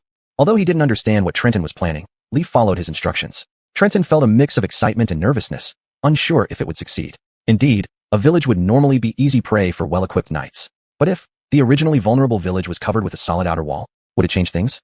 Chapter 67 Dawn approaches, the army strikes. Sorry, Emery. He tried to make his voice as gentle as possible and spoke to Emery. I might be a bit tired, so I don't want you to be as exhausted as me. I am not tired. I can be useful. I can help.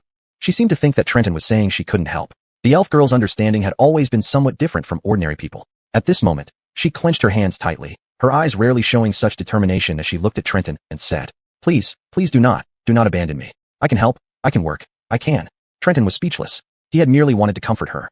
As Trenton felt slightly irritated, Marlene patted Emery's head and said, The professor won't abandon you, don't worry. Come, go rest with Big Sister. We'll have more important things to ask of Emery later.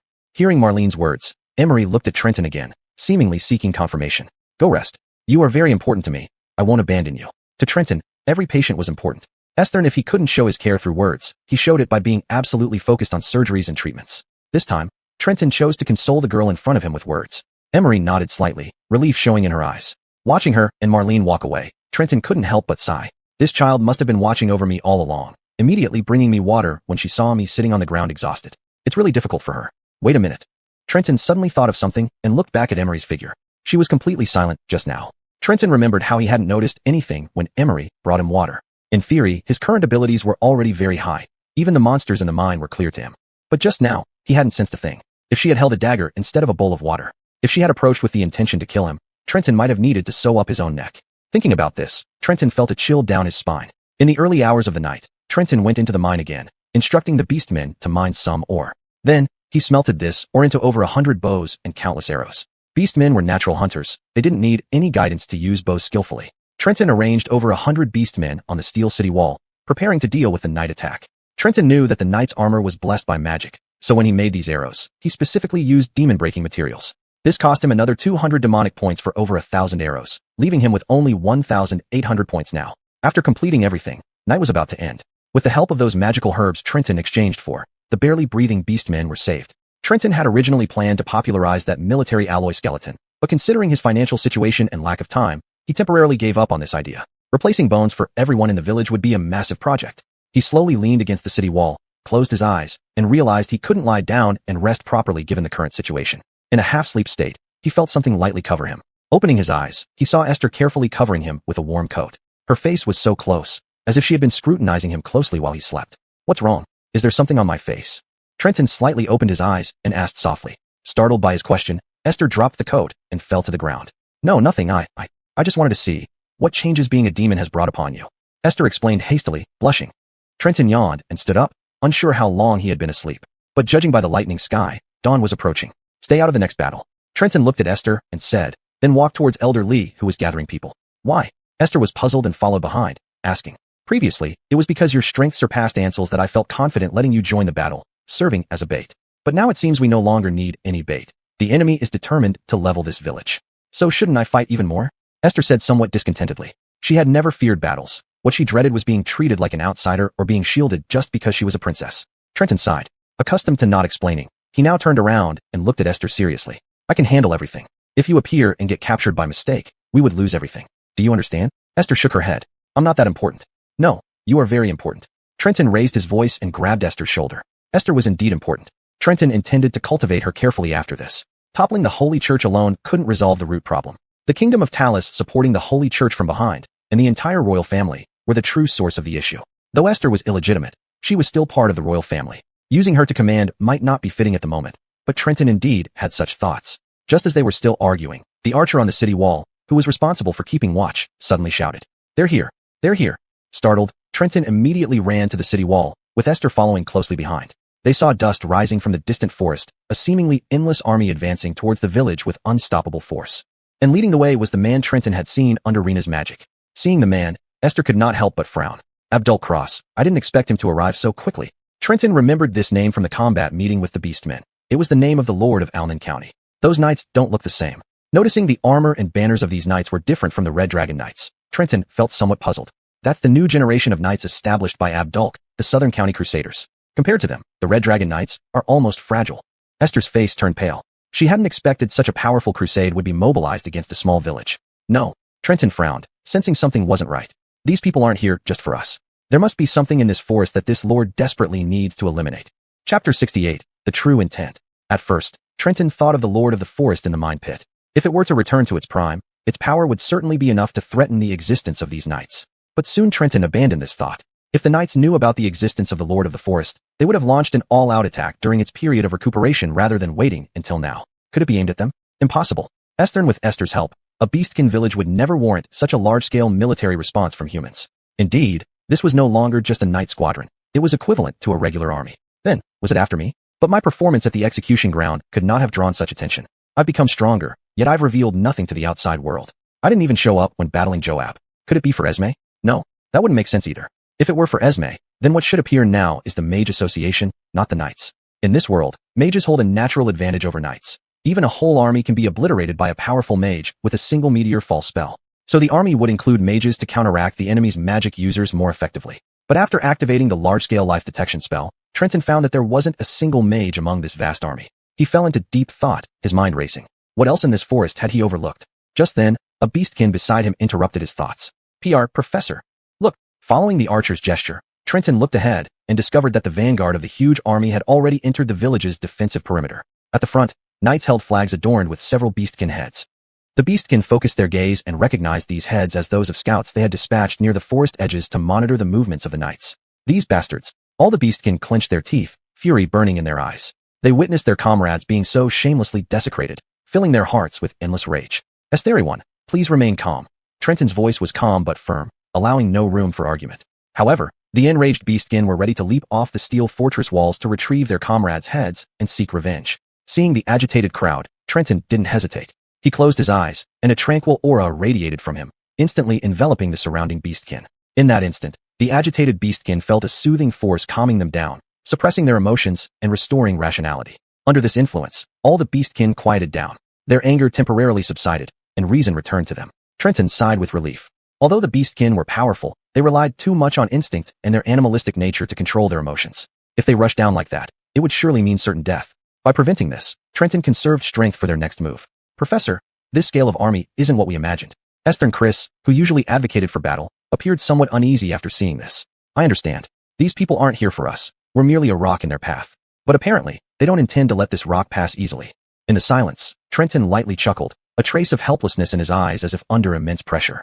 Then, he slowly closed his eyes, as if trying to sense something deeply. His thoughts delved underground, passing through thick layers of soil, reaching deep below. There, he sensed an eerie presence, quietly waiting for something. Suddenly, that presence stirred unervingly, responding to Trenton's probing. Receiving this response, Trenton gradually opened his eyes. A hint of resolve and confidence shone in his eyes, as if he had found a way to resolve the dilemma. Don't worry.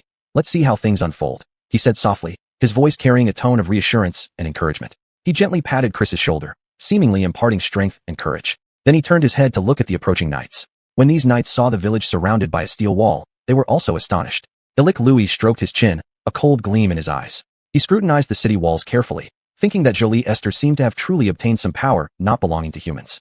Then, he decisively raised his hand, signaling the troops behind him to stop advancing. Riding alone, he approached the city wall fearlessly. The Shuju soldiers on the city wall gripped their bows tightly, standing in readiness, yet he seemed entirely unfazed. His eyes were resolute, and his expression calm as if everything was under control. As his warhorse slowly arrived at the foot of the city wall, he dismounted with ease. The massive warhammer in his hand struck the ground heavily, creating a deafening roar. At this moment, it seemed as though the entire forest trembled, as if even nature was stunned by his strength. Esther fast, your highness. Ilik gave a slight bow towards the direction of the city wall. Trenton furrowed his brow. Indeed, this man wouldn't let go of Esther, the princess branded with treason easily. Your servant, Ilik Louis, has come to escort you home.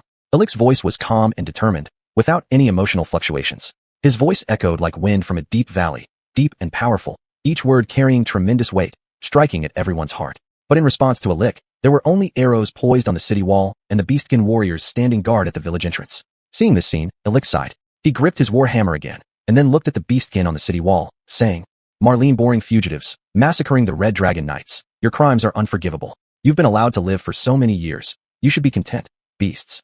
With that, he slowly walked to his horse. Just as he was about to mount it, a beastkin archer could no longer hold back. He launched his arrow, which he had aimed for a long time. As a hunter, he was confident enough to pierce through the human's throat unprotected by armor. But just as the arrow reached a lick, the towering man suddenly raised his hand and caught the arrow. Then he grinned towards the direction from where it came. "Don't rush. All of you will die."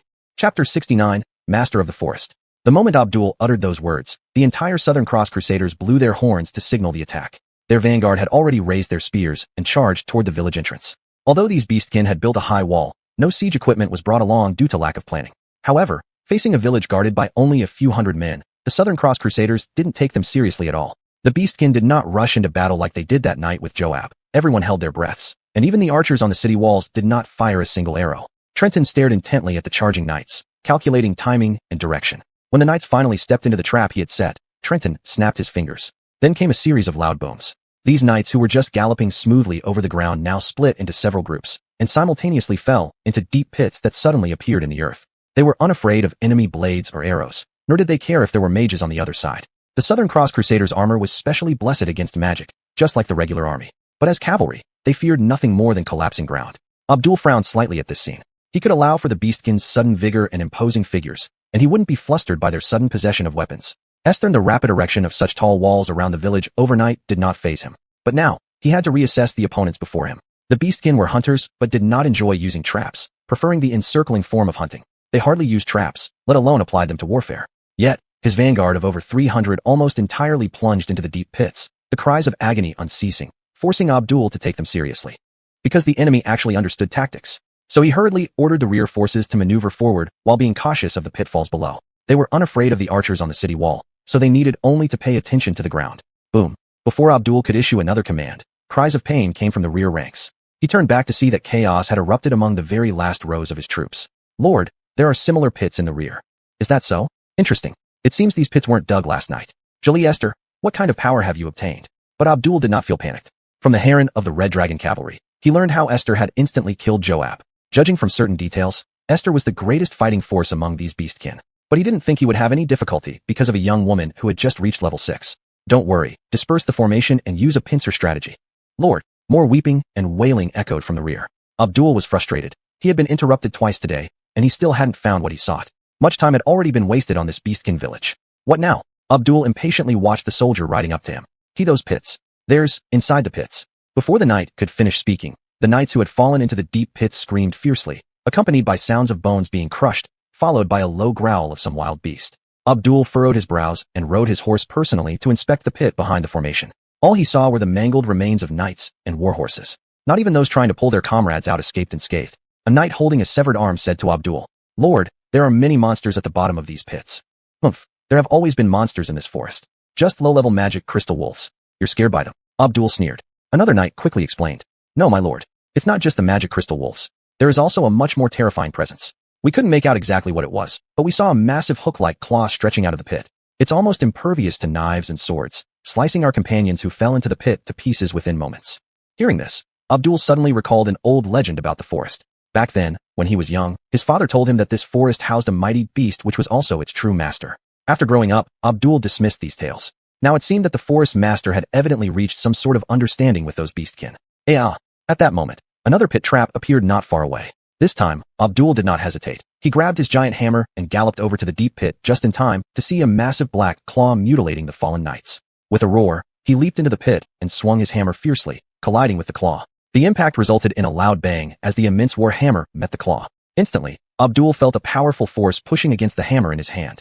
Roaring again, he pressed down with all his might, splitting the claw into 2 pieces. The remaining half of the claw, seemingly in pain, trembled and spewed out viscous liquid before retreating deep into the pit. "What are you all afraid of? You are the Southern Cross Crusaders. Not some village knight order. That's just an injured beast collaborating with those animals to survive under our iron hooves. Are you really scared of such an opponent?" Abdul leapt out of the pit and addressed the surrounding knights. Then he lifted his hammer with one hand and hurled it forcefully towards the front. Keep in mind, he was at the rear of the army, yet the hammer flew straight through the entire formation, heading directly for Trenton on the city wall. Trenton's eyes widened in shock as the hammer smashed into the wall beneath him. There was a deafening boom, and the entire section of the wall crumbled under the impact. "Derek, Save them. Trenton quickly summoned Derek from the shadows. Just as the collapsing wall was about to bury the beastkin below, the black flame wolf moved like a shadow, swiftly carrying them to safety. Trenton also protected the beastkin on the city wall and retreated. But this single blow left Trenton trembling with fear. He hadn't expected this level 6 warrior to possess such formidable strength. The wall wasn't just made of, but also included high-precision steel recommended by the system. A cannon wouldn't bring it down. Slowly lifting his head, he watched the reorganized Southern Cross Crusaders charging towards him once more, and he couldn't help but draw a sharp breath. Chapter 70 Turning Point. Sometimes when two armies are engaged in battle, if the disparity in numbers is too great, it's very difficult to turn the tide with minor tactics. Just like now, the South County Crusaders had thousands of cavalry, while the beastkin only numbered a few hundred. In such a situation, even if the Charmaine appeared and killed hundreds of knights, and even if one beastkin could hold off 4 or 5 knights, if Chris, Ianni, Elder Lee, and Esther could take on 10 at a time, if Sherman and Inez were secret forces, the situation would not change much. When the Crusaders' cavalry charged, the beastkin fought bravely in response. If not for the enhancement provided by Sherman's food, they would have been wiped out in the first wave of the charge. Fall back. Retreat to the village. Realizing the danger, Chris quickly commanded the beastkin to retreat, but escaping from highly mobile cavalry was no easy feat. Soon several beastkin were impaled by lances as they turned to flee. Sherman felt a buzzing in his head, as if some force was pulling at his body. Enduring this sensation, he also joined in covering the beastkin's retreat. But what next? Professor, what should we do? The usually calm Elder Lee was at a loss, not expecting humans to dispatch such a large army, let alone that it included terrifying figures like Blue. For a moment, he was flustered. I'll think of something. Let's get everyone back to the village. Sherman's voice sounded in Lee's ear. He gently placed his hand on the elder's shoulder, seemingly trying to convey strength. Then, without hesitation, he rushed into the battlefield, protecting the retreating beastkin while fending off attacks from encroaching knights. A knight roared, lunging his lance viciously at Sherman. However, Sherman moved almost imperceptibly, flicking his fingers so that several silver needles darted through the gaps in the knight's armor. In an instant, the knight's body convulsed violently before falling limp from his horse, collapsing into a pool of blood. Sherman quickly absorbed the knight's soul as the Charmaine provided assistance. It continuously appeared on the knight's charge paths, each appearance claiming over a dozen lives. However, the South County Crusaders were no irregulars. They were well-trained and quickly figured out the Charmaine's pattern. The following attacks became less effective, leaving many wounds on the Charmaine's claws instead. Nevertheless, due to Sherman's and the Charmaine's distraction, most of the surviving beastkin managed to retreat to the village. Drenched in blood, Sherman stood alone at the village entrance. It wasn't his blood, but that of the knights. 9 crimson-tipped silver needles floated around him, and at that moment, the system's voice rang in his head. Congratulations, host, you successfully upgraded. Current demon rank, superior house class demon. Learn new demon skill, Mass Marlene Vest, Soul Feast. Mass Marlene Vest allows the host to harvest the souls of creatures that died within the last 3 days over a wide area, while Soul Feast enables the host to instantly infuse the harvested souls into nearby corpses, creating weaker but still growing demonic soldiers with lower demon points requirement, offering high efficiency. Before Sherman could savor his new power, the ground began to tremble. Blue led the knight's army right up close. Ilek, holding a warhammer, looked at Sherman with a sneer. What are you? I'm a doctor. Sherman brushed dust off his robe and looked at Ilek. Doctor. Ilek was puzzled. What's a doctor? Sherman sighed, recalling a line from a novel's second male lead. Though he didn't wear glasses, he still said it. The wisdom of mortals. The Red Dragon Knight's intelligence did not mention you. But since you're with Jolie Esther, I assume you are the fallen Saint Priest, Sherman? Blue squinted at Sherman. Sherman did not deny it, nodding. Yes, my lord. Thank you for remembering me. Is there any room for negotiation between us? Ilek slowly shook his head. Pardon me, Priest Sherman. It's not that I underestimate you. It's precisely because I take you seriously that there can be no lengthy conversation. I hope you understand. It had to be said, Blue was indeed an aristocrat. His demeanor and speech were entirely different from Ansel. While he showed no mercy towards Sherman, it also demonstrated his respect for him. Of course, Priest Sherman, if you can stand aside and let me deal with those beasts first, I think I can take you back to my prison. Then I will give you the chance to talk to me. In the silence, Sherman sighed deeply, mirroring Ilek's gesture. The two exchanged a silent glance. Sherman said, Please forgive me, my lord. His voice was filled with helplessness. Please forgive me, my lord. Ilek nodded, showing understanding. Since that's the case, then please die. His voice was cold and ruthless. The massive weapon sliced through the air in a sharp arc. The knights behind him surged forward like waves, rushing fiercely at Sherman. Blue did not choose to engage in a one-on-one duel, nor did he charge ahead as the vanguard. He knew well that although he possessed incredible strength, he was not a knight who charged into battle, but a commander who directed from the rear. The Shouzuman Kandao Zhiyimu, Do Jing Kongwanfun. Yifu Yijing Bugu Yichir Chong Chula Chongchang. Har, Yijiao Dala Jihui Junbei, Chong Chi Shirtung Hofong, Tushi. Trio Yijir Pal Fuzai Bonkong, Guancha Janju de Sha, Suhu, Ganso Dalat Samat. Yunlai Utsu, Zhirjiu Shir Gumoda Li Langmak, Dichet, Zhirjong Li Lang, Jiban Shir Moju, Yabunung Chi Jinup. Ta San Shirla Sojong de Fa Jong, Da Shaolik Yunbeng Yao Dongsho de Nantop. 只是静静的看着下方，战场面对真正马的后晚，赫文也闭上了眼睛。他不再去看那些气势汹汹的骑士，也不再去看那颤抖的大地。森林之主已经告诉了他，自己尽力了，之后的战斗，自己会以保全康康为主。赫文没有给他回应，而是调动起了独身的之力。当他再次睁开眼睛的时候，他几乎感受到了整座森林里所有申诉且尚未消散的灵魂。那些战死的骑士、战死的宿主、被骑士们当作乐而杀掉的野兽，还有那些entangled而被淘汰掉的生命，只要在3天之内死亡的生命，赫文仿佛都能感受到他们的存在。于是他慢慢地抬起了自己的手。The showmen on the city walls and at the village entrance watched this scene with terror. Esther had already rushed out of the city wall without any hesitation, and Iane found an opportunity to prepare for a surprise attack from the rear of the knights.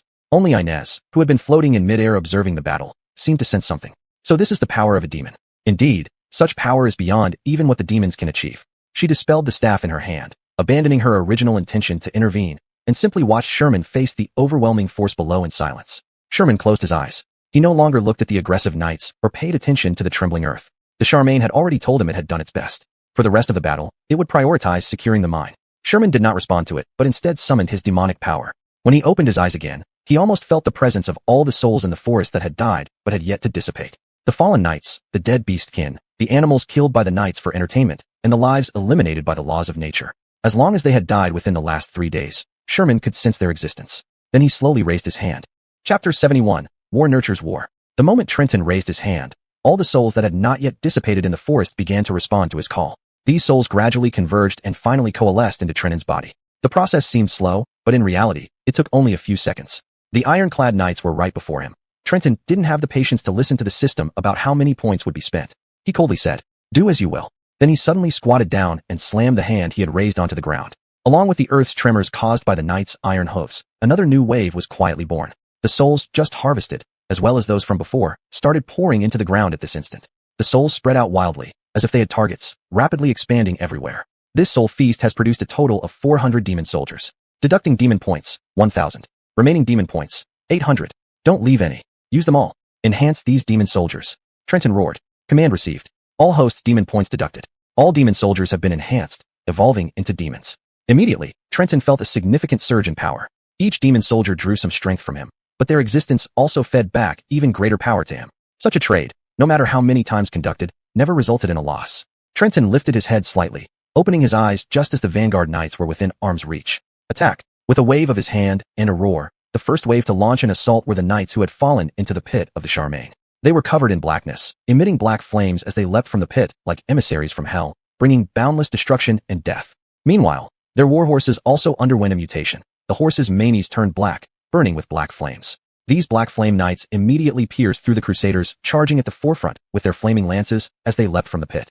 Seeing their former comrades now transformed into monsters, the crusaders fell into chaos. Even Milo Darren couldn't help but widen his eyes. Then came the second wave of demon soldiers, bursting forth from the ground. They were the Shouzu Zhuowan Jansu de Run, Zai Chengwei Mo Bing Zhiho, Geng Shi, Chang Dawubi, Taman Nu Hojug, Chong Ru of Ho Fong Qi Shi de Jianshan. Taman de Yansen Zhong Ran Sao de Shenghen de Huyan, Huijug Gushengeng de Wuqi, Meizu Huidong, Do Ban Sijia, Yi Sung Tan Jiao, Budon So Good de Jurichin Qi Shi de Sungming. Taman de Dongjua Shinmeng Aryo Li, Fang Fu Shi Yichin Lizu, Fear de Vogoi, Rongrun, Bovanei, Zoi Ho Shi Nashia Sunlin Li de Dongwu. Taman Yunban Shi Jurapang Tu Di Shang de Jumin, Gojug Anjing, or Shankhe de Sunghua, Raner Shanzai, Bulan Shi Wen Sun de Tuzik, Hai Shi Minjia de Shaolu, Do Yijing Mayo of Sung Chan de Ling Dong Cry. Taman de Yanzhong Zhio Moa, He Shungsan, Yi Gerger, Ru Tung, Hu, Alai de Guri, Yiban, Ku Sha Jingle, Qi Shi Jinzhong. Taman de Gongji Hao Wu Zhangfa, Che Yichang de Shengmeng, He Canrun, Rong Qi Shirman, Fangbu Shengfang, Dun Shi Zhijian, Zhengger Qi Shi Doiwu, Shanyu Le Hunlan, Han Sha Sheng, Can Jiao Sheng, Bujuer, Kong Qi Zhong, Mimanja Nong Zhong de Xie Xingwei, Shi Bangman Jingkong de Su Chu Tao Can, Dan Shi Wulan Taman Tao Dao Nali, Do Bai Tuobulau, Na Xie Shengmeng de Gongji. I Li Kerdalan Sakur, Ye Yo Xie, Zhen Jinglet. Ta Bu Mingbat Fa Shengla Senmuk. Zema Hui Turan Zhijian Zuji de Jindri Hui Fu, Bei Shou Di. Erchik, Diran, Jingran, Hai Shi Yichin Kanchi Lai, Ruteng, Yiban de Guwu. Buyao Toi Hook. Ali Kanalan Juchi, John Shuri, Mengda Zhang Yi Zhi, Soju Mobang, Gate Za Fei Le Chuchir. Ta Chao de Suzhou de Qi Shi, Gao Sheng Nan. Bu Guo Shi Yichin Wangling. Su Ling Farsut. 不要害怕。Herwin conjug I likura, ta di chier hun chang, yi banda mobbing asion funisu, danya jingbo lao ta de sun, yusher Herwin hito, conjug zuji de yingzu sodao. Chirchi songbuk. Shana jan, Herwin de yingzik shansola yi sha. Erhol mung da huazola, yi dao ping shingso, chonyer da di. Jiso, chaojik eiko de wager jika urchir. Ju zat ali kurjitoila, yijir, fin chi shir ho. Ta de yingzu, mung da shansola yi sha. Anko, chadra, dala samuk. Turan fansun, tau shalamabe. Yet ju zai jersun jan. Ta galdar de janmar, bai yi jir, tong yingzili zon shulai de facer, oyen, jirlong, su chungla soipan. I liker, janwen jiao gun. Dang tho, haishir sun shulalunga. Rosher zai mon yibu. Drapa zuji yifananzai, jirto, jirlong minchan, chinkai. Note, the sentence, taman nu hojug, chong ru of ho fong chi shir de janshan. Taman de yansen zhong ran saojug shunghan de huyan, huujug gushengyang de wuchid. Meizu huidong, do bon sija, yi sung tan jiao. Budon so good at jurichin chi shir de sungming. Taman de dongjoa shinmung aryo li. Fong fu shi yi chin lizu, dear de vogoi. Rongrun, buhanai. And other similar sentences are repetitive. I've made sure not to translate them repeatedly. The beastkin who had died in battle last night. Stronger than humans even before their transformation, becoming demon soldiers only magnified their power. Roaring ferociously, they charged into the ranks of the rear knights. Their eyes blazed with vicious fire, wielding all manner of weapons. Estuary's swing was met with a scream as they continuously reaped the lives of these knights. Their movements were swift and powerful, like a horde of evil spirits from hell, causing shivers down one's spine. Finally, there were the animals of the forest. They were once peaceful residents of this land, living tranquil and harmonious lives. But now, whether it was gentle rabbits or agile deer, none retained the lively charm they had in life. Their eyes held only indifference and cruelty, each diving into the knight army like devils from hell. Their attacks were disorganized yet fiercely brutal, catching the knights off guard. In an instant, the entire knight battalion fell into turmoil. Cries of slaughter and screams filled the air, thick with the scent of blood. Soldiers scattered in terror, yet wherever they fled, they could not escape the fierce attacks. Esther Milo Darren was stunned. He did not understand what was happening, why his army suddenly faced enemies from all sides, and why the enemies looked like monstrous hellish creatures. Do not retreat. Milo Darren lifted his warhammer and smashed a beastkin demon soldier away, shouting loudly to the knights around him. They're just a bunch of undead. A necromancer. Do not fear. Trenton watched Milo. Indeed, he was strong. Ordinary demon soldiers could not easily approach him. So Trenton looked down at his shadow and said, "Cookie go." In an instant, Trenton's shadow flickered, then rapidly transformed into a dark silhouette, swiftly crossing the earth, speeding towards Milo's position. Just as Milo repelled a black flame knight, his shadow suddenly flickered. Sensing something amiss, Milo quickly jumped off his horse. In that very instant, his large warhorse was torn apart by a massive black flame wolf emerging from the shadow.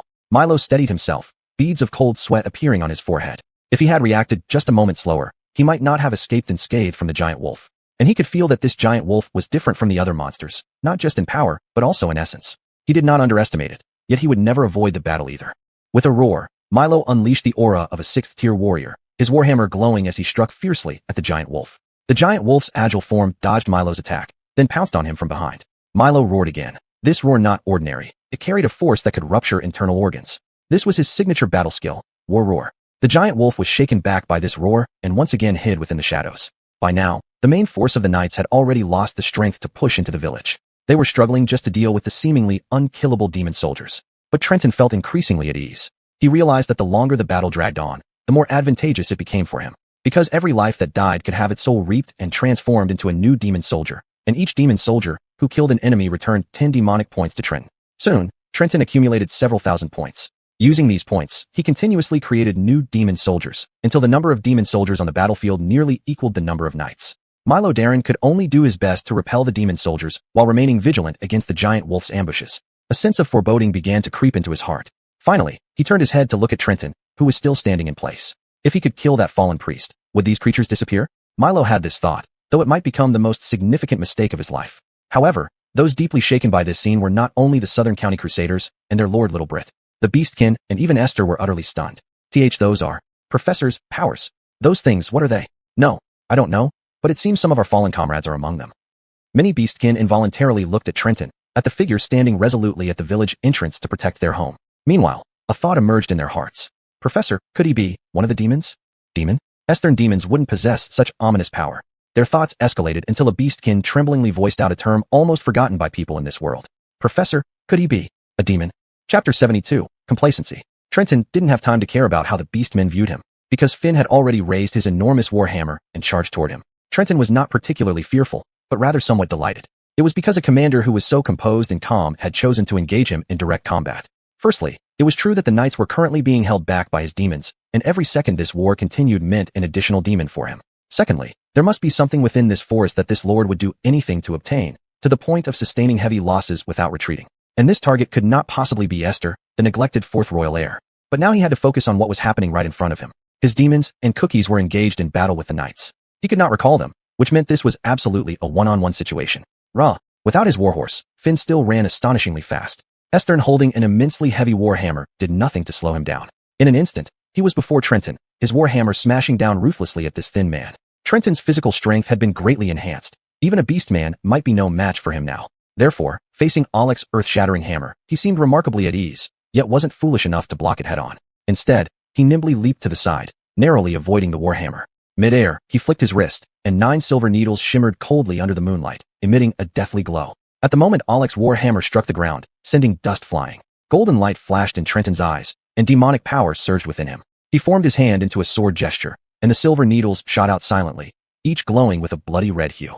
These silver needles were no ordinary objects. They were once medical treasures, the 9-curve acupuncture needles, and now, imbued with demonic power, these 9 needles had become lethal instruments of death. Alec was no common adversary. He suddenly felt the sharp and cold presence in the air and instinctively dodged. However strong he was, his massive body encased in heavy armor and wielding a 1,000-pound war hammer became a hindrance. 3 needles were avoided as Alec bent down, but 3 other needles pierced through the weakest points in the gaps of his armor. Then 2 more needles slipped through the seams of his leg armor, deeply embedding themselves into his thigh muscles. The last 3 precisely struck his left arm. As the needles touched Alec's body, Trenton frowned sharply. Unlike previous encounters, these needles did not easily penetrate the human flesh, but met some significant resistance. For a 6th-tier warrior to have such toughness. In the brief moment of Trenton's surprise, Alec swung his warhammer again. Trenton hurriedly dodged, but was still knocked to the ground by the wind force generated by the warhammer. Rhea! Alec roared furiously, lifting his warhammer to smash down on the fallen Trenton. But just as the hammer was about to strike, Trenton quickly gestured with his fingers. The spots where the silver needles had pierced Alec instantly turned excruciatingly painful. Alec felt an alien energy invade his meridians and bloodstream, rapidly weakening his combat skills and bodily responses. Heretic! Alec roared at Trenton. What have you done to my body? I've sealed some of your body's meridians. Taking advantage of the moment, Trenton quickly got up. When the warhammer came down again, its force was noticeably weaker. Alec felt his vitality draining rapidly, with pain and weakness flooding every muscle and vein. His hands trembled as he wielded the hammer, which now felt like a heavy burden. Trenton continually evaded his attacks while manipulating his fingers, making the silver needles strike various pressure points on Alec. The blood-red aura surrounding the needles spread like tendrils within Finn's body, disrupting his concentration. What witchcraft is this, heretic? Alec struggled to breathe, finding it difficult even to roar. It's not witchcraft, Trenton answered expressionlessly. It's traditional Chinese acupuncture, of course, with a bit of mysticism. You don't need to understand it deeply. Finn desperately tried to retaliate, trying to rid himself of the terrifying sensation within his body. But the feeling of power gradually ebbing away from his body was not something visible, an enemy that couldn't be seen but was as lethal as a poisonous snake, devouring his vitality from within. With a roar filled with sorrow and despair, gathering all his remaining strength, Finn finally raised his warhammer high, attempting to end the fearsome enemy before him with one final blow. But just as the warhammer was about to smash down straight at Trenton's head, he collapsed onto the ground as if disconnected from his own body, the hammer breaking one of his own arms in the process. Erf! Finn roared in anger. Trenton sneered coldly at the man lying on the ground like a dog making its last wail. Your soul is very powerful. He walked up to Alec, slowly squatting down. And more importantly, your soul will surely tell me many things I want to know. His hand began to rise, silver needles swirling around him. Just then, Alec, who had been moaning with his eyes closed, suddenly opened them wide. He swiftly reached out, his thick palm grabbing Trenton's entire face before Trenton could react. The tall Night Lord then slammed Trenton hard onto the ground. My soul? You want my soul? Ha! Damn it. So you're a demon. Alec mounted Trenton, and despite Trenton's desperate resistance, Alec exuded a powerful aura that overpowered him. Then, with his remaining armored hand, Alec clutched Trenton's head tightly, applying more force with each moment. Ha ha ha! You want my soul? Come on, take my soul. Fear showed in Trenton's eyes as pain radiated from his cheeks and head. This man really intended to crush his head, and with just one hand. What kind of terrifying strength was this? Chapter 73, You Are Free. However, at this critical moment, Trenton noticed a gleaming dagger pressed tightly against Milo's neck through the gaps of his sturdy gauntlet. The blade was so sharp that it seemed capable of piercing anything, causing chills down one's spine. By the time Milo realized something sharp was pressing against his neck, it was too late. The dagger, like a striking snake, slashed viciously across his throat.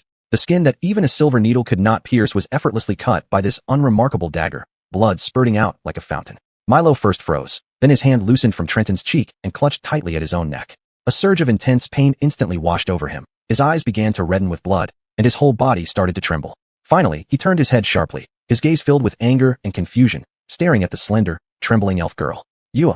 Milo wanted to say something, but with his windpipe severed, no words came out. His eyes burned with indignant rage. "No, don't hurt, Trenton. You know, humans can't."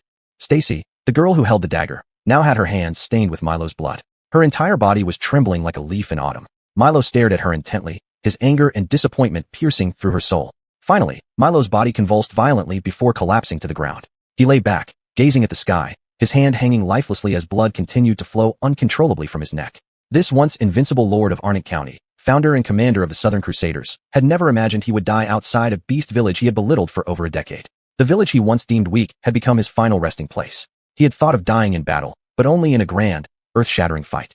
Instead, reality delivered a cruel lesson. He was killed by a frail elf who sneaked up on him. An elf whose strength was negligible, easily crushed with one hand. Such a death was an immense disgrace to him. He could not accept such an end. Elf scum.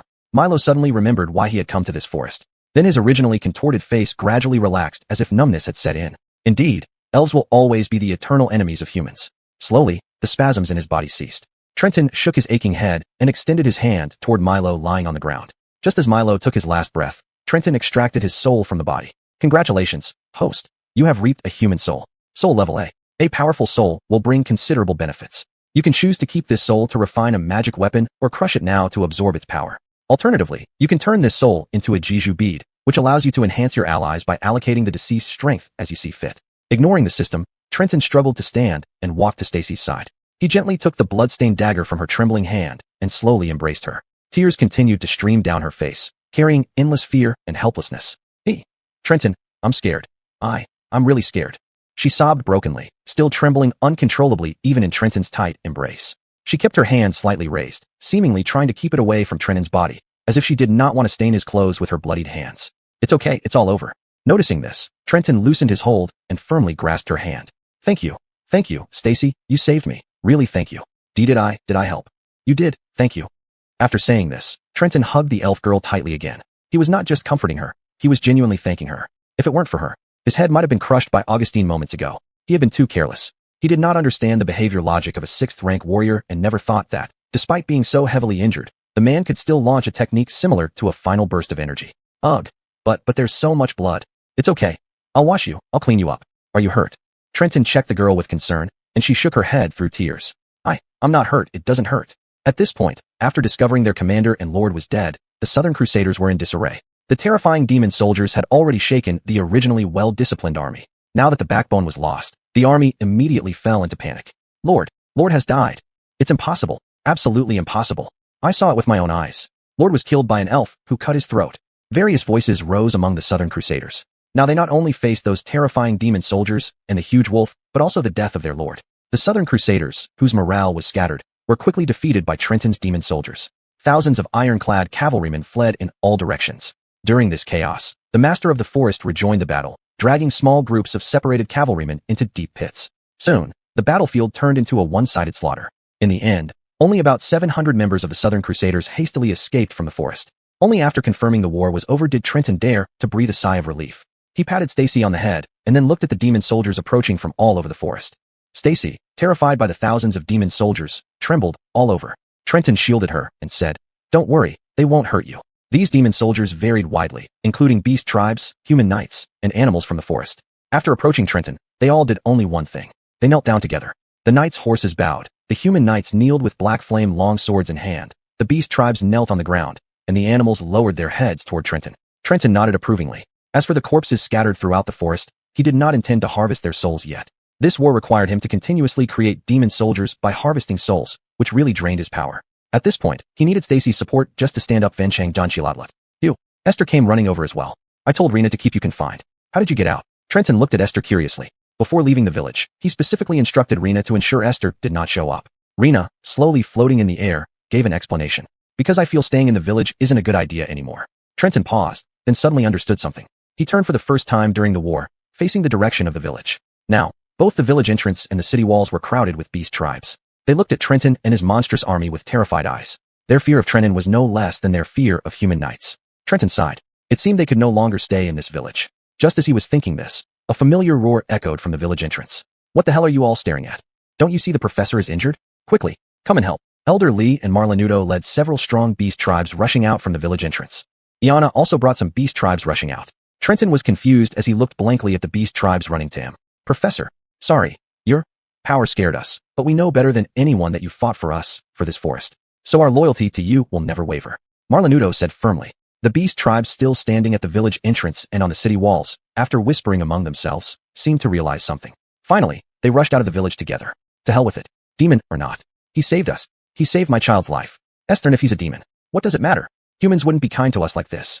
If it weren't for the professor, I'd never have stood up again. Watching the beast tribes cheerfully rush out to welcome victory and him, Trenton's thoughts of leaving gradually dissipated. He smiled bitterly, slowly looked at the group of beast tribes, and with a weary voice, said, Now, you are free. Chapter 74, An Unusual Elf.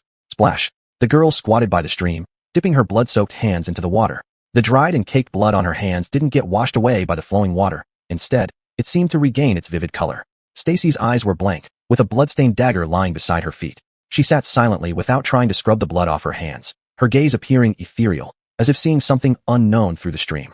Pada! The sound of footsteps nearby made Stacy shiver suddenly. She grabbed the dagger and looked around, her taut nerves slightly easing once she recognized the visitor. Xandra, m'lady? The little demon squatted beside Stacy, expressionless, observing the elf girl's wet hands and the bloody dagger. Aren't you going to clean up? Xandra asked. I will clean it up right now. Then Stacy began cleaning her hands earnestly in the stream, but Xandra leaned close and whispered in her ear. You enjoy blood, don't you? Stacy's pupils dilated suddenly, and the hands rubbing each other froze. She slowly turned her head, locking eyes with the demoness. I fear blood. I do not like it. She said each word with difficulty, as if clarifying her feelings was a struggle. Is that so? Xandra stopped probing further, only offering a cold smile. Then she slowly picked up Stacy's dagger. This dagger, able to pierce through a 6th-rank warrior's aura, it's truly an excellent weapon. Stacy didn't respond, feeling terrified of the demonic presence, much like her first encounter with Trenton at home. Her body trembled again. This is Layla's dagger. Although she is a princess, being illegitimate, her weapon isn't necessarily outstanding, so Xandra tossed the dagger casually into the stream. Startled, Stacy lunged into the stream, thankfully not too deep, only reaching her thighs. The dagger stayed put due to its weight, allowing Stacy to retrieve it. Holding it protectively, she gazed cautiously back at Xandra. The master is intelligent and powerful, yet lacks some basic understanding of this world. A fragile elf maiden with just a common dagger would never be able to quietly approach a 6th-rank warrior and pierce through his aura. Xandra crouched there, chin propped on her palms, watching the elf girl whose clothes and hair were drenched by the stream, her voice becoming low and grave. So, are you really an ordinary elf? A faint glint appeared in the demoness' eyes, looking at Stacy as if she were undergoing some sort of judgment. Stacy held the dagger, shivering from the cold water. She spoke hesitantly. And no, I don't know why you threw away this belongs to Layla. Upon hearing this, Xandra's eyes briefly flashed with a crimson light. Under this gaze, Stacy felt as though she had turned to stone, unable to move. After about a minute, Xandra closed her eyes, and Stacy, relieved, slumped into the stream. Indeed, I see nothing amiss with you, but I'll keep a good eye on you. If you have any intentions against my master, be warned. Xandra's words indicated she had cast some form of physical inspection magic on Stacy earlier, but she couldn't finish what she wanted to say. Because she saw the elf girl sitting in the stream, her cheeks flushed, tears streaming down her face as she started to cry. Why? Are you so scary, so scary? Xandra frowned, deciding to hold her tongue. Sighing, she snapped her fingers, making Stacy float out of the stream and land gently on the bank. Then she removed her robe and threw it to Stacy. Sorry about that. Xandra gave Stacy a slight wink and a faint smile before getting up and leaving the stream, leaving the elf girl draped in the robe, still sitting by the bank sobbing. In truth, how could Trenton not have noticed Stacy's uniqueness? Though he was unfamiliar with the world's power system, even a fading Augustine would never allow a more fragile than human elf girl to approach his back and cut his throat with a dagger that had no magic whatsoever. But he didn't say anything, nor did he feel the slightest bit of fear. He regarded it as a natural talent, one that would be very beneficial in their upcoming operations. Yet, recalling Stacy's trembling appearance when she saw blood, Trenton sighed again. If possible, he really didn't want her to show such an expression ever again. However, as Trenton recollected the scene where Stacy was splashed with blood on her hands, a sudden doubt crept into his heart. At that moment, it was too chaotic to think clearly. Now, upon reflection, was Stacy's expression and behavior truly out of fear and terror? Why did he now feel that it might have been tremors from extreme excitement? He would have to find time to ask Xandra about the elven race. In his impression, elves were sacred, noble, and most harmonious with nature and magic. But in this world, elves were neither sacred nor respected. They were enslaved and hunted by humans, couldn't use magic, and were nearing extinction. How different were the elves of this world from what he had always imagined? While Trenton was pondering this, Elder Lee and Chris, along with several other elders of the Beastmen, walked in. Professor. All of them showed great respect for Trenton, although they had indeed been afraid of his powers initially, and even Elder Lee may have thought about distancing himself from Trenton, apart from Chris and Iana. But now, reflecting carefully, what had Trenton brought to their village? Huge changes. First helping the near-death Beastmen to be reborn, then healing their wounds, and finally leading them to win an almost unwinnable war. Though some in the village still harbored some wariness towards Trenton, they were in the minority and hadn't taken any extreme actions. What's wrong? Seeing the three enter with troubled looks, Trenton was puzzled. Professor, those soldiers. Elder Lee started hesitantly. He seemed to have wanted to call them monsters, but changed his words at the last moment. Trenton immediately understood what was happening. I'll go out right away. Chapter 75, Reconstructing Minds. When Trenton came out of Terry's house and saw the village's condition, he already knew that his guess was correct. The small village was now crammed with demon soldiers. Those variously shaped demon soldiers did nothing, standing like statues in place. However, they immediately knelt on the ground in unison as soon as they saw Trenton appear. This angered the Beastmen. With over 1,000 demon soldiers squeezed into the village, there was no space for them to move around. Many of the outer walls of the Beastmen's houses had been crushed by the warhorses of a few Black Flame Knights. But because Trenton was present, they dared not voice their anger. These demon soldiers affected the villagers even more, each having relatives or friends. The Beastmen could only weep upon seeing them in this state. No matter what they said to these demon soldiers, they received no response. A little boy who had previously asked Jennifer for wooden sculptures cried while tugging at a tall Beastman demon soldier, shouting, "Dad, Sniffle, Dad, what's wrong with you? Why aren't you responding? Dad, let's go home." Meanwhile, a female Beastman clung to a male demon soldier, wailing incessantly, "Hassan, my husband. I barely managed to prepare myself for your departure. Why do you now appear before me? Why?" An elderly couple stood silently before a young Beastman demon soldier, continuously wiping bloodstains from his body and stroking his head, muttering softly, "Child, does it hurt? Are your wounds painful?" Seeing this scene, Trenton felt his heart tighten. Reviving these battle-dead Beastmen would cause tremendous pain to those still alive. He had considered this but couldn't help it. Victory required sacrifices. Of course, some sacrifices could be remedied. "System, can these Beastmen demon soldiers' souls be reconstructed?" He whispered to the system. "Scanning in progress. Please wait." A few seconds later. Scan complete. These Beastmen soldiers' souls have been integrated into other demon soldiers' bodies. Separating and re-injecting them requires 300 demonic points. Okay, will they regain consciousness and emotions after their souls return to their bodies? Response, they will not possess emotions. Once a soul leaves the body, it settles. Esther, if returned to the body, they remain lifeless beings. Disappointed, Trenton listened as the system added. However, soul reconstruction is possible. What is reconstruction? Trenton immediately asked. Consuming a certain amount of demonic points can reconstruct the soul's personality, similar to how you previously customized that magic crystal wolf. This time, you'll customize their personalities. During the harvest of these souls, the system retained their memories and can rapidly reshape their souls with assistance. But it will consume some demonic points. Rest assured, even after reconstructing their souls, the demon soldiers will remain absolutely loyal to you, prioritizing your orders above all else.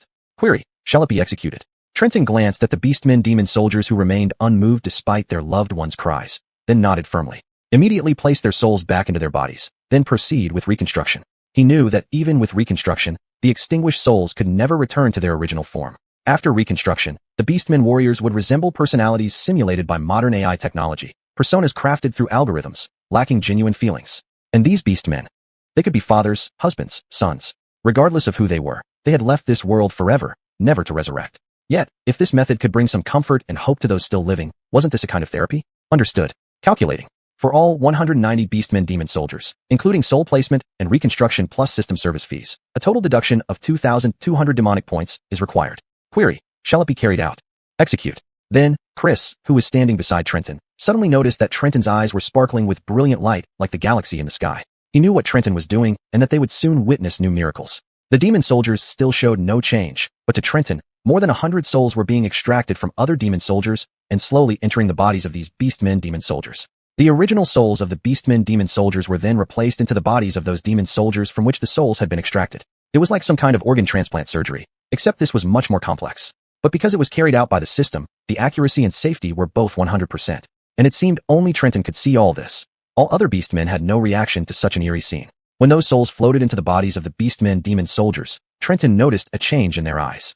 Eyes that previously lacked whites now seemed to regain some expression, just like Quaker did at that time. But Quaker was a demon soldier he had personally infused and shaped and given evolution. It had its own independent thoughts and personality, a truly born life. While these demon soldiers were nothing more than puppets created by the system based on their memories from when they were alive. Dad, please, don't leave me. Leave you alone. The boy clung to his father's leg and cried loudly. but in the next moment, the familiar big hand slowly lifted up and touched the boy's head. "Ha, Lee." Then a low, hoarse voice came from the throat of the beast-man demon soldier. "Dad? Dad, you're finally acknowledging me. Dad." Seeing his father's response, the boy hugged even tighter, crying harder. Trenton knew the creation was still ongoing, but this was already a very good start. I. Finally, the father could speak fluently. He slowly lowered his head, looked at his child, and the previously turbid eyes immediately became crystal clear. I. The beastman squatted down sharply, holding the boy in his arms. "Dad." "Wah." On the other side, the husband slowly reached out and embraced his wife back. "Hassan, my love, you've come back to life. You've come back to life?" Lastly, the elderly couple saw their son regain consciousness, and the three of them embraced together, crying with joy. At this moment, all the beastmen demon soldiers seemed to have been revived, reuniting with their families, friends, lovers, and children. The village, which had originally felt fear due to these demon soldiers, seemed to be instantly colored again as if regaining its vibrancy. Chapter 76. To leave or to stay. Everything had not settled just yet. Freeing the beast folk village was only the first step. Trenton understood this, and the people of the beast folk were even more aware of it. They could have barely survived before, but now that they had raised the banner of rebellion and slaughtered thousands of human iron cavalry, this matter would escalate into a racial conflict between humans and beast folk. The fleeing knights would undoubtedly report this news to the city of Talis, and the arrival of a purge force from the capital was only a matter of time. At this moment, Trenton and his group were in Elder Monty's house, discussing their next move. This place had clearly become their command post. "Shouldn't we leave Visada Forest first?"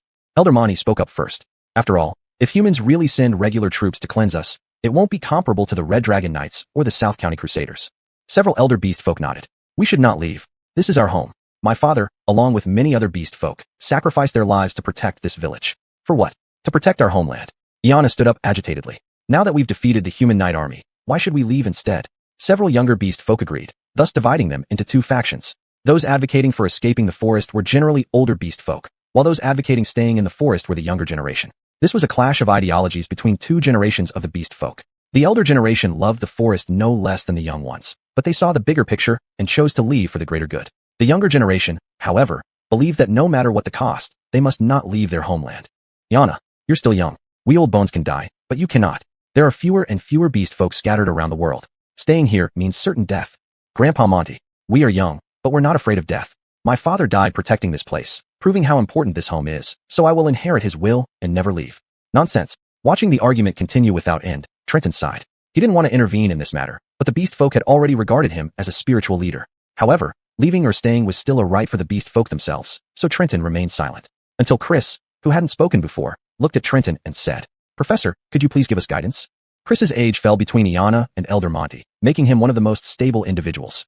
He knew that letting Iana and Elder Monty continue arguing would eventually lead to a significant rift, potentially causing the two groups to part ways. So Chris cleverly threw the problem to Trenton, someone whose word the beast folk would follow. Sigh. Trenton, of course, understood Chris's meaning and sighed helplessly. "If so, let's break down each point one by one. Elder, you mentioned leaving the forest. Have you thought about where to go?" Monty nodded and replied, "North, to Noka Plateau. That's our werewolf clan's birthplace. We're not well adapted to the southern humid climate, and Noka Plateau is our true homeland. I believe there are still fellow clansmen there, and Noka Plateau isn't under Talis Kingdom's jurisdiction, so we shouldn't be pursued further." Trenton nodded and opened a map. "Our current location, Visada Forest, is in the southern part of the human kingdom, also known as Yarnan County. To reach Noka Plateau, we need to traverse southern Saka County and Lucerne County, cross the Wishful Heart Mountain, and then finally enter Noka Plateau." Trenton traced the route on the map with his finger. "Based on our pace, it might take 3 months to reach Noka Plateau." Elder Monty nodded. "Yes, Professor. We have food reserves and also obtained rations from the captured knights. I believe sustaining ourselves for 3 months won't be an issue." Trenton sighed. His finger pressed firmly on several points on the map. "That's assuming no interference. But if we choose this route, we will inevitably face layers of human blockades. Regardless of our weak position now, even if we were an army of 10,000, being intercepted and pursued by humans would mean few, if any, of us would reach Noka Plateau." Elder Monty fell silent. Indeed, he had overlooked this point. Human armies took pride in their knights. As a race with the most mobile troops in the world, intercepting these few hundred beast folk would be child's play. Seeing Monty had nothing more to say, Trenton turned to Iana. "Now it's your turn. You said you want to hold the forest?" "Yes, Professor. I believe as long as we unite, we can. Idealism has no place in war." Trenton cut Iana off bluntly and drew a circle around Visada Forest with his hand. "To my knowledge, Yarnan County has 5 towns and 15 counties, all of which are located around Visada Forest. If Talis sends troops here, cooperating with the garrison forces in Yarnan County, they can easily attack from all directions." Trenton then pointed towards the door. "Those knights today, do you think you could defeat them relying solely on yourselves?" Iana bit his lip and finally shook his head. And if you choose to defend the forest, the armies you face might be dozens of times larger than the South County Crusaders. This was still a conservative estimate by Trenton. The previously spirited young beast folk all lowered their heads deeply like Iana, but from their clenched fists, it was clear they hadn't lost their fighting spirit. So, Professor, since you don't support either side's proposal, what should we do? Chris seemed to have anticipated this. Although the beast folk resembled humans with only some animalistic features and longer lifespans, this race, especially its warriors, sometimes had an inverse relationship between intelligence and combat power. Chris was an exception, and Trenton recognized this. This beast folk warrior was reserved and steady, showing great generalship. At this moment, Trenton sized up Chris, already thinking not about the next move, but how to make Chris even stronger. Chapter 77 Enlightenment Star. We will stay. Finally, Trenton said this. Elderly looked at Trenton very surprised and asked, Professor, this isn't what you just said. Marlene also raised his head, looking at Trenton with a slightly surprised gaze. Professor, didn't you say staying behind means waiting to die? Trenton nodded. Holding our ground in the forest is indeed a dead end. Trenton's voice wasn't loud, but it was filled with power, like thousand-layer waves rippling through everyone's hearts. But by staying here, I mean taking the Visata forest as a base and then expanding outward continually. His words shocked everyone. They had never thought about leaving the forest, let alone expanding outwards. But Trenton's words made them see another possibility, one full of challenges and opportunities. Esther looked at Trenton, a glimmer of understanding flashing in her eyes. Trenton, could it be that you? Are you thinking of? Trenton nodded again. His gaze appeared somewhat weary, but he still mustered up his strength to continue speaking. As I said earlier, all towns of Yarnan County are fortified around the Visata forest. If we can expand outward and break through their defenses, then we might gain larger living space and more resources. Trenton pointed at several cities on the map of Yarnan County. Also, Yarnan County is surrounded by mountains on all sides. Only the northeastern Karina Mountains allow a large army entry. And once we occupy the town of Sumarala in the northeast, it's equivalent to controlling the entry and exit points of Yarnan County. So that means, Chris walked to Trenton's side, looking at the map and saying, by then, all of Yarnan County would become our territory? Trenton nodded, but Esther slapped the table. This is impossible. Trenton, your current actions are no doubt trying to tear open a wound in the heart of Talus Kingdom. Do you know what this means? Trenton nodded. It means we will be plunged into endless territorial wars. Yes, even if you have those, demons, or rather, Highshibing. Trenton calmly corrected. Esther, with the Highshibing, it's currently impossible for us to capture any city outside Visata Forest. Yarnan County's defensive deployment is tight. An attack on any city would trigger a chain reaction. But, Trenton began, if we can find a breakthrough, perhaps we can disrupt this balance. Breakthrough? The other person asked, puzzled. Trenton pointed to a place. Upon seeing that location, everyone understood Trenton's intention. That was the largest town of Yarnan County, Songkrai Town, where Antoine was stationed. Songkrai Town has virtually no garrison soldiers, only the South County Crusaders. Now that Antoine is dead, Songkrai Town will fall into an unprecedented state of weakness. This will be our best opportunity to seize it. Esther stopped talking. She looked at Trenton, trying to find a hint of joking in his eyes. But unfortunately, although Trenton was very tired, even with bloodshot eyes, every word he spoke was serious. In the end, Esther sighed silently and turned to walk out of the room. The rest of the beastmen originally felt excited by Trenton's words, but now Esther's sudden departure made them feel something was off. The little princess still hasn't given up her human princess dignity, Marlene said with a cold laugh. Trenton raised his hand to stop Marlene from continuing. She is inherently human, educated by humans since childhood. Previously, she could still help you with resistance and self-defense, but now we're discussing an invasion, a racial invasion. I beg everyone that if Esther ultimately decides not to participate in this war, please don't criticize her. Hearing Trenton speak like this, Marlene became a bit embarrassed. She scratched her head and quickly lowered her head to apologize to Trenton. Sorry, Professor, I didn't mean to criticize your friend. And Esther has helped us a lot. So, regardless of whether she helps us or not, she will always be part of the Beastmen, at least to me, Iana, forever. Originally intending to say friend, but feeling it inappropriate, Iana rephrased it. She is someone recognized by me, Iana. The other Beastmen also expressed understanding. Trenton did not need others' comments. He just needed Elder Lee, Iana, and Chris to seriously answer this question. Seeing they had no objections, Trenton nodded. Thank you all. This is just a strategic guideline, and further research is needed for specific implementation. Unfortunately, we don't have much time. Now, I suggest everyone get some rest. Take turns cleaning the battlefield and monitoring the movements outside the forest. Professor, you are the one who needs rest the most. Chris said. Trenton didn't deny it. He was truly exhausted. Since coming to this village, how long had it been since he had a good night's sleep? But he still had other things to do, so after nodding, he left the room. At this moment, Esther was deeply conflicted. She had helped the Beastmen, but now the freed Beastmen were planning to harm other humans. The world might indeed be wrong now, but not everyone was wrong. She sat on the edge of her bed, gripping her long sword, its blade reflecting her face. Esther faintly remembered the oath she made when she became a knight at 15. I, Esther Fast, swear at this moment, between cold steel and warm blood, to declare my unwavering belief. We swear to the light, pledging to protect truth and justice. When dark whispers and resentment cry out, We will defend the weak with steadfast shields and sharp swords. We swear to glory, pledging to pursue excellence. In raging battles and trials, we will lead forward with unyielding will. We swear to our fellow knights, pledging mutual support. In lonely nights and icy winds, we will pass on the spark of hope with warm hands. No matter how the world changes, we shall be both shield and arrow, always becoming the brightest star guiding all souls back home. She silently recited these vows, then tears dropped onto the sword with a soft plop. Great Night King, guide me forward. Be the guiding star of my bewildered path. Tell me, what should I do? Acanrionas won't guide you. A voice suddenly sounded from outside the door. Esther sharply turned her gaze to the doorway, where Rena's small figure had entered the room at some point. She stood there quietly, watching her. Night King Acanrionas, also the first knight of the human kingdom, but unfortunately, he was lazy and a drunkard. So if you're hoping for his guidance, I advise you to forget it. Rena looked at Esther, her face revealing a faint smile. Chapter 78, The Beggar Jolie. Isaias, the first commander of the National Knights, also revered by later generations as the Night King. Although he did not participate in Janus and Gemma's campaign against the Demon King, he led a large army to hold back most of the demon forces on the front lines. This allowed the heroes the opportunity to achieve their feats. It can be said that the world's admiration for Acanrionas is no less than that for Janus. And he was also the one every knight would kneel to and swear allegiance upon when joining the order. Esther was no exception. Acanrionas was an existence she had always admired. She grew up listening to old Knight Arrigo telling stories about that great Night King, her heart full of yearning. This was also one of the reasons why she firmly refused the royal marriage arrangement and became a knight instead. Because of this, she was completely abandoned by her father. The Remington family has no need for a dirty princess knight. If you wish to follow my arrangements, I will allow you to bear the name of Remington. These were the last words of the Remington king to his fourth daughter. After adamantly refusing her father's arrangement to marry a duke, Esther was expelled from the palace. At first, she only had a dilapidated mansion to live in. She only had Knight Arrigo beside her, and from then on, she became someone who only did dirty and tiring work. The outside world, affectionately, referred to this fourth royal heir as the Beggar Jolie. What did you say? Lord Acanrionas, how could he possibly be a drunkard? At that moment, her inner guiding star was reduced to nothing by the girl before her, making Esther instantly somewhat angry. Oh, Ashley sighed again. These past few days, she had already lost count of how many times she had sighed. Talking to humans was always so troublesome.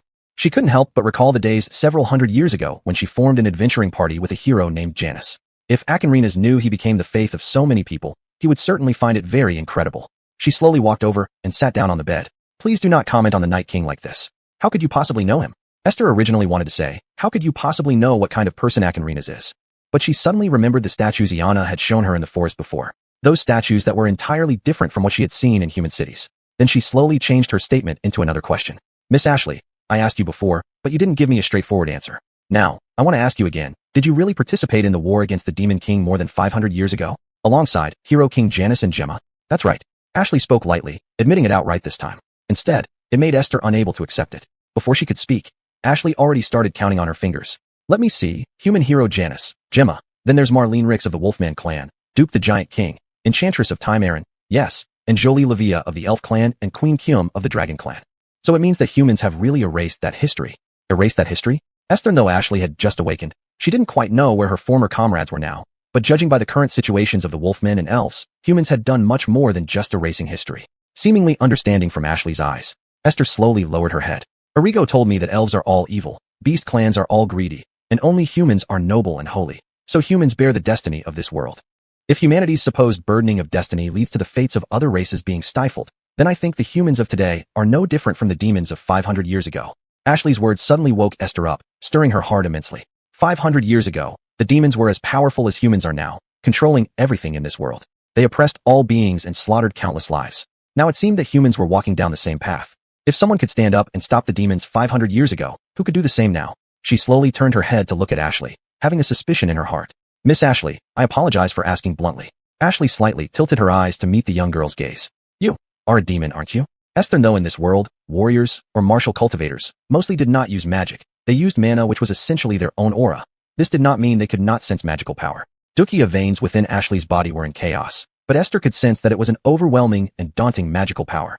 Adding to that, from the conversation between Iana and Ashley earlier, it seemed that Iana had sealed most of Ashley's strength, leaving her to display less than a tenth of her true power. Thus, she asked this question now. But it was strange. Esther, for a demon, the magical power shouldn't be so formidable. More or less.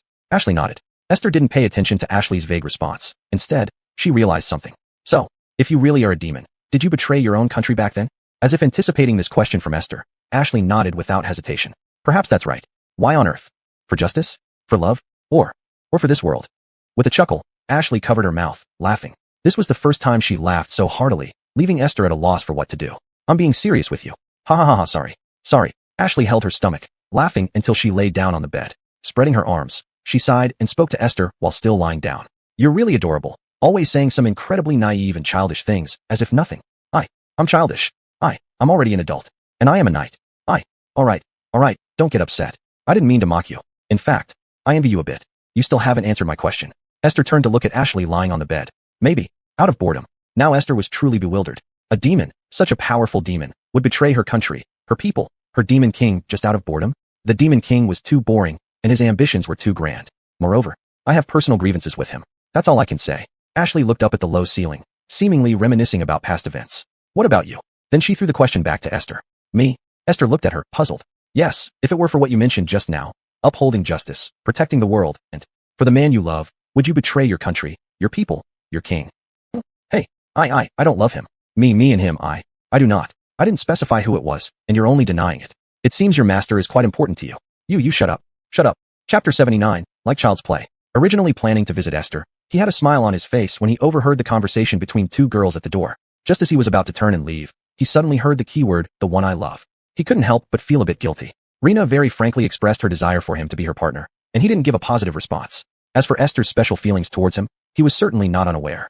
As for Riley, regardless of who it was, he seemed to subconsciously take advantage of them. Whether it was Esther's current situation, Rena's gratitude towards him, or Riley's reliance on him, he intentionally or unintentionally tied them to his side. Never mind. I'll think about this problem later. His habitual aversion to trouble made him choose to put these matters aside.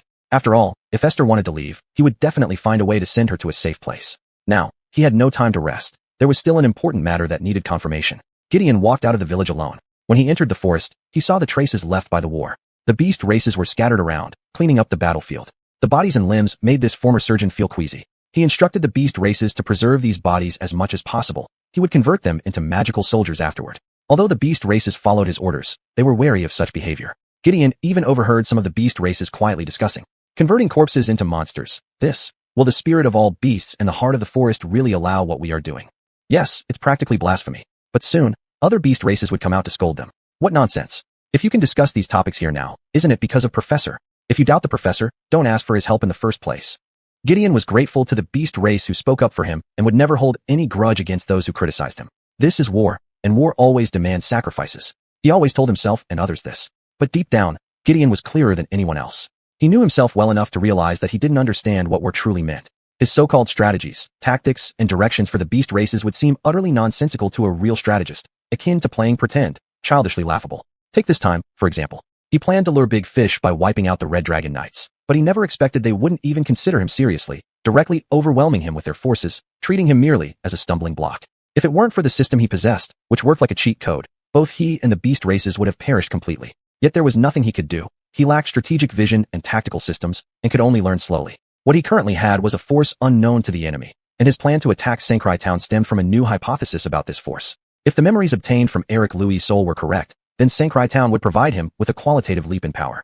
But now, it wasn't time yet. Unable to bear the consequences of this war, he quickened his pace until he reached the mine entrance. Just as he was about to enter, a sudden rustling of footsteps came from behind. Gideon turned sharply, 9 silver needles orbiting around him. It was this feeling again. Esther, though he had activated the vital sign detection technique, and based on his current sensory abilities, even someone as strong as Eric Louis should not be able to approach him silently. Yet the footsteps were already within arm's reach when he heard them. Sorry, I am wrong. Riley, upon seeing Gideon turn and release the silver needles, immediately knelt down in fear. Riley. Gideon retracted the silver needles and helped her up. For some reason, seeing that the person behind him was Riley, he felt less surprised. This girl had given him too many shocks. Initially, while on the gallows, despite the ongoing battle between the Knight Squad and the mob below, Riley managed to bypass everyone and shield him before Maximus's sword struck, buying him precious time. According to Esther, Riley also approached her silently when she was lost in the forest. And previously, she silently slit Eric Louis' throat. What kind of secret did this elf girl possess? I was worried about you. She anxiously gestured, stuttering. I was worried about you. It was clear that she was experiencing an intense inner struggle.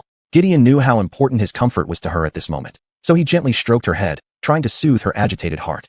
All right, it's fine. I'm going to the mine now. Do you want to come with me, or go back?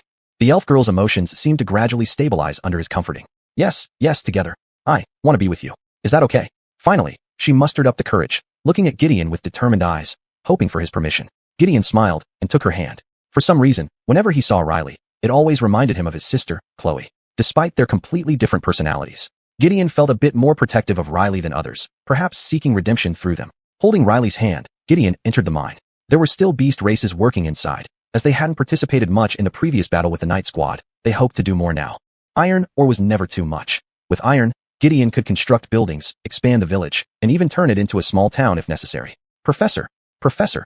Seeing Gideon, they all greeted him, putting down their pickaxes. Gideon acknowledged each one of them until he reached the deeper layers where there were no longer any beast races around. This was also as agreed with the Master of the Forest, to avoid disturbing the elves, and in return, the Master of the Forest would not allow monsters to attack the beast races. Riley seemed extremely frightened by the darkness here. It was her first time here, and she clung tightly to Gideon's hand, ensuring nothing from the dark would suddenly grab her. When Kian arrived at the hot spring, only a small part of the giant spider-like creature was visible, but its legs still rested on the edges of the spring. Master of the Forest, Gideon called softly. The massive body of the creature did not respond. Instead, a young girl slowly emerged from the darkness. She was none other than one of the claws of the Master of the Forest transformed into human form. This time she was not nude, but wore the clothes Gideon had given her last time. Upon seeing Gideon, she kneeled as if imitating humans. Why are you so polite this time? Gideon felt a bit embarrassed. Anyone who witnesses your great power would naturally show respect. I am not very familiar with how humans express respect. Or do you wish me to express my admiration in another way? The girl had no expression but slowly knelt beside Gideon. Then her hand directly reached for Gideon's pants. Chapter 80. The Lost Arcane Runes. No. Let's talk properly. Stand up. Trenton was startled and hurriedly took a step back. It was Stacy who seemed somewhat afraid yet puzzled. Why do humans like etiquette? Christy remained kneeling and looked at Stacy with a very indifferent tone. Because human males have a desire to conquer, and if a woman kneels on the ground to do such things, it makes men feel. Stop. I said stop. Don't teach her weird stuff. Trenton now regretted letting Stacy come along. What was wrong with this Charmaine? Corrupting a child was no small matter. After confirming that she didn't need his submission or services, the Charmaine stood up. Admittedly, while her true form was embarrassing, the human girl she transformed into could be described as extraordinarily beautiful, with an ethereal quality. Sigh. I thought demons would enjoy torturing human women, so I had prepared mentally. She sighed slightly, seemingly disappointed. Don't do strange things. I'm here to ask you something. Seeing Trenton's seriousness, the woman dropped her jesting manner, her voice becoming ethereal again. If you're here to confront me, I can only say that under those circumstances, I didn't think you could defeat the humans, so I retreated to my lair. I hope you understand. I can understand. Though Trenton hadn't come to discuss this, and after awakening the demon soldiers, the Charmaine had rejoined the battle and helped intercept the knights from behind, it was important for her to know his stance. But I hope we can coordinate better in the future. Why is that? The girl tilted her head, somewhat puzzled. We are partners, and naturally, I prioritize protecting my lair. Survival is my first principle. If you don't agree with this, you can make me your slave, then I'll have no reason to abandon you. You're right. We are partners, but from now on, we are more than just partners. The girl still couldn't quite understand, so Trenton explained further. At first, humans didn't plan to occupy the entire forest because there were many monsters and you here. But now, after we defeated thousands of cavalry and killed their lord, do you think humans will let us live in this world? The girl thought for a moment, weighing the pros and cons. Though Trenton wasn't sure if this creature was intelligent enough to grasp the situation, he waited silently. I understand what you mean, Demon Lord. Just call me Professor. Professor? You don't look like someone knowledgeable. You're young and handsome. Enough flattery. Just call me that. Yes, Professor, I accept your proposal. Hearing this, Trenton's expression softened. Then let's talk about something else. This forest has secrets. Why did the Lord of Yarnan County send heavy troops to seize it? I believe it's not for the Beast Village or you. The girl rarely fell silent. Then her gaze turned to the girl beside Trenton. Thinking she was worried about privacy, Trenton told the Charmaine that Stacy was his sister. Upon hearing this, Stacy blushed, but subconsciously gripped Trenton's hand tighter. A sister? An elf? The demon's sister? The situation is complex, but yes. Let's focus on the matter at hand. You don't need to worry. She can stay. Because the topic involved Stacy, she felt tense. To ease her, Trenton quickly redirected the conversation. But the Charmaine shook her head slowly. Professor, it's not that I'm unwilling to speak because she's here, but what I want to say concerns her. Trenton frowned. It's about Stacy? The girl shook her head again. My wording is immature. Please forgive me. I haven't spoken common in a long time. What I mean is, it's about the elves. Trenton didn't repeat his question. He knew the Charmaine might not be good at communicating, but would likely speak truthfully without unnecessary words. Inform me. As you wish, Professor. The girl knelt and paid her respects, a technique Trenton had mastered after interacting with her several times. The best way to quickly subdue the Charmaine was to apply appropriate pressure. One might say this trick worked on most people. To Trenton's surprise, the Charmaine did not continue speaking, but instead turned and walked toward the hot spring. Noticing Trenton didn't follow, she glanced back and smiled slightly. Please come along, my professor. While Trenton was hesitating whether to let Stacy come with him, the elf girl had already tightly hugged his arm with both hands. I am an elf. I want to go with you. Please don't leave me behind. Seeing the pitiful look on the girl's face, Trenton sighed and issued a mental command to Cookie in the shadow. Regardless of what happens, prioritize protecting Stacy. Trenton's shadow trembled slightly and then emitted a low growl. Upon hearing the noise, the Charmaine's smile froze. Professor, there's no need to show me your power. I have experienced it deeply. One cannot be too cautious. Doubt is the greatest obstacle to cooperation. To Trenton's surprise, the girl was surprisingly articulate. He chuckled helplessly and led Stacy over to her side. This is a dead end, probably the deepest part of the mine. Why did you bring me here? Looking at the rock wall ahead, Trenton felt puzzled. No need to rush, my professor. The girl laughed softly and slowly extended her hand, her long fingers gliding lightly over the rock face. The hard stone seemed to become abnormally soft under her touch, which Trenton noticed with some astonishment. At this moment, Trenton sensed that the giant spider monster in the hot spring behind him suddenly began emitting strange whispers. The sound was low and eerie, as if it came from the depths of the abyss, making one shudder. Trenton recalled a movie he once watched. This sound was just like the Dementor's voice in Marlene Harry Potter. Then, something even more astonishing happened. The rock wall where the girl's hand was touching suddenly revealed some mysterious runes. These runes emitted a faint blue glow, as if stars were trapped within the stone. The dark depths of the mine were instantly illuminated by the bright blue light, making it feel like they were amidst an endless starry sky. Is this magic? He couldn't help but exclaim, but the Charmaine smiled and negated his statement. Is this magic? He asked, feeling surprised and curious. However, the Charmaine gently laughed and denied his guess. Magic? No, my professor, this is not magic but ancient elven arcane runes, her voice deep and magnetic. And I guess, those humans were searching for these very things. So, it seems he had done himself a favor. Trenton looked at the blue runes, thinking if the humans were looking for these arcane runes, they would have had to confront the Charmaine directly. It seemed he had unintentionally helped the giant spider solve a major problem, which explained why she showed such respect to him. It appears she knew the Yarnan County Crusaders were coming here all along. Continue, Trenton said, but the girl withdrew her hand and turned to look at him, bowing slightly in apology. I'm sorry, my professor. With my limited knowledge, I can only make these arcane runes visible, but I cannot do more. Trenton didn't say much, knowing well enough that different fields require different expertise. Instead of pushing the Charmaine, he thought of someone else. Serena. This demoness who had lived for who knows how long would surely be very interested in these runes and would definitely know how to unravel their secrets. Do these things satisfy your curiosity, my professor? I'm a demon. Trenton laughed. Demons are greedy, and I won't be so easily satisfied. He put on a cunning smile, causing the girl's slight smile to freeze, but she quickly recovered and humbly asked. So, my lord, my professor, can you decipher the mysteries of these runes? I can't. Trenton shook his head, at least not yet. But I know someone who can. The Charmaine tilted her head, not quite understanding whom Trenton was referring to. Half an hour later. Does this mean a provocation against me? Or perhaps, a declaration of war, my professor? The Charmaine had already hidden under the hot spring along with her true form, the giant spider. Now only half of the girl's head was exposed, her eyes glaring Bumanda Dingja Gonggong, Dojing Ong Dong Sunshu de Na Ming Sar. I didn't expect you to still be alive and hiding here. Serena walked to the edge of the hot spring with an indifferent expression. Please don't come closer. The girl withdrew further into the hot spring. We can be considered old acquaintances. Won't you come out and greet me? Serena squatted by the hot spring, smiling at the Charmaine. No, I don't want to. Please leave and stay away from my territory. With that, the girl buried her entire head into the hot spring. It seems my words no longer work. Serena raised her hand and made a grabbing motion. The Charmaine's slender body was pulled out of the hot spring by an invisible force. Kill me if you want, demon. Demoness. Though terrified, the Charmaine showed no signs of surrender as she was suspended in midair by Serena's magic. Enough, stop scaring her. It wasn't until Trenton came over and patted Serena on the head that the girl obediently released the magic. The moment the magic was lifted, the Charmaine screamed and fell back into the hot spring.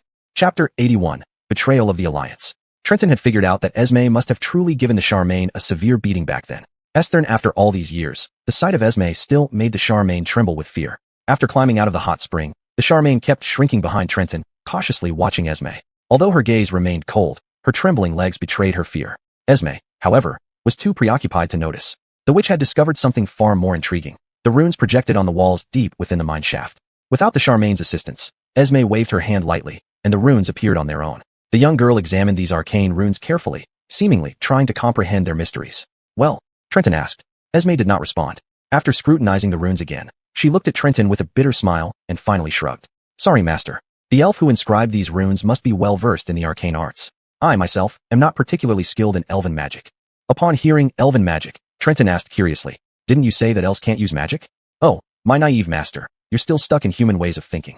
Esme approached Trenton. She was petite, only reaching up to his chest. Lifting her eyes, she looked at him with an enticing gaze. Want to know the true history? Fulfill me, and I'll tell you. Seeing Esme getting closer, the Charmaine retreated in fright, hiding behind a rock before peeking out to observe the two. Trenton sighed and raised his hand to pat Esme's head. MRR. Like a cat, Esme emitted a purring sound. For some reason, Ever since being treated by this man in a peculiar way in Talos Royal City, her body had developed a dependence on him. She yearned for Trenton's touch. Even such simple acts like a head pat made her emit strange sounds in comfort. Feeling better? Trenton asked with a wry smile. Thank you, master. Esme seemed quite pleased as she rubbed her head against Trenton's hand again. Witnessing how obedient this demoness, who once nearly killed her with a snap of her fingers, had become, the Charmaine felt both fear and reverence for Trenton deepen. I don't know why everyone has assumed over these past few centuries that elves cannot use magic, nor do I understand why the elven race has largely disappeared from the world. But master, you should know that apart from demons, no one once wielded magic as skillfully as the elves. Trenton was slightly surprised, but only slightly, as he had guessed some things already. After all, in any world, elves should be a race highly attuned to mana, and this world would not be an exception. Now, hearing this, he believed it made sense. But he wondered what could have happened for the elves to suffer such a significant change over the past few centuries. Oh, right, there is indeed a race that cannot use magic. Esme grinned at Trenton, as if anticipating something. Trenton raised his hand and patted Esme's head again, but this time Esme leaned into his touch, her eyes revealing a mischievous look. This time, touching here feels uncomfortable. Her voice made Trenton feel a bit embarrassed. Recalling how she tried to kill him with her staff during their first meeting, the drastic change was unexpected, though she still seemed aloof toward others. Was there something wrong with how he treated her? He decided to give her a thorough examination when he had the time. Please continue. Just as Trenton resumed talking with Esme, Stacy, who had been standing silently, slowly walked to a rune nearby, gently touched it, and her eyes began to glow a light blue, similar to the rune. In this world, the race that cannot use magic is humans. What? This time, Trenton was completely caught off guard. Based on what he knew from his time in Talos, humans possessed the most powerful magic association in the world, and the current president of the Magic Association was a 9th-tier Grand Magician.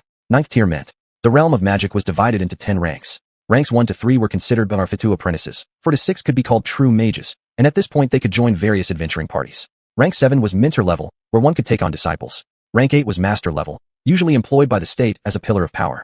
A few 8th rank mages refused national invitations, choosing instead to retreat into mountains or strange places for their own cultivation. And 9th rank marked another significant leap. They could cast ordinary spells without mediums or wands, and generally perform spells without incantations, based on what Trenton knew. There were only 3 9th rank mages in the world. One was the current president of the Talos Kingdom's Mage Association. The second was the princess of the Northern Kingdom. The third was highly mysterious, with virtually no information about him. It was rumored he once taught at the Academy of Magic, but vanished from public view after breaking through to 9th rank, leaving no trace. It was clear how formidable a 9th rank mage could be. As for 10th rank, it seemed none had ever appeared. Why was there even a 10th rank? Because it was known from the First Hope Alicia's journal that she encountered a 10th rank mage while traveling with Hero King Janus. However, her journal only mentioned this briefly, but because it was written by the Hope herself, people firmly believed in the existence of 10th rank mages. So when Esme said humans once couldn't use magic, wasn't this claim somewhat absurd? Over there. Esme didn't directly answer Trenton, but looked toward the Charmaine hiding behind the rock. The Charmaine trembled at being addressed. What? Though unwilling, the Charmaine still peeked out hesitantly, trembling as he watched Esme. You've lived quite a long time, haven't you? Only 600 years, nothing compared to you. Trenton was speechless. Everything he met in this world seemed to have lifespans counted in centuries. I know. So tell Master, so he won't think I'm deceiving him. After hearing Esme, the Charmaine hesitated for a moment before finally looking at Trenton. After the Demon King's death, humans and elves signed an eternal peace agreement. As a symbol of friendship, the human king married an elf princess. To celebrate, elves shared another form of power besides arcana, the magic spirit veins power, allowing humans to gain the ability to wield magic. The Charmaine didn't need to continue. Trenton clenched his fists tightly. If the Charmaine spoke the truth, humanity's sin went far beyond just covering up history. They betrayed not only their former allies, but also those who taught them how to use magic. Chapter 82, The Elven Jolie. How strange, Professor Trenton, as a demon, why would you be angry on behalf of a group of elves? Seeming to notice Trenton's clenched fists, the Chloe guessed his current emotions and asked in confusion. Never mind that. But why can't the elves use magic now? Trenton avoided the Chloe's question and then asked about his own confusion. Tricia shook her head. Master, I just awakened and don't know what happened afterward. The Chloe also shook her head. I am not interested in things outside the forest. I only know that there are fewer elves. In recent centuries, I've completely lost the sense of elven presence in the forest. Instead, a group of beast folk migrated from the north has come. Trenton knew she was talking about Iana and the others. At this moment, those runes began to flicker suddenly, and Trenton immediately became vigilant. Silver needles instantly surrounded him. Tricia also seemed to sense something, raised her hand, and her staff appeared in it. She glanced at the Chloe. You wouldn't be messing around, would you, little spider? But the Chloe had already hidden back into the hot spring, showing only half of her head, her mouth submerged in water, making her words sound somewhat muffled. Maso, it's not me. And right then, all the runes suddenly went out, and after that, a brilliant azure light flashed in the corner of the cave. Several people looked in the direction of the light. They saw the light emanated from a young girl's body. Stacy. Trenton was startled when he saw Stacy glowing with blue light all over. He rushed over immediately. In front of the girl, Trenton found Stacy's eyes had turned blue, staring straight ahead as if she couldn't see Trenton standing before her. "Stacy? What's wrong?" Trenton asked anxiously, planning to activate the life sign detection spell, but at this moment, the young girl spoke softly. "You seem quite interested in our affairs, demon." Stacy's voice didn't change in tone, but the manner of speaking was extremely ethereal, completely different from her usual self. Moreover, Stacy now spoke fluently without any of her usual stammering. Who are you?" Trenton sensed that the person speaking now might not be Stacy. "My name is Yasmin. At present, I do not exist here. I'm merely using this child's body to speak to you." "Get out of her body," Trenton said seriously. Stacy tilted her head slightly and looked at Trenton. "Demon, you seem to care deeply for this child, which is strange. Demons don't care about any life forms. You are only concerned with souls and enjoy savoring pain. But your concern for this child doesn't feel fake, and it interests me. Can you tell me why? It's none of your business. Get out of her now. She's my patient." Trenton was truly anxious. If this entity kept occupying Stacy's body, he would have no solution. "Esther, though you still haven't answered my question, rest assured. Demon, I will not harm this child." "Why should I believe you? How interesting that I must promise a demon not to harm a member of my own race." "A member of your own race?" Trenton was stunned. Then, Trisha gently patted his back. "Master, rest assured. Yasmin is the princess of the elves. She will never hurt Stacy." "Jolie. So she's the princess who married King Remington, as you mentioned earlier?" Trisha nodded. Stacy's head moved slightly, and the ethereal gaze fell on Trisha. "Trisha, I can hear your voice again." Trisha smiled at Stacy, her eyes softening, as if conversing with an old friend. "I didn't expect to converse with old friends after waking up. Where are you now?" Stacy hesitated slightly, and then said, I don't know where I am. I'm just a lingering memory, but I can feel that I'm in a very dark and evil place, unable to escape. This is an imprisonment, and..." Here, Stacy's voice trembled slightly. "This is an act of betrayal." This trembling carried a hint of anger, along with a touch of sorrow. Her voice seemed to possess a certain magical power, allowing Trenton to feel her pain and despair even through mere auditory senses. But soon, she regained her composure and looked at Trisha with a gentle smile. This serenity and elegance appearing on Stacy's face made Trenton somewhat surprised. "But Trisha, you were really too much. On the day we parted, you clearly promised to come see me, but you never showed up until the day I met my misfortune." Trisha scratched her head guiltily. "Sorry, I had some health issues at that time." "Were your spirit veins blocked?" Stacy smiled gently as she mentioned Trisha's illness. Trisha was momentarily stunned, then asked, "How do you know?" "Yasmin, did you know all along? Why didn't you tell me?" "Yes, I'm sorry about that too. I knew about this ailment of demons and how to cure it, but I thought you were too innocent and wouldn't agree to such a treatment. Now that you look much better, has it been resolved?" "Yes, sort of resolved, but not entirely. It's all thanks to Master." As she said this, Trisha hugged Trenton beside her. This time, a hint of surprise appeared on Stacy's face. This is really surprising. You married a demon?" "The situation is complicated. We aren't married yet, but it should be soon." Trenton was speechless, wondering how his wedding had already been decided. However, he did not interrupt their reunion. He understood that though Trisha seemed calm now, for her, waking up after what felt like an epoch of change, everything was different. Those friends she had bid farewell to, promising to meet again, were now out of reach. So being able to chat with this Yasmin, a spirit of the elven race, must bring her joy. "Regardless, I'm glad to see your transformation, Trisha. But, time is running out, and I have something important to say to this demon. Before that, can I trust him, Trisha?" Trisha nodded. "Yasmin, I trust him absolutely." Stacy hesitated slightly, not because she doubted Trisha's words, but because Trisha's response was so firm. "I never thought you changed so much. Once, you didn't even trust Janice." She covered her mouth with her hand and chuckled softly before turning serious again and looking at Trenton. "Mr. Demon, there's something I need to ask of you.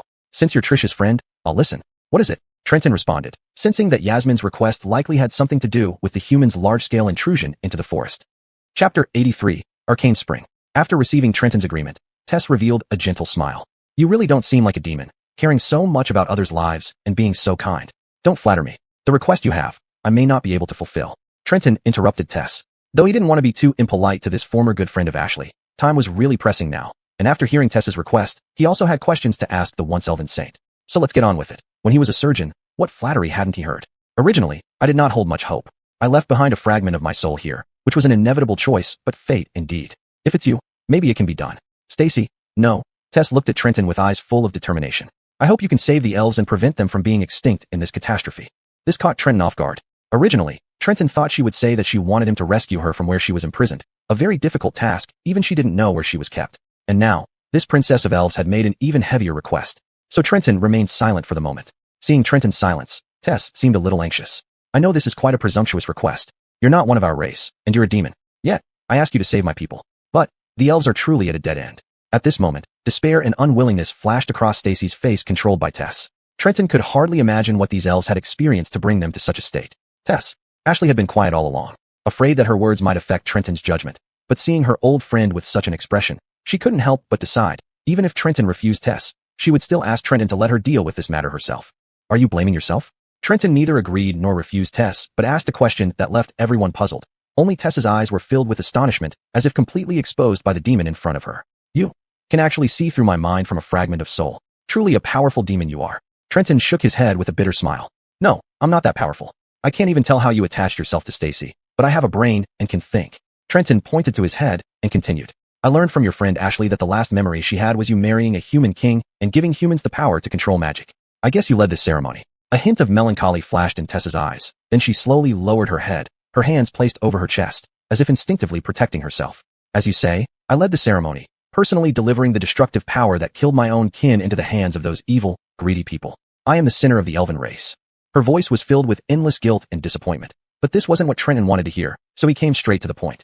Sorry for asking strange questions. Now tell me, how do I save your people? If you mean to wipe out humanity, sorry, I can't do that. After hearing Trenton's words, Tess slightly raised her head, looking at Trenton with surprise, but soon turned into a slight bitter smile. Though I did not intend to ask you to do such a terrible thing, you really are a different kind of demon. To reject an opportunity to destroy a race. Trenton understood from ancient books, even the memories absorbed from souls, that demons were synonymous with evil and chaos in this world. They weren't a race but chaotic beings without emotions or reason, filled only with destruction and conquest desires. They created the demonic race to satisfy their need for power, treating them like portable snacks. Whenever demons were thirsty or hungry, they would absorb power from the demonic race. When demons were expelled by some powerful will of this world, the demonic race, influenced by the demon's malevolent intent, became entities bent on destroying everything. The strength of the demonic race could show just how terrifying the power of demons really was. But this demon before her was different. He had no desire to destroy life, and from him, Tess could not sense the chaotic aura of a demon. She even felt that he seemed more like a human than a demon. A human from an era she was familiar with, one who hadn't been intoxicated by the power of magic. So what exactly do you want me to do? Trenton felt the careful observation from the other party and immediately became alert, his body tensing up and his tone turning cold and firm. In our elven race, there are two types of power, one called magic, the other called arcane. Magic, which is now exclusively controlled by humans, was once a gift we gave to them as a symbol of friendship. Arcane, on the other hand, can only be used by elves. It is a power passed down through generations. As she spoke, a trace of anger appeared on Tess's face. Magic is as natural to us as breathing, but the force humans learned from somewhere unknown. She spoke slowly, each word squeezed out from the depths of time. They used it to counteract our physical structures through spirit veins. This unclean power seeped into our bloodlines, stripping us of our ability to communicate with nature. Trenton remained silent, quietly listening under the heavy atmosphere. And in the end, the princess's voice was filled with sorrow. The arcane springs, the source of life and wisdom that our tribes have guarded for many generations, were all polluted. They turned into colorless, tasteless, lifeless patches. Trenton could almost imagine the scene from Tess's description. Once vibrant arcane springs, shimmering with mysterious and ancient ripples, now left in complete silence like stagnant water. So now, even the arcane power flowing in our blood has been lost in the dust of history. A sense of loneliness echoed in the princess's voice. So we've become helpless, reduced to the brink of extinction. After a brief pause, Tess's gaze pierced through the darkness straight at Trenton. That's why I beg you, Mr. Demon. Her tone turned pleading. I hope you can purify our arcane springs. The air seemed to gain weight because of this request. As long as we can regain our power. At last, her voice gradually lowered to a near whisper. My people can live in the sunlight again, pray to the wind, dance for the earth, praise life, praise the sun and moon, and everything we sing praises to. Trenton finally understood. No wonder the elves didn't retaliate against the atrocities committed by humans. In the underground kingdom of the Lee City, he had seen captured elven slaves, many of whom harbored resistance in their hearts but lacked any power to fight back, only to be used as tools for human lust and perverse desires. After all, elves were blessed by the heavens, being closest to this world, almost every one of them beautiful and handsome, perfect toys for humans. I am a demon, not a messenger of any god. But Trenton had to remind Tess. I cannot guarantee I have the power to purify. Tess shook her head slightly. It doesn't matter about your power, Mr. Demon. You just need to bring my soul to each arcane spring, and I will purify it. Now he understood. It seemed he really had to do this himself. Even Ashley might not possess the ability to extract souls. So Trenton nodded, but he immediately put forward his own condition. I also have my own questions and hope you can answer them. Upon seeing Trenton's slight nod of agreement, Tess's face instantly lit up with joy, like the first flower blooming in spring. In that instant, Stacy, possessed by Tess, seemed driven by uncontrollable excitement, suddenly lunging forward toward Trenton. She extended her delicate, flawlessly white hand, meticulously crafted like an artisan's work, tightly gripping Trenton's hand. You say? Whatever you need help with, I can do. Stacy's eyes shone with endless expectation and innocent joy. Her extremely happy yet slightly childlike expression indeed resembled that of a child still curious and joyful about the world. Esther, though the mature and composed noble elf Tess had possessed Stacy earlier, at this moment, all of that was replaced by a childlike simplicity and brightness. Tianjun Lamont, Zhu Fangfu, Weilig Xingyong, Fifikher, Engshan, Zhurgug, Shengmusong. However, another person had been observing from the side, noticing Tess's subtle change. Stacy couldn't help but laugh, her laughter filled with relief and warmth. Yeah, that's more like you, Tess. Stacy looked at Tess with a gentle gaze. Don't always speak so formally, it's exhausting. It was then that Trenton realized the princess of the elven race originally had a lively and adorable personality. Chapter 84, Soul Separation. Upon hearing Prudence's teasing, Emily's face turned slightly red. She hurriedly let go of Waylon's hand and took 2 steps back, coughing a couple of times as if to calm herself down. Cough, cough. I'm very sorry, Mr. Demon. I was a bit out of sorts just now. You can call me Professor like they do.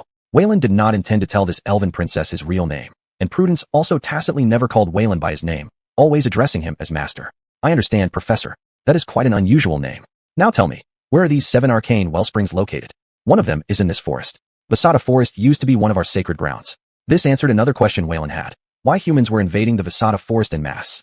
It was most likely for the sake of this arcane wellspring. Do the humans know about your 7 magic springs? Waylon asked. Arcane power is what we elves rely on lastly. Although humans have found a way through their wicked means to prevent us from drawing power from the arcane wellsprings, they do not know where these springs are located.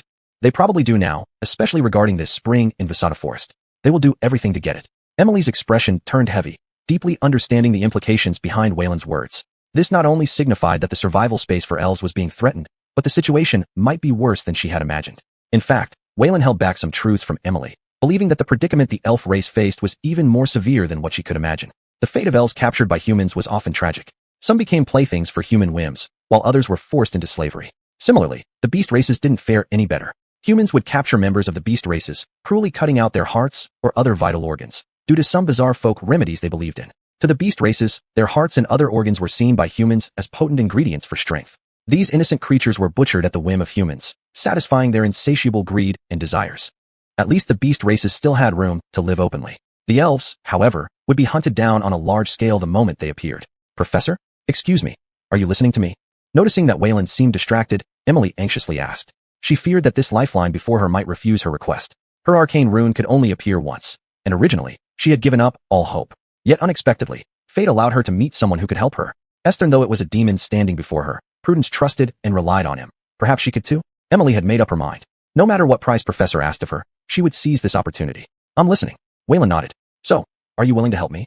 I already said I can assist you, but I can't guarantee success. We just need to take your soul fragment to those magic springs, right? Yes. Emily shouted excitedly, her voice tinged with sobs, her eyes shimmering with tears as if waves of emotion surged within her. Crying again? Waylon turned to Prudence and whispered, Are you sure this is the princess? She seems like a crybaby, crying at every turn. Emily is quite young for an elf, yet she is the most powerful arcane mage in history. Stacy cries a lot too. Are elves naturally prone to tears? Who knows? Prudence didn't answer. Emily seemed to overhear their conversation and pouted. Well, both of you stop talking. I'm not crying. Waylon walked over to Emily and lifted his hand, gently hovering it above her head. I am reminding you one last time, I am a demon, his voice deep and strong, filled with solemnity. Also, I can't guarantee I can fulfill your request. You still have the chance to change your mind. No, Professor, I have no choice, so please. Emily tilted her head up, and at that moment, Stacy's exquisite face flashed before Waylon's eyes. Her face glistened with tears under the moonlight, making her look exceptionally beautiful in a heart-wrenching way. Her eyes were filled with determination and hope, as if telling Waylon that she had made up her mind and was willing to bear whatever the outcome. As you wish. Waylon closed his eyes and then activated the demon power within him to begin extracting the soul. This time he was extremely careful, almost like performing a very delicate surgery by hand. Since Emily's soul was attached to Stacy's body, he had to carefully excise it without leaving a trace. Fortunately, Emily's soul was very cooperative, and this surgery turned out to be less complicated than Waylon had imagined. Just as she had promised, Emily would not harm Stacy. In fact, to make Stacy's soul more complete, she voluntarily abandoned the small part of herself that was attached to Stacy's soul. Waylon saw that this small portion of the abandoned soul actually merged into Stacy's soul. Though puzzled by how 2 different souls could merge, Waylon did not have the mental capacity to be distracted. After extracting the soul fragment, he immediately instructed the system not to process or alter this soul fragment in any way, but to ensure its safety and integrity. Received instruction, host. No soul-related functions will be used on this soul fragment, and your power has already enveloped it, ensuring it remains unharmed, at least while you are alive. Reassured by the system's response, Waylon let out a breath but did not rest. He immediately supported the dazed Stacy. Looking at Stacy in his arms, who had her eyes lightly closed and was breathing softly, Waylon initiated a life signs check. Confirming that her body was unharmed and her soul remained intact with no anomalies, Waylon finally felt relieved. Unbelievable, such a method of extracting a soul. The Lord of the Forest was profoundly shocked after witnessing all this, and Prudence looked at Waylon with slightly surprised eyes. But soon, her gaze transformed into admiration. You really live up to being master. Prudence was different from others. From the moment Waylon first diagnosed her, she sensed something extraordinary about this man, a power that didn't belong to this world. If this power fell into the hands of those with ill intentions, it might destroy the world. Fortunately, Waylon was not such a person. Chapter 85. Kid, you're driving, right? Carrying the unconscious Jolene on his back, Trenton left the mine cave. This time, the avatar of the Charmaine also came out with him. She was completely awed by Trenton's strength and realized that her previous schemes were laughable. She felt immense relief that Trenton did not pursue her for fleeing at the critical moment. Thus, she now pledged to Trenton, hoping to follow him. As for her main body, that is but a dilapidated shell now. My essence has all gathered into this body, which has taken human form because of you, Professor, allowing me to serve you better. Trenton's face flushed slightly upon hearing these words as he carried Jolene ahead. The avatar of the Charmaine was extremely beautiful, embodying all the best features of women with a perfect figure. Saying he was unaffected would be untrue. Yet Trenton forcefully suppressed such desires. It wasn't just because there were other matters to attend to. It was also because he was utterly exhausted. He had almost gone 3 days without sleep. The demonic power within him stirred an unusual hunger, one that seemed not for food but something else. Watching Xandra's mesmerizing silhouette walking ahead, Trenton found his breathing becoming heavier. He swallowed hard, experiencing an unprecedented, almost feng de kerwang. He shook his head vigorously, trying to stay clear-headed. Seemingly sensing Trenton's gaze, Xandra turned her head slightly. Seeing Trenton's expression, she appeared surprised before understanding something. She walked beside him, gently holding his arm. Biting his teeth, Trenton used every ounce of strength to resist this sensation. Finally, they returned to the village. Without a word, Trenton entered a small house specially prepared for him by Elder Monty. Although this small house was built by Trenton himself using alchemy, he hadn't rested here even once. When preparing for battle with human knights, if he was too tired, he would sit on the ground for a short nap, during which Keisha would send his shadow to guard various areas, ensuring no one could sneak attack while he slept. Now, however, he couldn't withstand the fatigue any longer. It was coupled with an unbearable hunger, causing his limbs to tremble, nearly driving him into madness. The room had only one bed and a single surgical lamp for lighting. Trenton didn't turn on the light, but fell directly onto the bed, curling up and shivering as if suffering from drug withdrawal. System, perform a self-body check. Detected host in a state of magical depletion. Cause, you have recently overused demonic power without replenishing harvested souls, leading to severe deficiency. Conclusion, your reaction is normal and will not endanger your life, though it will cause endless pain. No need to worry. Go to hell. Trenton shook and cursed at the system. Could there be a doctor colder to patients than this? Try something. System, request detected. Cannot satisfy. I am just a system with no such function. I suggest using the S-class soul you just absorbed to replenish demonic power, which will restore your condition and instantly upgrade you 3 levels. Julia's soul was incredibly powerful, reaching the S-class level. But Trenton had no intention of using this soul. In fact, he could relieve the situation by absorbing the souls of a few unconscious demon soldiers. Yet Trenton had lost his ability to make calm judgments. Finally, he made the most extreme decision. System, forcibly put me into a coma. Request detected. System does not recommend this. You are only disconnecting consciousness, but will still suffer. When you wake up, the pain will flood you. Damn, you know idioms? Thank you for the compliment. Enough nonsense. Hurry up. Let me pass out. Advice provided. Following host command. Consciousness severed. Wishing you pleasant dreams. Almost instantly, Trenton's vision began to blur, and the pain in his body started to diminish. Finally, he slowly closed his eyes and fell into a dreamless sleep. It was unknown how long it had been when Trenton seemed to hear the system's voice in a daze. Detected an object approaching that can replenish the host's demonic power. Detected that the party has made contact with the host's body, initiating forced awakening of the host. Ugh. Trenton slowly opened his eyes, and immediately a wave of almost unbearable pain flooded his body. This pain was filled with fury and hunger. He was on the brink of losing his mind. At this moment, he sensed someone next to his bed, gently touching his forehead. It's okay, I'm here beside you. Xandra's voice reached Trenton's ears. Xandra, no, now stay away from me. Stay far away. Trenton was almost pleading. He knew his body craved for magic power, and the girl before him was his best target. Master, you don't understand demons. We, the demons, are created by demons, born to fulfill their need for magic power. Although I have never been drained of my power by a demon nor fully understand the process, I believe your body and the demonic power within you should know what to do. Slowly, Xandra moved closer to Trenton's face, then kissed his lips. No, Xandra, stop, stay away. Trenton tried to push Xandra away. He finally understood why the demon clan needed that method to relieve blocked magic veins. This was all a curse the demons placed upon their bodies, not only making demons dependent on replenishing due to blocked magic veins, but also forcing the demons to follow the same method to extract power. And that was, Trenton couldn't hold back any longer. He grabbed Xandra's wrist and pressed her down onto the bed. Ha ha. He breathed heavily, seemingly trying to maintain the last shred of sanity. But this last shred was shattered by the little devil's action and words. The girl lay pinned down, her eyes still soft. She lifted her hand to stroke Trenton's cheek, then raised her leg to press against Trenton's thigh with her knee. Please, be gentle, master, I have no such experience. Then came the uncontrollable situation. At this moment, standing outside the room door, Esther heard the commotion inside. Her cheeks flushed red, and the food she was carrying for Trenton fell to the ground. She heard what Xandra had said and knew the reason for Trenton's transformation, but, listening to the tumultuous sounds inside, the man's panting and the girl's moaning, she suddenly felt like she had been beaten to the punch. After all, I was here first. Finally, she muttered these words in disappointment and turned away with a heavy heart. Chapter 86 Aftermath. When Trenton woke up from his sleep again, it was already noon the next day. He opened his eyes groggily, and for a moment, he wondered if everything he had experienced recently was just a long dream, and he would wake up at home. But the ceiling above him wasn't the familiar one at home. Instead, it was the iron plates of the makeshift house he constructed through alchemy. He sighed and began to check his body. The excruciating hunger and weakness that had plagued him were gone, replaced by an unprecedented sense of comfort and vigor. At that moment, Trenton suddenly sensed something. He looked down to see that Esme was lying naked in his arms. Her silver hair cascaded over her shoulders like a waterfall, giving off a faint fragrance. Her delicate and adorable face was tinged with a light blush, making her appear even more bashful and charming.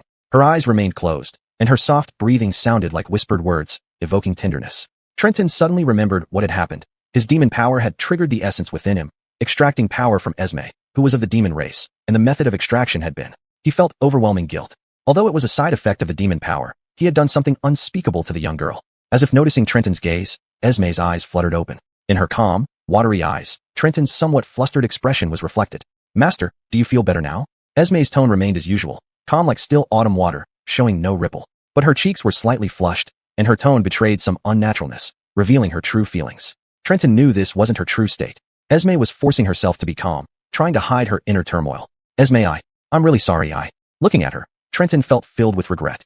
Esme, I'm really sorry. He tried to apologize, but the words seemed too cliché and lacked sincerity. He hesitated, pondering how to express his feelings. After much internal struggle, Trenton finally made up his mind. I will take responsibility for you. He said this firmly. However, upon hearing this, Esme didn't react as Trenton expected, neither getting angry nor shy. Instead, she smiled gently. That smile carried a hint of sweetness, as if resonating with Trenton's words. You are a demon, my master, and extracting magic power from me is natural. Of course, I'm happy that you say you'll take responsibility for me, but Esme's fingers lightly traced Trenton's cheek, stirring his heart. As you know, I once betrayed my own race, so I might also. There's no master-servant relationship between us, Esme. Trenton gently grabbed her hand, caressing his cheek, and looked at her seriously. I'll find a way to control the side effects of the demon power within me. I promise you that if. His face turned red, and his voice trembled. If there's another time, it won't be because of the demon power, but rather, because of my own instinct, of course. On the condition that you are willing. To be honest, although Trenton was 27 years old before his rebirth, he had never had a girlfriend, making him almost a king virgin.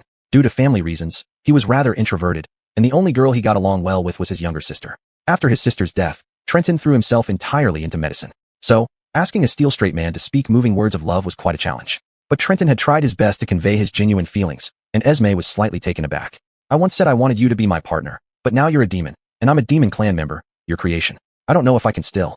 Race, always race. Why did people in this world place such importance on it? Trenton felt annoyed. He wanted to tell Esme that whether she was a demon, human, or elf, and whether he was human or demon, the premise for being together should always be love, not anything else. Just as he was about to speak, there was a sudden knock on the door. That, Professor? Are you awake? It was her. Her voice was very weak and sounded rather bashful. Clearly, Trenton and Esme's commotion had been significant enough that probably half the village already knew about it. Elder Monty directly ordered that no one was to approach Trenton's house. But this could not stop gossip from spreading throughout the village, with rumors flying about which of the girls the professor favored the most. Some said it was Bianca because Trenton clearly doted on her the most. Wherever they went, his utmost concern was always for Bianca's safety.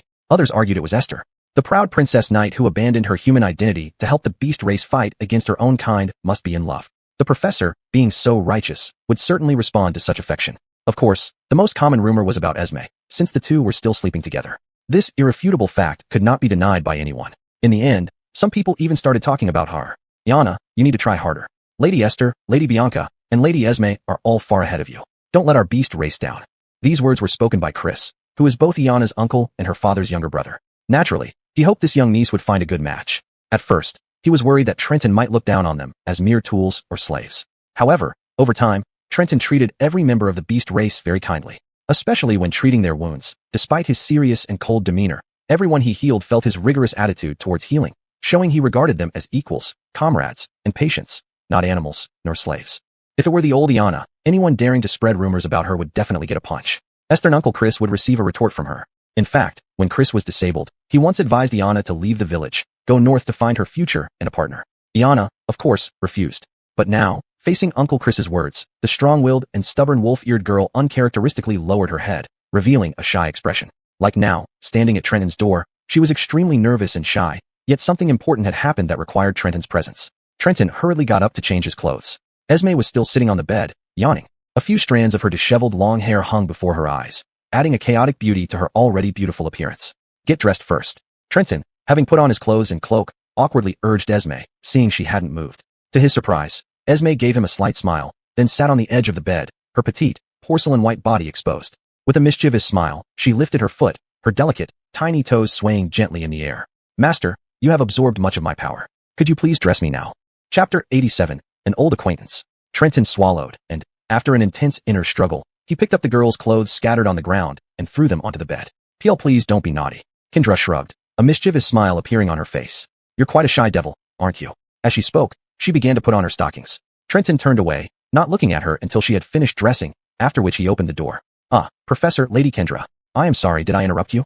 Noticing that it took them so long to open the door and hearing rustling sounds from inside the room, Iana's face grew even redder, and her gaze became somewhat evasive. Especially upon seeing Kendra's disheveled hair, she couldn't help but imagine what might have happened before. Just thinking about it made this innocent wolf girl fall into a strange whirlpool of thoughts. It's fine, I've already woken up, ahem. Trenton tried to adjust his state, then looked at the girl and asked, what happened? Well, Professor, it's actually about Lady Kendra. Upon hearing her name, Kendra lifted her head slightly and looked at Iana with a calm expression. In front of people other than Trenton, this devil always appeared indifferent. But Trenton knew she was tough on the outside but kind on the inside. Otherwise, she wouldn't have comforted Esther before him.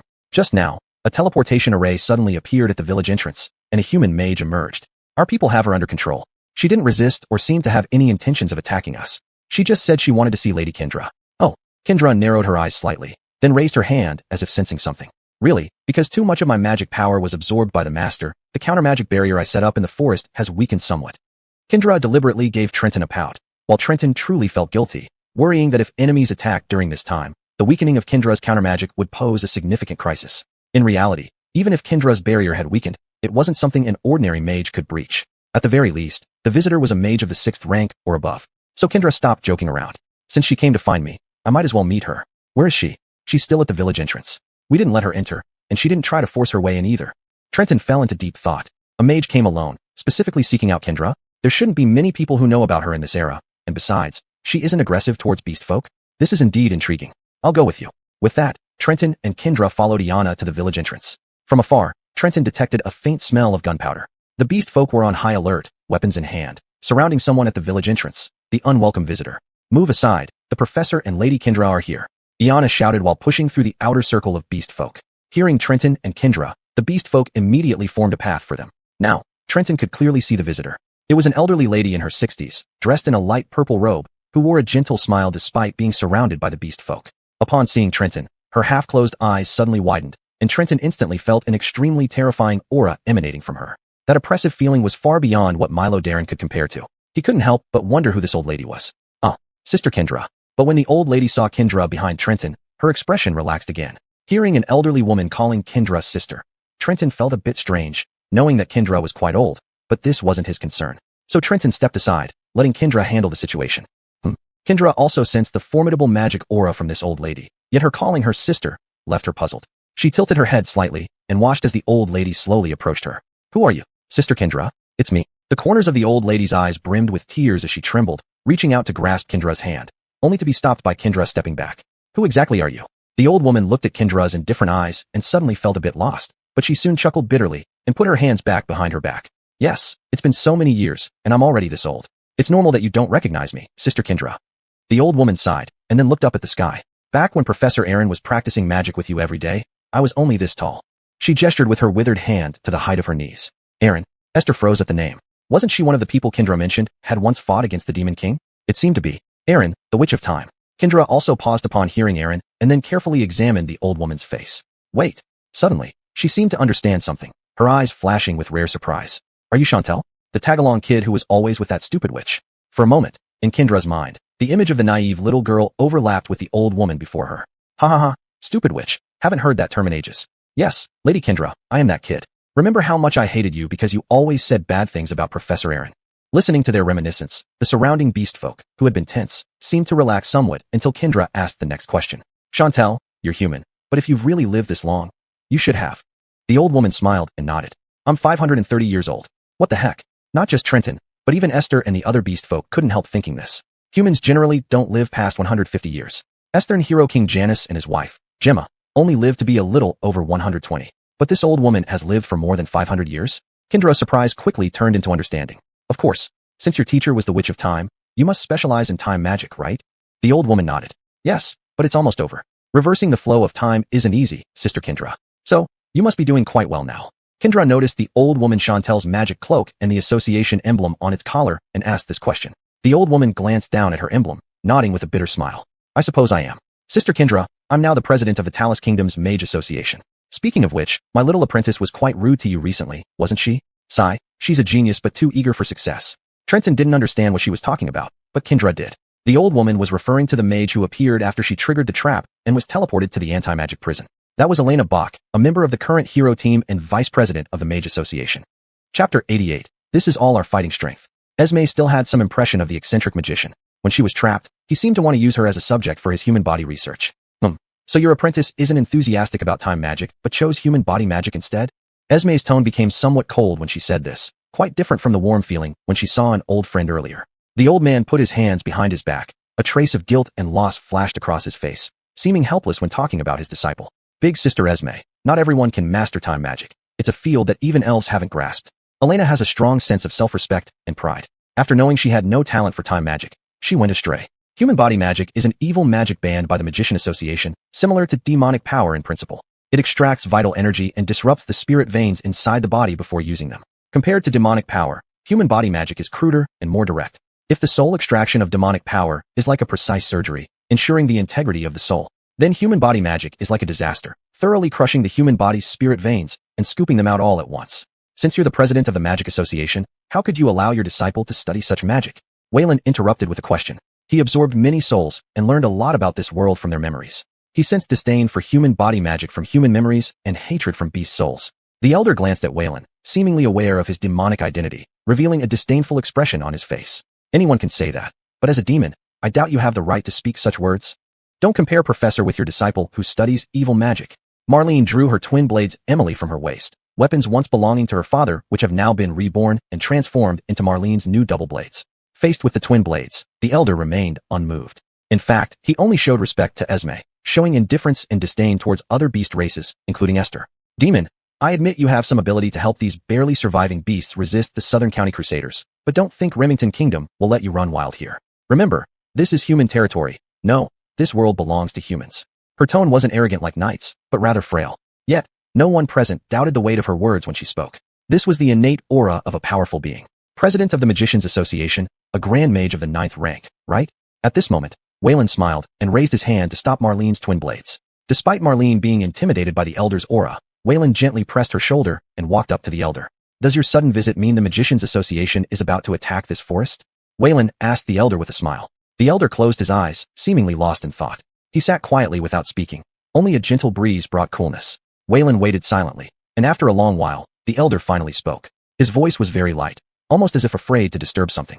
My visit this time is just to see an old friend. As for what the kingdom might do next to you, child, you shouldn't expect me to give you any information.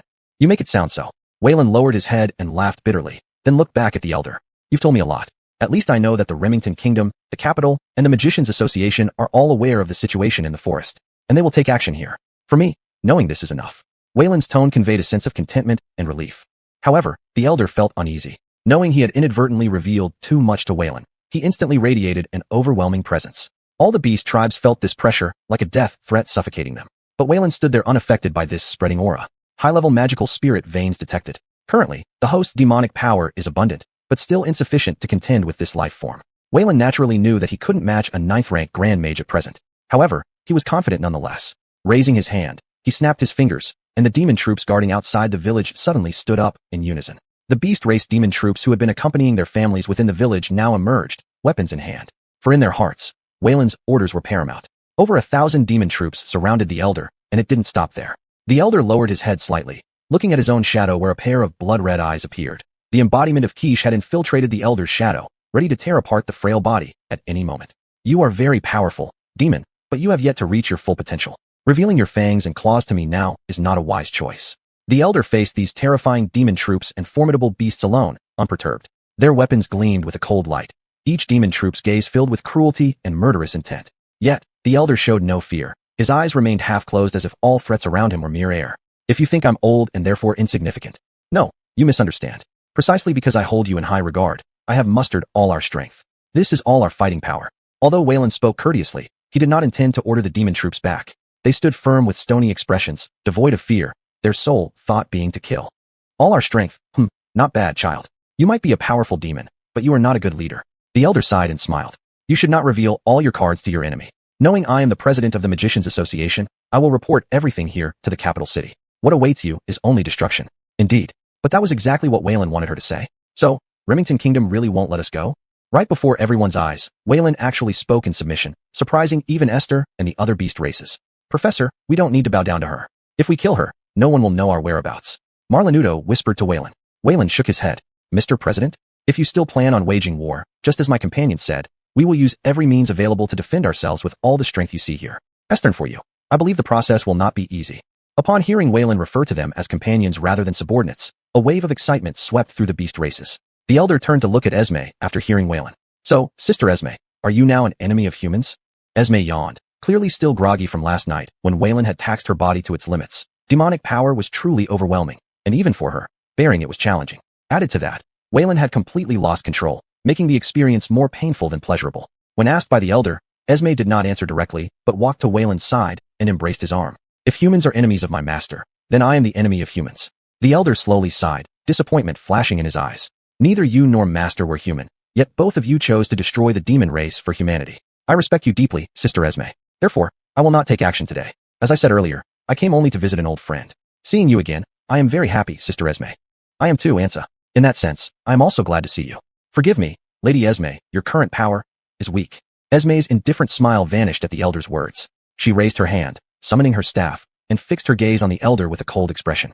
Brat, returning your words verbatim. If you think I'm old and therefore insignificant. The elder took a step back slowly, and for a moment, he seemed to see once more the terrifying presence who could wipe out swaths of demons with a wave of her hand. But it was just a moment.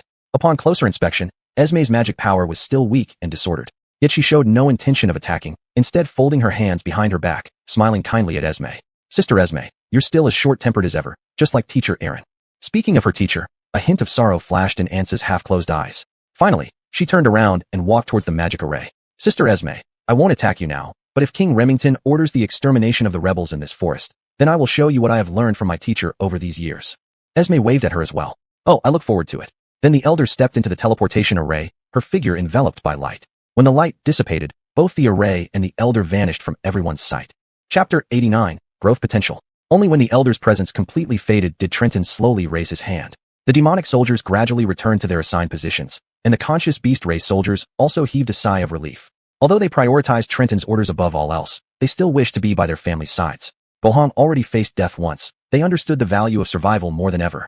Undoubtedly, if it came to combat, they would not falter compared to the mindless demonic soldiers. Professor, Marlenudo approached Trenton, hesitating for a moment before finally speaking. You indeed shouldn't have revealed our trump card to her. She is the president of the Mages Association. She will report everything here back to the king. Trenton smiled, without any reservation, for everyone present was someone he trusted. Do you think what you saw is all we have? Estherion was puzzled upon hearing this. Esther took the initiative to question. Do you mean we haven't considered the Chloe yet? But even she, the Chloe mentioned by Esther, was currently in the village of the beast race. She didn't come to observe this spectacle. Instead, she seemed more interested in the habits and lifestyle of the beast race. Trenton shook his head again, not because he hadn't counted the Chloe as part of their strength. The Chloe was indeed powerful, but she hadn't fully recovered her power. Besides, her abilities were better suited for ambushing small units rather than direct confrontations with large armies. So, Professor, what other secrets do you have? Iana asked this question and was promptly pulled by the arm by Elder Lee, who shook his head at her. However, the straightforward wolf-eared girl didn't understand what that meant. Elder Lee's meaning was simple. It wasn't something they should ask. Despite Trenton's respect for them and treating them as comrades, Lee didn't forget that the person before them was more than just a companion. He had helped the beast race regain their vitality, cured their illnesses and injuries, and almost gave them new bodies. This kind of gratitude was immense.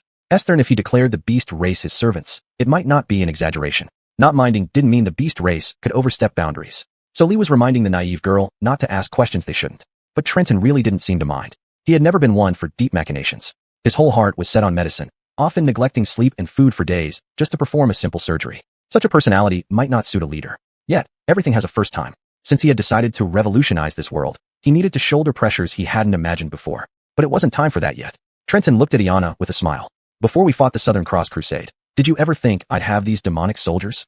The beast people looked around at the defensive perimeter guarded by the demonic soldiers standing beside them. These former enemies, now allies, friends, brothers, and the living beings in this forest. No one had thought about it. It was their conclusion. Who would have guessed Trenton could create such an army from nothing to break the Southern Cross Crusade's offensive? Iana didn't quite get it. But didn't you say before that even with the demonic soldiers, there was no chance against the kingdom's army? Her lively eyes flashed with confusion, but Trenton didn't grow impatient. Instead, he took the opportunity to explain to everyone. What I showed her was the card I wanted her to see, not my true trump card. So, Trenton, what is your true trump card? Growth potential. Trenton turned to answer Esther's question. Growth potential? Everyone exchanged glances, but Esther seemed to grasp something. She understood her own growth more than anyone. For 2 years, she couldn't break through from the 5th to the 6th rank, but after consuming that peculiar food from Trenton, her body made a qualitative leap. Thus, she deeply resonated with what Trenton meant by growth potential. After a brief contemplation, the beast people also quickly grasped the concept. In just half a month, this village had transformed completely. The once frail beast people were now energetic and spirited. Trenton fed them well, strengthened their bodies, armed them, and freed them from oppression. This was their understanding of growth potential. Trenton didn't need them to speak up. He could roughly understand everyone's interpretation of his words. As a doctor who led surgeries, controlling the situation was something he had to master, so this wasn't difficult for him. But it might also be attributed to the basic attribute bestowed by demonic power, superb perception, that made him read the expressions on people's faces more easily. However, none of them truly understood the growth potential he referred to. They only considered the growth potential Trenton had endowed in them, but overlooked Trenton himself. In their eyes, Trenton seemed naturally powerful, completely unaware that he was actually the fastest growing among them. He had asked Prudence about what level his current demonic power would be if classified according to human ranks. Prudence couldn't initially answer because Trenton's magic power was often in a semi-depleted state. However, after last night's replenishment of demonic power, Prudence gave an answer this morning. Demonic power is most similar to spirit affinity, so if classified by mage ranks, Master Trenton, you should now be a 6th rank mage. 3 ranks lower than the Mage Association President Ansa. Don't underestimate these 3 ranks. Advancing in mage ranks is the most challenging, with each promotion after the 5th rank being a qualitative leap. That's why there are so few 9th rank mages in the human kingdom today. Trenton also didn't forget that his demon rank was Hess Demon, which would roughly equate to a 2nd rank demon.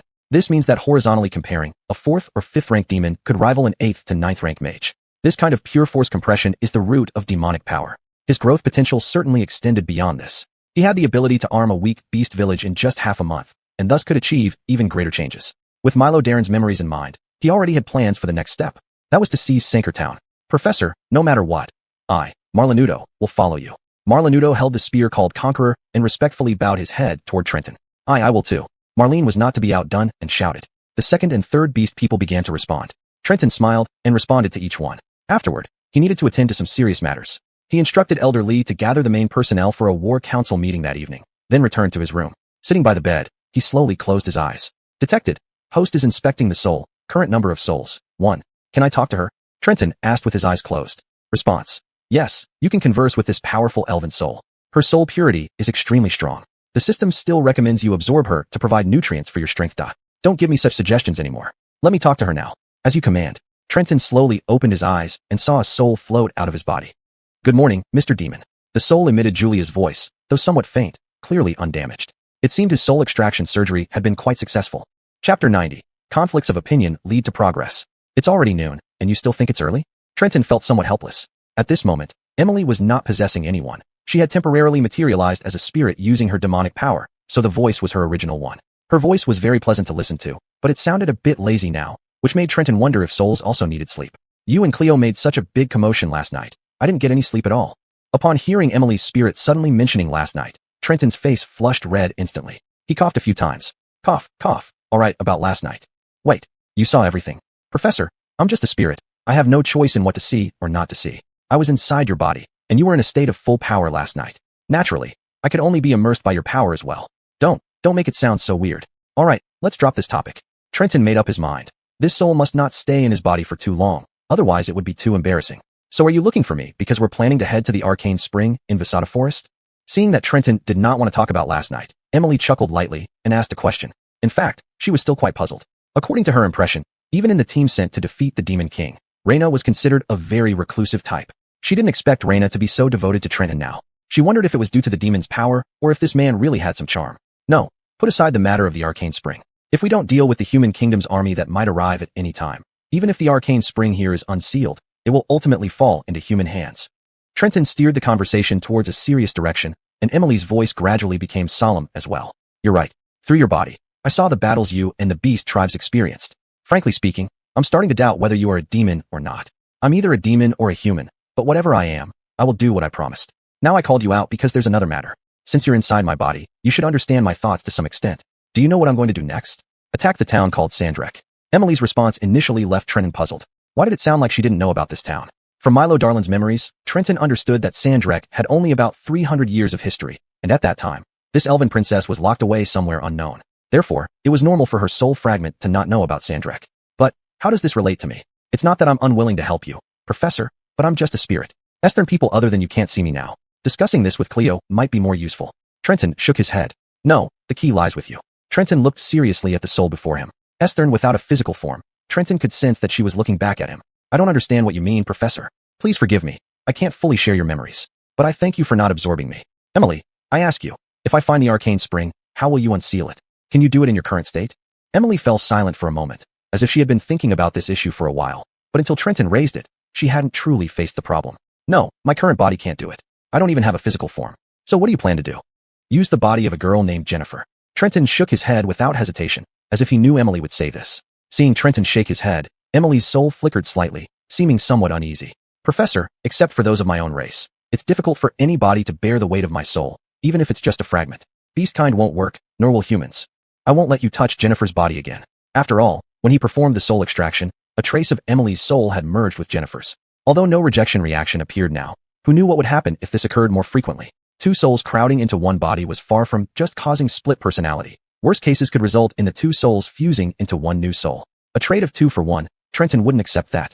Both Jennifer and Emily are independent individuals, so before Emily could raise any objections, he smiled and then looked at the soul. Yes, the key point I want to discuss with you is this. I will help you find a body, a powerful body that can perfectly bear your soul. The soul said nothing, only gazed at Trenton, as if trying to discern more from him. The key lies in attacking Sandrek town. That night, Elder Lee gathered all the important members at his house as per Trenton's request, which had become their base for meetings. Present were the Beastkin representatives Chris, Iana, Lee, Human Representative Esther, Elven Representative Jennifer, and Demon Representative Inez. They exchanged glances, all finding it incredible. To be honest, Professor is truly remarkable, being able to gather so many people from different races and have us sit together without reservation, said Elder Lee, who was perhaps Trenton's biggest fan, admiring him as much as Chris did. Jennifer was the most apprehensive, hiding behind Esther now that Trenton was absent. Seeing this, Inez chuckled. Indeed, even a human princess and an elf maiden can get along so well. Master is indeed remarkable. Then everyone cast sidelong glances at Inez, inwardly mocking her as the strangest of them all. The door opened, and Trenton entered. He glanced around and smiled approvingly. Sorry for being late. In reality, he wasn't late. There were still 10 minutes until the scheduled time. The others had arrived early, eager to hear Trenton's next move. Since everyone is here, let's begin. Trenton didn't waste words, spreading out the map of Yarnan County and pointing to a city on the southern outskirts of the forest. I believe everyone knows our target is Sandrek town. We will use this as a forward base to secure the transport route from Sandrek to the forest, including all the villages and remote towns along the way. Upon hearing about the affected villages, Esther frowned. Trenton, there are 8 villages and 3 towns along this road, covering a wide area. Not only do we lack the manpower to occupy and hold these places against possible counterattacks from other towns, but many of the villagers are defenseless. Esther didn't continue, aware that she was the only human here among non-humans. How could she ask others to care about the lives of foreigners during a life-or-death struggle? But despite this, her knightly honor compelled her to say half of what she felt. Trenton finished the rest for her. Killing those who surrender is always taboo. I'll assign some demon troops to handle the villages and towns. He chose demon troops because they would absolutely follow his orders. Esther and Beastkin might initially promise no harm to those who surrender, but resistance could trigger slaughter given their long history of oppression by humans. Trenton understood that sacrifices in wartime were inevitable, but if possible, he wanted them limited to soldiers. If they pick up weapons, they're prepared to be killed. Chris coldly remarked. Trenton agreed, but couldn't openly express it yet. It was a strategy. He would make the final decision, but wouldn't guide the discussion prematurely. They may just want to defend their homes and families, like you do, Esther said quietly. After all, she was human. To prevent the world from falling into chaos under the kingdom, she could help Trenton, but watching innocent civilians die was still hard for her. But if they take up arms against us, should we not resist? They are not oppressed or exploited, and they even possess weapons. Meanwhile, we've been deprived of everything, including our dignity as living beings, Iana added. Her words earned some appreciation from Trenton. This once straightforward girl was beginning to learn to look at problems from a broader perspective. With proper cultivation, she would not only possess extraordinary strength, but also develop into a capable military leader. Don't always look at the problem from a human perspective, Miss Esther. You are human, and we consider you a friend, but what we are doing now is about survival. We don't want to start a war, we just want to live. The rejuvenated elder Lee patted Esther's shoulder and said this lastly. Though he looked younger on the outside, he indeed had experienced many things and remained quite calm. This was why he was trusted by the villagers. Esther nodded. Indeed, I shouldn't have said that, but I still hope to minimize casualties among innocents as much as possible. If all knights were as upright as you, perhaps we wouldn't be in this situation with humans, Chris sighed. It seemed the debate had ended. Trenton glanced at everyone. None of those present were saints or bloodthirsty villains. They viewed any issue with absolute neutrality and rationality, making them very malleable. We will take over the villages and provide protection for the villagers. After the matter in Sandrek is settled, I will personally visit each village. Is this acceptable? Trenton swept his eyes over everyone, seeking their opinions.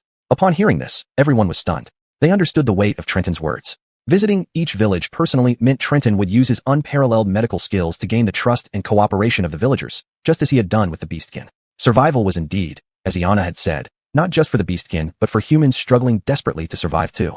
And he had the ability and right to give those abandoned by the Holy Church the choice to live again. If it can really be like this, then it will do them nothing but good. Esther looked at Trenton with a hint of gratitude in her eyes. He did not harbor hatred towards humans, but treated every life equally. As long as Trenton could continue to uphold this principle, Esther believed she would follow him. Have you all decided? Inez yawned, and then asked the most critical question. When are we leaving? Trenton smiled, and pointed to the location of Sandrek Town. Tomorrow night. Chapter 91, War Machine. The dawn had just broken, and the afterglow had yet to fully penetrate the depths of the dense forest. In the interplay of shadows and light, a solemn atmosphere was already spreading through the village of the Beastmen.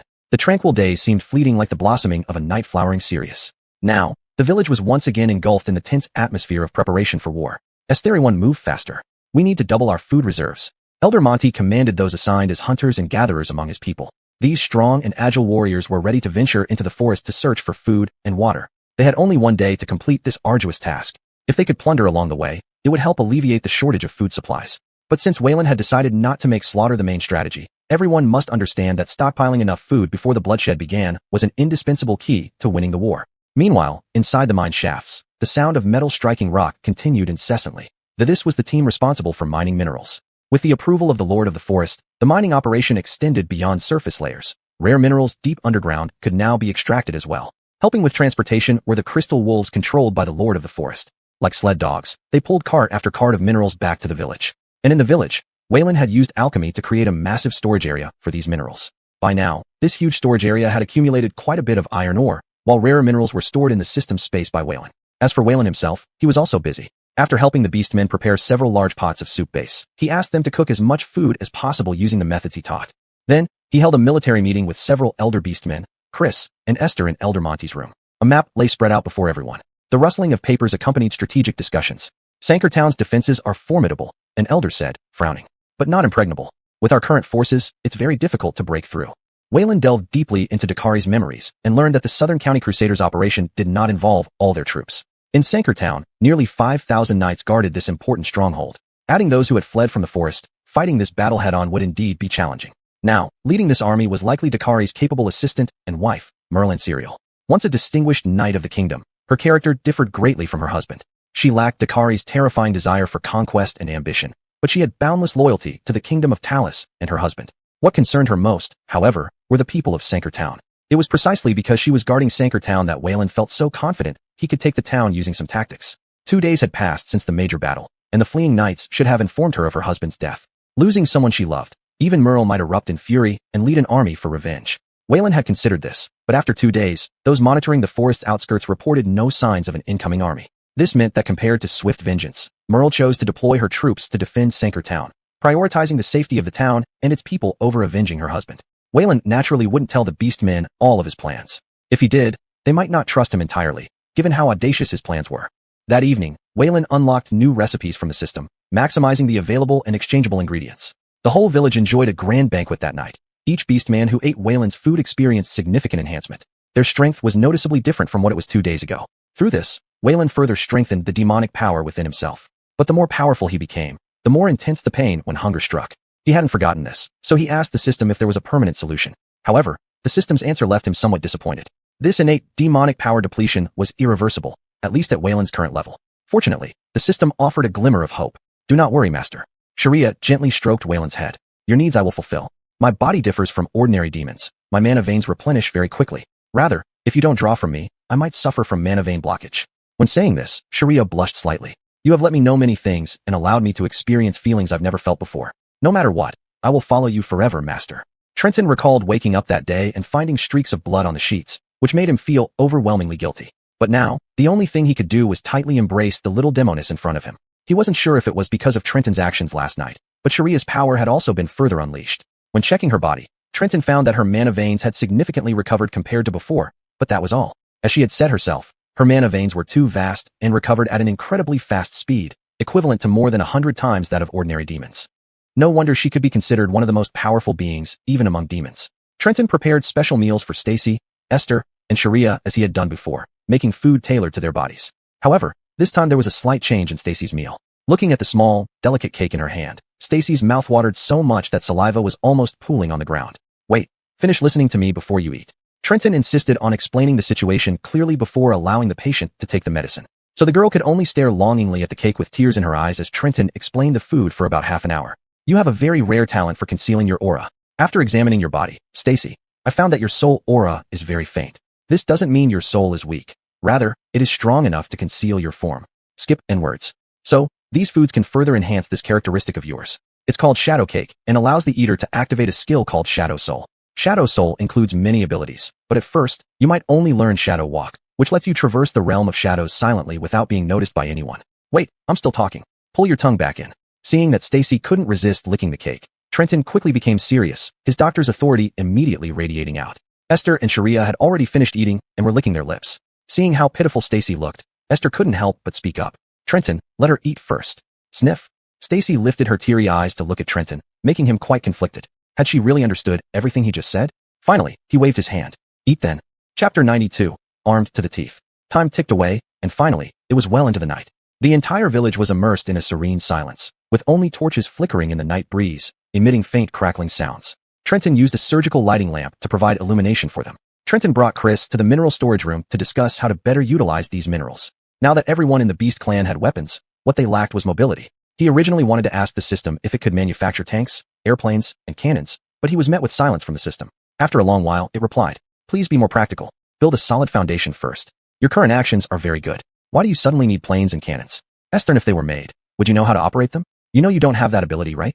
After being reprimanded by the system, Trenton repeatedly apologized before it stopped speaking. He didn't expect the system to have such a temper. After discussing with Chris, he decided to make armor for every member of the Beast clan first. After all, the Beast clan members wore very simple clothing, barely covering their bodies. Girls like Marlenu could only wear simple leather clothes, barefoot, looking quite pitiful. And Esther, since he had borrowed her armor before, it was now time to return a set to her. Bohong made his decision. Trenton closed his eyes and accessed the system again. Have you given up on planes and cannons? Sorry, I was wrong before. Now I want to ask if you can help me refine armor and clothing. Your current alchemy skill can unlock basic armor and clothing refinement. If you need system assistance, check the illustrations in the alchemy interface. Before Trenton's eyes appeared a variety of armors and clothes. There were high-tech battle armors from modern times, magical armors from a world of swords and sorcery, and even some mysterious world clothing with various effects that Trenton had never heard of, all available. However, most of them were not yet unlocked, and unlocking those outfits required not just levels, but also achieving certain accomplishments, so it was pointless to consider them for now. So, he focused on the items that were already unlocked. For clothing, he chose medieval magical undergarments for women. These undergarments provided a 30% magic resistance and could withstand general blade cuts and fire, and most importantly, the raw materials needed were just iron, ore, and water. Although Trenton couldn't understand how iron and water combined could turn into soft clothing. But don't ask, if asked, it's nanotechnology, kid. As for armor, he immediately favored the D-rank armor from the world of swords and sorcery. This was a high magic martial arts world where even the lowest level armor boasted astonishing defensive power. This kind of armor could resist gunfire and possess the power of beginner-level magical blessings, which greatly pleased him. Its appearance was quite attractive too, as this empire belonged to a realm of chaos. Its soldiers' armor predominantly featured black and gold, sharp edges highlighting a violent aesthetics and aggressiveness. It fit perfectly with his demon identity. While he knew he should try to avoid killing surrendered enemies, he must maintain a formidable presence. As for raw materials, apart from iron ore, these armors required special magical phosphor powder. Because Trenton's world was rich in magical elements, he could decompose anything in this world into magical phosphor powder. Since everything was settled, it was time to act immediately. Trenton first called Esther to the mineral storage room. What are your measurements? Trenton's straightforward question earned him a look of embarrassment from Esther as she covered her chest with both hands, blushing furiously. Then Trenton realized he said the wrong thing. No, I mean, didn't I melt your armor before? I plan to compensate you with a new set. Hearing Trenton's explanation, Esther gradually relaxed her body, although she didn't know why. When Trenton asked her that question earlier, her mind was filled with memories of that day when she overheard Trenton and Rena's activities outside the door. Then she imagined herself in Rena's place. If it were me, would I do better than Rena? Would he be more satisfied? No, I am a knight. A knight cannot think about such vulgar things. Seeing Esther's face turn slightly red again and her eyes flickering, Trenton thought he scared her earlier and patted her shoulder urgently. It's okay, I just... Unexpectedly, Trenton's gesture frightened Esther, making her let out a faint whimper, scaring Trenton into quickly retracting his hand, looking worriedly at her. Are you okay? If you're not feeling well, we can do this another time. No, not at all. I am fine. Esther forced herself to calm down. After consuming the special food Trenton had prepared for her, she felt her strength increase further. Although it wasn't enough for a promotion in rank, the combat techniques she had learned significantly improved. Her mental strength also increased, but she didn't understand why every time she faced this man, her cultivation and self-control would crumble instantly. She took a deep breath to steady herself, then opened her eyes and regained her composure. I'm fine. We can start now. You don't need to worry about my previous armor. Rest assured, this set will be better than your old one. Trenton smiled, raised his hand, then closed his eyes. Detected host initiating clothing refinement. Would you like to customize clothing based on the physical characteristics of the target? This customization does not require spending devil points. Damn, so the system can estimate measurements. Why did he even ask earlier? Trenton silently agreed to the system's suggestion. Understood. Targeted life form detected by host. Human. Proceeding with undergarment refinement. Would you like high-end customization, which allows adding various materials to enhance the effects of the garment? Body type identified as warrior. Suggested added effects are as follows. Blazing velvet. Made from the whiskers of fire lizards, processed through special magic. It provides fire protection and allows the wearer to resist extreme cold. Frost heart purity. Sourced from the excrement of frost dragons, which is coated with powerful ice magic energy. Enchanted clothes offer frost protection, can withstand high temperatures and lava, and provide additional frost damage in battle. Storm feather. Made from the feathers of wind eagles. This material allows the wearer to learn wind magic, which can be strengthened over time to learn advanced wind spells. After switching to new equipment, the storm feather can be removed and attached to new gear. Strongly recommended. Chapter 93. Could she really be a genius? Clearly, Feather of the Storm was the best choice, and the system should think so too. Although it did not provide some direct attributes, it directly bestowed upon the wearer a whole power system. In this world, there were indeed warriors who cultivated both magic and martial arts. It was said that hero King Janus, as a 10th rank warrior, was also a 7th rank mage. But such cases were exceedingly rare. After all, the cultivation methods for warriors' body forging and mages' spirit vein training were completely different. Ordinary people could spend their entire lives mastering just one path, let alone dual cultivation. How could there be so many geniuses like Janus in this world? And now, if one could gain a magical imprint through an equipment piece, directly mastering a branch of magic, this would practically make it an artifact. The crucial point was that this power could still grow. Thus, Trenton didn't consult with Esther and directly chose the Feather of the Storm. Enchanting is in progress. This enchantment will cost the host 100 demon points. Please confirm. Confirmed. Remaining demon points, 1900. Enchanting in progress. When Trenton opened his eyes again, he was holding a beautifully crafted white undergarment. The fabric was soft and delicate, superior in texture, and its intricate weaving undoubtedly proclaimed its value. He carefully handed the beautiful undergarment over. Try this on and see how it fits, Trenton spoke gently, with a hint of anticipation. Esther took the white undergarment from him. Realizing Trenton hadn't moved his gaze away but instead fixed it steadily on her, she felt a blush creeping onto her cheeks. She instinctively clutched the garment tighter, using it to shield herself. Why? Since the clothes are ready, why aren't you wearing them? Okay. Esther wasn't sure if Trenton truly hadn't realized the issue, but she sighed and slowly started removing the worn-out grayish-white undergarment damaged by battle. Seeing Esther start to undress, Trenton finally understood what her hesitation meant earlier. Wait, I'll step out first. No need. Just as Trenton turned to give Esther her privacy, he felt a hand firmly grab him. Turning his head, he saw Esther had taken off her undergarment and was pulling at his sleeve with her delicate, yet strong arms. It's fine, here is good. It's okay, right here then. Esther's voice wasn't as firm as usual. Her cheeks were flushed, and her eyes sparkled with complex emotions that were hard to describe.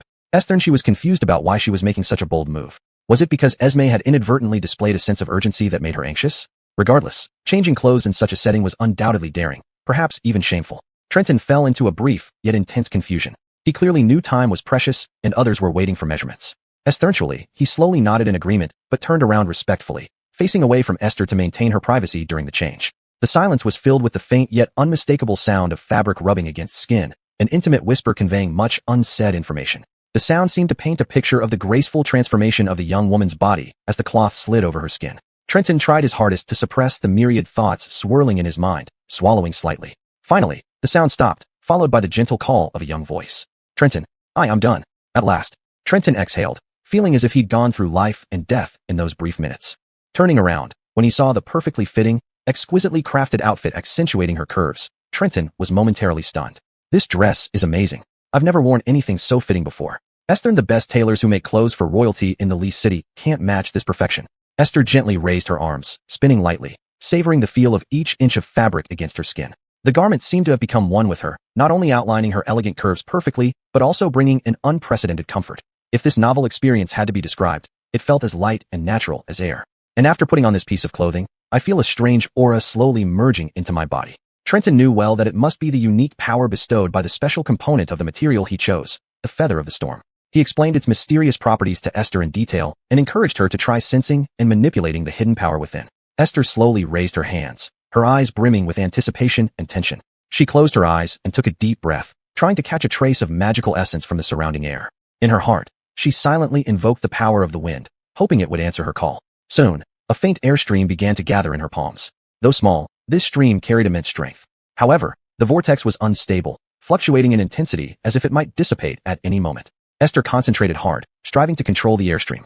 She understood that mastering wind magic would require patience and perseverance. But since she had never used magic before, even this most basic control was incredibly challenging for her. Watching the vortex suddenly vanish, Esther sighed softly. Just as Trenton wanted to comfort Esther, telling her not to rush and that haste makes waste, Esther suddenly seemed to recall something important. Her movements were swift and decisive. In an instant, she drew her sword from her waist. Then, she closed her eyes as if concentrating and sensing something.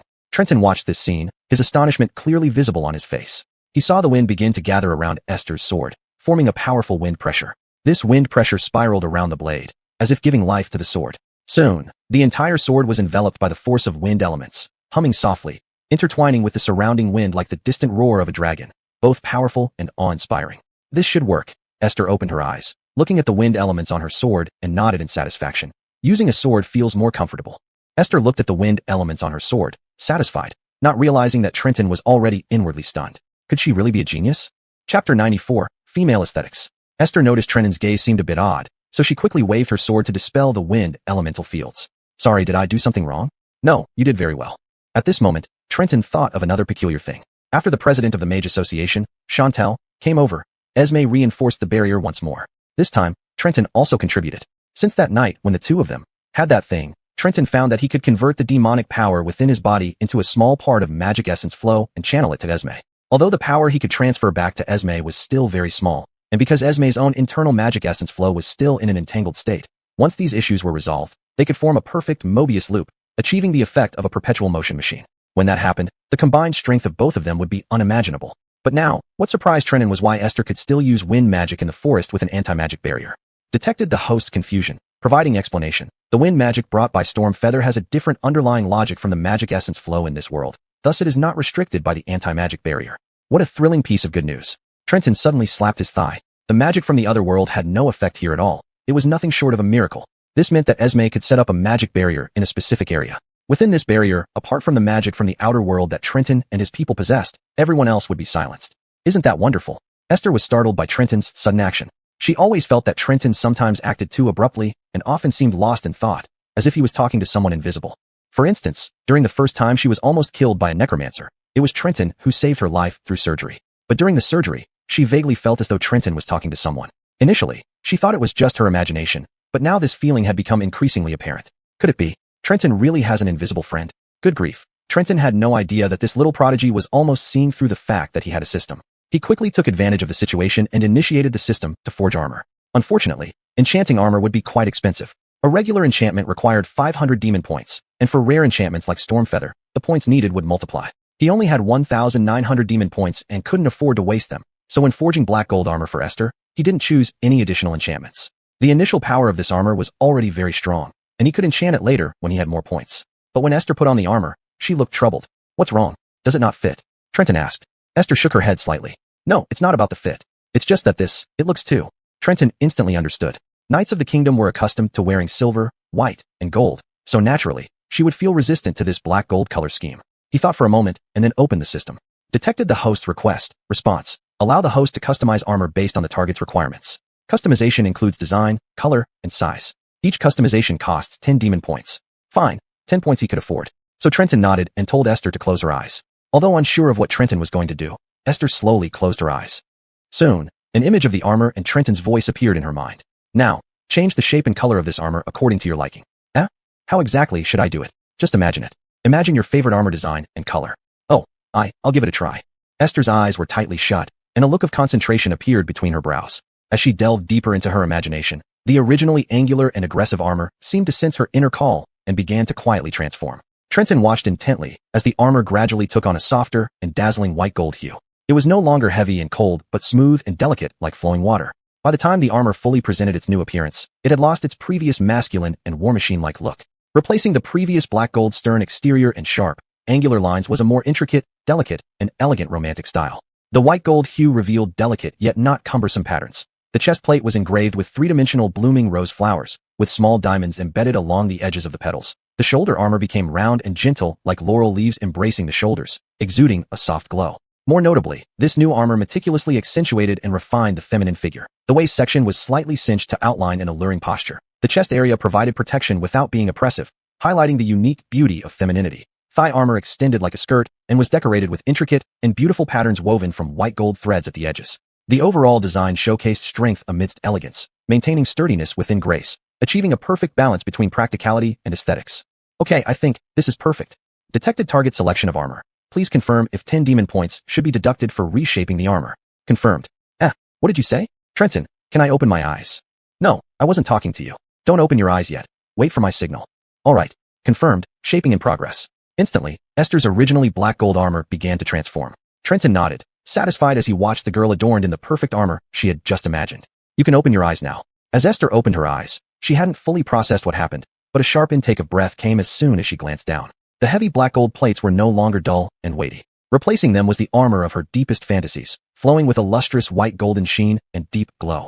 Estery curve and ornate pattern matched her desires, presenting before her in exquisite perfection. Trenton also admired Esther, who now resembled a Valkyrie. Deep inside, he couldn't help but marvel. Women indeed have an innate sense for beautiful things.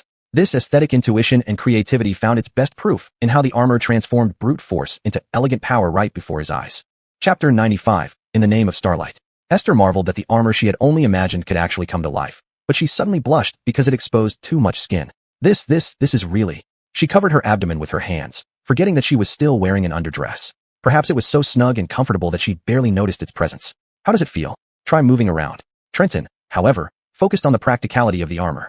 To say he wasn't moved would be a lie, but as a doctor, he knew the importance of maintaining rationality at all times. So Trenton managed to keep himself in check. Besides, though this world might have something akin to a harem, Trenton had never intended for such things. As a man from Blue Star, he was acutely aware of his moral bottom line and wouldn't easily transgress it. Loyalty and dedication were fundamental moral requirements, and he held himself to these standards. So, barring any unforeseen circumstances, he had already considered Ashley as his one and only. Of course, this was just for now. He didn't realize that, perhaps due to the influence of demonic power, while he remained rational in many decisions, that rationality had started to lose some of its humanity. Esther obediently nodded and tried moving her limbs. It seemed fine, but Trenton told her, testing it here is useless. Do you fight inside a room by dancing with your opponent? Go outside and try, then come back and tell me. Humph, you're the one who dances.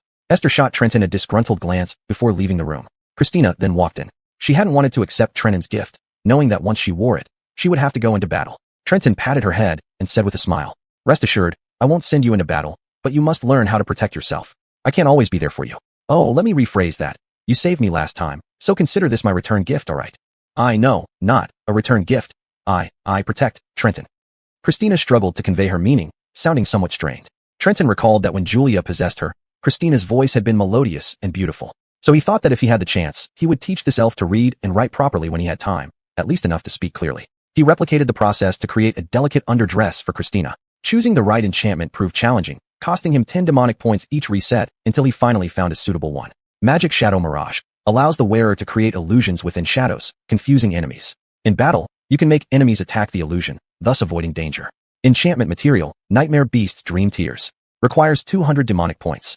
That's a lot, 200 demonic points. Trenton gritted his teeth and agreed. Now he only had 1,690 demonic points left, and he needed to use them wisely, every point being precious. Watching Christina put on the cute outfit, Trenton was very satisfied and asked her to test it immediately. Christina then tried to activate the power of the outfit, and instantly, an identical Christina appeared before Trenton's eyes. If not for using life sign detection, Trenton wouldn't have been able to tell which one was real. The clone was completely controlled by Christina. Even the slightest mental command allowed it to perform any action. In combat, if the situation became tense, she could order the clone to fight independently. Though its strength was only 20% of hers, it was scalable, like Esther's Storm Feather, making it a skill with huge potential. Spending 200 demonic points for such ability was definitely worth it. Regarding armor, Trenton always felt that regardless of changes, armor wasn't suitable for Christina. So he specially chose a cloth armor for her, the Shadow Demon Cloak. This cloak simply enhanced all shadow-related skills, such as increasing the clone's strength to 40% of Christina's original strength. It doubled. Though it cost him 100 demonic points, it was well worth it. Watching Christina clumsily try to put on the cloak, but failing, Trenton couldn't help but smile wryly. He knelt down in front of Christina and gently helped her put on the cloak, which originally looked larger than she was. But once it was actually on her, the cloak began to adjust its size according to Christina's figure. In the end, it perfectly draped over her shoulders. The cloak softly enveloped her petite body, contrasting sharply with her grace and elegance. Her face, framed by the cloak, appeared even more translucent and pure, like the clearest spring water in the mountains. Her eyes sparkled with a lively light, as if hiding boundless wisdom and secrets. How does it feel? Does it fit? Yes. Don't just say it, move around a bit. Let me see. Trenton felt like a tailor at that moment, admiring his newly crafted masterpiece. Not knowing how to move, Trenton asked Christina to turn around, and so the young girl spun gracefully on the spot. Trenton suddenly felt like playing a prank. Can you dance for me? I want to see your flexibility. Christina looked at Trenton hesitantly, but nodded slightly. Trenton expected Christina to be flustered by the dancing command, but when the young girl took her first gentle step, he was amazed. She slowly stepped out with her booted foot, like a sapling just breaking through the soil, fresh and full of vitality. Her eyes sparkled with starlight, as if they could see through the mysteries of the universe. As she started to dance, each movement seemed like poetry, a song, a melody from a dream. Her dance steps were light and graceful, painting a flowing picture in the air. With every motion, the cloak fluttered lightly, like a delicate butterfly dancing among flowers. The air around them seemed to freeze at her beauty. Trenton hadn't expected Christina to be such a gifted dancer and didn't interrupt her until the door suddenly opened, and Esther stood there panting, saying, Trenton, I tried it on, and this armor fits very well, no matter how big the movements are. Christina was startled by Esther's sudden entrance and immediately hid behind Trenton. Why can she stay inside and I had to go outside? Esther's expression turned cold. She had clearly seen Christina dancing upon entering, and now she looked at Trenton suspiciously. Trenton, Christina is still young. If there's anything, you deal with me. Oh no. Realizing he had been misunderstood, Trenton hurried to explain to Esther. He had initially wanted Christina to help explain too, but the shy girl activated her shadow skill and disappeared into the darkness, leaving even Trenton unable to sense her presence. Esther remained somewhat unhappy and went outside under the pretext of testing the armor, cutting down several trees near the village. The beastkin hunting nearby marveled at her prowess. Professor is truly a godsend, able to tame such a fierce human. Of course, even Cleo isn't immune to the professor's charm. Finally, it was Ashley's turn. For some reason, Ashley did not intend to accept Trenton's clothes. This seemed to be the first time she outright refused him. Master, thank you for the gift, but my attire is rather special, so. Seeing Ashley's unspoken difficulty, Trenton didn't push her, knowing her power surpassed his, especially since she was still sealed. Once she fully recovered, who would replenish whose mana was uncertain? Thinking about potentially being drained by Ashley daily made Trenton shiver, but he quickly steadied himself with a couple of coughs. In that case, I'll give you something else. Trenton had already planned another gift for Ashley beyond the armor and clothes. Since she refused those, this would be her present instead. He then closed his eyes. When he opened them again, a transparent pendant glowing with a soft blue light appeared in his hand. It was intricately carved into a six-pointed star shape from a piece of crystal-like glass, sparkling with a faint blue glow. Inside, it seemed to contain a swirling star river, emitting a subtle radiance. This is Starglow Crystal. You may not understand what it is. Holding the pendant, Trenton walked up to Ashley, whose eyes were drawn to its soft blue fluorescence. It is made from rare stardust fragments. It isn't a product of this world. In another world, when countless stars streak across the night sky, some fragments may fall to the ground. These fragments are scattered among towering mountains, and after prolonged years, they gradually solidify, ultimately transforming into this precious crystal filled with star energy. Trenton smiled as he gently placed the pendant around Ashley's neck. Ashley looked down at the pendant on her chest. It resembled a clear crystal, reflecting the disbelief in her eyes. Her heartbeat seemed to synchronize with the light of the pendant, filled with excitement and anticipation. Its power is very special. It's not just an ornament. Trenton's voice was low and tender. It can store mana and become a valuable assistant in battle. Now, my power can only enhance it to stage 1, which means it can store about 1/3 of your current mana. Trenton's fingertips lightly slid through Ashley's hair, his gaze filled with love and care for the young girl. Ashley seemed to feel his warmth, a warmth that welled up from deep within her heart, like the warm sun in winter. The young girl slowly lifted the pendant from her chest, carefully caressing it with her fingertips. The translucent pendant was like a clear lake, and the deep affection contained within it seemed tangible. On the pendant, tiny stars seemed to flicker, much like the brilliant stars in the night sky. She brought it close to her eyes, examining it closely, and discovered that these stars outlined a name. The last time you gave me a runestone with your name carved on it, and now I've engraved my name on this pendant for you.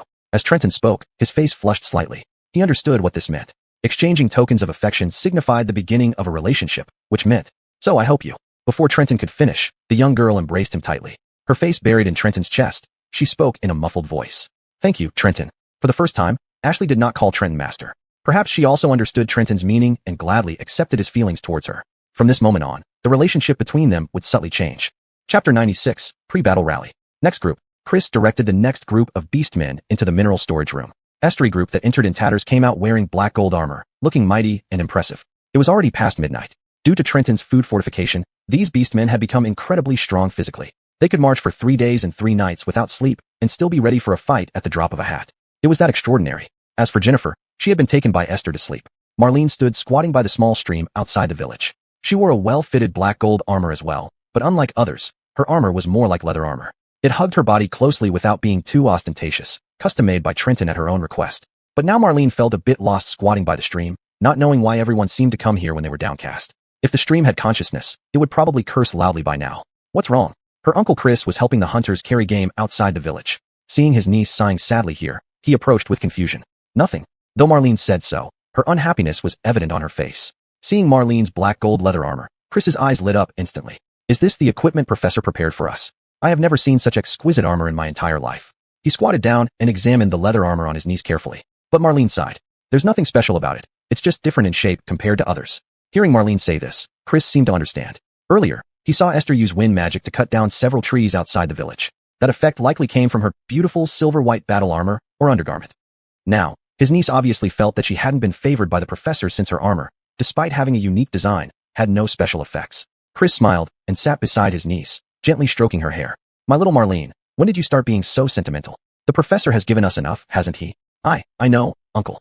Marlene understood very well that what the professor had given to the beastmen went far beyond a piece of armor. He had bestowed dignity, weapons, and most importantly, freedom to them. And now, he was even leading the beastmen to fight for living space that they previously only dared to dream about. Esther and Jennifer, along with Lady Rena, were friends brought by the professor.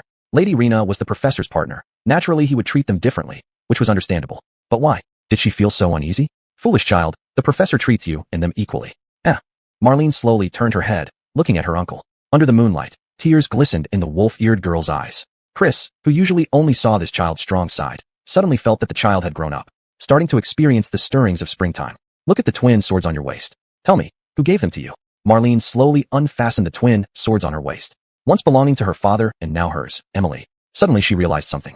Yes, she was the first one the professor granted weapons to, even recasting her father's weapon. This meant so much to her. How could she forget something so important and feel bitter here? Wiping away the tears brimming in the corner of her eyes, she turned and smiled at her uncle. Uncle, I understand now, but I don't know why. I care so much about what the professor thinks of me. I've never felt this way before. Foolish child, of course you haven't experienced it before. Chris gently patted Marlene's shoulder and stood up. He kept his thoughts unsaid, instead offering gentle encouragement or guidance. Don't worry, child, time will reveal the truth. The professor has a different plan for you. The reason Chris said this was because Trenton had privately talked to him, asking about Marlene's physical condition. The professor had observed that Marlene possessed immense energy within her body, but it was suppressed. Unlike Rena's blocked magic veins, Marlene's strength was constrained by an even stronger force. It was the first time Chris heard about this. Once, Marlene had been ill when she was just a newborn. Esther and the high-priced priests of the Holy Church couldn't cure her. Then her brother, who was also Marlene's father, took her away from the village and Vashta Forest. It was rumored that he went to a human city and found an acquaintance. 3 days later, he returned to the village with Marlene in his arms, who had already recovered normally with all symptoms gone. But no matter how much Chris asked his brother, he would never say whom he visited or what he did. After hearing Chris's story, Trenton fell into deep thought before indicating that he wanted to restore Marlene's strength and hoped to cultivate her as one of his trusted aides. Of course, it all depended on Marlene's wishes. If she wanted to embark on her own journey, Trenton would still help her. Chris originally intended to find an opportunity to ask her about her thoughts on Trenton, but now, it seemed unnecessary. This silly girl probably had her heart stolen by that man long ago, without even realizing it. If it were anyone else who set their eyes on his niece, Chris might have been very angry. In his view, no one could touch his niece. But if it were the professor? He looked down at the wolf-eared girl sitting by the stream under the moonlight, who seemed somewhat sacred in this setting, and smiled gently. Uncle, why are you smiling? Nothing. I was just thinking that if your father could see you now, no, if those deceased fellow villagers could see our village as it is now, they would be so happy. Finally, Chris and the members of the hunting team received fitting armor from Trenton, completing the entire Beastmen tribe dressed in black golden armor. Of course, there were some exceptions. This was because Trenton considered that leaders of an army should stand out. Esther's white golden battle armor, Marlene's black golden leather armor, Chris's black golden helmeted battle armor, and Elder Monty's heavy thickened battle armor. These were symbols of Trenton's respect for them. Naturally, Jennifer and Reno were not included. Jennifer was not a combat member. Ironically, the one who dealt the final blow to Eric Louis was actually her. The Beastmen respected her immensely, but she still hid behind Trenton like a timid little girl, trembling in fear whenever someone spoke to her. As for Rena, a mage robe was the most suitable attire for her. When everyone's battle armor was ready, dawn had already broken. Trenton stretched and walked out of the tent, looking at the scattered Beastmen in the village showing off their new armor. He smiled bitterly, and then spoke a few words to Elder Monty. Monty nodded and, wearing his thickened heavy armor, shouted in a powerful voice. Everyone, gather outside the village within 1 minute. 1 minute later, a relatively uniform but not too orderly group of Beastmen stood at the village entrance. Trenton stood at the front of the formation and nodded in satisfaction. If judged by combat quality alone, these Beastmen surely couldn't match the Knights of Humans. After all, they were once only villagers, at best hunters, and had never undergone any military training. With the power of ingredients, Trenton had forcibly made them stronger and equipped them with standardized gear, which was a bit like cheating. He clearly understood that while these Beastmen had superior individual combat capabilities compared to human knights, if it came to actual warfare, they were still lacking. This wasn't just a shortcoming of the Beastmen, but also of Trenton himself. He used to be a doctor, knowing nothing about warfare. His sister loved reading books on war history, and if she were here, she might have been able to provide valuable advice.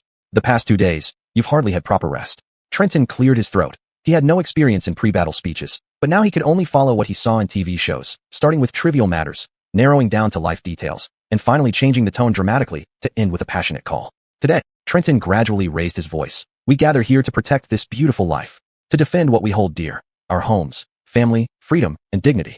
The surrounding atmosphere became more solemn as the emotion in his words escalated. Look at who stands beside you, he suddenly shouted loudly and pointed to each Beastman. These are your brothers and sisters who share life and death, who support each other through thick and thin. The warriors began to look at each other, standing shoulder to shoulder and swinging their fists, their faces showing determination. Finally, he concluded with their objective. So, in order to earn the right to survive in this world, to correct this abnormal world, to protect our loved ones and friends, we are not the initiators of war. We are the defenders of freedom. Capture St. Croix town, and let this world hear our voice. At this moment, no more words were needed. All the Beastmen were ignited with extraordinary fighting spirit by Trenton's speech. They raised their fists high and shouted, howling, blending their own wild nature with the future depicted by Trenton, and releasing it through their wolf howls. Everyone, prepare yourselves. In 3 hours, we march on St. Croix town. Chapter 97, Wolf Cavalry, activate. During these 3 hours, Trenton had divide over 1,000 Beastmen into 4 groups. The 100 Beastmen, led by Brenton, possessed unmatched mobility. Most of them were hunters with formidable strength, and Trenton assigned them the task of conducting preliminary reconnaissance. The 200 Beastmen under Chris's command were combat powerhouses, forming the strongest fighting force among all troops. They served as the vanguard and elite force, acting as a sharp blade plunging into the enemy's heart. Elder Lee led 400 Beastmen as the main force, whose combat capability was relatively balanced. Under Trenton's food enhancement, even when facing twice their number in knights, as long as the battlefield was on flat terrain, these 400 Beastmen would certainly not lose. The final 300 plus were left behind to guard the village. After all, the base camp couldn't be abandoned. He also left Stacy in the village since this child might be frightened out of her wits if she were on the battlefield. His own magic soldiers, except for the conscious Beastman magic soldiers, accompanied the troops. The number of magic soldiers increased by nearly 1,000 over the past 2 days. All were Crusader Knights from the southern county, who would join in the expedition. Considering this, the combined forces of Beastmen and magic soldiers now formed an army exceeding 3,000 strong. Brenton's reconnaissance team set off first, then at Chris's command, the entire army mobilized, officially heading towards Sanker Town to the south of the forest. After the previous battles, apart from souls, Trenton had also acquired the warhorses left by the knights. These warhorses were well-trained, but very resistant to the Beastmen. Without good training, it would be difficult to deploy them again on the battlefield. Thus, Trenton temporarily gave up on the idea of having the Beastmen ride horses. Only Esther was provided with a warhorse. As the 4th Crown Jolie and leader of the Fast Knight Order, it took her little effort to tame a warhorse. Originally, she prepared one for Trenton too, but as he couldn't ride, he ended up riding together with Esther. As a general, Trenton, you should learn how to ride a horse. Esther felt Trenton tightly pressed against her back, blushing slightly. Sorry. If you don't like it, I can get off and walk myself. And no, I don't dislike it. Don't worry about your hands. Just hold me tight. Okay. Trenton, initially unsure of where to place his hands, immediately embraced the girl's waist upon hearing her words, pressing his face close to the back of her neck. The fragrance coming from her hair made Trenton feel as though he was basking in a gentle spring breeze. Meanwhile, Esther felt Trenton's breath on her nape, making her increasingly blush. The more she tried to stay calm, the more sensitive her body became. Soon even her ears turned red. I've calculated that, based on our marching speed, we'll reach Sankertown by nightfall in 2 days. Unaware of Esther's discomfort, Trenton continued discussing the march. I'm not very familiar with warfare, so in this area, I still need to rely heavily on you. After all, you used to be a knight and have led your own knight order. But you are really amazing. You tamed those knights' horses so easily.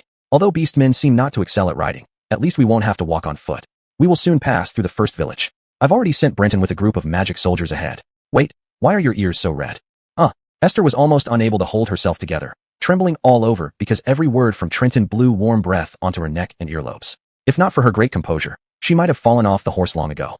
Wait, Trenton, stop talking for a moment. Are you feeling unwell somewhere? Don't talk. I can't take it anymore. In the end, Trenton dismounted and insisted on checking Esther's condition as a doctor, suspecting if she had a fever. But Esther shot him a glare and rode toward the front of the line. Trenton stood there bewildered. What's going on? Sigh, Professor, you're still too young. A senior beast man patted his shoulder as he passed by. Finally, Trenton thought of a substitute plan. As he had this thought, the shadow beneath him shivered slightly, and then Cookie sprang out excitedly. The giant wolf seemed thrilled to be called, standing on its hind legs, hugging Trenton and licking his face. Good girl, sit down. Ow. Cookie obediently sat on the ground, wagging her tail more vigorously than a dog. Cookie, can you carry me? If you don't want to, or if it's too tiring for you, then forget it. Trenton had initially intended to ask the black shadow wolf for its opinion, but unexpectedly, the giant wolf began pushing Trenton's bottom with its head. At first, Trenton didn't understand what this meant, but soon he figured it out. This was telling him to get on quickly. So Trenton carefully mounted the giant wolf. This wolf was significantly taller than a horse. Once Trenton was on its back, it became abnormally excited. After letting out a long howl to the sky, it started sprinting forward like mad. Shit. Wait. Cookie, slow down. Thus, the Shudu watched as Trenton was carried by the giant wolf and dashed straight toward the very front of the formation. Professor is really full of energy. You see how happy he is. Finally, after a round of education from Trenton, Cookie finally stopped, though still a bit reluctant. Cookie, you absolutely cannot do this again. Trenton rubbed his sore bottom while talking to Cookie. He ended up falling off the wolf's back, landing with a heavy thud. Ow. Cookie promised not to run wildly again while wagging her tail. Still half doubting, Trenton straddled the giant wolf's back once more. Sure enough, this time the giant wolf did not behave like a runaway wild horse. Instead, it lay quietly until Trenton was fully seated before slowly getting up. Ow. Yeah, good girl, walk slowly now. Let me get used to it. I've never ridden a horse in my life, let alone a wolf. He gently patted Cookie's neck. The soft fur gave Trenton the feeling of petting a dog. Ow. Being stroked by Trenton, Cookie was extremely pleased but still resisted the urge to run, walking steadily forward. Although the giant wolf was incredibly gentle in front of Trenton, the Shudu all knew how it tore through enemy bodies. And that seemingly gentle black fur, if in battle, those hairs would instantly turn into black flames, making the entire giant wolf appear like a creation from the depths of hell, ready to tear its owner's enemies into pieces. Chapter 98, Carrot and Stick. The first day of marching went without much trouble, and by the time they reached the first village, Salak village, Iana had largely resolved any issues. This small village thrived on wheat farming, and its brewed beer was also a local specialty. With a population of around 500, it wasn't particularly large or small, and being self-sufficient meant the villagers weren't overly dependent on St. Clair Town. Instead, they were becoming increasingly disgruntled with the rising taxes imposed by the Lord. Bohong grievances with the Lord was one thing. Being surrounded by a group of beastkin was another matter entirely. Iana adhered to Hamilton's orders and did not harm any villager. In response to the resistance from the villagers and a few station troops, Iana commanded the demonic soldiers to absorb all attacks. As per Hamilton's instructions, they now obeyed Iana's commands. Their physical strength was such that even if the villagers chopped at them for an entire day and night, they would likely only leave shallow wounds that could heal immediately. Initially, the villagers were roused with weapons in hand, charging at the demonic soldiers alongside their own forces. But once they realized the demonic soldiers offered no resistance, they became puzzled. After everyone had calmed down somewhat, Iana began explaining to the villagers that the beastkin had no intention of plundering anything, only seeking a place to survive. The county of Yarnan would soon belong to the beastkin, and they promised not to harm any innocent people. But Iana added her own twist to the message. You may choose not to follow us, and you may harbor resentment against us, but you must not stand in our way. With that, she gave an order, and a mounted knight among the demonic soldiers who hadn't retaliated suddenly sprang into action. His horse reared up with a terrifying whinny, and then the knight hurled his spear. It pierced the largest mill in the village, causing it to collapse with a deafening crash. Immediately, all the villagers and soldiers dropped their weapons in silence. Upon hearing Iana's report and glancing at the villagers hiding in their homes, Hamilton fell silent. I'm sorry, Professor. Marlanudo held Iana's head down, forcing her to apologize to Hamilton. She acted recklessly. Ruined your plan. I will discipline her. Professor, I'm sorry. Though slightly reluctant, Iana still lowered her head and apologized to Hamilton.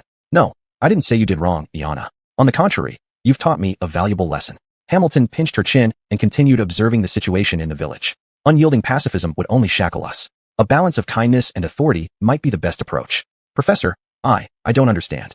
Iana admitted openly that she was illiterate, yet this surprised Hamilton positively. She had made the correct judgment purely through intuition. If he had let the villagers continue attacking the demonic soldiers unchecked, it wouldn't just diminish the soldiers' dignity in their eyes. The villagers would grow bolder, eventually forcing the soldiers out of the village. By the time the villagers grew emboldened enough to provoke military retaliation, it would be less effective.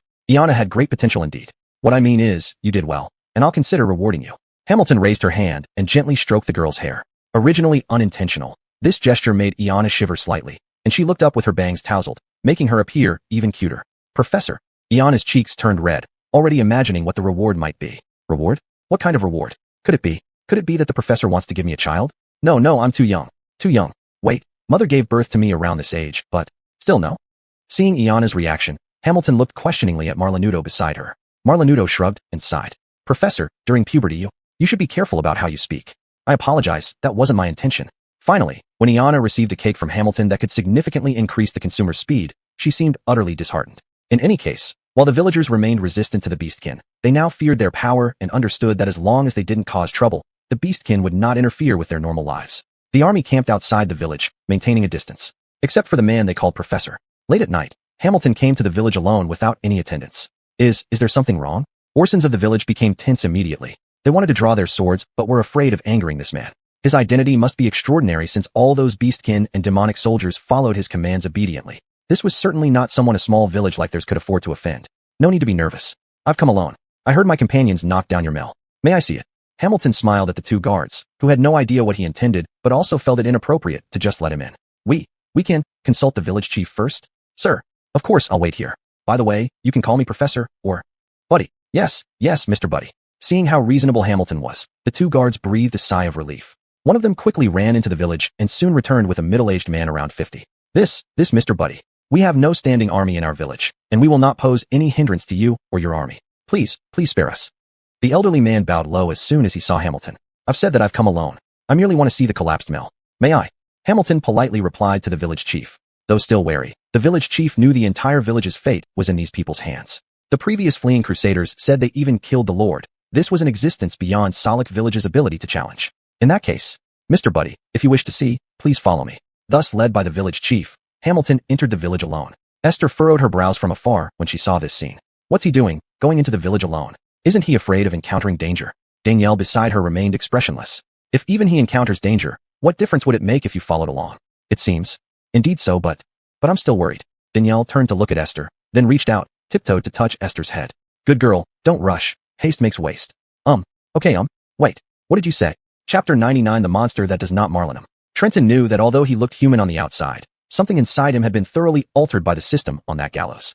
Now, he was an indisputable demon, and demons were more feared and considered more wicked than even the fiends in this world.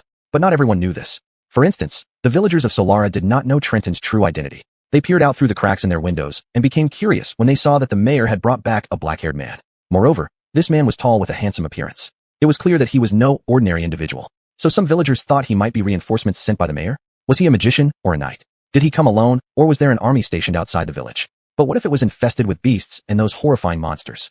After witnessing the monstrous knight-like creatures hurling long spears while shrouded in black flames destroy the tallest building in the village, the villagers had completely given up any thoughts of resistance. Fortunately, these monsters had no intention of slaughtering the village, nor did they step foot inside.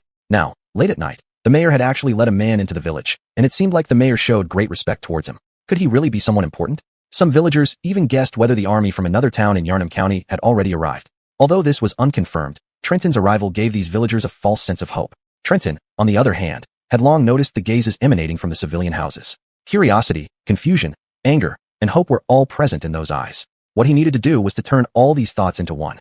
Gratitude. No matter who he was, what identity or race he belonged to, he would bestow upon these villagers the most equal grace. Be our brother. Following the mayor down the night-shrouded village streets, suddenly at a doorway, a little girl who looked about 7 or 8 years old slowly pushed open the door and softly spoke to Trenton. Are you the hero who has come to save us? Alana, go home quickly. The mayor waved his hand forcefully at the little girl and signaled her with his eyes. Save you. Trenton pretended to be surprised, then slowly approached the little girl. Sir, please, the child doesn't understand. She is still so young. Please have mercy. The mayor followed behind Trenton, constantly begging and almost ready to kneel. Trenton simply raised his hand, signaling for the mayor to be silent. Little sister, why do you want me to save you? Beck, because. The girl clung to the door frame, half her body retreating back into the house, as if realizing she had asked the wrong person. Because outside is filled with monsters. Trenton walked over to the girl. The moon hung high in the night sky, contrasting with his black cloak and his faintly golden eyes, causing the girl some fear. I beg you, sir. The mayor fell to his knees before Trenton, blocking him from the little girl, his eyes full of pleading. Is this your child, Mayor? Trenton asked. No, she's my relative's child. The mayor replied, trembling. Trenton sighed. His appearance always terrified children, just like he remembered how nurses in the pediatric ward of his hospital used to comfort children. Then he slowly smiled, sidestepped the mayor, and squatted in front of the little girl, lifting his hand. Oh, the girl was so scared her body shook like a sieve. The mayor watched helplessly, knowing in his heart that everyone in the village might not survive tonight. But Trenton merely raised his hand, snapped his fingers, and a square piece of chocolate appeared in his palm. It was food he had just exchanged from the system. This kind of chocolate was cheap, costing only 5 demon points for a large amount. This type of chocolate didn't have any special effects on adults, but it was highly beneficial for children. Not only did it taste delicious, but it also helped regulate their bodies, providing nutrients. One piece could correct many developmental issues during childhood. It was a favorite sweet among children from a higher civilization. The girl stared trembling at the chocolate Trenton offered her, but did not take it. This thing is called chocolate. In my world, it's the sweet treat that children love the most. Trenton spoke as gently as possible to the little girl and at the same time, put the chocolate into her mouth. Seeing that the girl was only holding the chocolate without eating it, Trenton took another piece himself and put it into his mouth. Try it. I promise you'll like it. Although he wasn't sure if this would work, but those pediatric nurses in the hospital always used small snacks to make children behave. The girl looked at the mayor tremulously. The mayor saw that Trenton didn't do anything terrible. Although the black square looked odd, it, indeed, released a refreshing and sweet aroma. He didn't dare offend Trenton any further, so he nodded slightly at the little girl. The girl cautiously followed Trenton's example and put the chocolate into her mouth. Initially, seeing the black color, she had no expectations for the taste and even braced herself to vomit. But when the chocolate entered her mouth, her tearful eyes instantly lit up, nearly dropping the chocolate in shock with her gaping mouth. She quickly covered her mouth, gently sucking on the chocolate in her mouth. The smoothness and sweetness filled her mouth almost instantly, continuously stimulating her taste buds. How about it? Do you like it? Seeing her expression, Trenton knew she liked it very much, but still asked with a smile. MMM. The girl refused to open her mouth again, as if opening it would let the sweet scent of chocolate escape. Do you still fear your brother now? Trenton asked again. MMM. After some thought, the girl shook her head. Anyone who would give her something this delicious couldn't be a bad person. Children's thoughts were just that simple. So Trenton reached out to pat her on the head and replied to her earlier question with a smile. The monsters outside won't bully you or hurt anyone in the village. A hint of confusion showed in the girl's eyes. She didn't understand why the young man in front of her didn't say he would protect her, but rather said the monsters wouldn't hurt anyone. Weren't they the ones who destroyed the village mill today? As long as I am here, I will never let anyone harm you or your village. And what Trenton said afterward made the innocent little girl realize that perhaps the young man in front of her wasn't as simple as she initially thought. Chapter 100. The miracle descends. After letting the little girl go inside first, Trenton followed the village chief to the destroyed mill. Thank you, sir. On the way, the village chief kept thanking Trenton, which started to annoy him. I never intended to harm any of you, including the beast races outside the village. They merely wanted to survive. Your village is closest to the forest. Don't tell me you didn't know what the Red Dragon Knights did to the beast races in that forest. Hearing Trenton's somewhat displeased tone, the village chief quickly explained. Yes, sir. We do know, not only us, but also the people in nearby villages. Everyone knows, but... At this point, he sighed. But the victims of the Red Dragon Knights are not just the beast races in Visarda Forest. Upon hearing this, Trenton became interested. However, he saw the damaged mill and decided to put his questions aside for now. Moreover, the village chief was mostly fearful of him, making conversation under such circumstances less than ideal. Sir, this is our village's mill. The village chief led Trenton to the ruins of the mill and stood aside. He couldn't understand why this monster, insisted on seeing the mill, but with his life in their hands, whatever they said must be true. Firstly, chief. Trenton slowly walked up to the ruins, crouched down, and picked up a broken brick. I apologize to you. My companion destroyed your village's mill. This. Trenton's apology left the village chief confused. Should he say it was unnecessary or curse at him? While the village chief stammered without saying anything, Trenton had already turned his back to the mill and looked at him. At this moment, the village chief suddenly noticed that the man's eyes were glowing with golden light. And now, I will take responsibility for my companion's actions. He raised the hand holding the brick, and at that moment, the collapsed ruins of the mill behind him began to tremble slowly. Initially, the village chief thought it was an earthquake, but soon realized it wasn't. as only the mill ruins behind the man were shaking. Yet he clearly sensed that something was about to happen. So, before everyone's eyes, those ruins exhibited mysterious changes, witnessed by the village chief. The fallen walls and debris seemed driven by an invisible force, rising slowly. As if they had regained consciousness, they began to gather orderly, bit by bit, returning to their original positions. This scene reminded one of time rewinding. It was as if time had reversed, with the ruined mill gradually being restored. A miracle! A miracle! The village chief was so moved that he couldn't contain himself, his eyes filled with awe and wonder. He fell to his knees, devoutly kowtowing to Trenton and the miracle unfolding behind him. However, Trenton stood like a stone statue, expressionless, staring straight ahead with an air of superiority. His eyes glowed with golden light, as if harboring boundless wisdom and strength. They were deep and serene, as if able to see through all appearances and reach the essence of things. At this moment, Trenton was using alchemy to restore the mill with the help of the system. Initially, he thought it would be quite costly, but the system informed him that since the destroyed building materials were still present and hadn't been destroyed for more than 24 hours, it would only cost 50 restoration points. This revelation showed Trenton another advantage of alchemy. As long as the destruction wasn't too old, buildings could be reshaped at a very low price. Villagers heard the village chief's shouts and first peered out of windows to watch. Upon witnessing the miraculous restoration of the mill, they all came out of their houses. A miracle! It's a miracle! All the villagers gathered in front of the mill, their eyes wide with disbelief as they watched the event unfold.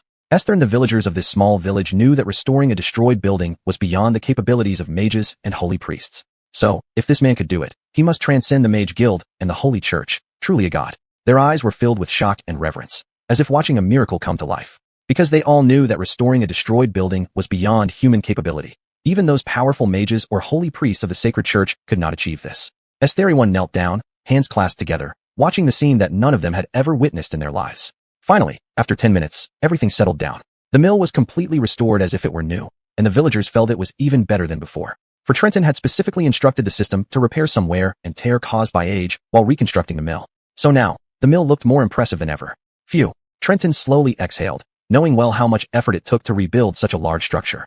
When he opened his eyes again, he saw the villagers kneeling before him, which slightly surprised him. But he quickly regained his composure and assessed the situation. This outcome aligned with his initial goal, to make these villagers rely on his beneficence and fear his miracles. He hadn't expected it to happen so quickly. He realized once again that too much power in this world was held by a few people, like a fifth-rank knight or mage, who could act without restraint in villages of this size. The villagers had no means of resistance, because they knew that any resistance would result in the destruction of their entire village. Half an hour later, Trenton was invited by the village chief to his home. This, Buddy, Trenton reminded him, and the village. Yes, Lord Buddy, though we do not know your origins, but you and your companion indeed did not harm us. I wish to express my gratitude. No need for formalities. Strictly speaking, I am currently considered an enemy of humans. But I assure you, my targets are not unarmed civilians like yourselves. I'm very sorry, Lord Buddy. Even with your assurance, we cannot assist in your great cause, for we are citizens of Talus Kingdom. The village chief was almost at the brink of extreme tension when he spoke these words, unsure if his statement would anger the man before him. If he truly got angry, given the power he just displayed, Solara village might vanish from the map tonight. Chapter 101, Carnage Among Kin. I will not bind you to my war chariot. On the contrary, I hope you can continue living this life, and even better. Trenton's words left the village elder stunned. This noble possesses absolute power. Such power is something the Sola village dares not defy. He could have used this means to conquer and rule over them, squeezing out everything from them that could be utilized. But he did not do so. He even ordered the beast races not to approach the village. And now he had come alone to repair their mill. What was his true intention? At this moment, the villagers were all asked by the elder to return to their homes. In fact, this was Trenton's intention. He did not wish for too many people to know about his conversation with the elder. I don't quite understand your meaning, my lord. But if you won't harm us, then it really is. How many sick people are there in the village? Trenton abruptly changing the topic momentarily confused the elder, but he did not dare to neglect him and promptly responded. The holy priest of Songcry Town hasn't visited the village for a long time because we can no longer afford the increasingly expensive church fees. So recently, many people have fallen ill. What might have been minor issues have become serious due to delays. I'm not only talking about illness, disability, or congenital diseases, injuries count as well. Faced with Trenton's words, the elder became more perplexed about what he was thinking, but after some thought, he still answered honestly. Specifically, I'm not clear, my lord, but our village frequently has visitors from the Red Dragon Knights, so? Trenton nodded. Earlier, when the elder mentioned that those oppressed by the Red Dragon Knights were not only the beast races in the Visada Forest, he had an inkling of something. But he hadn't expected that what the elder said next would make him realize how limited his imagination had been. Those knights treated the beast races like livestock, and humans' relationship with livestock was sometimes purely utilitarian. What they enjoyed more was the sense of humiliation and plunder derived from their own kind. The Red Dragon Knights stationed outside Visata Forest would almost weekly gather at nearby villages to indulge in debauchery. Women in the village had become their playthings. They would violently assault women right before their husbands' eyes and hang them naked in the center of the village to take turns humiliating them. As the elder spoke, tears began streaming down his face. My daughter, Allah, because she bit one of those beasts' ears during their assault on her. He seemed to be transported back to that sorrowful day. On a gloomy evening, several drunken knights came to the village. His daughter happened to be fetching water near the village entrance and encountered these beasts. These men who called themselves knights showed no mercy to a helpless woman. She was forcefully stripped of her clothes, and they reveled in their twisted pleasure as they took turns inflicting unspeakable atrocities upon her. The young girl didn't submit. She resisted with all her might and ended up biting off a knight's ear. This only led to even more brutal mistreatment. In the end, she was taken directly to the Red Dragon Knight's base. The elder brought wine and money to the knight camp to try and redeem his daughter, only to find a headless corpse. Trenton clenched his fists tightly. Hearing this, Trenton couldn't help but clench his fists, veins bulging on his knuckles. He had naively thought that these armored men holding swords and shields still retained some sense of honor and protectiveness toward the weak. Now it seemed he had overestimated them. When power and desire swell to their extremes, the most primitive and barbaric aspects of human nature tear through the veneer of civilization, revealing their true forms without restraint. What shocked Trenton even more was that amidst all the horror and chaos, the victims weren't elves or beast races. These beasts loved nothing more than turning their blades against their own kind, deriving pleasure and superiority from their kin's suffering, unable to extricate themselves. Don't worry. Trenton finally loosened his grip, though his voice still trembled slightly. Those knights won't be able to harass you anymore. When leaving Visata village, Trenton and company first passed by the Red Dragon Knight's base. But here, there was only a pile of burned corpses and a few limbless, demoralized knights who had lost the will to fight. Trenton left 30 beast warriors to occupy this base as an outpost for the Visata forest. Upon hearing Trenton's words, the old man's expression froze for a moment. A complex and subtle emotion welled up in him, unsure of how to respond to this non-human being before him. Trenton, this enigmatic and powerful entity, was not a familiar face in their village, nor someone who could be considered a peer in the usual sense. He had led an army of beast races and monsters to sweep away the knightly order established by his own kind. Ironically, it was these monsters and beast races that had never harmed them. On the contrary, it was those who claimed to protect the people, wielding holy swords and shields, draped in the garb of light and justice, what he considered as peers, who inflicted deep and irreparable wounds upon them. Trenton asked, "Didn't you ever think of seeking help from the Lord?" In Malak Louis's memory, there had been no record of any such plea for help from the village. But after the elder's heavy and despairing answer laced with a helpless smile, Trenton realized how naive his question was. Heston, the elder's voice was hoarse. We can barely survive by not reporting the attacks to the Lord. If we reported the atrocities, he paused here. Do you think our Sola village would still exist? The implication was clear. In a place ruled by strict hierarchies and power supremacy, the truth was sharper and more dangerous than a broken sword. It could easily sever the last thread of hope for the weak. If Sola village tried to seek justice, it would thrust itself into the eye of the storm, facing a far more terrifying and complete destruction. Heston, you asked me about the sick in the village just now? I remember now. There is a child. If the Holy Church's priest doesn't come to treat him soon, he may not have much time left. The village elder suddenly seemed to recall something. Trenton nodded. Take me to him. Trenton stood up and walked out of the house, without waiting for the elder to ask what he intended to do. The elder didn't know what Trenton was going to do, but he had a feeling. This person, no, this being, would not bring calamity to their village. On the contrary, their nightmare might come to an end at the hands of this great being. Chapter 102, Septicemia. Led by the village chief, Trenton arrived at a somewhat dilapidated house. This turned out to be the home of the little girl he had seen earlier. Here, Trenton was a bit puzzled. Yes, Lord Matthias. The girl you saw earlier, she has a younger brother. He was born frail. Her mother was taken away by the Red Dragon Knights outside Visata Forest last month and never returned. Last week, her father went to find his wife and hasn't come back either. The elder sighed deeply, as if foreseeing the terrible fate that had befallen the young couple. But what was even more terrifying was that if this atrocity continued unchecked, when the girl grew up, she might face the same fate as her mother. Fortunately, those beasts did not directly enter the girl's house to assault her mother, but took her away. Otherwise, villagers wouldn't have been able to use the excuse that her parents were working outside to temporarily allow the girl a relatively peaceful childhood.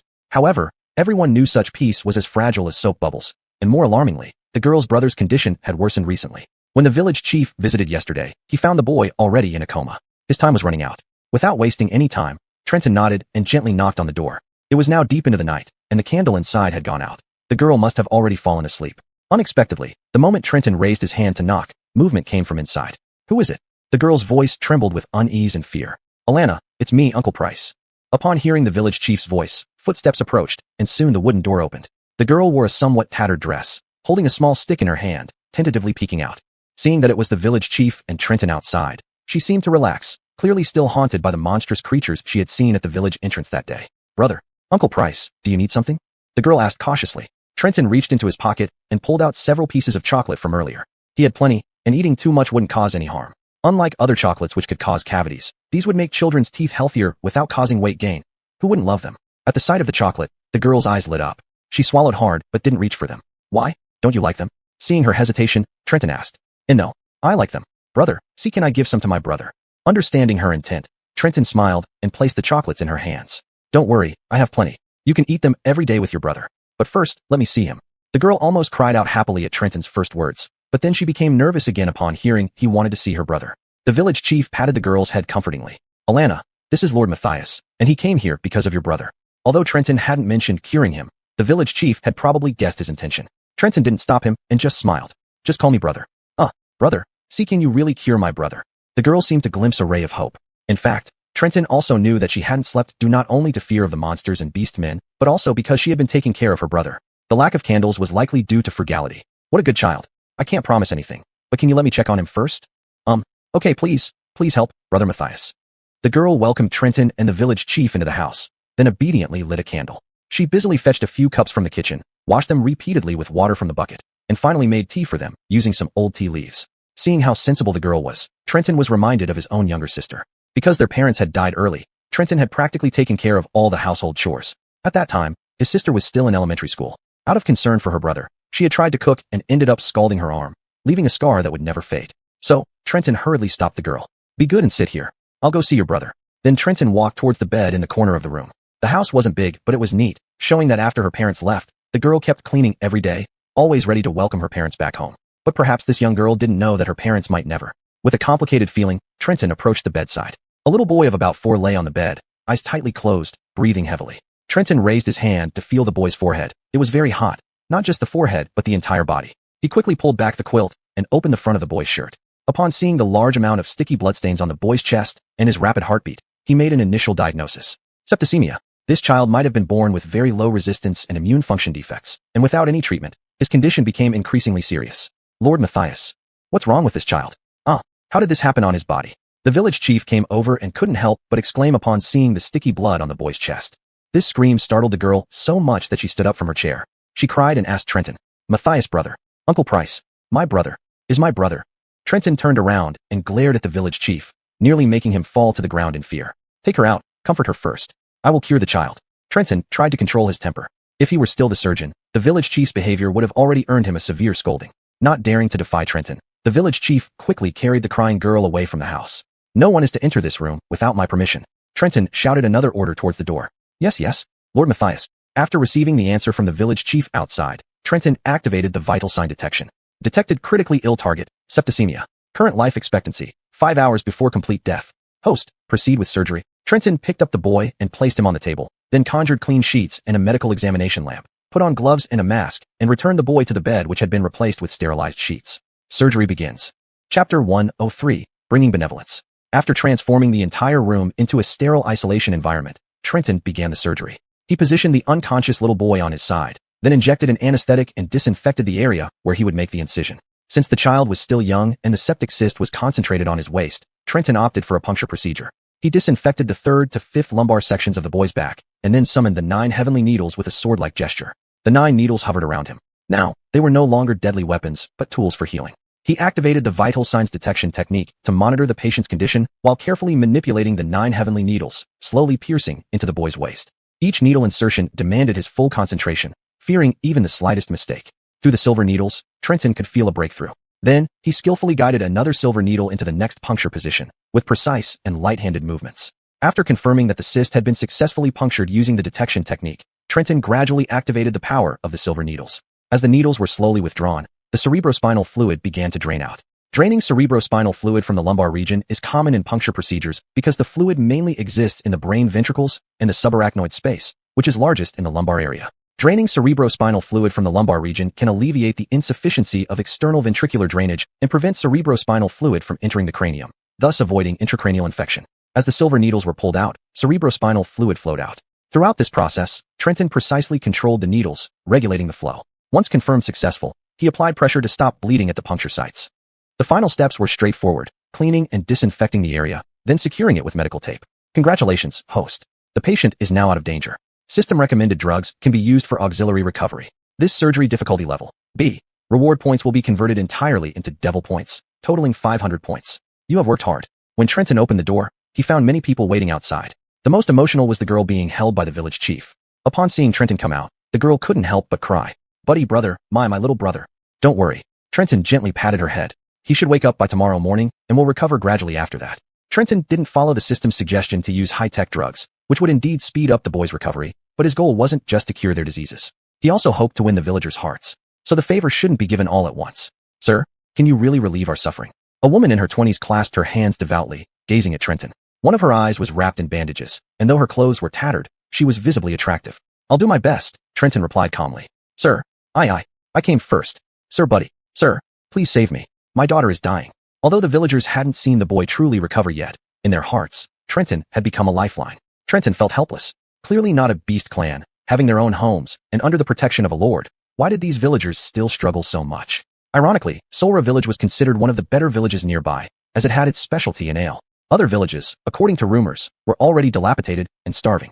It wasn't wartime, and human rule was flourishing, yet within this golden age, they couldn't ensure the survival of their own kind. Price, please arrange a room for me. I'll stay here tonight to treat your people. That night, Trenton stayed in Solra village, tirelessly diagnosing each patient. Initially, some villagers were skeptical, but when the one-eyed woman removed her bandage to reveal a perfectly healed eye, everyone was elated. Outside the village, where the Beast Clan army was stationed, Ionato and Elder Monty aside as they watched the lively village. Our professor is truly kind-hearted. Kindness rules the world. Elder Monty smiled, seemingly proud to have such a leader. Indeed, in the hearts of the Beast clans, Trenton had long been regarded as their leader. Demon? So what? To them, it didn't matter. Regardless of whether they were humans, beastkin, elves, or any other race, none could match Trenton. Esther, and if he were a demon, these beastkin would follow him without hesitation. The next day, just as dawn broke, Trenton returned to the military encampment. Iana had been uneasy all night long. She climbed up a tree and watched the village intently, as if she was worried that the village might snatch Trenton away. Now, seeing Trenton return, she rushed over first, intending to embrace him, but then remembered her place, stopping in front of Trenton with some awkwardness, placing her hands behind her back. Professor, you're back. Trenton rubbed her hair, causing the wolf girl to blush shyly. It wasn't Iana's fault. After all, Trenton had started by treating their village similarly, eventually becoming their leader. What if Trenton did the same for those humans and became their leader as well? Many of the beastkin had been worrying about this issue last night. But now, seeing Trenton return, their anxieties eased. What's wrong? Why that expression? Trenton smiled as he looked at the somewhat awkward Iana, who immediately shook her head, enjoying the caress from Trenton, her cheeks slightly flushed. She was no longer the same as when she first met Trenton. Back then, she held a stone spear, suspicious of Trenton's arrival. But there's a saying, isn't there? Some fortresses can fall on their own.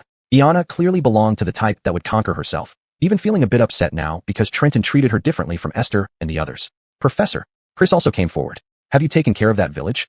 Trenton nodded. Chris was smart. He knew what Trenton had gone to do, so Trenton didn't need to explain too much.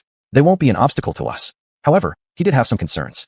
There were still several villages on the way to St. Clay Town, and conditions there would only be more severe than Solra Village. If it took a whole night each time to stay and treat people, they might arrive at St. Clay Town only to find the enemy already fully prepared. But soon, he calmed down again. After all, they weren't really going for a full-scale siege. No matter how much preparation the enemy made, as long as they could enter that town, everything would fall into place on its own. Chapter 104, Pre-War Letters. The Stuju army passed through 3 villages during the following march. They successfully conquered 2 of them using the same method, but only the last village caused some trouble for Trenton. This village was called Whit Village. It was the closest village to Shankray Town. Since Trenton's snow army had already been marching for 2 days from Wazata Forest, Shankray Town had received the news early and deployed some forces in Whit Village. Thus, as soon as they arrived at Whit Village, Trenton and his companions were ambushed by the Southern Cross soldiers. It must be said that Finn's wife, Merlan Serral, was indeed a master of military tactics. Under her command, the more than 1,000 ambushing Southern Cross soldiers caused considerable trouble for Trenton's Stuju army. They made full use of the high mobility of cavalry to manipulate the battlefield, and this war strategy happened to target Trenton's weak point. After being attacked on the flank several times without being able to effectively counterattack, Trenton handed over command to Esther. Although Esther was initially hesitant and worried about whether she could command these Stuju, when she finally started to direct the battle, she discovered that these Stuju were not as untrained as they appeared. The Stuju were a naturally warring people. Warfare was an instinct etched into their bones. Under Esther's tactical command, the Stuju repelled the ambushers. Meanwhile, Trenton had them obeying support the Stuju's actions. Very soon, the more than 1,000 cavalry were completely scattered, broken, and defeated. As for Whit Village, Trenton temporarily ignored this village because it was too close to Shankray Town. There was no time for him to slowly gain its loyalty. At dawn, his army would reach the city walls of Shankray Town, and Trenton knew from the map that if other towns sent reinforcements, they would also arrive within the day. In other words, he only had today to prepare. If Shankray Town joined forces with other armies, he would be caught between two enemies. That night, Trenton rode on Kiki, leading the vanguard of the marching army. He kept his eyes closed, not sleeping, but utilizing the system to accomplish something. Dawn came as scheduled, and Shankray Town, the capital of Yarnan County, finally came into view. The towering city walls and impregnable defenses heralded the leadership of a wise and mighty ruler. Capturing such a city was clearly going to be a formidable task. Trenton knew this, Esther knew this. Even the Shiju who had never been in battle understood this. No matter how strong their bodies or how invincible the Bubing, capturing this city would not be easy. Professor. Chris walked up beside Kiki and spoke softly to Trenton, who still had his eyes closed atop the large wolf. We have no siege equipment. How do we fight this battle? Asking such a question now might seem foolish, but even Chris had no experience with war. Seeing the sturdy city wall made him realize it was like an impenetrable iron bucket, leaving them no way to begin. Trenton slowly opened his eyes, turned to look at the sun about to rise on the horizon, smiled, then raised his hand. A stack of flyer-like items immediately appeared in his hand. Paper had yet to become widespread in this world, most documents being made from parchment or animal skins. For instance, the Shoju preferred rabbit skin, humans liked sheepskin, but all methods were quite primitive and inconvenient and expensive. Now, seeing the stack of paper in Trenton's hands, Chris was quite surprised. What is this, Professor? I'll explain later. Trenton smiled, and then called out to Clarini, who was leaning on her cane, almost asleep. Clarini half opened her eyes, looking at Trenton rather unhappily. What? I just fell asleep. Trenton handed the stack of papers to Clarini. Can you find a way to spread these over Shankray Town? Clarini took the papers, curious what they were, but upon reading their contents, she frowned slightly. Trenton, are you serious? Yes, I don't like jokes, Trenton said with a smile. At this moment, Chris, Hare, Montia, and Esther all gathered around. They saw the content of the papers and showed similar puzzled expressions. Trenton, I disagree with this. Esther was the first to speak. Esther, for you, this seems too reckless. Professor, please forgive me, Elder Montia said. You don't need to take such risks. We can discuss how to capture this town. I also think this is not right, Chris said, stroking his chin. But Trenton just smiled and waved his hand, saying, Rest assured, I hope you trust me. I'm not crazy. I have full confidence. As everyone looked at Trenton, trusting him? Of course, whether it was the Shoju or Esther, or even Clarini, they might doubt anyone else, but they would never doubt Trenton. This man always had the power to turn decay into magic. Esther, for those on the brink of death, he could pull them back from the underworld with his methods. But even so, the content Trenton wrote on the paper was still too risky. Dear Lady Merlancero, you can call me Professor. First, I apologize for your husband's death and for bringing our army to your city. However, I hope you and your people believe that we are not here for war. We only seek a place where we can live. Shankray Town is our goal. There's no need for us to be at each other's throats. I believe you are someone who loves your people as if they were your children and possesses knightly virtues. Therefore, I propose a private meeting between you and me in your fortress. I will not bring anyone with me to show my sincerity. Of course, if you refuse my proposal, I will not hesitate to attack the city. When the city falls, I guarantee that you, your knights, and the residents of the town will be spared none. At sunrise, it will also be the time for our assault. I look forward to your reply. Trenton didn't know how to write pre-war letters, so he just wrote whatever came to mind. Then, using alchemy, he transformed stored wood into paper and made it into flyers. And now, all he had to do was scatter these flyers over Shankray Town. Because this pre-war letter wasn't just for Merle, it was also for the citizens and knights to see. Trenton wanted to put Merle and Cyril on the scales, forcing her to consider and weigh the current situation. There was less than an hour until sunrise, and Trenton did not leave Merle much time to think, as he didn't want her to stall until soldiers from other towns arrived. Though still feeling it was inappropriate, Clarini nodded and tapped her cane on the ground, her body gently rising and then flying swiftly toward Shankray Town. 5 minutes later, the pre-war letter signed Professor would float down over Shankray Town, ensuring everyone knew the current situation. Chapter 105, Prioritizing the Big Picture. The garrison of Shankray Town was utterly bewildered the moment they received this flyer. Firstly, they had never seen material like this before, and then there was its content. Not only the garrison, but also the civilians saw what was on it. However, the civilians did not care about the preceding contents. They were only concerned with the last sentence. When the city falls, no one will survive. Panic immediately spread throughout the entire town of Shankray. Merle sat in the main seat of the council chamber, her silver-white armor gleaming coldly under the candlelight. Spread out before her was a stack of papers. These were the pre-war letters created by Trenton. Now, the originally neat flyers appeared wrinkled after being crumpled and then unfolded. Her knightly, upright posture leaned forward slightly, her gaze as sharp as a blade, scanning every word on the flyer. Beneath the chair lay hard, flat stone tiles, and only a few candles cast flickering, dim light within the room. Occasionally, the firewood in the fireplace would emit a soft crackling sound, the only interruption to the silent space for contemplation. My lord. An elderly attendant entered carrying a tray. His trembling hands shook slightly, yet the food on the tray emitted an enticing aroma, silently narrating the warmth and simplicity of daily life, which seemed somewhat meager for a noble. However, Merle merely waved her hand lightly. Her fingertips, covered in exquisite silver armor, conveyed coldness and determination. indicating her undivided attention to matters far more important than food. You haven't eaten for a day and night. Your body won't hold up. The old attendant sighed heavily, his eyes filled with worry. He knew how strong and resolute Merle was. Her willpower matched that of her husband. But even the toughest body could not withstand prolonged fatigue and hunger. These beasts killed my husband and now dare to besiege our city. Merle's voice carried a complex mix of rage and grief. Her once calm, lake-like eyes now burned with flames of revenge and preparation for battle. The old attendant understood the turmoil and emotional fragility the lady faced, yet he also knew that any words at this moment would seem powerless. So, he gently placed the tray on the table and slowly retreated. Silence returned to the room, except for the occasional footsteps of guards outside and distant sounds of preparations. Merle remained still like a statue, lost in thought, until several knights walked in. My Lady Merle. They did not address Merle as Lord, as inheriting such a title required royal approval. Although she was leading now, calling her Lord was premature. Yet this did not diminish their respect for her in the slightest, comparable to their reverence for Eric Louis. The city is in chaos. Both soldiers and civilians have received information from those beasts outside. Merle knew this well. The wrinkled flyers in front of her were taken from several soldiers. These beasts. Their goal is to make us lose our composure, to break us without attacking. Merle's anger erupted like a fountain, her hands slamming onto the ancient table. The heavy impact made the bronze candlestick tremble and fall, spilling candle wax and light onto the cold floor. Hold everyone steady. Reinforcements are on the way and should arrive by evening, she shouted, her voice revealing her eagerness for victory. Those beasts don't even have siege equipment. They can't possibly. Before she finished, an elderly knight, weathered and marked by years of service, interrupted her. My Lady Merle, they managed to distribute these flyers quietly within the city. This means they have their methods and strategies. We cannot underestimate them. If we can avoid conflict, perhaps. A young knight's cheeks flushed with anger, disbelief clouding his eyes, clinging to honor and loyalty. Are you suggesting we open the gates?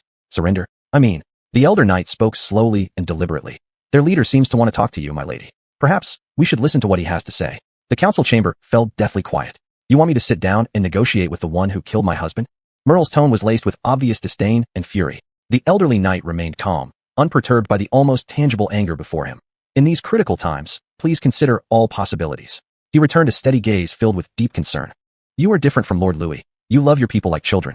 I hope you can consider the bigger picture. How dare you mention Lord Louis? The young knight's voice was nearly a roar, his facial muscles twisted in anger, eyes burning with the fire of vengeance. In a few strides, he rushed to the heron, the clashing of iron armor creating an ear-splitting noise. These beasts killed Lord Louis, and now you're asking us to negotiate with them.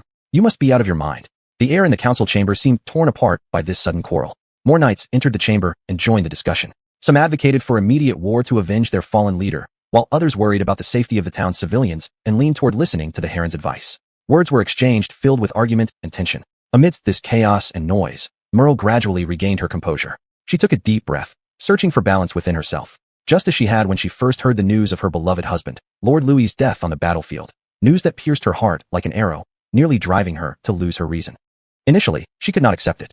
In her anger and grief, she wanted to lead the troops immediately to flatten the enemies hiding in the Vasada forest. But as her emotions settled, Merle began to think rationally. The strength and cunning displayed by the enemy were undeniable. Her beloved husband, so brave, had also fallen, an indication that the enemy was far from ordinary. Further, upon learning that the beast races and those strange creatures had formed an army and marched from the ominous Vasada forest toward Sankrai town, Merle set aside her personal feelings entirely. She clearly recognized there was a much broader, more urgent crisis at hand than personal grievances. What did these barbaric beasts aim for? Their ambition was immense and terrifying, not merely coveting the meager worldly wealth of Sankrai town, but targeting the entire Yurinen county. Merle stood up, her voice firm and noble, yet slightly choked with emotion, cutting through the waves of debate. Enough, she declared. We all swore to defend this city and its people under the same banner. Every decision must consider the worst-case scenarios and aim to save as many innocent lives as possible, not just for revenge. Her gaze swept over every face, varied in emotion from differing opinions in the conversation. I have decided to talk to the leader of those beasts. Chapter 106, Peace Talks. The first light of dawn gradually stained the eastern sky, signaling the retreat of night and the arrival of a new day. Standing at the entrance of the camp, Trenton's figure appeared somewhat solitary. He gazed quietly at Sanker Town, standing in the morning mist. An impregnable fortress that had withstood countless battles still stood majestic. But this morning, under his gaze, the stronghold seemed to reveal unprecedented vulnerability. If Merle continued to be obstinate and refused his suggestion for peace talks and separate negotiations, then how should he act next? This question cast a dark cloud over the hope that had just begun to rise in Trenton's heart. He turned to look at the army behind him, ready and bristling with a hint of murderous intent, composed of beastmen and demon soldiers. This formidable force was created by Trenton himself, especially those demon soldiers shaped by the souls of demons, fearless of death, tireless until their last breath. They were prepared to follow any command from Trenton, even the most ruthless order of massacre. If it truly came down to forced battle, based on current strength, the seemingly impenetrable Sanker town would likely crumble before the might of the demon soldiers, and all civilians inside would fall to the merciless demon troops. But was this really the outcome he desired? Trenton couldn't help but feel uncertain. Perhaps the pressure he previously exerted hadn't touched Merle's true weakness? With these thoughts, Trenton fell into deep contemplation and confusion. Or, a thought flashed through his mind. Have the demon cavalry line up and launch a round of deadly javelins at the city walls? To demonstrate our strength and apply some pressure? Let them know hiding behind the walls isn't safe.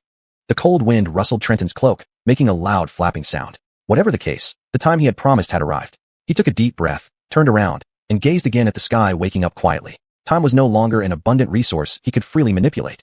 At this moment, he must make a decision, to choose peace or war. Professor. In the cool morning air, two familiar voices sounded. Iana and Esther approached him, the two highest-ranking commanders in his army besides himself. Without waiting for her to speak, Trenton lightly patted her strong and resolute shoulder. Prepare the attack. His voice carried a hint of reluctance, but he added, I will order the demon soldiers not to harm any civilians. For a moment, Esther's eyes revealed an indescribable emotion, perhaps gratitude for Trenton's decision. She knew well that there was no room for jest in military matters. If Trenton showed any weakness, it could be perceived as a significant flaw by the enemy. Yet, she was grateful for Trenton's choice. Understood. With a heavy yet simple response, the young knight turned and walked toward the waiting troops. Just as tension reached its peak, an unexpected sound came from behind Trenton. The creaking noise of the city gates slowly opening caused everyone to turn their heads in surprise. Suddenly, the gates opened wide, revealing a contingent of South County Crusaders marching out, their equipment gleaming, their steps steady and orderly. In the center of the formation walked a female knight, tall and striking, exuding courage and leadership far beyond an ordinary woman.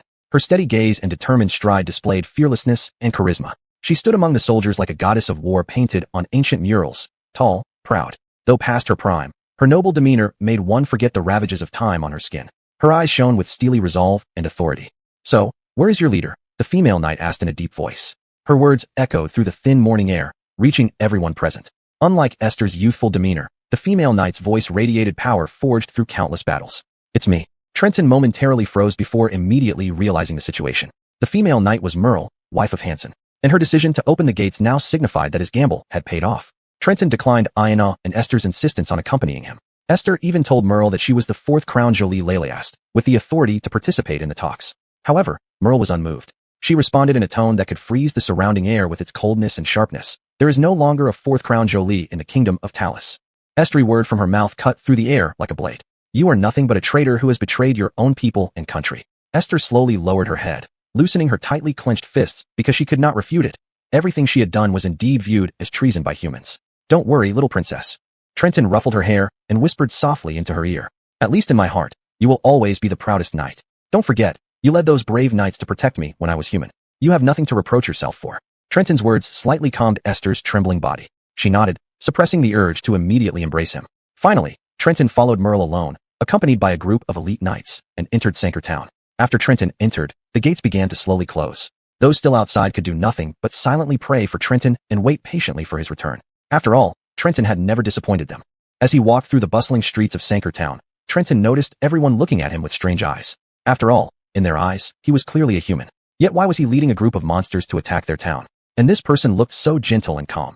Could he really be capable of such terrible things? Traitorous scum. Disgusting. Worse than an animal.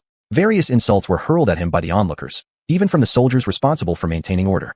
Of course, Trenton knew that Merle deliberately led him through the main streets of the town without stopping anyone from watching. Firstly, she wanted to see how Trenton would react to these insults. If he couldn't control himself, then now would be the perfect time to deal with him, as he had come into the city alone like a lamb to the slaughter. Of course, if they couldn't handle just one person, then there was no point in talking about war. Secondly, Merle hoped that this special parade would transform the panic caused by Trenton's leaflets into hatred towards the invaders. Clearly, every move of this female knight was well thought out. However, all of this was also within Trenton's grasp. Chapter 107. Dispelling the Illusion. The journey for Trenton was not accompanied solely by malicious words. He caught a glimpse out of the corner of his eye of several shabbily dressed individuals in a corner. There was a glimmer of gratitude in their eyes as they looked at Trenton.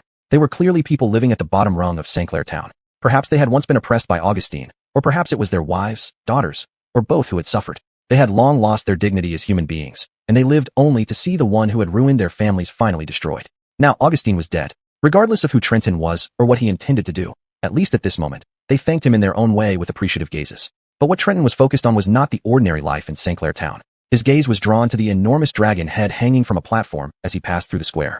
This dragon head was massive, easily several stories tall. Under the meticulous maintenance of mages, it remained in the state it was when first severed. The golden dragon eyes retained their luster, gazing deeply at every corner of the town, as if narrating its endless suffering and anger. The residents of St. Clair Town might have grown accustomed to this spectacle, but for Trenton, it was an entirely new world, one full of unknowns and mysteries. And this was one of the reasons he ventured into St. Clair Town alone. Seeing Trenton intently focusing on the dragon head, Merle scoffed coldly.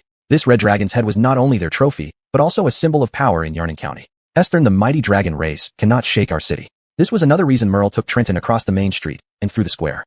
However, Trenton wasn't thinking about that. At this moment, he was continuously exploring the memories of Augustine within himself, fearing any bit of these memories might fade away. He did not let the system deconstruct or reshape Augustine's soul. It was extraordinarily powerful, though not as strong as Emily's. It still qualified as an A-grade soul. For now, this soul held immense significance for Trenton. Leader of the beast race, are you truly human, or some other kind of creature? Merle's voice was filled with curiosity and bewilderment. This was her first time breaking her silence and questioning Trenton. They crossed the bustling market square and entered the magnificent and elaborately decorated Lord Ionel. Merle was already tall, and now clad in silver-white crusader armor. She exuded an imposing aura like a fortress.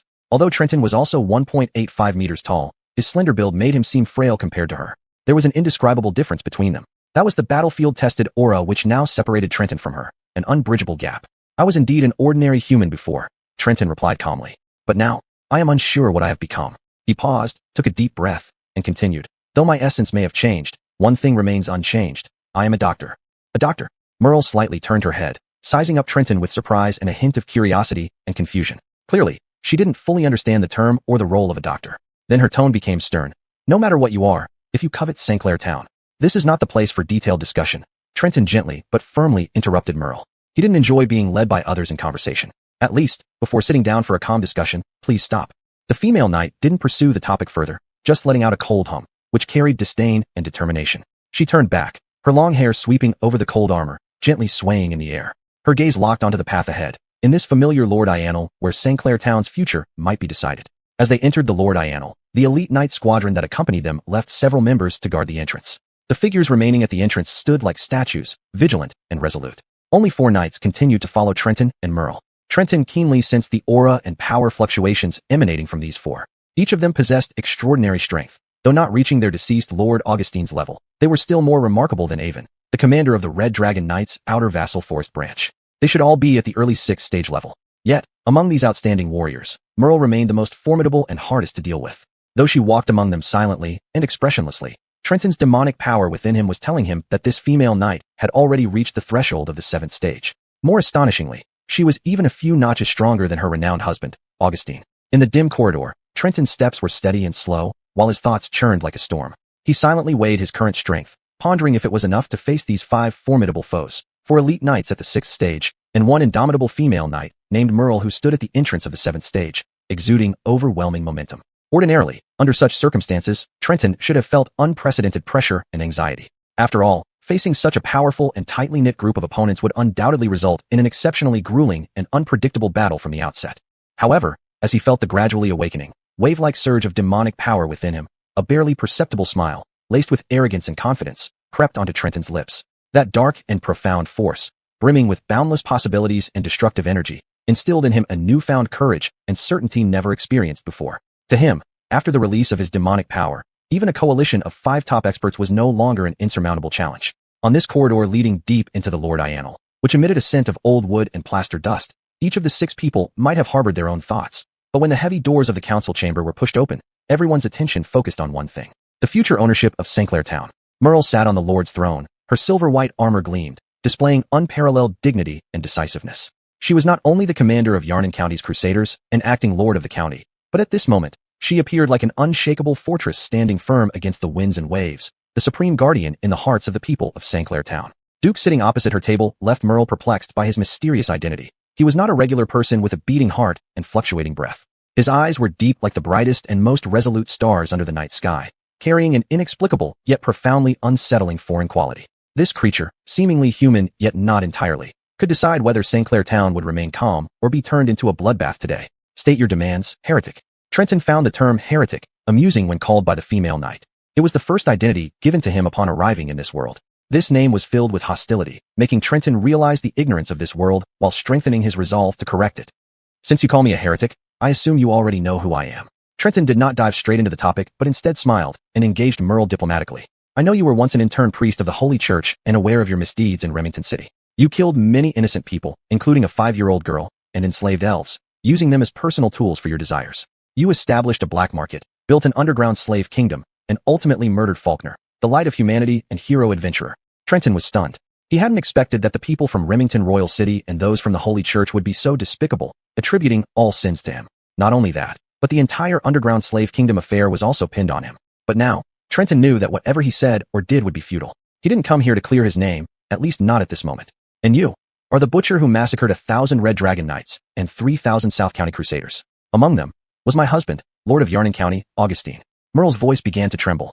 Esther, this resilient female knight, couldn't suppress her fury when talking about her beloved's demise. Is that so? It seems you know a lot about me. Then let me ask you, Merlin Cyril, how much do you know about your husband, the Red Dragon Knights, the Beast Race in Visata Forest, and Sora Village? Trenton's gaze sharpened. His voice echoed through the entire council chamber like a resonant bell, lingering in the air for a long time. The female knight responded with a cold snort. The Beast Race in Visata Forest are ungrateful. Yarnan County took them in and gave them a place to survive, yet they are still not content. Now, being deceived by you, this demon, they even attempt to covet lands that do not belong to them. But I assure you, you, along with your beasts and monsters, will only receive endless torment, and in the end, nothing but death awaits you.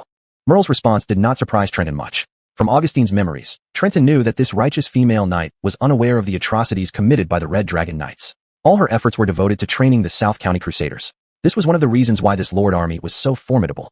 And now, Trenton had to help her break through the foggy barriers before her eyes and truly see what her husband, and the Red Dragon Knights under his management, had actually done. Chapter 108, Little Negotiation Tactics. What have we done? How dare you question me in such a tone? Merle was also enraged. She slammed her hand on the table and stood up. At the same time, Trenton understood something. Merle, this righteous female knight, truly did not know about the crimes committed by her husband and the knights under his command. Although it was very despicable, but the ordeals of the beast races, as well as Sala village that had been ravaged by the knights, just like many other villages, would all become Trenton's leverage at this moment. And as both of them stood up confronting each other, those 4 knights with considerable strength also drew their swords from their waists, surrounding Trenton. You asked me what we did to those beast men. Fine, let me tell you. Heretic. Merle raised her hand to stop the knights who had drawn their swords from taking any further action. She walked around the long table and approached Trenton. This woman, clad in armor and much taller than Trenton, this man, roared in a warrior-like tone. On this fertile land of Alnan County, we have shown unparalleled generosity and inclusiveness, warmly accepting these beast men who came from the cold north. Not only did we allocate a piece of land for their survival within our territory, but we also allowed them to establish their own homes on this fertile soil, asking only for a symbolic portion of their hunting yield as tribute to Alnan County. More precious still, we did not treat them as outsiders, but sent sacred priests to the Visata Forest to selflessly treat their diseases and provide them with respect and protection for life. As for the Sala village you mentioned, this small village that thrives on brewing malt liquor, its development has benefited greatly from the protection and support of Alnan County. Every year, the town of Shankray buys large quantities of rich and fragrant malt liquor from Sala village, supplying guests from all directions, ensuring that the villagers' livelihoods are fully secured, living affluent and peaceful lives. If not for our existence and support, how could Sala village have such prosperity today? Heretic, look at this city where you stand. Look at the prosperity you've seen along the way. Look at the giant dragon's skull you saw on the square. And look at these valiant crusaders who remain full of fighting spirit despite being massacred by you. You brutal murderer, killing my beloved husband and countless brave and fearless soldiers. Even the knights of the Red Dragon were not spared. Now, do you have any face to stand here, attempting to negotiate with me? Facing your crimes and betrayal, you have already lost any right or qualification to speak with me. Merle's voice was firm and powerful, her words cutting deeply into one's soul, echoing in the spacious conference hall. All the experiences she had undergone recently were now turned into sharp and resonant words, ruthlessly piercing into the disgusting and despicable heretic. She looked forward to seeing the shock or even thunderous anger of the heretic after he was shamed. But she was wrong. Trenton was neither shocked nor furious. Instead, the corners of his mouth curled up into a chilling smile. His laughter began as a low chuckle, then gradually rose, eventually bursting into deafening madness. Huh.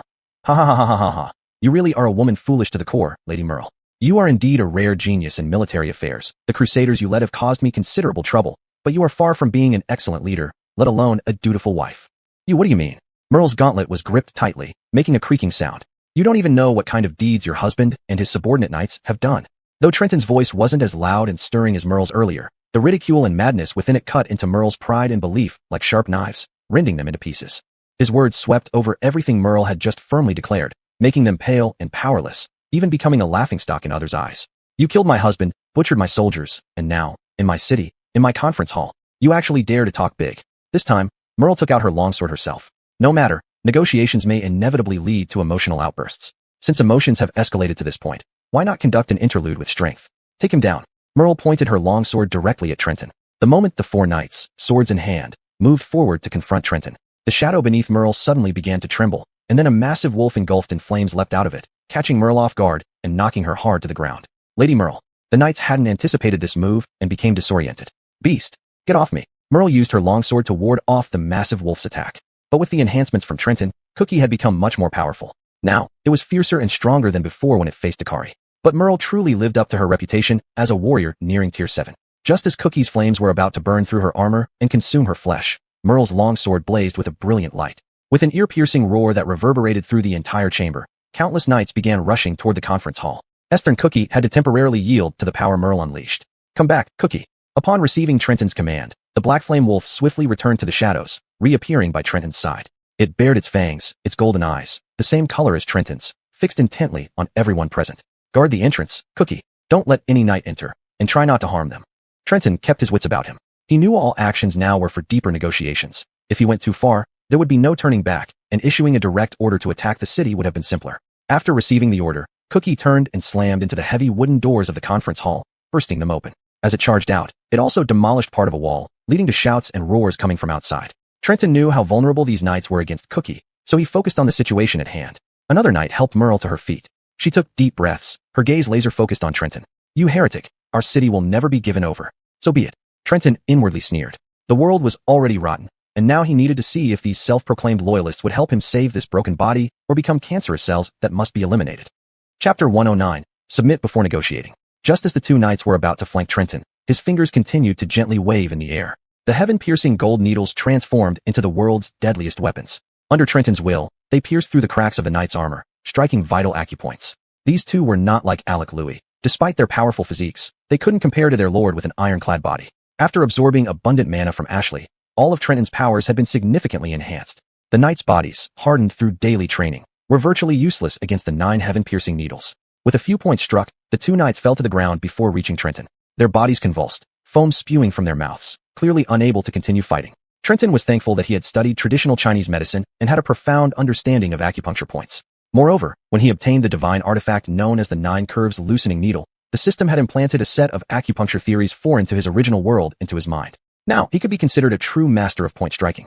Of course, the 9 heaven-piercing needles' effect on acupoints wasn't weaker than its power in healing. Those two knights, being punctured in several vital acupoints like he was threading needles, would likely not regain consciousness for 3 days. Heresy. Merle showed no fear. In one leap, she stomped on the long table in the council chamber. Her footsteps were heavy, causing visible cracks in the hardwood table with every step. By the time she reached Trenton, even this demon felt an overwhelming pressure as if a mountain had descended upon him. If Alec Louis had brought his wife to exterminate the Beast clan at the time, could he still win? Such thoughts inevitably rose in Trenton's mind. But they never got the chance. Alec Louis didn't, and Merle never would. Facing the female knight leaping towards him with a sword strike, Trenton abruptly raised his hand, forming an eagle claw gesture midair. Simultaneously, a massive black claw emerged violently from the space beside him. The claw seized Merle's entire body. No matter how she struggled or unleashed combat skills, the female knight could not break free. Following Trenton's movements, the giant claw clung tightly to her like a festering sore, slamming her ruthlessly onto the marble floor. Ugh! The female knight was utterly powerless against this sudden attack. A gush of blood erupted from her mouth, staining the surrounding area red, while her armor almost cracked under the immense force, bearing the strain poorly. In that instant, her once indomitable and invincible image crumbled in the face of brutal reality. Witnessing this, the elderly knight immediately rushed forward but was sent flying by a swipe from Trenton. The black claw followed suit, hurling the heron heavily into the wall. The remaining young knight no longer acted rashly, recognizing the vast disparity in strength. Trenton didn't plan on sparing him. Since he made his move, everyone should bear some injuries. Trenton suddenly threw a punch into the air. Instantly realizing something, the knight fixed his gaze on the black claw's movement, only to find it disappearing midair. Yet in the next second, it reappeared below him, delivering an uppercut that hurled the young knight backwards, smashing into the council chamber's wall and destroying the huge dragon head emblem representing the Louis family. Meanwhile, outside the room, the originally rousing shouts of the knights quickly turned into screams. The corridor wasn't particularly wide, allowing perhaps only 20-odd knights at a time, so Ray had no difficulty handling them. Instead, following Trenton's orders to refrain from killing, he started playing cat and mouse with the knights, tormenting them repeatedly. making these knights fully realize the vast difference in strength. Cough, cough. Merle mustered all her strength to rise. Her proud armor now lay in shreds, and her golden hair was stained red by her own blood. She slowly lifted her head, looking at the man before her. A word suddenly flashed in her mind. Demon, are you done? Trenton coldly stared at Merle. What did you want me to see just now? The prosperity of your city? But the truth is, I've been too lenient. If I wished, your town would crumble to dust in an instant. What else do you want me to see? The dragon head on the square? It's just a giant dragon in its twilight years, barely able to move. Do you deserve pride for that? What more do you want me to see? Oh, your so-called invincible knights. A cold smile spread across Trenton's lips. Though he appeared skilled now, he had practiced this smile for several days. During these days of marching, every night he would seek out Chris, Iana, Esther, and Ashley to practice various villainous words and postures with him. Though the training results were not impressive, but it was truly unexpected that when brought to live combat, the effect was surprisingly good. It might also be possible that Trenton was genuinely influenced by the latent power of the demon. The madness from excitement and the sight of blood was not all acting, but mixed with some genuine emotion. Look at you. So weak, so arrogant, so easily defeated. Trenton walked up to a knight, picked up his sword, and then clutched it, channeling demonic power. Black flames began to spread over the long sword, turning it into a pool of molten iron within 2 seconds. Trenton was very satisfied with his new powers. These were 2 new abilities gained after absorbing Ashley's mana spirit vein. One was Demon Claw. It was an incarnation form of Trenton as a demon. Currently, Trenton could only manifest 1 claw, but judging from its strength just now, it was incredibly powerful. In the future, if he truly transformed into a demon, those towering walls of St. Clay Town would likely turn to rubble in an instant. The other was Evil Flame. It allowed Trenton to release flames not of this world. Demons were not products of this world, more like an invasive species. The flames of demons possessed forces not found here. They could not only turn things to ashes, but also burn souls. Souls are crucial for all organic life in any world. So demons became nightmares from many worlds. Now, Trenton became this nightmare, facing these self-proclaimed righteous knights of this world. Merle realized the gap in power. Though she was unwilling, she could only punch the marble floor forcefully. Her remaining gauntlet shattered completely with that punch, and along with it, her pride as a knight. Chapter 110. You really don't hold back, do you? Just as these knights thought Trenton would unleash even darker and more twisted powers to drag this city into an abyss completely, Trenton merely waved his hand lightly. The 9 heavenly needles once again orbited around him, and he called out to Tsuchi outside the door. Enough, Tsuchi. Don't hurt them. Just stop them. Of course, he didn't need to communicate with Tsuchi through words. With just a thought, Tsuchi could instantly understand what he wanted. These words were intended for the knights, mainly for Merle. Heresy. Merle's bones were broken in many places. She didn't even have the strength to stand up now, only able to slump on the ground, her hands clutching her chest while blood continuously flowed from her wounds. What are you going to do? You can kill us, but you cannot humiliate us. The other few knights, though also in terrible condition, shared the same determination in their eyes. Their fighting spirit wouldn't waver until the very end. As long as they still had breath, they would swear to protect Sankertown to death. Firstly, Trenton walked over to Merle, slightly lowering his eyes, looking down at this female knight, then said coldly, "You can call me buddy or professor. I think mutual respect is the most important point for any negotiation. Don't you agree, Lady Merle?" Cough, cough. What are you going to do? Merle roared in anger, pulling on her wounds, spitting out a mouthful of blood amidst her roar, followed by violent coughing that forced her body to curl back up after she barely straightened it. One could tell that Merle must have been a great beauty when she was young. She was tall yet delicate-boned. If she weren't wearing armor, one could only describe her figure as exquisite. Trenton slowly crouched down and initiated the vital sign detection spell on Merle. Then he discovered that Merle had numerous old ailments that were not caused by him. Esther, without his actions, her body probably wouldn't last much longer. Especially her spine. It seemed she had been severely tortured by some means before. Those old scars left on her body further corroborated this point. But apart from this, Trenton found something most interesting and finally understood why he couldn't find any information about progeny in Augustine's memories. Merle's uterus had been seriously damaged and had no reproductive function at all. Esther and Augustine didn't know about this. In that lord's memory, no matter how hard he and Merle tried, they never bore a child. After consulting the Holy Church, he learned it was because of the blood debts on his hands. He was destined never to have offspring. Feudal superstitions really should be avoided. Trenton sighed. Merle's uterus had become deformed, but if she had received proper treatment earlier, there was still a chance for recovery. Now, even modern medical science couldn't restore it. But Trenton raised his hand, grabbed Merle's collar, and roughly pulled her up from the floor, laying her flat on the conference table. Lady Merle. The knights were shocked, unsure what Trenton intended to do. Seeing Trenton's rough handling with no sign of respect, a terrifying idea began to form in their minds. And Merle realized it too. Beast. Animal. What are you trying to do? Don't defile the dignity of a knight. Trenton was slightly taken aback, then understood. Elder sister. You're already 40. I'm 20. What can I possibly do? Trenton couldn't help but blurt out a comment, which wounded the pride of the female knight. But Trenton also understood that although this woman was 40, due to prolonged physical training, her appearance and physique were well preserved, looking around 27 or 28 years old. Wait, he was digressing. No matter her age, Trenton truly had no intention. You dare to insult me like this? Merle seethed with rage. Just as she tried to rise despite the pain, Trenton gently pressed a finger against her forehead, pushing her back onto the table. What are you going to do to Lady Merle? You beast. Animal, release Lady Merle. If you have any grievances, come at us. The knights, disregarding everything, prepared to fight Trenton using their swords to support themselves. Trenton sighed helplessly. Please keep the operating room quiet. Where's my nurse? Esme. As Trenton finished speaking, a magic array instantly unfolded on the floor of the conference room, and Esme's petite figure appeared before everyone's eyes. This is a mage. Merle, forced to lie on the table, turned her head to look at Esme, and couldn't help but exclaim in surprise. Esme glanced around. Seeing Trenton pressing a female knight onto the table with his hand, her expression darkened. Master, you really have no restraint, do you? You're willing to touch a woman this old. What are you saying? You beasts. Heresy. Don't insult my dignity as a knight anymore. Kill me. Give me a quick death. Merle, again stabbed at heart, was already in tears. Trenton sighed and said to Esme, don't tease me. I'm about to perform surgery. Suchi is guarding the door now. Help me watch these people. Trenton pointed at the injured knights. No matter what Master does, I can't control it. How pitiful I am, sigh. Helping him while he commits atrocities, sigh. Esme understood what Trenton intended, but enjoyed tormenting her master occasionally. Watching him, so powerful yet blushing over trivial matters, gave her an indescribable pleasure. You, beast.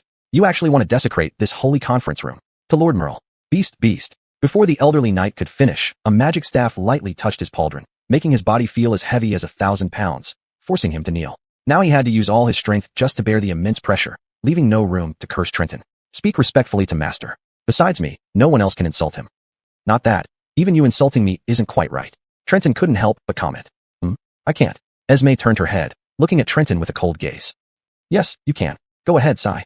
Trenton sighed and shook his head, realizing he couldn't assert any temper when facing this little devil. The other knights dared not say another word, lowering their heads, gritting their teeth, their eyes filled with hatred and anger. Merle struggled hard, but Trenton's finger felt like a binding spell on her. No matter how she resisted, she couldn't move an inch. Kill me. Heretic. Give me a quick death. Let me die like a knight should, just like my husband did. Trenton became impatient. He grabbed Merle's hair, leaned close to her face, and coldly said, Fine, I'll kill you. Then I'll kill these knights one by one, followed by the citizens of the entire city. I swear, I'll give you a death befitting a knight, a quick end. But as for everyone else, they will suffer endless torment, dying in humiliation and agony. Chapter 111, Surgery? Or Transformation? Merle froze, her gaze locked on Trenton's golden pupils, in which she seemed to witness a massacre. Just as he had described, the entire town of Shankray would turn into a living hell. The proud Southern Cross Knights under her command would be led batch after batch to the square like prisoners, to be tortured and killed one by one under the dragon's head that once symbolized their honor and power. All civilians would be treated like livestock. Men would have their limbs severed, forced to watch their daughters or wives being ravaged by beastmen until they bled out. The whole town of Shankray would become a mountain of corpses and an ocean of blood, with the massacre seemingly endless, only stopping when the last life faded. And the great dragon's head and its golden eyes would bear witness to it all, eventually closing slowly. No. You can't do such things. Merle screamed in terror, her eyes filled with fear and despair. Her voice, no longer gentle, was now piercing and shrill. Trenton remained silent. What he had just used was another demonic skill, a non-combat illusion skill that could incapacitate an opponent by projecting a future scenario. However, this skill required stringent conditions to activate, and it rarely worked on those with high morale. Thus, it was better suited for interrogation rather than combat. In truth, Trenton wasn't quite sure how to create such a scene, so he had the system assist him in crafting a depiction of Shankray as a hellish vision. Of course, he also saw these scenes and couldn't help but inwardly blame the system. This was too much, way too much. If Chris and the others saw themselves portrayed this way, they would surely be furious. No one understood the pain of oppression and humiliation better than the beastmen, so they would never subject others to such torment, even if they were enemies. But since Merle had already seen it, and his objective was achieved, Trenton didn't dwell on it further. Instead, he grabbed Merle by the hair and sternly demanded, So, from now on, listen to the doctor obediently. I understand. You this. My first request, don't call me a beast or a heretic. Fine, Professor.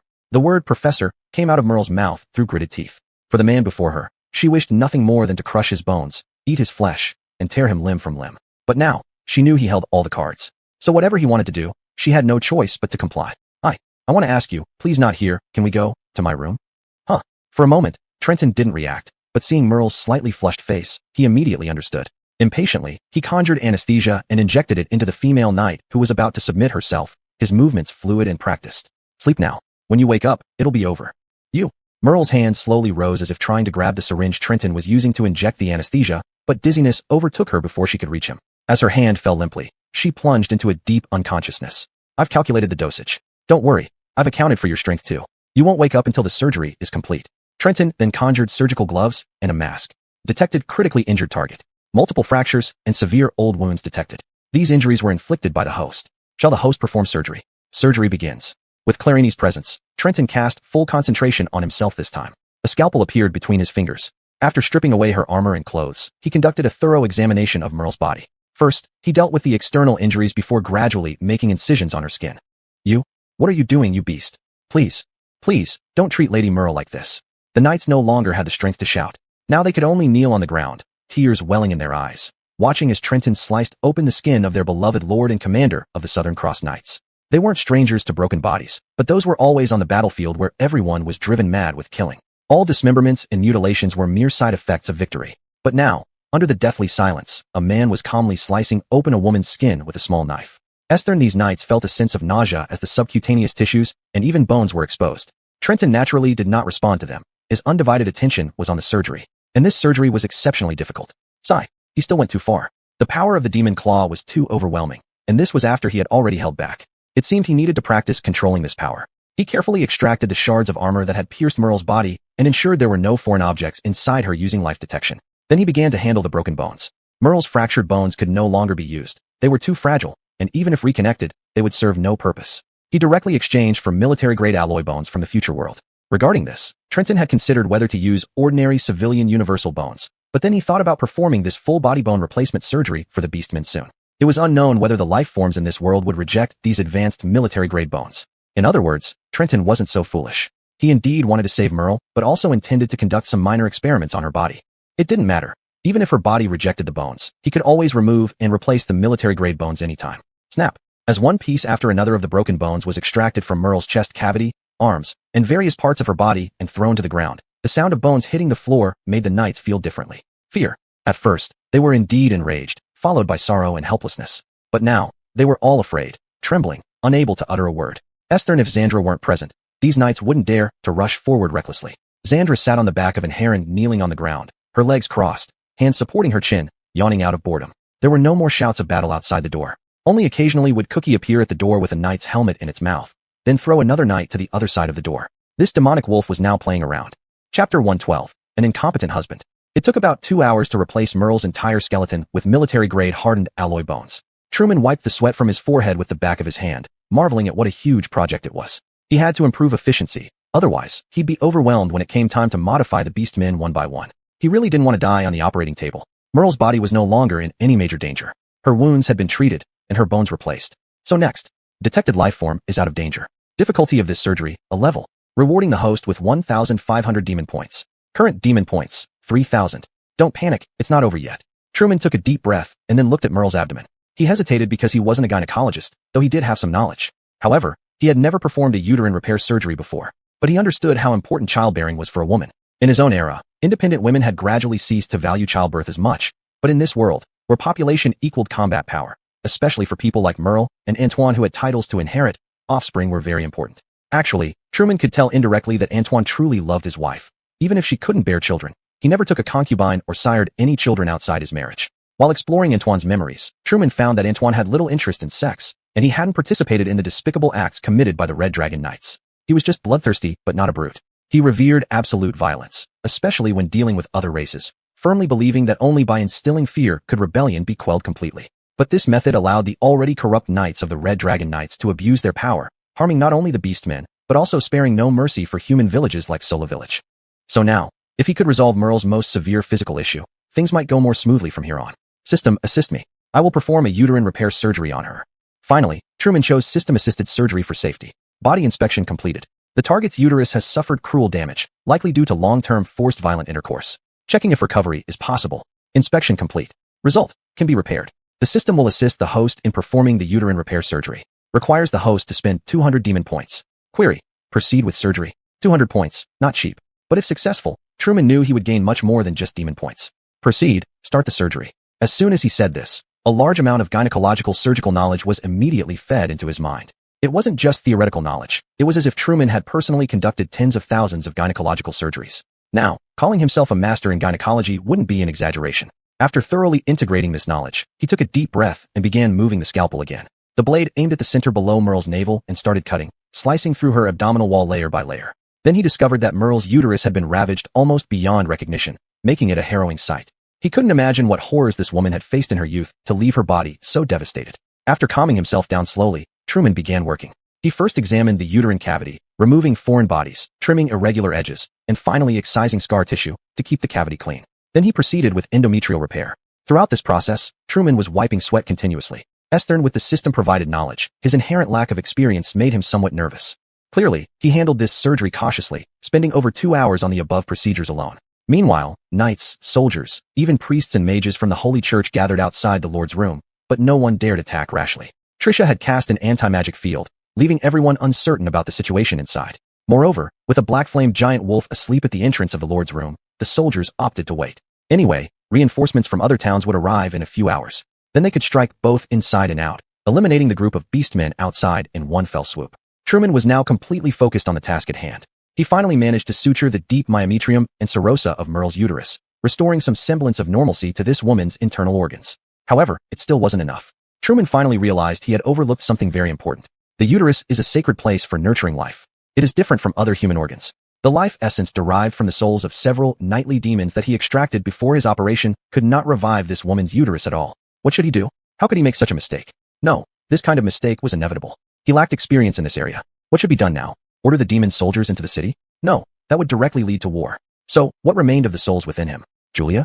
Her soul was indeed powerful, but it was absolutely impossible. Julia's soul had another purpose. What should he do? Truman's hand stopped as he fell silent, yet his mind raced furiously. At this moment, he suddenly felt a man's voice emanating from an unremarkable corner of his body. Please use my soul. This voice was very familiar. Suddenly, Truman remembered there was one soul imprisoned deep within him, continuously extracting memories and gathering essential information. And this soul belonged to none other than Antoine, the Lord of Yarnan County and Merle's husband. Are you sure? I intended to find a strong body for you to continue living. Truman spoke to the soul internally. In fact, it was incredible. Normally, without Truman's command, souls could not communicate with him voluntarily. But at this moment, the soul did contact Truman and expressed its request. I have not been a competent husband. I never understood my wife's past, nor did I ever imagine the terrible torment she once endured. I was not a good lord either. Professor, inside your body, I saw everything. I saw what the Red Dragon Knights established by my father and expanded under my leadership had done. I also saw your respect and love for these lives. Professor, I am a sinner, but please hear the final plea of this sinner. Allow me to do one last thing for my wife, to fulfill my duty as a husband. Truman sighed. He paused for a moment, then asked the system, if Antoine's soul is converted into life force, can it revitalize this woman's uterus? After a long pause, the system responded to Truman, signaling Antoine's final transition from human to soul, now extinguished entirely. Answer, yes. Chapter 113, Legacy of Life. Truman sighed again. It wasn't because he felt pity for Antoine, although there was a bit of that, considering the Lord did show a certain level of courage. But the real reason for his sigh was that Antoine's soul was of high A-grade quality. While not as powerful as Julia's S-grade, if Truman found a good body to reshape it, it would become the strongest combatant among his demon soldiers after Cookie. You've made your decision? Once transformed into life essence, this cannot be reversed. I was already a dead man, Professor. If I can do something more for my wife, it will be my last wish. Not bad for a guy. Truman could have refused him. He could leave Merle's uterus untouched, as her body had already been reshaped, and her strength might easily break through to the 7th tier upon awakening.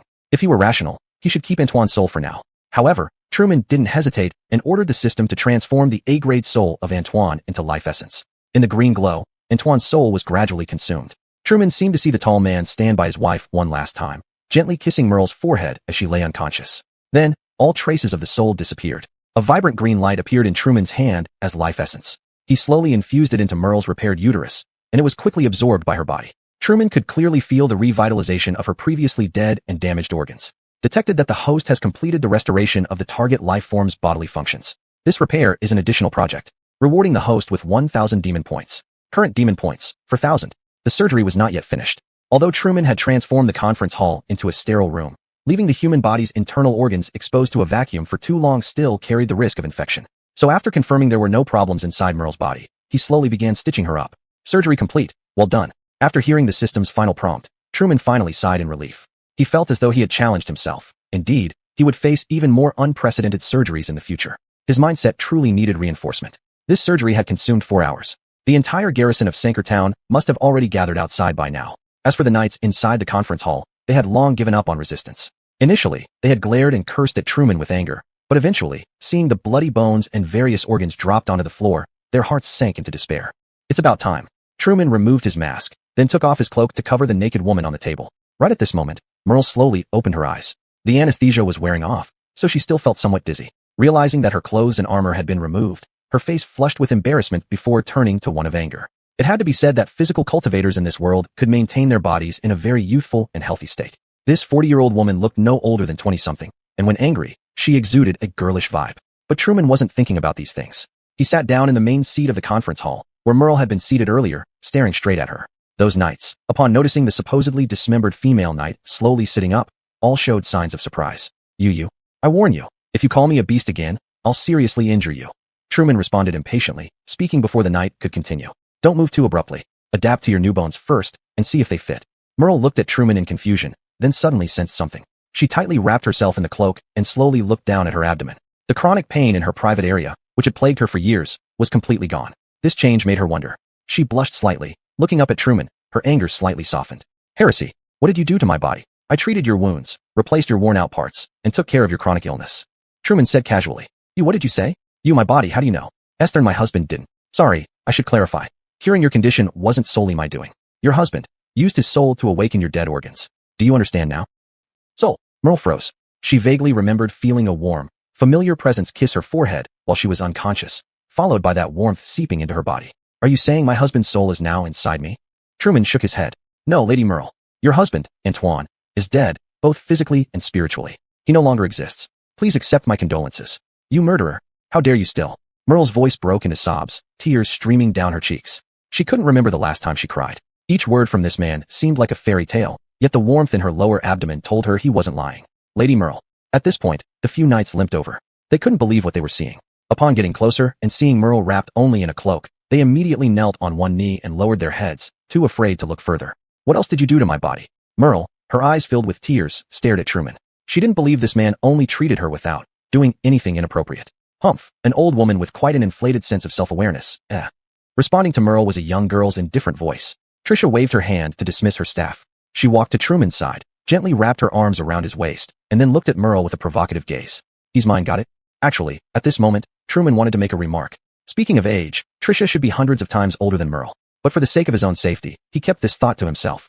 Chapter 114, Reciprocity. Unexpectedly, the knights ultimately testified on Trennan's behalf. Esther, though they had all witnessed him do nearly insane and perverted things to their leader. But it seemed he alone did not commit any vile acts.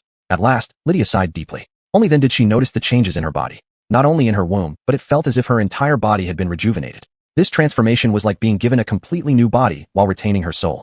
Many of your bones have deteriorated. I don't know what kind of life you're living or what training you undergo, but clearly, this training has exceeded the limits your body can bear. What is my body now? Lydia asked Trenton coldly, her gaze sharp. At the same time, she noticed some movements outside the council hall. A knight whispered something softly in her ear, and only then did she realize that 4 hours had passed, and the crusaders and guards were assembled outside, ready for an attack at any moment. What exactly is going on? Dr. Trenton sneered. Despite being surrounded by troops, he remained unperturbed, knowing full well that this was the beginning of true negotiations. If your thoughts are as rigid as those of the Holy Church, then you should also be considered a heretic now. What did you say? Another one who can't take a joke. Trenton sighed helplessly. Then he stood up, walked over to Lydia, and said, Can we start formal negotiations now, Lady Lydia? I believe I have shown enough sincerity. Allow me to remind you, you are now a complete woman. Trenton didn't elaborate, but Lydia's heart trembled upon hearing his words. Your meaning is that I can now. But soon, her eyes dimmed again. You've killed my husband, and even erased his soul. Esther, if my body recovers, what's the point? I'm not a relationship counselor, so I can't provide you with psychological counseling. Your husband was killed by me because he posed a threat to the survival of my people, the beast folk. Didn't you ask me earlier why the beast folk rebelled after receiving so much from humans? Well, let me show you what humans have done to the beast folk. What are you going to do? Lydia watched Trenton anxiously. You need to come with me. With you? Leave. It's 1:30 p.m. now. Your reinforcements are expected to arrive around 9 p.m. tonight, right? The reason Trenton knew the deployment speed of Yanning County's troops so well was that he once possessed the memories of Perry. Although his soul had perished, these memories still resided in Trenton's mind. Lydia nodded without showing any emotion. Why do you assume I'll go with you? Just so you know, if you think holding me hostage can force Sankertown to surrender, you're sorely mistaken. Esther, if I die, my knights and soldiers will fight to the last man. Do I have to show you the fate of Sankertown after your death before your stubborn mind can understand? Trenton grew somewhat impatient. He really despised the words spoken by self-proclaimed righteous individuals. Indeed, Lydia upheld the dignity and justice of a knight, protecting the weak. But the weak she protected were only those she could see, the citizens of Sankertown. There was far more evil hidden beneath the surface, which she neither saw nor intended to see. What significance does such justice hold? You still want to threaten me? What are you trying to do? At this point, Lydia genuinely didn't understand what this man wanted to do. He entered her fortress alone and defeated her and the strongest knights effortlessly, yet he didn't follow up with an inside-outside coordinated assault on Sanker Town. Instead, he spent over 4 hours treating her body, including that delicate issue. Now this man wanted her to go with him. For what purpose? You can't get out either, heretic. Esther, if I go with you, the Crusaders won't stop just because I'm being held hostage. Taking me out would rather. As long as you agree, that's fine. Trenton was no longer interested in further talk. He gently rubbed Rena's head. The young girl squinted her eyes, enjoying Trenton's touch like a kitten. At the same time, she understood Trenton's meaning and beckoned to Lydia, who was still sitting on the council table wrapped in a cloak. Lydia's body immediately floated to the front of the two as if drawn by some invisible force. Ma, magician, what are you going to do? Could you please lower your voice? This is exactly why I dislike knights. Does speaking loudly mean you're right? Rena always had a cold attitude toward anyone other than Trenton, but she had every reason for it. In her prime, she was capable of defeating even the king of demons. These so-called powerful knights now seemed as naive as children before her. Please rest assured, Lady Lydia, since I had the courage to come here alone to meet you, according to the etiquette principles that your aristocratic society values, you should also grace me with a visit. You must understand, if I had evil intentions, there would be no need for such a complicated and risky approach. I have 10,000 ways to kill you right now. Trenton's last sentence made Lydia shiver. That man's eyes were absolutely not trying to scare her. I guarantee that during this process, your safety will be fully protected. Trenton gazed at the suspended Lydia with a firm and confident look. At this moment, Lydia appeared tense and uneasy. She curled up tightly, wrapping herself in the large cloak to prevent any accidental exposure of her body. A flush spread across her cheeks, and her gaze revealed dissatisfaction with Trenton's actions. All right, I'll go with you, but please let me land first. Trenton nodded slightly to Rena, who snapped her fingers. Instantly, Lydia descended smoothly to the ground from midair. Lady Lydia, you must not leave with him. That's right, my lady. This man is a devious heretic. Never trust him easily. Several knights tried to dissuade her, but Lydia raised her hand to stop them. He is right. If he wanted us dead, we would have been killed several times over already. If his goal is Sanker Town, then he has already controlled the entire city's nerve center. It would be easy for him to coordinate an inside-outside attack, and we wouldn't last until reinforcements arrive. But even so, Lady Lydia, you can't. South County Crusaders, listen up. Lydia turned and sternly ordered the knights. Although without her armor, she no longer towered in height. Her voice remained as authoritative as ever. While I'm gone, the city defenses must not be compromised in the slightest. If I don't return, hold out until the reinforcements arrive. Protect the citizens of the town at all costs. Do you understand? The knights clenched their fists, finally kneeling down helplessly. Understood. Chapter 115, Empathy. A teleportation array shimmered beneath Trenton, Cora, and Merle. It was only then that Merle suddenly remembered something. She shouted to Cora, Wait. At least let me change into a new. But before she could finish her sentence, the three of them vanished from the conference hall. Several knights looked at each other, ultimately sighing in resignation. There was nothing they could do now. They could only follow Merle's wishes, defend the city, and await reinforcements. As for Merle, none of them believed that this powerful female knight could escape from the hands of these heretics. Today, Sala village was calm and peaceful. Esther, though some of the beast folk were still encamped outside the village, they had no intention of entering. As Buddy had said, the beast folk would remain to provide basic protection for their village. Anyone who wanted to harm them would be stopped by the beast folk. If it were 2 days ago, the people of Sala village might have thought Buddy's words were mere fantasies, just an excuse to take over the village. But after that night, when he almost cured all the injuries in the village and left a pile of chocolate for the children, the villagers' admiration for Buddy was not less than their devotion to the Holy Church. To explain why a man who suddenly arrived could surpass the accumulated faith over time is simple. Because what humans remember most is always the one who has given them the most. Trenton gave them in one night what the Holy Church couldn't offer in a lifetime: healthy lives. To them, Trenton was stronger than the Holy Church. For commoners, living in peace and prosperity is more important than anything else. At the village entrance, the sudden appearance of a teleportation array made both the guards and the nearby beast folk tense up. Though Trenton told them to ensure the safety of the villagers, there were only about 20 of them, none of whom had much combat experience. Although Trenton's food and healing had strengthened their bodies, it was all superficial. These beast folk had just been liberated and still harbored a fear of humans, especially mages. However, upon seeing that the arrivals were the professor and Cora, the beast folk all breathed a sigh of relief. Professor, a beast folk waved from afar at Trenton.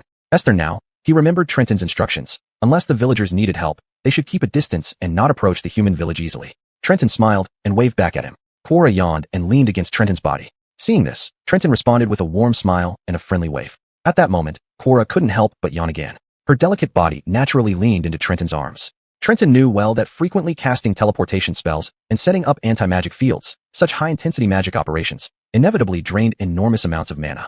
And with most of her powers still sealed, Cora appeared particularly exhausted. He gently squatted down, then carried the girl on his back.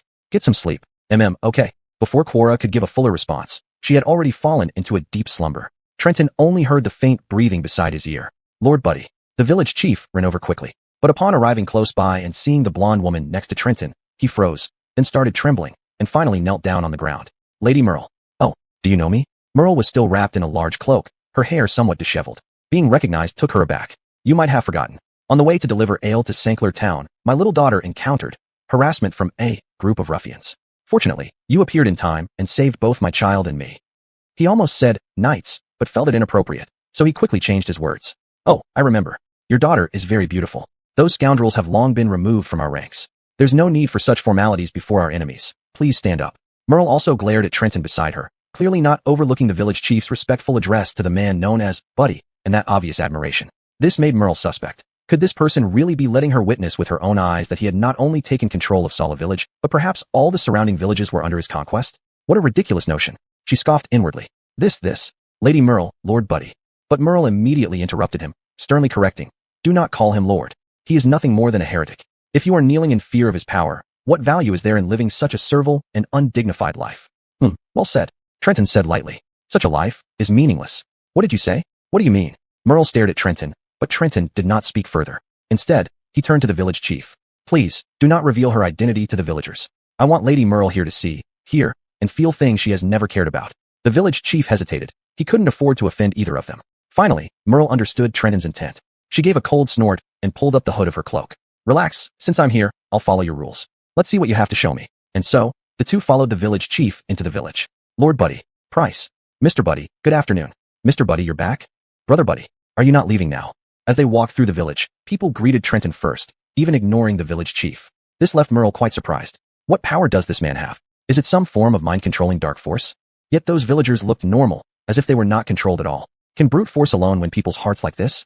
Trenton didn't look at Merle. Following the village chief, they arrived at Stephanie's home, the girl whose brother suffered from sepsis. Opening the door, seeing the village chief and Trenton outside, Stephanie's eyes lit up immediately. Brother Buddy. Shoo, keep it down, Stephanie. Your sister here is sleeping. Trenton smiled and gently gestured toward Marion, who was fast asleep on his back. Sage covered her mouth right away. Once inside, she hurriedly tried to prepare tea, but was stopped by the village chief. That's enough, Stephanie, take a break. Lord Buddy has business to attend to. Brother Buddy. Sage approached Trenton, lowering her voice filled with gratitude. My brother woke up, and he said he feels much better now. Thank you, Brother Buddy. Trenton nodded and then looked at the small bed against the wall where a frail boy was slowly sitting up, looking at Trenton cautiously. Kirk, this is Brother Buddy, the one who saved you. Kirk? Trenton paused for a moment, recalling that the girl was named Stephanie. Then he couldn't help but smile knowingly. Maybe this is called an Easter egg. Chapter 116, this is not a scam. Thank you, brother. Angus had a delicate appearance and his personality was entirely different from his sister's. If anything, Angus seemed more like a girl. Call him Brother Buddy. Sage corrected seriously, while Trenton smiled and waved his hand before gently placing Rena on another bed. Can your sister sleep on your bed for a while? He smiled at Sage, who immediately nodded and covered her mouth to prevent herself from speaking too loudly. Then, ignoring Merle's puzzled gaze, Trenton walked over to Angus's bed and squatted down. Would you let me check your body, brother? Angus hesitated, then glanced at his sister. Sage put her hands on her hips and glared at him, nodding encouragingly. Yes, brother. Trenton stroked his head with a smile and activated the vital sign detection technique. He found that the boy's body had basically recovered. All ailments were gone. Now, he only needed proper rest. There's nothing wrong with your body anymore. From now on, listen to what your sister says, okay? Yes, brother. Then Trenton nodded at the village chief, and the three of them left the house, leaving Rena resting there. But Sage soon ran after them. What is it, Sage? The village chief looked at Sage with concern. From her clear yet slightly bewildered eyes, he read her hope and anxiety. After hesitating many times, she finally bit her lip and mustered up the courage to ask. Gil, I want to ask you, my mom, Dad, when will they come home? It seemed as if time had frozen. The village chief remained silent for a long time, as if struggling with deep sorrow internally. He knew that for such a young child, the truth was too cruel. Her parents would never return to her side. But how could he tell this not yet fully aware little girl in gentle terms about this terrible news, and let her bear and understand this heavy reality? Thus, the village chief held back his grief, gently stroked Sage's head, and slowly said, Sage, you need to be strong, listen obediently to the grown-ups, and take good care of your brother. When you and your brother grow up and become braver and wiser, I believe your parents will be watching you from heaven. At that time, they will visit you in another way. I will be good. Though it wasn't clear whether Sage understood the village chief's implied meaning, the strong-willed girl still nodded slightly and waved goodbye to Trenton, the village chief, and the unknown hooded sister, before returning to the house. That child, where did her parents go? While heading to the next place, Merle asked. The village chief hesitated, and Merle sensed something was amiss. She stopped directly in front of the village chief. As the protector of this land, the Cross Corps commander, and the Lord's wife, I order you, village chief, to tell me what happened to that child's parents." The village chief's lips trembled. How could he bring himself to speak of such a thing? If you really want to know the truth, you should ask the people in this village yourself. They have no reason to lie to you, right? Trenton interjected. Merle turned to look at Trenton, seemingly understanding his implication. So she didn't say anything more, but continued to follow behind the two. This time they arrived at a woman's home, the girl who had been blinded by the knights after being violated. Seeing Trenton come, she wanted to kneel, but was immediately stopped by the village chief. Trenton performed a routine examination of her body and inquired about her eye recovery. "Lord Buddy, there's no problem anymore. My eyes have fully recovered and feel even better than before." The girl scratched her head shyly. Trenton nodded, and this time Merle seized the opportunity, asking before Trenton spoke. "Excuse me, what happened to the parents of the girl named Sage?" Sage. Gil, this." Christy looked at the village chief in confusion, not understanding why he wasn't explaining the matter. The village chief sighed toward her and nodded. "Madam, Sage's parents. They were a very nice couple, but they encountered that kind of situation." Merle began to feel something was amiss, and she urged them on. "Tell me, what exactly happened to them?" "This incident happened last month." Christy started recounting the events of last month, a nightmare that had left an indelible mark on her. "A group of Red Dragon Knights broke into our village at night. They did unspeakably cruel things to the women in the village. Sage's family door was also kicked open by those knights. At that time, Sage and his younger brother were craving sweets from the city, so they accompanied their father to deliver malt liquor to Shankertown. But their mother was taken back to the garrison by those knights." "What did you say?" Merle slammed her hand on the table as she rose abruptly, startling the young woman into a shiver. "Sit down and let her finish." Trenton gently pressed down on Merle's shoulder. He could sense how badly the young woman's shoulders were trembling. Though Merle did not sit down, the girl continued her story. "That night, a total of 13 young girls were raped, 3 of whom died at the hands of the knights. 5 were taken back to the garrison. I was relatively lucky. They only gouged out one of my eyes before letting me go. Sage's mother was one of those who were taken away." "Which garrison?" Merle asked with a trembling voice. "Vasada Forest Garrison. And Sage's father came back. He heard about this from the villagers and, madly, grabbed an axe and rushed out of the village to rescue his wife, but he never returned to the village." By this point, Merle could no longer contain herself. She took a deep breath and then slowly turned to leave the house. "Chief, Lord Buddy, who is this woman?" "It's all right, rest well. Sorry for bringing up those past memories." Trenton gave her a helpless smile. "People always have to look forward. Lord Buddy, you've given us hope for life and a chance to live again. I will do anything for you without complaint." Leaving the young woman's home, Trenton saw Merle standing alone by the door, silent as if lost in thought. "You're lying to me." Finally, Merle turned to face Trenton, speaking coldly. "You threatened these villagers and lied to me. The noble order of knights would never do such evil deeds." Sigh. Trenton sighed, not expecting her to be so stubborn. But just as he was about to say more, the chief stepped forward and glared at Merle. "Lord Merle, the suffering, humiliation, and atrocities we endured should not be dismissed with such ridiculous reasons by you." Merle was stunned, not expecting the chief to stand up for himself. She looked into the chief's eyes, trying to find any hint of being coerced, but all she saw was resolve and anger. "Chief, you've been influenced by him. Such things, the Order of Knights wouldn't do. Please believe me, I will investigate." "Stefani." The chief's voice was hoarse, almost a sobbing roar. "My daughter, do you remember her? The very pretty girl you mentioned." I remember her. She's dead. Her head was cut off after being raped by your group of animals. All of this was done by." Trenton slowly raised his hand to stop the chief from continuing. Looking at the dumbfounded Merle, he then said quietly, "Don't be short-sighted. The world you live in is far more complex than you think." Chapter 117, Witness with My Own Eyes. After Merle's emotions gradually calmed down, the village chief led the group to his home. Although he was the village chief, his house was basically no different from others. But for him, this place was a paradoxical one filled with warm memories and painful recollections. Originally, a pure, kind, and extraordinarily beautiful girl named Addison had lived here. The villagers would often see her busy figure at the mill. In her spare time, she would carry a wooden bucket, walking lightly towards the well at the village entrance to fetch water or pick ripe wild fruits for the children in the wilderness. Her diligence and enthusiasm left a deep impression on every villager.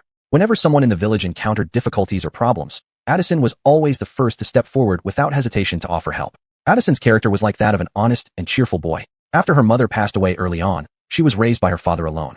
Although she came from the family of the village chief, this did not make Addison develop any arrogant or spoiled habits. Instead, it made her more willing to integrate into the villagers, working and laughing together, becoming an indispensable part of the village. Mentioning Addison's name, each villager would reveal a warm smile, and they would say emotionally, "Addison is like a lively and adorable little sun in our village, illuminating every corner with her enthusiasm and kindness, warming everyone's hearts."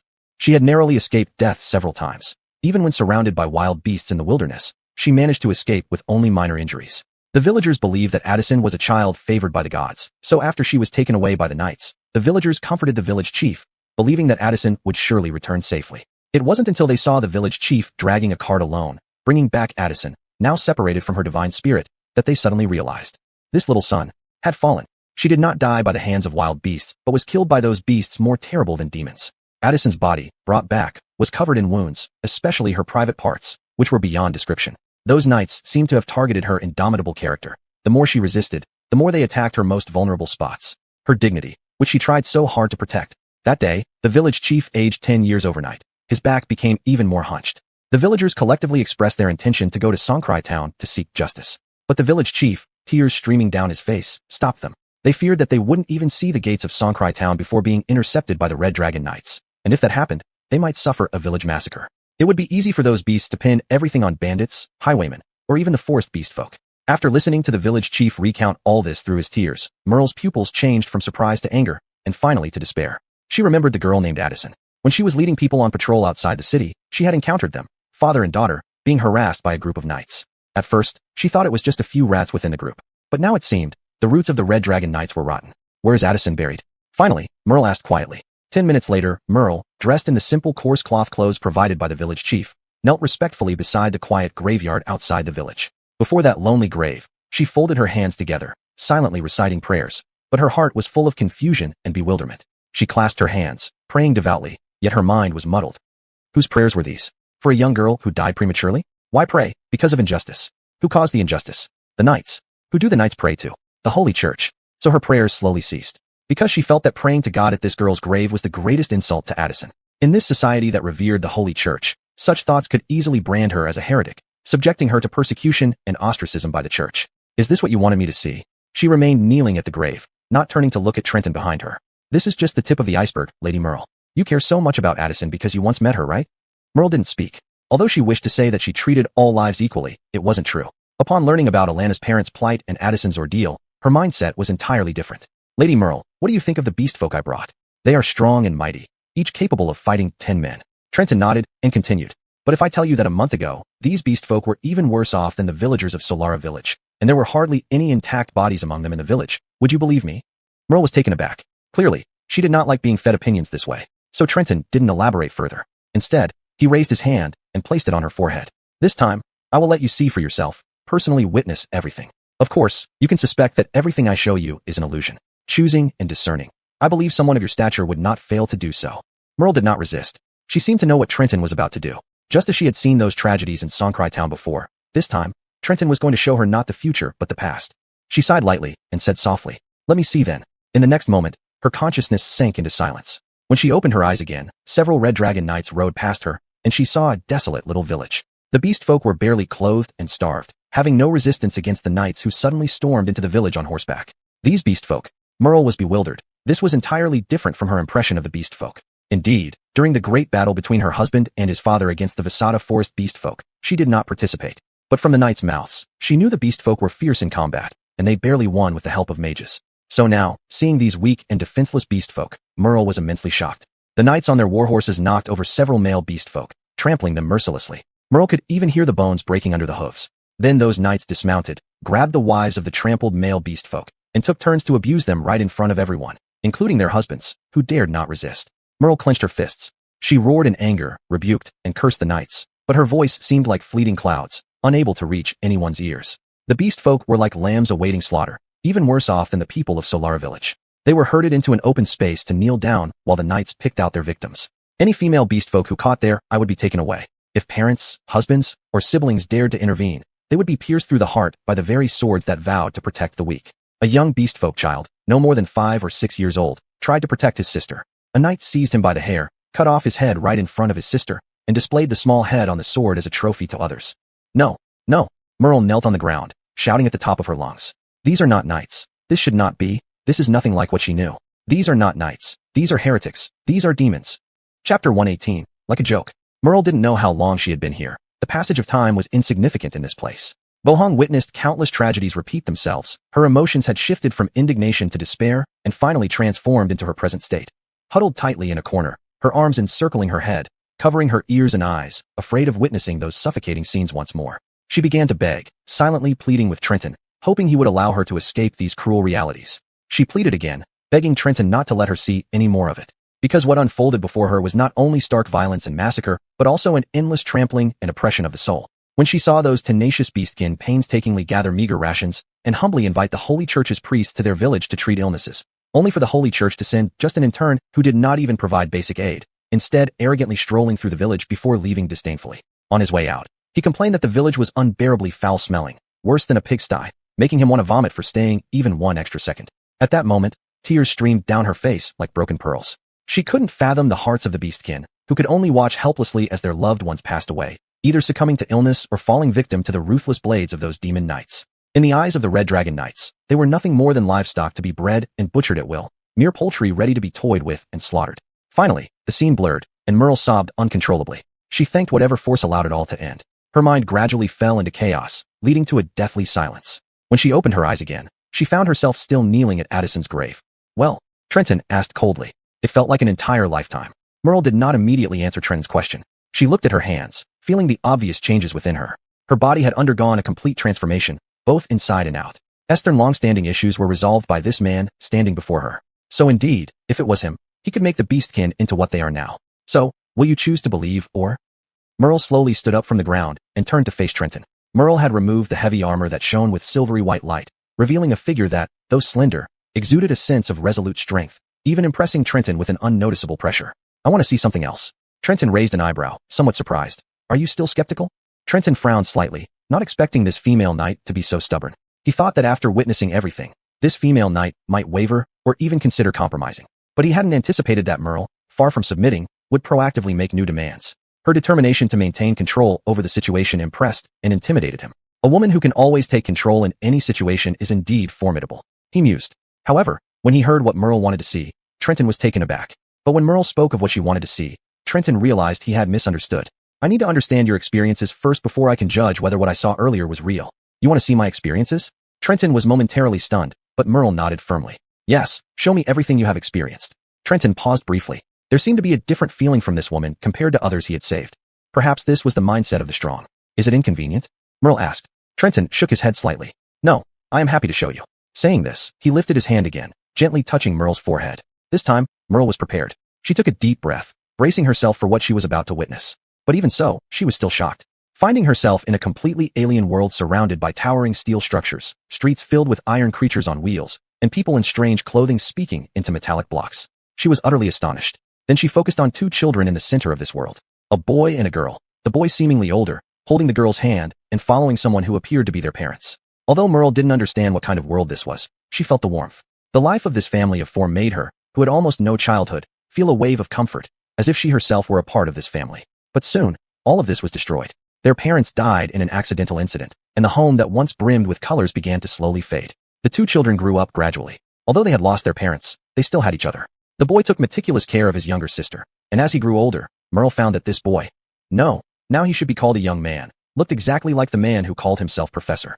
But such days didn't last long either. The girl died while protecting an unknown little girl, struck down by one of those iron monsters. From that day on, the young man became increasingly reticent. He began to focus on his studies and then entered society, working in a place called a hospital. There, everyone was treating diseases in ways Merle had never seen before. Those treatment methods were extremely terrifying. Sometimes they even opened up a person's brain. Yet, these methods could miraculously restore health. This routine continued until the young man also encountered a car accident, but his story didn't end there. It brought him into her own world. Afterward, Merle witnessed him rescuing the fourth prince, aka Jolie Lalafast, and then a girl named Rena. Who Rena was, the memories seemed intentionally processed. Merle couldn't know for sure. Then, the enslaved elves, the dying girl, and the fake human hero Maximus. Finally, the utterly absurd execution. After that, he saved the Beastkin, resisted the Red Dragon Knights, liberated Beastkin villages and Solar Village, until he came to stand before her. When Merle returned to her own body, she found herself lying on the bed at the village chief's house. "How long did I sleep?" Merle held her head and sat up, seeing Trenton sitting by her bed. She asked involuntarily, "It's 3 p.m. now. You've been asleep for an hour. Don't worry, we still have time. Is there anything else you want to see?" Trenton asked. Merle gently shook her head, and then sighed with a bitter smile. "What I've seen is enough. Everything I believed in, everything I swore to protect, now seems like a joke." Chapter 119. Cooperation, just the beginning. Trenton did not ask Merle to make a decision on the spot. He understood that such matters required time. Esther knew what he lacked most now was time. With Esther present, the Shoju Dajin outside Sanglai town should pose no issue even if the soldiers attempted a surprise attack. But the key was reinforcements. From other towns, Tavre town, Solar town, and Goulard town. These three towns were the closest cities to Sanglai Town in Yarnan County and formed a strategic triangle with it. According to Ailey Louie's memory, the mayors of these three towns were also the three most loyal to their lord. Trenton knew that the Talus Empire of this world was somewhat akin to the ancient feudal system in his own world. The territory within Talus, known as the Royal Land, was under direct control of the king, while the remaining counties and prefectures were divided among earls, dukes, and princes. The advantage of this system was that each county enjoyed relative independence and territorial autonomy, ensuring the strength of the royal family and providing protection for it. The lords of various territories could effectively restrain each other, strengthening governance. However, the downside was that the Enfeft lords had considerable independence within their own territories, which could lead to the dispersion of royal power. Over time, vassals might accumulate more and more power, potentially threatening the suzerain. This could result in political instability and power struggles. In the Talus Empire, due to the presence of the Holy Church, its Holy Lord, and those legendary figures in the capital, the likelihood of rebellion was smaller. Yarnan County also had its own feudal system. These mayors' families were appointed by Ailey Louie's ancestors, and this bloodline loyalty was deeply ingrained in every mayor's mind. Now that Sanglai Town was in crisis, the first to come to its aid would undoubtedly be these three most loyal mayors. Creek. As Trenton was still contemplating the subsequent battles, Merle had already pushed the door open. Although she still seemed listless, far from her previous vigor, her eyes revealed that she had made some kind of resolution. Merle lifted her gaze slightly, looking at this boy who was taller but younger than herself, and spoke softly. Professor, I want to know, what exactly do you intend to do?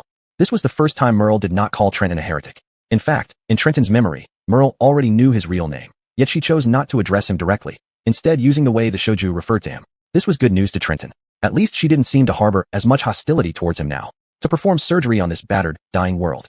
Surgery. In Trenton's memory, she knew he was not from this world, but came from one where technology and medical standards were far more advanced. Those terrifying methods condemned as heresy here were actually scientifically sound and reasonable treatments. She still remembered how, on that gallows platform, Trenton had screamed to the crowd below, explaining he was a doctor, that his methods were not heretical, and that he was simply providing scientific treatment. Science. This was the first time she had heard this word. Though still incomprehensible, it seemed to hold a power beyond even what mages could grasp. Just as the world Trenton once belonged to could not understand the existence of magic. I cannot hand over Sanglai Town, Professor. Esther, though I now know you are not an evil person, and I understand that your actions are righteous, Sanglai Town is a place I must protect. Trenton raised his hand, stopping her mid-sentence. I never said I wanted you to give up Sanglai Town. Then, as I said from the beginning, I intend to perform surgery. This world is not black and white. Just like the knights you speak of, I have seen the most despicable knights in this world and the noblest to do. He quoted a famous line from an NPC in a popular online game he used to enjoy. Humans, so do, elves, dragons, dwarves, even demons, regardless of who they are, when viewed from different perspectives, they see things differently. My goal is to remove the cancer cells causing this world to decay and protect the white blood cells defending it. I know you may not fully understand, but Merle, to me, you are a white blood cell, an indispensable antibiotic in this body. Merle was still quite confused. Esther, after experiencing that long illusion, these technical terms still sounded clouded and obscure to her. But Trenton did not need her to understand all of this. So, what do you want? Or what do you want me to do, Professor? Trenton raised his hand, reaching out toward Merle. Cooperation. Cooperation? Starting today, Yarnan County will recognize the legal residency status of the Shiju, and no human shall invade their living areas for any reason. I don't understand, after all this effort, but we have already done with Avon Forest. Merle couldn't finish her sentence. She recalled the scenes from the dilapidated village in the forest. They had indeed given the Shiju a place to live, but what about freedom? What about dignity? The beasts penned up in the forest like a herd of animals. This was the crime committed by the Red Dragon Knights. There are many things in this world that you do not understand, as I do not fully understand it either, Lady Merle. I hope, at least for now, we can cooperate. I believe you are a noble knight who fights for dignity, freedom, and royal authority. Ultimately, you should fight for all injustices and oppressed beings in this world. That is the essence of your oath, isn't it? Trenton took a step forward, his hand still hanging in midair. The existence of knights should not be a weapon for the rulers. Knights exist to protect. Merle slowly looked down at Trenton's hand. It reminded her of an old friend, the elderly knight who rescued her from endless torture.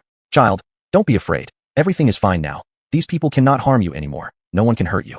The elderly knight embraced Merle with his broad chest, trying to comfort her. However, deep inside, her thoughts were filled with dissatisfaction and anger towards the world. She believed the world should take responsibility for her suffering and pay for her pain. Under the Heron's careful guidance, Merle changed. She began to grip her weapon tightly, but not for revenge against those who had harmed her. She strived to understand the teachings of the Heron, trying to grasp his words and actions so that one day she could stand beside him and defend justice together. She succeeded. At that decisive moment, Merle clutched her sword firmly and swore an oath. She felt reborn, transforming from a tortured young girl into a fearless warrior. But now, this man, this heretic, this demon shattered everything she believed in, destroyed her dignity, and everything about her past. Yet, he gave her something most important. the eyes to see the true nature of the world, and the determination to break through that reality. Snap! Merle firmly held Trenton's hand. This was her resistance against the world and her redemption for herself. She was no longer afraid because she had seen the truth and found the resolve to break this world. Chapter 120, Undercurrents Stirring. When Trenton, Merle, and Rena reappeared, they were already in the council hall of Sankolajun. A group of knights were seated at a long table, holding a meeting. Their discussions centered on two main points. Lord Merle has been captured, and we're still calmly holding a meeting here. I refuse to accept this. Exactly. Lord has already been killed by them. Several villages have been threatened by these beasts, and our fellow members of the Red Dragon Knights have suffered heavy casualties. How can you remain so calm during this meeting? The enemy is right outside the city, eyeing us greedily. I don't understand. Why can't we open the gates and fight them with all our might? The more aggressive knights were mostly young and full of vigor. They had fiery enthusiasm and loyalty to the Lord and Merle, but this emotion made them ignore Merle's order to defend the city and not act rashly. Thus, there was some personal ambition hidden within their suggestions for an offensive, their desire for glory and achievements. Before she left, Lady Merle ordered us to hold the city. The beast races haven't attacked yet, so we cannot strike out without reason. Are you going to defy Lady Merle's orders? Let's wait until Lady Merle returns before making any decisions. On the other hand, the conservative faction consisted mainly of middle-aged and elderly knights who had rich combat experience and a broader view. They were equally loyal to the Lord and Merle, but they also had their own motives. An inexplicable outsider had severely injured the 4 division leaders of the Crusaders. According to these 4, Merle had nearly been killed on the spot. Yet that person managed to bring the critically injured Merle back to life within just a few hours. Under such power, they couldn't help but feel a bit fearful and hopeful. If Merle could reach an agreement with that person, it would avoid a major battle, which, if it erupted, could result in the entire town of St. Clair falling. However, the young knights clearly didn't buy this argument. The crowd in the room fell silent, the tense atmosphere like a tightly strung string. Suddenly, a knight clad in silver armor slowly stood up from his seat. It was Wallace, deputy leader of the 1st Knight Regiment of the Crusaders. At the age of 24, he had already achieved extraordinary strength, almost reaching the initial stage of the 6th level in the martial arts cultivation system. This achievement made him highly self-assured, with the position of Commander Merle as his unwavering pursuit.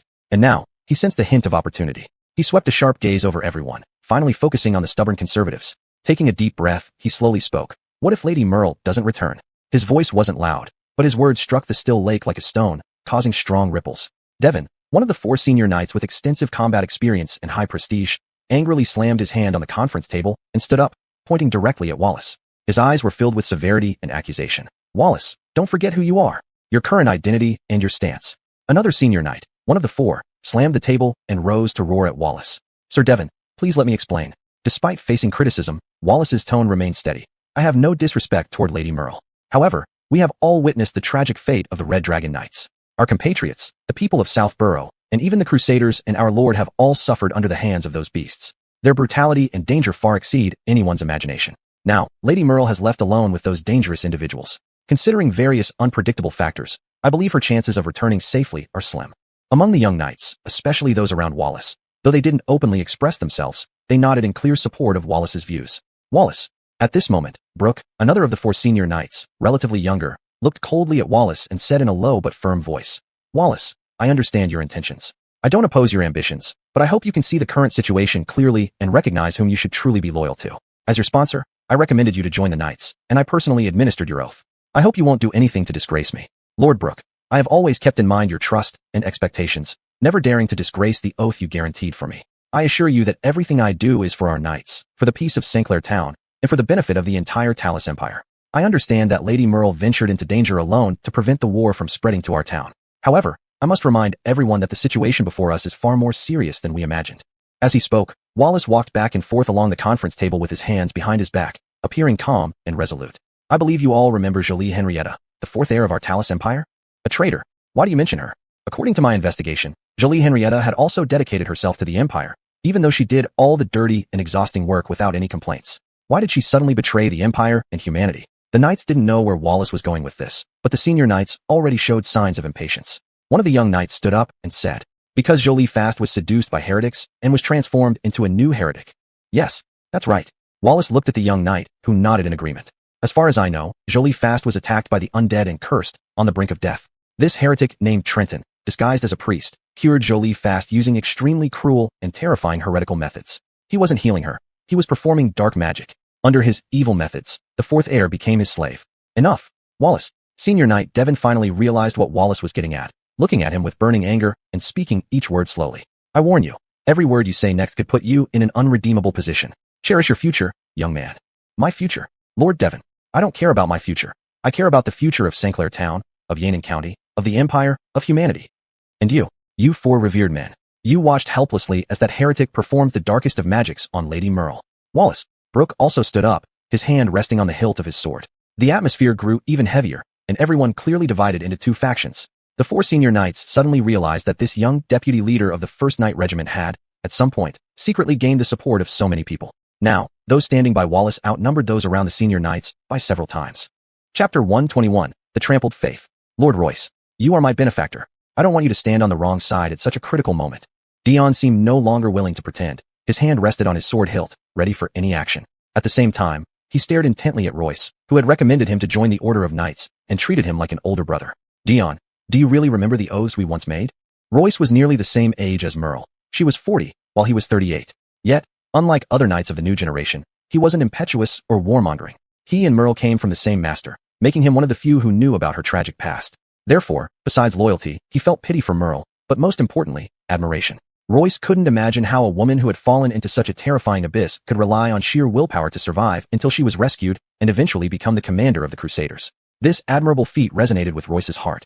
Indeed, Royce had always harbored unspoken love for Merle ever since the day she was brought back by the senior knight. Even though her talent surpassed his own, and she reached the threshold of the 6th tier before him, and now she was on the verge of becoming a 7th tier powerhouse. Yet, his love never diminished. Facing Merle after she married the Lord, Royce chose silence, keeping this love buried deep in his heart. But now, with Merle's husband dead and her needing support more than ever, it would be unrealistic to say Royce didn't have ulterior motives. Very well. Since all my fellow knights have chosen to defend this city resolutely, I won't try to persuade you further. After all, we are brothers in arms, sharing the great mission of fighting for humanity's future. However, those who choose to cower, your actions are undoubtedly cowardly. Drop your weapons. With mercy in my heart, I permit you to leave St. Clair Town. If you love beasts so much, go outside the city and find a way to survive. The knights who were holding their positions exchanged glances, astonished. Admittedly, they recognized that these young knights were the fresh force of the order, but the core of the Crusaders was composed of them, the veterans. These passionate young people dared to ask them to drop their weapons, which was simply unimaginable and against common sense. Anger spread through the crowd like blazing fire. Sir Devon firmly drew his longsword, pointing its tip at Dion. Dion, your words have violated our sacred code of honor. As the commander of the South Duchy Crusader 2nd Legion, it is my duty to make a judgment. Your arrogance and ignorance shall be punished accordingly. Humph. Dion sneered coldly and drew his sword too. Fellow knights, colleagues of the Crusaders, I hadn't finished what I wanted to say before being interrupted by these cowards. They know the truth deep down and feel guilty about it, now trying to silence me with false judgment. Dion's words echoed through the council hall like thunder. Now, let me tell you, Merlin Serral, just like Prince Tom, has become a puppet of the heretics. She is no longer our commander of the South Duchy Crusaders. Outrageous. How daring. Senior Knight Devon would never allow anyone to tarnish the dignity of the commander. He swung his sword angrily, shouting fiercely. However, immediately afterwards, a deadly gleam flashed behind him, and the knight's longsword pierced through his chest armor like a venomous snake, striking the heart that beat strongly yet showed signs of aging. Cough. Devon was stunned. Slowly lowering his head, he saw the longsword piercing through his chest. The dripping sound echoed in the vast hall, as blood drops fell from the sword tip onto the hard stone floor, like the clock tolling the death knell. Lord Devon. Royce witnessed this scene, horrified, only to see Devon taking in one last breath and collapsing to the ground, releasing his final breath before falling into eternal silence. Royce instantly turned around, his longsword pointing at Helmet, one of his former comrades in arms, and also one of the 4 great knights, expressing indignant shock. Glenn was the top-notch among the 4 knights, his strength ranked second only to Merle within the Crusaders. Moreover, he used to be the closest attendant of the deceased Lord Malak.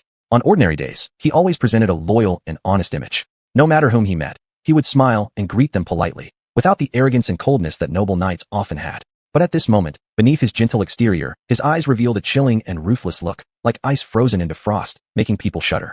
I can confirm this.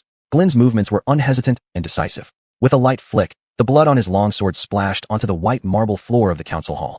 His indifferent gaze swept over the shocked and bewildered colleagues around him, announcing in a low but forceful voice, the person regarded as a heretic did indeed perform some dark ritual on Lady Merle. I witnessed all of this with my own eyes, and it cannot be denied. Finally, he slowly walked to Dion's side, looking at Devon and another Legion commander, along with the group of veteran knights.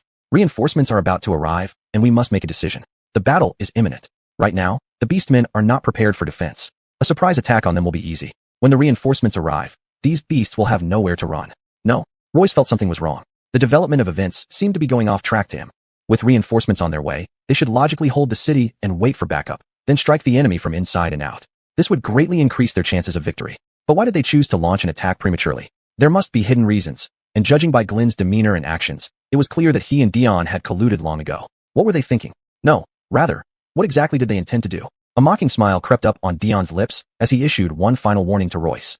Brother Royce, you once saved my life. Please come to your senses and don't follow this path blindly. If you're willing, the position of Legion Commander, even the lordship, can be handed over to you. Enough, Royce bellowed in anger, gently closing old Devon's lifeless eyes. This loyal knight had served 3 generations of the Arnane Duchy's lords, dedicating his youth and life to this land. In the end, he met such a betrayal. This knight who served 3 generations of lords and devoted his entire life to Sankertown and Arnane County ultimately suffered such a betrayal. The sudden changes before him crashed against his faith like towering waves. What was once sacred and inviolable was now mercilessly trampled. And the painful truth was that those responsible for this chaos and betrayal were precisely the young people who were once seen as the future of the Crusaders. Chapter 122. Turmoil. So, it seems there's nothing more to say. Dion sneered coldly, his voice dripping with disdain and certainty, as if he had foreseen this development all along, and the present situation perfectly aligned with his plans. If Merle were still here, Dion would never have dared to act so boldly. After all, Merle was not only the leader of the Crusaders, but also Lord Abdul Louis's lady. She held an irreplaceable position in the hearts of both the Crusaders and the people of Sankertor. She treated her people with kindness and compassion while holding herself to strict standards, earning her deep admiration and reverence from the citizens of Sankertor.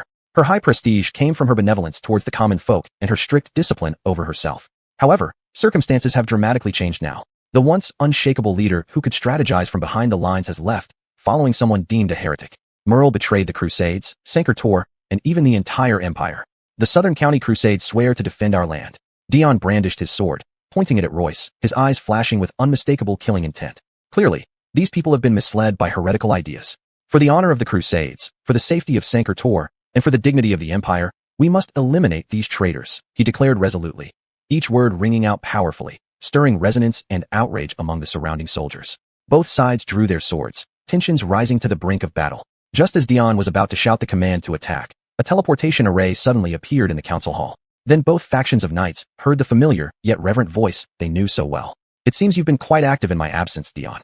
Merle, dressed in villager's clothes and draped in Hoven's cloak, exuded the same commanding presence as always, her every word resonating like a tolling bell, silencing everyone present. Lady, Merle.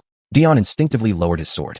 He had anticipated Merle's return and considered how to handle it, but he hadn't expected her mere presence to be so intimidating that it almost dispelled all his previous intentions. Just seeing her made him question his own resolve. Yet, he knew there was no turning back now, because Merle's gaze slightly lowered, falling on the Heron Isidore, lying in a pool of blood. Old Isidore. Merle slowly walked up to Isidore, and Royce hurriedly sheathed his sword, walking respectfully beside Merle, and whispered, "My lady, it was Gren." Hearing Royce's words, Merle nodded slightly. Then she turned her head, her gaze locking onto Gren, who stood tallest even among the knights. Gren did not avoid Merle's eyes. He met her gaze with a cold indifference, and spoke in a frigid tone. "My lady Merle, please give the order to open the gates and welcome the enemy." Merle stared at him sharply, her voice icy and resolute, as if the Arctic wind had blown through time to chill him to the core. "Do you remember the order I gave you before I left?" "I remember, my lady." Gren's face remained unchanged. "But it seems you have been misled by that so-called heretic. If you wish to prove you are still the invincible war goddess in our hearts, then order the gates opened and let us cleanse the land of those savage beast men." Gren. Upon hearing this, Merle softly called out his name and began to approach him. Royce intended to follow but was gently stopped by Merle raising a hand. At this moment, Merle wasn't clad in heavy armor, nor did she carry the sword symbolizing authority and dignity. Surrounded by towering knights, she seemed exceptionally slender and delicate. Nevertheless, as she stepped resolutely toward Gren, the seasoned warrior couldn't help but break into a cold sweat despite maintaining a calm and composed expression, fear quietly creeping up inside him. "Gren, you're an orphan. Do you remember who took you in and nurtured you until today?" Merle's voice was low, devoid of her earlier intensity. Her eyes, while filled with anger, also carried a hint of sorrow. "It was Lord Isidore. He was my adoptive father, my mentor, and my oath-keeper." "So, you just killed Devon, your adoptive father, your mentor, and your oath-keeper. Do you know what this means?" Gren stood upright, the blood of his benefactor still wet on his knightly longsword. He looked directly into Merle's eyes and said, word by word, "Esther, if I must bear such guilt, I cannot stand idly by and watch those traitors destroy Sankertor and the Crusades, so..." Bang! Merle punched hard into the face of the man who was a head taller than her. The punch sent the nearly 2-meter-tall Gren flying like a cannonball, crashing heavily against the thick stone walls of the council hall. Everyone was shocked by the sudden event. Esther, if Gren had not been prepared, he was still one of the 4 strongest knights, with 6th rank power. Yet, Merle's punch came with no reaction from him. Was it because he felt guilty and chose not to dodge? Or did he simply not have time to react? Kermit, the crimes you have committed are too numerous to count. You committed patricide and betrayed your lord, swayed military hearts. From this moment forward, you are no longer part of the Crusades. Being cast out was the greatest humiliation for a member of the Crusades, but unfortunately, Grin could no longer feel such shame. Some young knights cautiously approached the fallen Grin on the ground and found that he was already covered in blood. His head was twisted unnaturally, devoid of any life left in him. Merle glanced at her fist and gave a bitter laugh. You've truly turned my body into a monster. Dion's face had lost all color. That kind of power. What does it mean? The four knights often sparred with Merle. Although she was nearing 7th rank, their gap, especially between Grin and Merle, was not substantial. In 10 matches, Grin might have a slight advantage once or twice. But now, Merle's single punch directly killed a 6th rank warrior. Dion. Merle turned her gaze back to Dion. My lady Merle. You seem to have done a lot for today, haven't you? I did it all for you know, I did it for the Crusades. Merle picked up Devon's sword from the ground, slowly raising it and pointing it at Dion. I know the Crusades' fresh troops are young men like you, full of unwavering faith and unyielding spirit. So I understand announcing this will be hard for you to comprehend. Merle forcefully drove the sword into the council table, the crack dividing the two factions of knights. My lady Merle, what are you going to announce? Dion seemed to sense something, excitement starting to rise in him. Yes, that's right. Say what you want to say. Reveal your heretical words, and everyone will see your stance, what kind of person you really are. And Merle did not disappoint Dion. After a moment of contemplation, she spoke those words under everyone's watchful eyes. From today, the Shoju of Suthra Forest will enjoy the same rights as residents of Sanctuary. I swear in the name of the Crusades, this action is for justice and peace. At first, there was dead silence, then an uproar erupted. Esther and the conservative knights, who usually followed Merle's orders, wore looks of disbelief. Merle. Royce found it hard to believe his ears. What did Merle mean by those words just now? Those beasts outside the city gates. Merle said, to recognize them as ordinary residents. What does this signify? This means the Shoju of Suthra Forest will receive the same treatment as other Yannern County residents, unrestricted by region. They can settle on any allowed land within Yannern County. This, an act of cowardice. Coward. Dion could hardly hide his excited expression anymore.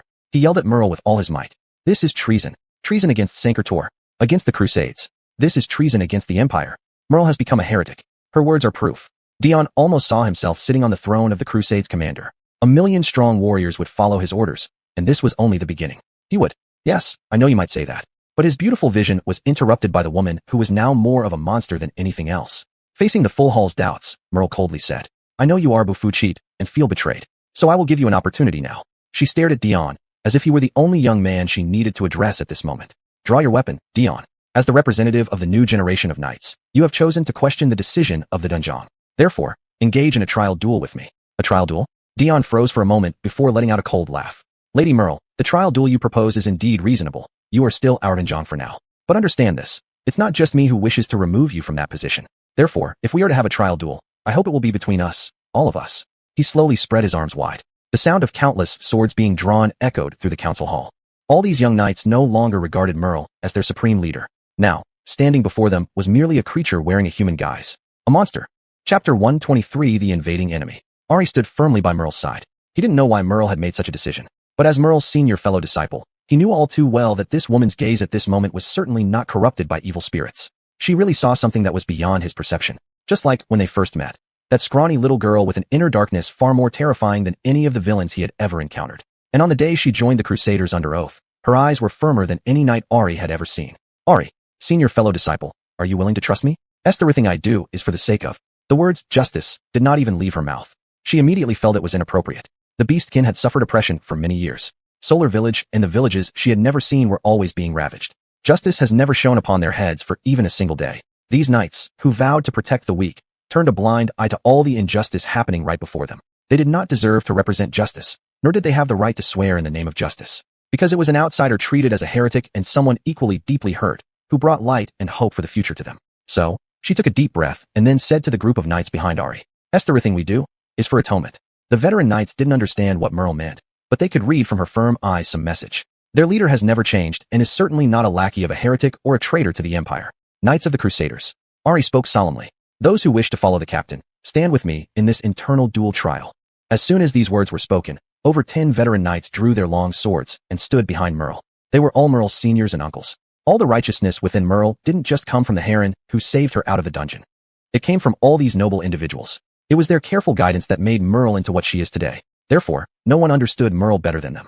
Merle did not say that she would open the city gates and surrender. She mentioned recognizing the identity of the Beastkin, so there might indeed be some hidden reason. Trial begins. At the moment Ari announced the start of the slaughter, a shadow suddenly appeared on the long table in the middle of the council chamber. Then, under everyone's watchful eyes, a petite, blue-haired Genevieve stepped out of that shadow. She shrunk back, clearly filled with fear at what she was witnessing. And right behind her, Merle saw the man who had just reached an understanding with her. "You've worked hard, Loretta." Waylon stroked Loretta's hair gently, and then softly told her, "Stay hidden in the shadows, don't appear." "Okay." Loretta nodded vigorously, and then that frail body transformed into a mass of shadow again and vanished from everyone's sight. Waylon conducted an experiment. He wanted to test how far Loretta's shadow walking skill could travel, how fast she could move, and whether she could carry someone else while doing it. Now, he had received his confirmation. After having Carissa teleport Merle back to the council chamber, Waylon teleported himself to the Beastkin village, found Loretta, and instructed her to use her shadow walking skill to get to Sankertown. To his surprise, this shadow walking allowed Loretta to bring him directly from the village to the council chamber of Sankertown, and its speed was comparable to the teleportation array. This was a very successful attempt. "Professor, this is an internal matter of the Crusaders. I hope you won't interfere." Merle looked at Waylon and said, "Merle, what do you call this heretic? Have you truly become his lackey now? Evildoer, you will receive divine punishment." "Merle, are you still human?" She killed Maddox with just one punch. How can this still be considered human strength? Although the young knights had yet to witness Waylon's abilities, his name and image were already well known to them. The official wanted poster from Talus Capital caused extensive attention and discussion throughout the vast territory of the Talus Empire. These wanted posters were issued by the respected First Prince, listing 3 high-profile figures, among whom included the heretical Waylon, an unidentified magician, and the former 4th Prince Dylan. The First Prince, guaranteeing with the royal dignity, promised that anyone who could capture these 3 villains, any one of them, would receive formal commendation from the royal family, gain promotion, and reach the pinnacle of their life's glory. However, for Eustace, who came from the slums, such status obtained by relying on others' favors clearly could not satisfy his inner desires. He deeply understood that only what was earned by his own hands was the most reliable. To him, it was more about plundering than striving. Thus, Eustace set his eyes on the glorious position of captain of the Crusaders, Merle, and resolved to seize it through his strength. At this moment, Waylon, the wanted heretic standing before him, undoubtedly became a crucial stepping stone for him to climb to the peak of power. "I have no interest in your internal conflicts, but there's no time now. If we delay any further, Sankertown might fall into the flames of war," Waylon said coldly to Merle. Merle frowned, seemingly not quite understanding Waylon's meaning. "War? There will be no war between us. What do you mean by the flames of war?" Waylon sighed and patiently explained. "Please tell me, Lady Merle, who else is marching towards Sankertown right now?" "Marching? You mean?" "No, I don't understand what you're saying. Taffrey Town, Surate Town, and Grad Town. These 3 cities are already on their way, but their purpose is to help Sankertown repel the invading enemy, not to start a war. The mayors of these 3 towns are blood brothers-in-law to my husband, so..." "Enough." Dion interrupted Merle's conversation. "Merle, traitor, you are still leaking military secrets to the enemy. You no longer deserve the title of knight. You have no right to participate in any duel." Waylon glanced at Dion impatiently. This hot-blooded young man would rush in at any opportunity, without considering whether it was filled with opportunities and wealth, or a huge monster waiting to bite off his head. "There's no time left, Merle. I'll help you solve this problem here." With a light wave of his hand, the 9 needles of heavenly tribulation hovered around him. Those long needles, exuding a chilling killing intent, seemed like famished beasts awaiting a feast of blood. Chapter 124 Unforgivable. Outside Sanglarai Town, in the encampment of the Shuju and demon soldiers, Esther and Marlinut were engaged in a series of discussions. However, all the discussions were based on Trenton's plan. Although according to Trenton's estimation, reinforcements would soon be at the town's doorstep, making the number of enemies they would face unpredictable. But neither Esther nor Marlinuto ever doubted Trenton. They believed that Trenton would have the best solution. "Lady Esther, we've set up sentries at each point as you required. No matter where the reinforcements come from, we will receive the news immediately." Inside the medical tent Trenton had acquired, Marlinut laid out the defense map on the table. Esther nodded. "Sanglarai Town, Tavlay Town, Surad Town, and Grad Town are large towns in Alnam County besides Sanglarai Town. They not only have Crusader forces, but also their own garrison troops. The estimated military strength is over 10 times ours. Considering the combat power of the demon soldiers, do you think we stand a chance?" Although Marlinuto has high combat proficiency, he hasn't actually experienced real war, so now he could only rely on Esther. "I don't know." Esther shook her head. She did not speak carelessly. Although she was indeed the leader of the Fastanites, the order was not large, and they usually carried out small-scale tasks like clearing out monsters. Moreover, the battles led by Trenton could never be predicted with ordinary perspectives. Just like the 3,000 elite cavalry of the Crusaders led by Augustine, no matter who was responsible for this war, none of the great war masters would use overly complex tactics, because the enemy was less than 1,000 weakened and weaponless beastmen who had been oppressed for years. This couldn't even be called a war, it should have been a massacre. Conversely, any war master standing on the side of the beastmen would advise surrendering to minimize casualties. But reality proved that this war was won. The victors were not the knights, but these beastmen who were supposed to accept their death silently. The Lord of the Forest, transforming minerals into weapons, body enhancement, demon soldiers. Any of these factors were nearly extraordinary and impossible to consider in regular warfare. Therefore, Esther could not measure this seemingly unwinnable upcoming battle from an ordinary perspective. But I believe in Trenton. Yes, we also believe in Professor. Marlenuto looked at Esther firmly and nodded. In the council hall of Sanglarai town, led by Dion, about 40 young knights qualified to attend this meeting. Now, apart from Dion, almost everyone who had drawn their swords against Trenton lay on the ground. But no one had lost their breath. Trenton's 9 needles danced among them, hitting the vulnerable spots and acupoints between the armor of those knights accurately. A cold sweat dripped down from Dion's forehead to the ground. This can't be. You monster. I never denied being a monster. Trenton walked up to Dion, his eyes coldly locked on the young knight of similar height. And the reason you're still standing isn't because you're stronger than those knights, but because there's something I need in your mind. You destroyed everything. Monster. Dion fiercely slashed his sword at Trenton. Roar. From the shadows, Cookie suddenly pounced out, pressing the knight under him to the ground. This giant wolf had already left a deep impression on the Crusaders, and now Dion was pinned down under its claws, unable to move, watching the sharp fangs getting closer to his head. He finally knew what he needed to do now. Surrender. I surrender. Surrendered. Cookie. Trenton gently patted the wolf's tail. Woof. Immediately excited, the giant wolf jumped beside Trenton, licking him continuously with its big tongue. Remember, never pat this guy's tail again. After calming down Cookie, Trenton looked coldly at the terrified Dion on the ground. Who conspired with you? As Merle and Aziel approached, the latter asked firmly. Who conspired and planned all this with you? Merle couldn't help but reveal a look of confusion at this. Seeing this, Aziel quickly explained his thoughts to her. Lady Merle, I've always been puzzled by Wallace and Klein's eagerness to march out of the city to fight the Beastmen. If they truly wanted to defend Sanglarai town, they should have chosen to hold their ground and wait for reinforcements to arrive before launching an attack from both inside and outside. Merle nodded lightly, showing agreement with Aziel's point. Then, Aziel continued in an increasingly heavy tone. Now it seems that things are not as simple as we thought. Wallace and Klein may have reached a secret agreement with a traitorous town lord. Their true intention was likely to let us and the Beastmen exhaust each other, and then strike when both sides are weakened, seizing not only Sanglarai town, but possibly the entire Alnham County as well. Lady Merle, I haven't. Wallace was still sprawled on the ground, looking extremely frightened by the accusation. Merle sneered and said, No worries, I will make you speak. You should know what I can do to traitors. Trenton had seen this many times in TV shows, but now there was no more time for theatrics. So he bypassed the two and walked over to Wallace, grabbing him by the hair and dragging him onto the council table. What are you going to do? Only the captain has the right to judge me. You monster. Wallace wanted to shout more insults, but he shut his mouth at Trenton's glacial gaze. Professor, if you kill him now, we won't learn about the conspiracies. Merle tried to dissuade him. No, it's easier if he's dead. With that, Trenton raised his hand and manipulated 9 silver needles to pierce through Wallace's body, aiming specifically at pressure points that would cause the most excruciating pain. The process was agonizingly slow. The young knight stared wide-eyed in agony as blood flowed from his nostrils and eyes. He tried to scream, but couldn't make a sound due to a particular point that rendered him voiceless. He tried to reach for Trenton, but his limbs were paralyzed from another needle. In the end, his eyeballs were completely red with blood, his veins visibly bulging, as if they were about to burst.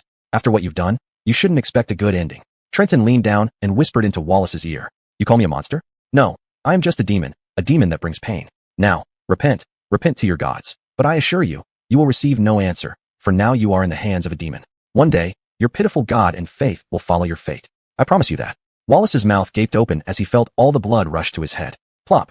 His temple exploded, blood spurting out. Plop. Then came the eyeballs. Plop. The eardrums. Plush. Lastly, his heart, which sounded like the most beautiful sound in the world to Wallace, because he was finally free from torture. The last spurt of blood splattered across Trenton's face. He stared intently at Wallace, needing to make this sinful knight understand. Death is not the end. His sins, even after death, cannot be atoned for. Chapter 125. A catalog of sins too long to record. Storm and the other knights couldn't help but feel a chill run down their spines at this scene. He killed without hesitation, not batting an eye. What's wrong with this man? In truth, Trenton himself hadn't realized that his change had been gradual and unconscious. If it were in the past, he might have tried to coax the truth out of the knight through other means, but unfortunately, the present Trenton was no longer merciful. But there was another reason that drove Trenton to kill Dion with extreme prejudice. That was the memory of Joab, the branch commander of the Red Dragon Knights who died at the hands of Dion. While delving into Hansen's memories, Trenton learned that many of the Crusaders were originally from the Red Dragon Knights, including Dion. During his time in the Red Dragon Knights, Dion had committed countless atrocities and caused the deaths or humiliation of numerous villagers. And he did not reform after joining the Crusaders either. Brenda, the daughter of the Solara village chief, was personally tortured to death and beheaded by this first vice-commander of the Crusaders' First Knight Order. At the time, Dion led several Crusaders to inspect the Red Dragon Knights' outpost outside the Visata forest. Knowing that Dion liked women, Commander Joab ordered them to capture a few girls from Solara village, and those knights defiled Brenda right there at the village entrance. When they brought her back to the camp, Joab flew into a rage and killed those knights. Of course, he wasn't angry because they defiled Brenda, but because she was supposed to be the gift for Dion. Naturally, Dion didn't want a woman who was already tainted, and what made matters worse was that Brenda actually dared to curse at them. So Dion ordered the knights present to line up and torture the poor girl. Initially, Brenda fought back and bit fiercely, so they pulled out her tongue and knocked out all her teeth.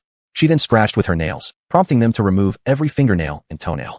Finally, she smashed one of the knights' eyebrows with her head, and as Dion laughed maniacally, he drew his sword and slowly sawed off Brenda's head. His movements were slow, staring intently into the eyes of the young girl. Even Joab could barely bear to watch. Professor, Merle frowned and interrupted him as she watched Trenton use a silver needle to sever Dion's head. Trenton slowly turned around, facing Merle with a blood-drenched face. What happened to Brenda? It was him. This short sentence alone made Merle's furrowed brows relax. She understood why Trenton treated Dion so cruelly. I'll place this head at Brenda's grave after everything is done. Merle took the bloody head from Trenton and sighed deeply. Brenda? Storm looked at Merle in confusion. Is she the daughter of the Solara village chief? You know her. Merle turned to look at Storm, slightly afraid, worried whether her senior was involved in this matter somehow.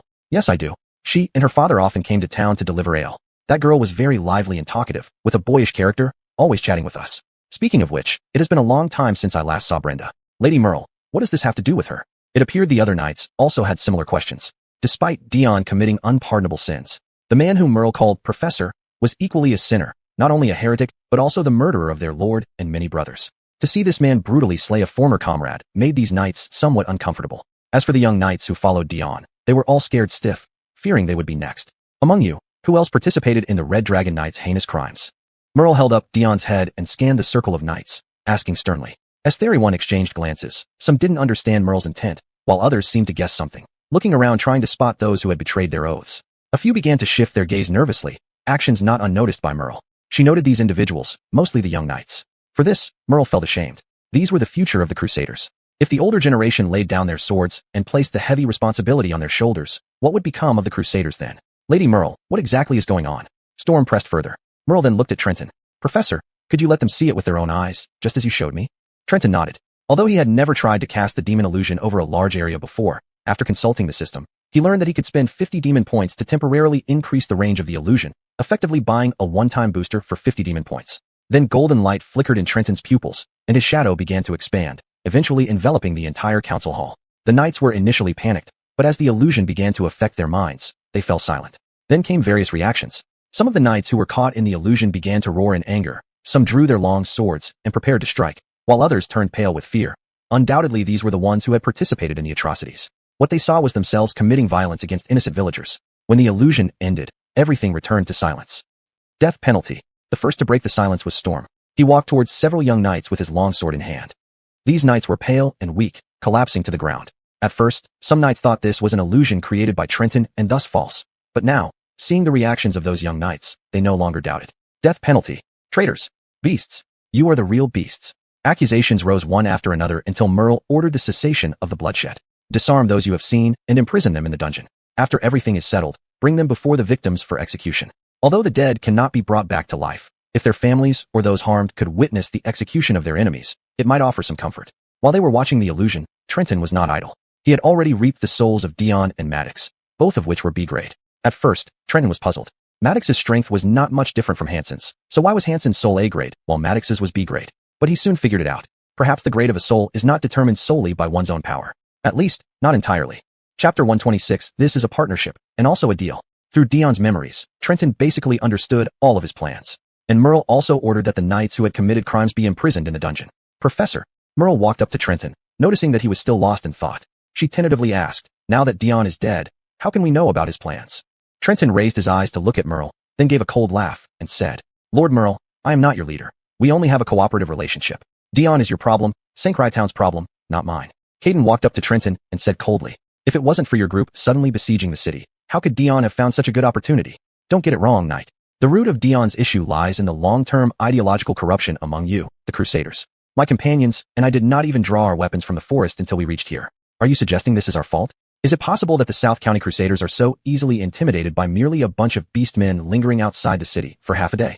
You. Caden glared at Trenton angrily. Merle raised her hand to stop him and then looked back at Trenton, saying, I understand what you mean, Professor. Let me speak frankly. Most of St. Town's garrison consists of South County Crusaders, and the 1st Legion makes up the majority of them. Dion is also the deputy commander of the 1st Legion. Moreover, we are in the dark while the enemy is in plain sight. We do not even know which city lord wants to attack us from behind. If possible, I hope we can get your help. At least, we still maintain a cooperative relationship now, right? Trenton remained silent, just looking at Merle. Many of the knights seemed rather dissatisfied. Though they had never participated in persecuting beastmen, these knights didn't have a good impression of them due to their surroundings. And now, their crusader leader was begging for help from a beastman leader? Honestly, many knights felt ashamed. Lord Merle, the incarcerated knights must know about Dion's conspiracy. Give me some time. I can. Caden was interrupted halfway through his sentence by Merle. We don't have time now. It's already 4 o'clock in the afternoon. Soldiers from the 4 major towns may arrive at any moment, and among them, there are enemies who want to swallow us whole. Merle looked seriously at Caden. The other knights with authority in the meeting hall could only clench their fists tightly and reluctantly lower their heads. Because Merle spoke the truth. I can help you. Trenton had been waiting for Merle's words. As long as she agreed, persuading the other knights would naturally fall to her. Besides, those knights who held ill intentions had already been eliminated. In a way, Trenton was truly grateful to this knight named Dion. Really, Merle's eyes lit up instantly, but Trenton lifted his hand to interrupt her excitement. As you said earlier, we are in a cooperative partnership, so my assistance isn't free. How much money do you want? Currently, I'm not in charge of finance, but I can persuade. I don't need money. No, I really do need it, but that's not the most important thing. There are many ways to earn money, but there is one thing that only you have. Merle frowned, unable to comprehend Trenton's meaning. What exactly do you want? Although she learned from Trenton's memories that he wasn't an irredeemably evil person, he indeed was a devil at present. Would he ask for something like sacrificing souls? If that were the case, she, as the leader of the Crusaders, would definitely not agree. Just as Merle was lost in her thoughts, Trenton already began speaking. I need you to take me to the bedroom you share with your husband. Merle tilted her head, looking at Trenton in confusion. Caden was already gnashing his teeth in anger. You? What did you say? How can someone like you enter the commander's bedroom? What are you planning to do? So you're a lustful man, lusting after the beauty of our commander. We won't agree. The knights became indignant. Trenton knew they misunderstood him again. Merle was 40 years old. Although she indeed had a good appearance and looked like she was in her 20s, Trenton's goal wasn't anything like that. When it came to beauty, Esther, Inez, Catherine, and Marlene beside him, each one was more beautiful than this female knight. It wasn't worth it. Why? Why do you want to go to my bedroom? Sigh. Your husband kept some things from you, and what I need now is exactly what he hid. Impossible. My husband may be a rough man, but he loves and respects me very much. He wouldn't hide any treasures from me. Haha. It seems this Eric Darrell is quite afraid of his wife. Trenton gave a helpless, bitter laugh, then patted Merle's shoulder. Christy suddenly had an ominous feeling. Could this demon really want her body? Make your decision as soon as possible, Lady Merle. Despite the constant persuasion of Aziel and others, in the end, Merle clenched her teeth, her almond eyes glaring at Trenton. All right, Professor Trenton, I trust your judgment. Let's go. Merle's voice was soft, yet full of power. As she finished speaking, the entire hall fell silent, waiting for the next move. Just as they were about to leave, Trenton's gaze fell on the elf Seelan, who stood silently in the shadows. His voice was low and filled with care. Seelan, you leave the city first and find your sister Esther. In case of any enemy attack, follow your sister's instructions completely until I return. The other beastmen must also obey her, understood? I remember. Sister Esther. I will pass the message. Good girl. The determination was evident in Seelan's young voice. Trenton gently stroked her head, his action like a breeze, bringing warmth. This scene made the knights around them, who were fully prepared, quite surprised. They couldn't associate the gentle man before them with the one who calmly cut off Dion's head with a silver needle earlier. This drastically different attitude deepened their understanding of Trenton's complex personality, leaving them even more perplexed. Then they saw the petite elf retreat into the shadows again, but this time, her presence completely vanished. How many more extraordinary people does this professor have around him? Merle recalled the mage Inez she saw earlier and couldn't help but sigh. Chapter 127. I am a demon, not a Husseiner. At this moment, outside the town of Sancre, in a larger medical tent, Esther was holding a discussion with Ionato, Elder Monty, and Marlene, among others. Waylon, also known as the professor, hasn't yet issued further instructions to us, but I believe he is certainly solving problems in his own way. But, if we continue to camp outside the town and reinforcements from other towns arrive, it will become very dangerous for us. Elder Monty expressed his concern. This worry did not stem from any doubt about Waylon, but rather an analysis of the current situation. If Waylon were here, even 10 times more reinforcements would probably not frighten them. But now that Waylon wasn't around, it felt like they had lost their backbone, and some of the beastkin became restless. It was only then that they realized they had developed a dependency on Waylon. You are all warriors, seeking survival and freedom for yourselves. Waylon doesn't owe us anything, and we shouldn't hold him back either. Esther glanced at the beastkin present. That's right. Esther, and if the enemy comes, what's the worst that could happen? Compared to being pinned up like livestock in the forest before, I am content with getting to fight these humans freely now. Ionato, while polishing his spear named Conqueror, spoke in a low voice. Don't talk nonsense, Ionato. Waylon didn't bring you all alive here, just so you could die fighting the humans. Esther frowned. Ionato felt he might have said something wrong. After all, Esther was a human standing right there. It was she who proved to the beastkin that not all humans were cruel killers. The world isn't black and white. Many things are relative. Yes, you're right, Esther. We must follow the professor and help achieve his grand cause. Grand cause, thought the wolf girl Marlene, lowering her head in contemplation. She didn't fully understand this concept. If the professor asked her to go to battle, she wouldn't step back, even if it meant paying with her life. But the professor never made unreasonable demands on them. He never asked for money, grain, or personal favors. Even when facing Alec Louis, Waylon nearly faced the endless tide of knights alone alongside the Charmaine. Uncle Ionato always said that people who do great things don't care about the lives of common folk. But the professor was different. He seemed to consider everyone else, always bearing burdens that didn't belong to him. Marlene, is there something troubling you? Seeing Marlene's silence, Esther asked with concern. I was just wondering if, in the professor's eyes, we really are too weak. After hearing Marlene, everyone exchanged glances.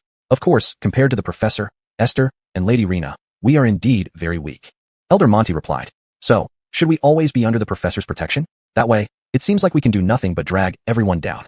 Everyone fell silent. Esther and Esther didn't expect that Marlene, who seemed not much of a thinker, would ponder so deeply over such matters. It appeared that anything concerning Waylon mattered greatly to this lovely wolf-eared girl. Just then, rustling sounds came from the shadows. Esther swiftly drew her sword, pointing it at the shadows. Who's there? All the beastkin turned and drew their weapons, facing the dark corner. Then, Aline timidly emerged from the darkness. Esther's sister. I'm here. Relieved that it was Aline, Esther was still startled. Everyone in the tent, whether Ionato or Esther, was at least level 6, and Esther had already reached the initial stage of level 7. Yet, none of them detected Aline's approach at all. Had she not made a noise in the dark corner, no one would have noticed her presence. Waylon. S said, you should manage, everyone repel, the enemies. Enemies. Aline tried hard to relay Waylon's words to Esther. Though her words weren't perfect, the general meaning was clear. Esther and the others understood Waylon's message. It seems Professor has gained the trust of Captain Merle. Unbelievable. Elder Monty commented. How exactly did he manage that? Ionato was puzzled. Esther nodded. She knew Trenton's capabilities better than anyone. After all, she had been the first one he had pulled back from the brink of death. Now that she had heard Trenton's message, she was certain about her thoughts. Marlene, you just said that we can't hold Trenton back, right? Esther looked at Marlene and smiled. Yeah. Marlene nodded. Then this time, it's our turn to buy him some time. At the same time, Trenton was walking alongside Merle in the corridor of the Lord's Manor. It truly lived up to its reputation as the manor of the Yarnan County Lord. The scale and decor were extravagantly luxurious. The spacious corridor was lined with stone walls adorned with exquisite murals telling the history and glory of the territory. Esther's step resonated on the ancient marble floor beneath their feet, emitting a steady and dignified echo, as if whispering tales of the past. Doors made of precious oak, intricately carved with patterns, and the family crest, the Louis family's dragon head emblem, lined both sides of the corridor. Esther's detail exuded endless craftsmanship and noble dignity. Trenton walked within it, marveling internally that this manor was more like a three-dimensional historical scroll, recording the brilliant era of this land.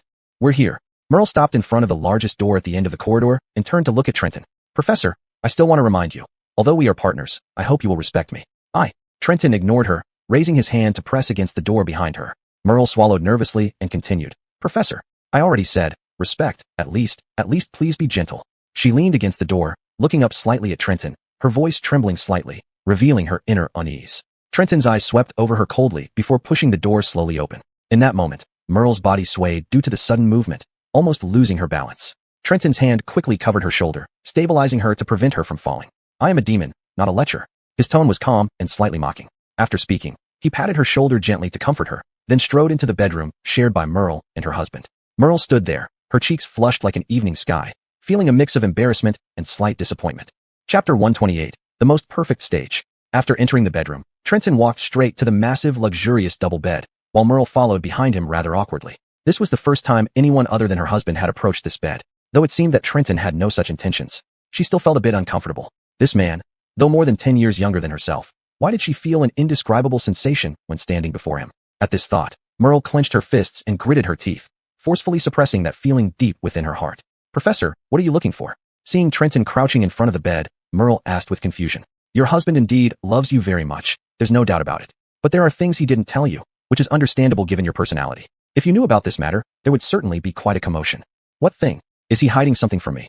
Oh no, not at all, forget it, just watch from the side. With that, Trenton placed a hand under the bed, and then suddenly flipped the heavy solid wood double bed into the air. After spinning a few times, the bed crashed against the wall. Merle's eyes widened. What does this mean? Why did he flip the bed? And his strength is immense. Look, this is what your husband wanted to hide. Trenton patted the dust off his hands and pointed to the hidden door under the bed. I never knew there was such a place hidden under the bed.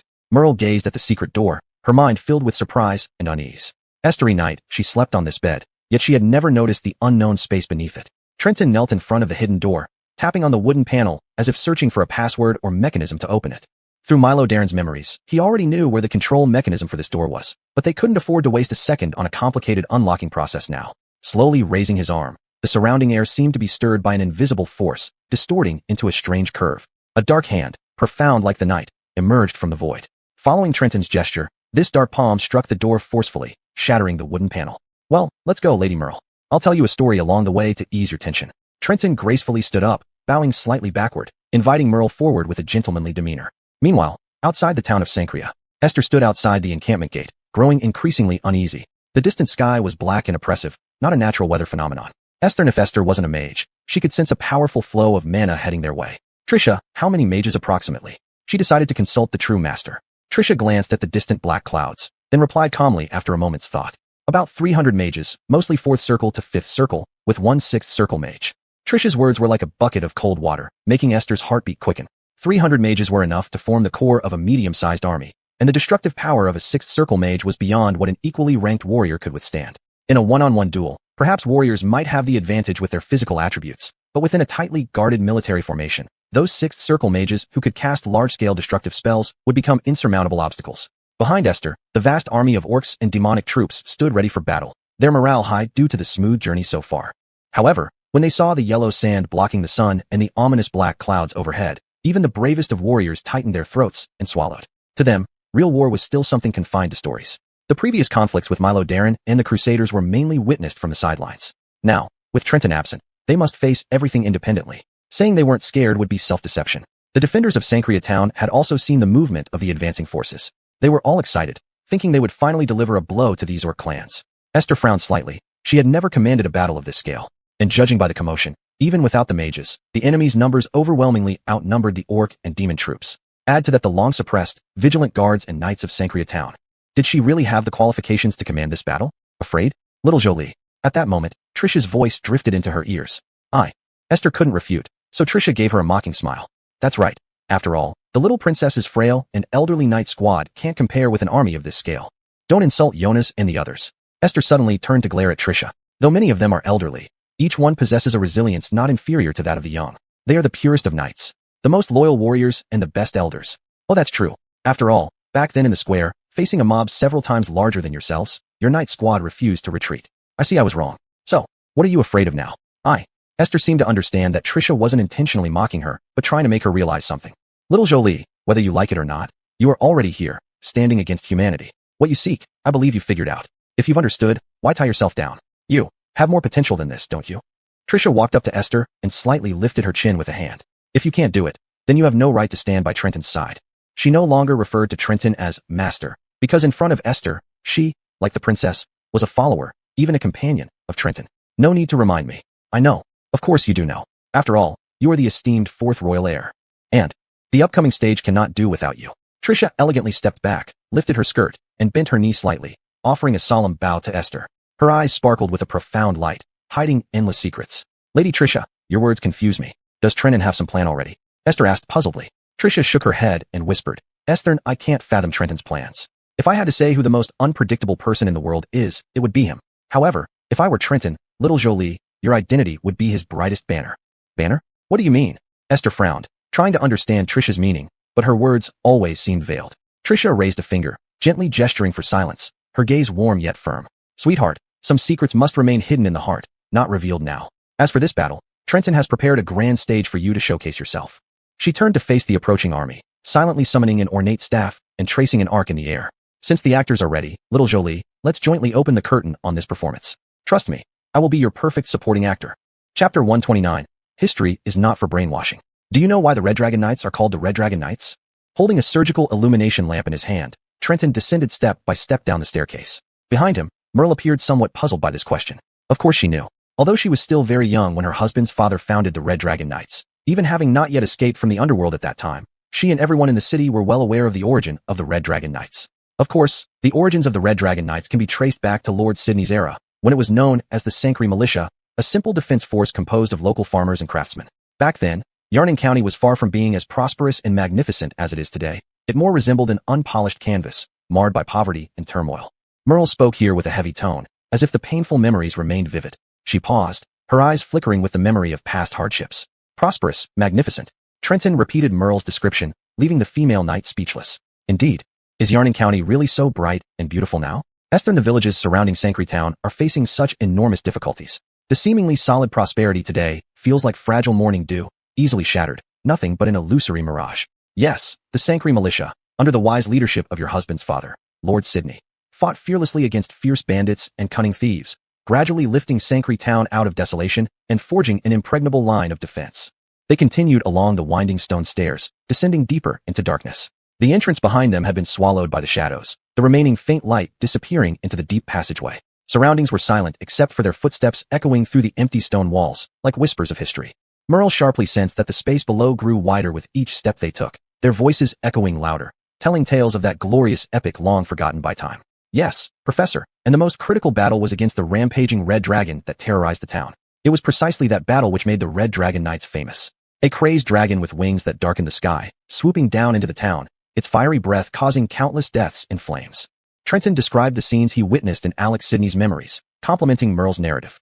Yes, and those who stopped such atrocities were the Red Dragon Knights. I mean, the courageous warriors of the Red Dragon Knights back then. The courageous warriors, indeed. Those Red Dragon Knights. Trenton couldn't help but chuckle bitterly. Professor, what's so funny? Merle asked. I'm just lamenting how humans never change. The only lesson we learn from our failed history is that we don't learn from it. With these words, he stepped onto the last stair. What do you mean? Seeing Trenton stop, facing the vast darkness ahead, Merle halted too, asking with some confusion. Merle, my dearest little son. Trenton slowly turned his head, his pupils glowing gold, a smile on his lips. His tone sent chills down Merle's spine, because no one else but her husband Alex Sidney knew that nickname. You? Professor, please don't mock me like this. Merle's breathing quickened, unsure whether it was the dark environment or Trenton's gaze and the identical tone to her husband's that made her heart race with fear. I'm sorry, Lady Merle. I only meant to point out how naive you are. You have a brain on top of your shoulders, and it's there for you to think with. Learning history isn't about getting brainwashed. Have you ever studied the living habits of dragons? Living habits of dragons. Trenton's abrupt change in topic left Merle struggling to keep up. Don't tell me you don't know where to check. Dragons were once allies of humans, and even now the Terrace Empire officially states that it will maintain a friendly alliance with dragons forever. Although dragons are gradually fading from this world, it doesn't mean that no information about them can be found. Sanctuary Town has the largest library in Yarning County, where there is a complete chronicle of the dragon race. Have you been there to read it? Merle was stunned. She couldn't understand why Trenton brought this up. The Chronicle of the Dragon Race, compiled by biologist Huffman, meticulously documents the living habits of dragons.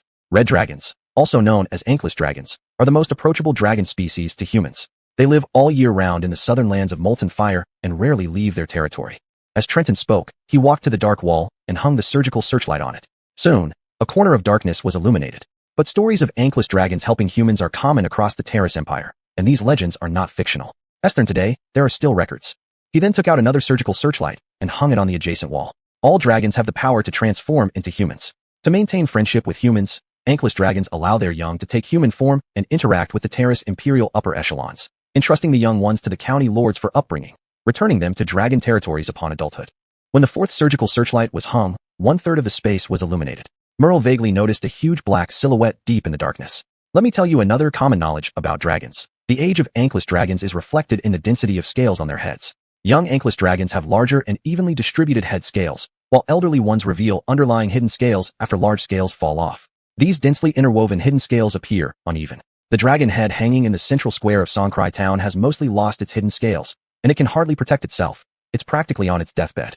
Saying this, Trenton moved to the other side, continuing to hang the surgical searchlights. Are you saying the dragon is old? But Professor, I want to remind you that even an elderly dragon poses significant harm to humans. My little son, please listen patiently. While hanging the surgical light, Trenton glanced back at Merle and chuckled when he saw her frowning, then continued. If what I just told you came only from an ethnic history survey conducted by a scholar named Eugene, what I'm going to tell you next all comes from your husband, Alex Sidney's personal experience.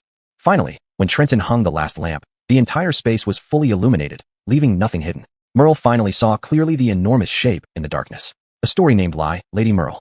Trenton walked to the center of the space, bowing slightly toward Merle, while behind him lay the body of a red dragon. Chapter 130, World Destroying. When the guards on the lookout tower of Sanctuary Town first saw the army, they were excited because reinforcements had finally arrived. As he saw that the reinforcements numbered in the tens of thousands, stretching endlessly, his heart swelled with excitement, but also a hint of doubt. According to the letter, the Beastkin army only numbered over 2,000, so why were the reinforcements exaggerated in such numbers? Then, when he saw the massive siege weapons carried by the vast army, the soldier panicked. Soon, the news of the arrival of the combined forces from Taufri Town, Surat Town, and Girit Town spread throughout Sankarai Town. The townspeople cheered, but the soldiers wore heavy expressions, especially Aziel. Merle was currently absent, and he was in charge. These reinforcements brought not just soldiers and mages, but also large-scale engineering equipment. Although this could be explained as precautionary measures for Sankarai Town falling, if Dion's incident hadn't happened, Aziel might not have suspected anything. But now, Estheri 1, do not open the city gates. Nobody must go out to meet the enemy before Lord Merle returns. Upon Aziel's order, the city guard erupted into a commotion. My lord, the reinforcements are here. Are we to cower inside the city? A knight, disbelief written on his face, raised his shining longsword high. Standing on the battlements blackened by war, he loudly questioned the weary yet resolute soldiers around him. His voice echoed across the desolate battlefield, filled with confusion and anger. With reinforcements arriving, why aren't we attacking both internally and externally to make them pay for their arrogance? Amidst the crowd, an iron-armored knight roared, his voice mingling with the complaints of other warriors, creating an invisible pressure that weighed on everyone's minds. Aziel drew his sword and shouted at everyone from the battlements. We must wait for Lord Merle's orders. Aziel reiterated this, trying to calm the agitated mood. Not everyone knew about the incident in the council chamber. Some informed knights began relaying details to those around them, attempting to explain this seemingly unwise decision. Some soldiers understood the underlying reasons and gradually quieted down, their eyes shining with trust and anticipation. However, others remained puzzled and discontent, their gazes like flames burning in the dark night, fueled by their longing for battle and dissatisfaction with the current situation. Aziel was deeply worried, unsure whether the disgruntled individuals were accomplices of the hidden traitor, Dion. In this chaotic scenario, every decision could be critical. He must act cautiously, ensuring no doubts affected strategic deployment, lest they fall into a dilemma where effective command in this brutal war would be impossible. To make the enemy pay for their arrogance? Those words lingered in Aziel's mind. Yes, but which side is truly the enemy? The twilight cast a bloody hue upon the girl's silver armor as the sun set on the battlefield. Standing before the mass of troops approaching, her figure was dwarfed by the imminent black sea of men. The thunderous roar of thousands of soldiers surged like waves, deafeningly loud. Esther clutched her sword hilt tightly, a tremor of nervousness running through her, fear of the unknown and the weight of responsibility. Yet, she knew that any fear must remain hidden within her heart. She had to become the torch that illuminated the darkness. The miracle forged by Mohammed could not end in her hands. She took a deep breath, the sound resonating in the cold wind like the pounding of drums. Then, turning around and lifting her head high, with a clear and resolute voice, she delivered an inspiring speech to the masses. Perhaps we don't belong to the same race, perhaps we've clashed before, but now we stand on the same land, not for slaughter, not for conquest, but to reclaim the justice and freedom that this world should uphold. Under the cover of night, we've all witnessed the dawn. Where we stand is where our freedom begins, where our honor starts. Fear only exists in the hearts of the weak. We are not butchers, nor invaders. We fight for freedom, for justice, and to live. Her words ignited the determination of the beastkin, their eyes shifting from timid, anxious, and fearful to resolute, morale soaring instantly. Esther continued, let us stand tall and march forward with our beliefs and courage to crush the arrogance of our enemies. For a new home, for our loved ones and compatriots, for the truth Mohammed sought to achieve in this world, we fear nothing. At that moment, the battlefield seemed illuminated by her passionate words under the setting sun, each heartbeat turning into a vow for battle. The beastkin shouted in unison, answering Esther's call. Their voices surged into the sky, shaking heaven and earth. In that moment, Esther was no longer alone. She had once been the leader of the fast knights, but lost it all. Now, she became the soul of the entire army, leading them towards the raging torrent. Esther tightly gripped the hilt of her knight's sword at her waist, its pattern gleaming with mysterious light under the sunset. Just as she was about to deliver her final inspiring words to ignite the resolve of every warrior, an uneasy feeling and anxiety spread through the air, and the thunder overhead foretold the coming storm. The faces of the beastkin, which had been ignited by Esther's speech, now turned their gaze behind Esther, where fiery determination froze into fear. Esther and Chris, always calm, could not hide the flash of panic in his eyes. His hands unconsciously clenched into fists, sensing an undeniable crisis. Esther slowly turned around, the crimson sunset casting a bright glow on the edges of her armor, reflecting dazzling light, now tinged with flickering flames. She raised her head to look at the horizon, where countless shimmering points, like meteors piercing the peaceful twilight, rose from the far end of the horizon. These points gradually took shape, revealing their true forms, the fiery magic collectively unleashed by enemy mages. Hundreds of blazing fireballs, resembling falling meteorites, rushed towards them, filling the sky with a fiery red hue. There was no room for negotiation, no time for confrontation.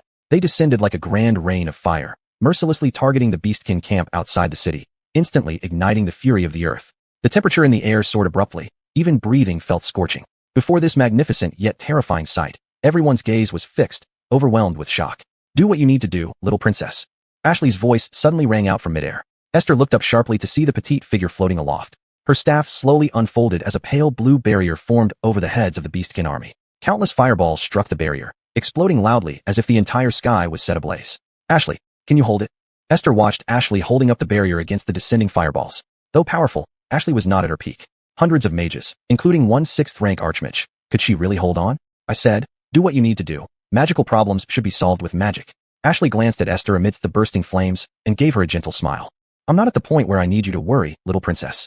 Esther hesitated for a moment, then smiled and nodded. In the next instant, she drew her long sword, pointing its tip at the 1,000-strong army raining fire, her face filled with resolve, ready to lead the beastkin into this unprecedented challenge.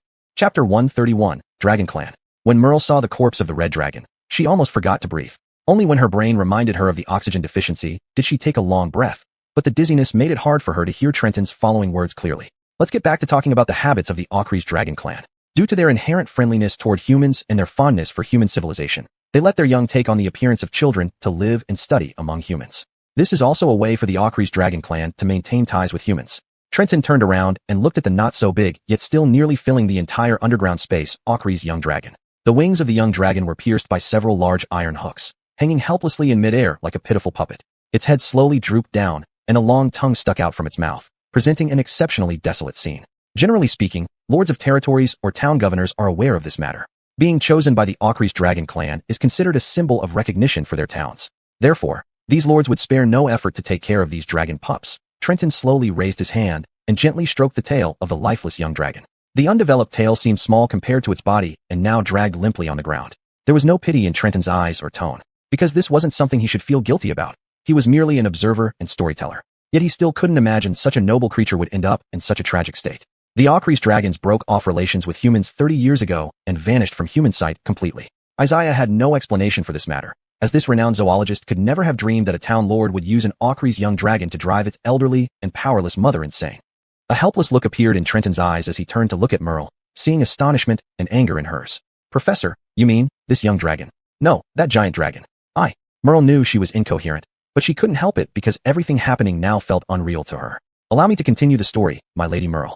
Trenton smiled at Merle, and then turned to look at the giant dragon again while gradually awakening the demonic power within him. This poor young dragon was sent by its clan to Yannern County, which wasn't very prosperous at the time. Its mother believed in the potential of humans and hoped that her child would not only learn leadership and governance skills from humans, but also the resilience to overcome difficulties in adversity. The dormant soul in his heart slowly awakened, seemingly understanding Trenton's plan and why he said they needed to deal with Sancray Town before purifying the corrupted arcane spring. The lord who accepted this son of the dragon was none other than Governor Ankerdale, the father of your husband, the governor of Sancray Town. Old Lord Leighton, Professor, do you mean? The Red Dragon Knights were established 30 years ago, and so was the breakoff between the Aucry's Dragon Clan and humans. You've already told me the trigger for the establishment of the Red Dragon Knights. Everyone in Yannern County knows it by heart. You slaughtered a dragon, right? The warmth in Trenton's voice turned icy, and a green light started to spread from his hands. This light gradually replaced the surgical spotlights, illuminating the entire basement. At that time, although Yannern County had a lord, it was plagued by bandits, and the people didn't trust the new lord. At this critical moment, Lord Ankerdale desperately needed to perform a shocking act to secure his rule over Yannern County. While most might think of suppressing the bandits, he had a unique idea. He imprisoned this young dragon and subjected it to endless torture. Only when the light from Trenton's hand illuminated the young dragon's body did Merle realize that the dragon's scales had almost all been stripped away, leaving its body covered in slashes and axe marks. This basement underwent special magical treatment to block out all sound. But your father-in-law must have been an excellent zoologist specializing in dragons. He knew that dragons don't just rely on sound to communicate with their kin. They can also connect through the power of their bloodline.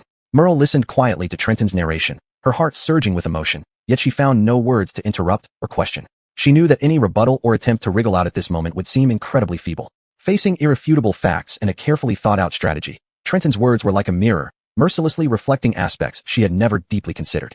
You might be wondering why Lord Ankerdale dared to take such a risk, not fearing that he would attract not only the dying mother but also possibly the entire clan, which could bring disaster not just to Yannern County, but to the neighboring lands as well. However, it was Lord Leighton's wisdom and deep understanding of the dragon's nature that led him to devise this bold plan. He understood the habits of dragons, knowing that the elderly mother dragon was near the end of her days. All dragons, when their life comes to an end, instinctively fly to the northernmost edge of the mainland, where the eternal ice covers the land, to face death's silence alone. Thus, when this helpless young creature called out to its mother through bloodline resonance, the soon-to-be-departed mother struggled to respond alone, becoming a crucial part of this plan. The green light gradually transformed into a crystalline soul, and then the soul took shape, revealing Julia's figure shimmering in the light. This torment in the dark underground lasted for 3 days. I don't know how many times its mother fell to the ground from exhaustion on her way here, nor do I know if she had the strength to fight when she finally arrived at St. Town. But according to your husband's memories, that day he witnessed the power of the dragons. Julia's soul slowly turned around, glancing at Trenton, then sighed helplessly, seemingly dissatisfied that Trenton had given her a dragon's body, but currently, there was indeed no better vessel available for her use. No, this can't be true. Merle slowly knelt on the ground. If the prosperity of this city, if the establishment of the Red Dragon Knights was so despicable from the beginning, then what did she believe in, venerate, and uphold? Chapter 132, Crystal Blue Young Dragon. The rise of the Red Dragon Knights seemed like an unexpected miracle to some, marking the end of the once turbulent Yarnan County and heralding a new chapter in history. Under the wise and resolute leadership of the Brittdale family, this region was destined to shine alongside the Empire, advancing together toward the pinnacle of glory. In this era that ended chaos and ushered in rebirth, any group that emerged had to embody a spirit of bravery and fearlessness. Initially, the Red Dragon Knights were merely civilian militiamen from Sankralai-Jun. At that time, they seemed ill-equipped to shoulder great missions. Their humble origins and lack of distinguished battle records were emblematic of why Yarnan County had long been marginalized by the Empire. This remote and barren land in the south was generally considered incapable of nurturing exceptional talent. The Lord of Yarnan County was at most a forgotten minor noble by the Empire. If it weren't for the modest contributions made by the Louis family ancestors to the Empire, this wild land might not have even been granted as a fief to their descendants. However, it was precisely this background that spurred their determination not to be ordinary, eventually forging the legend of the Red Dragon Knights. Slaying dragons, eradicating bandits, establishing order, creating innovations, and developing the economy. Everything was built up like a dream. But all this was like a candy that had already rotted inside, but was meticulously wrapped to appear beautiful on the outside. Since its appearance was dazzling, no one cared about its insides anymore, because this candy was never meant to be eaten. Like the old dragon head on the square of Sankralai-Town. Who cared how it died, or why it attacked the town? People only needed to know that a group of heroes used their weapons to forge an epic saga that could be called legendary. And now, someone was gradually peeling off the candy's wrapper and offering the rotten insides to Merle. People say that the Red Dragon ravaged the town, but in Malak Louis's memory, the Angelus dragon did not linger in the town for a single moment. It charged straight toward the Lord's manor. Its destination was solely where we are standing now. Julia slowly rose into the air following Cullen's movement, and then gently drifted toward the young red dragon. Bows, magic, even the Sankralai-Town militia back then would have been more than sufficient to deal with such a dying creature. The only flame it breathed was to blast open the doors of the Lord's manor. After that breath, Lord Old Louis's battle axe descended from above, leaving a deep wound on its unprotected throat, preventing it from mustering enough strength to roar again. So it used its body to ram the manor, and its tail to drive away the militiamen, who continuously slashed and chopped at it. Your husband was just a boy then and did not participate in this battle. I need not lie to you, Lady Merle. Cullen slightly turned his head and glanced at Merle with his golden eyes. Upon noticing her stunned expression, he sneered and continued. Your husband may have been the only one who understood the dragon's mournful cries. It was begging for these humans to spare its child, and for this reason, it almost ceased resistance. Ultimately, it was shackled, and in the moment before decapitation, the old dragon unleashed its final strength, took flight, and broke free from the chains, flying toward the valley. The militia pursued relentlessly, and in the valley, Lord Old Louis's battle axe severed its head after 19 strikes. Initially, the dragon wailed, but eventually, it lay on the ground, looking at Lord Louis with pleading eyes. But this supreme warrior crushed the last hopes of this mother.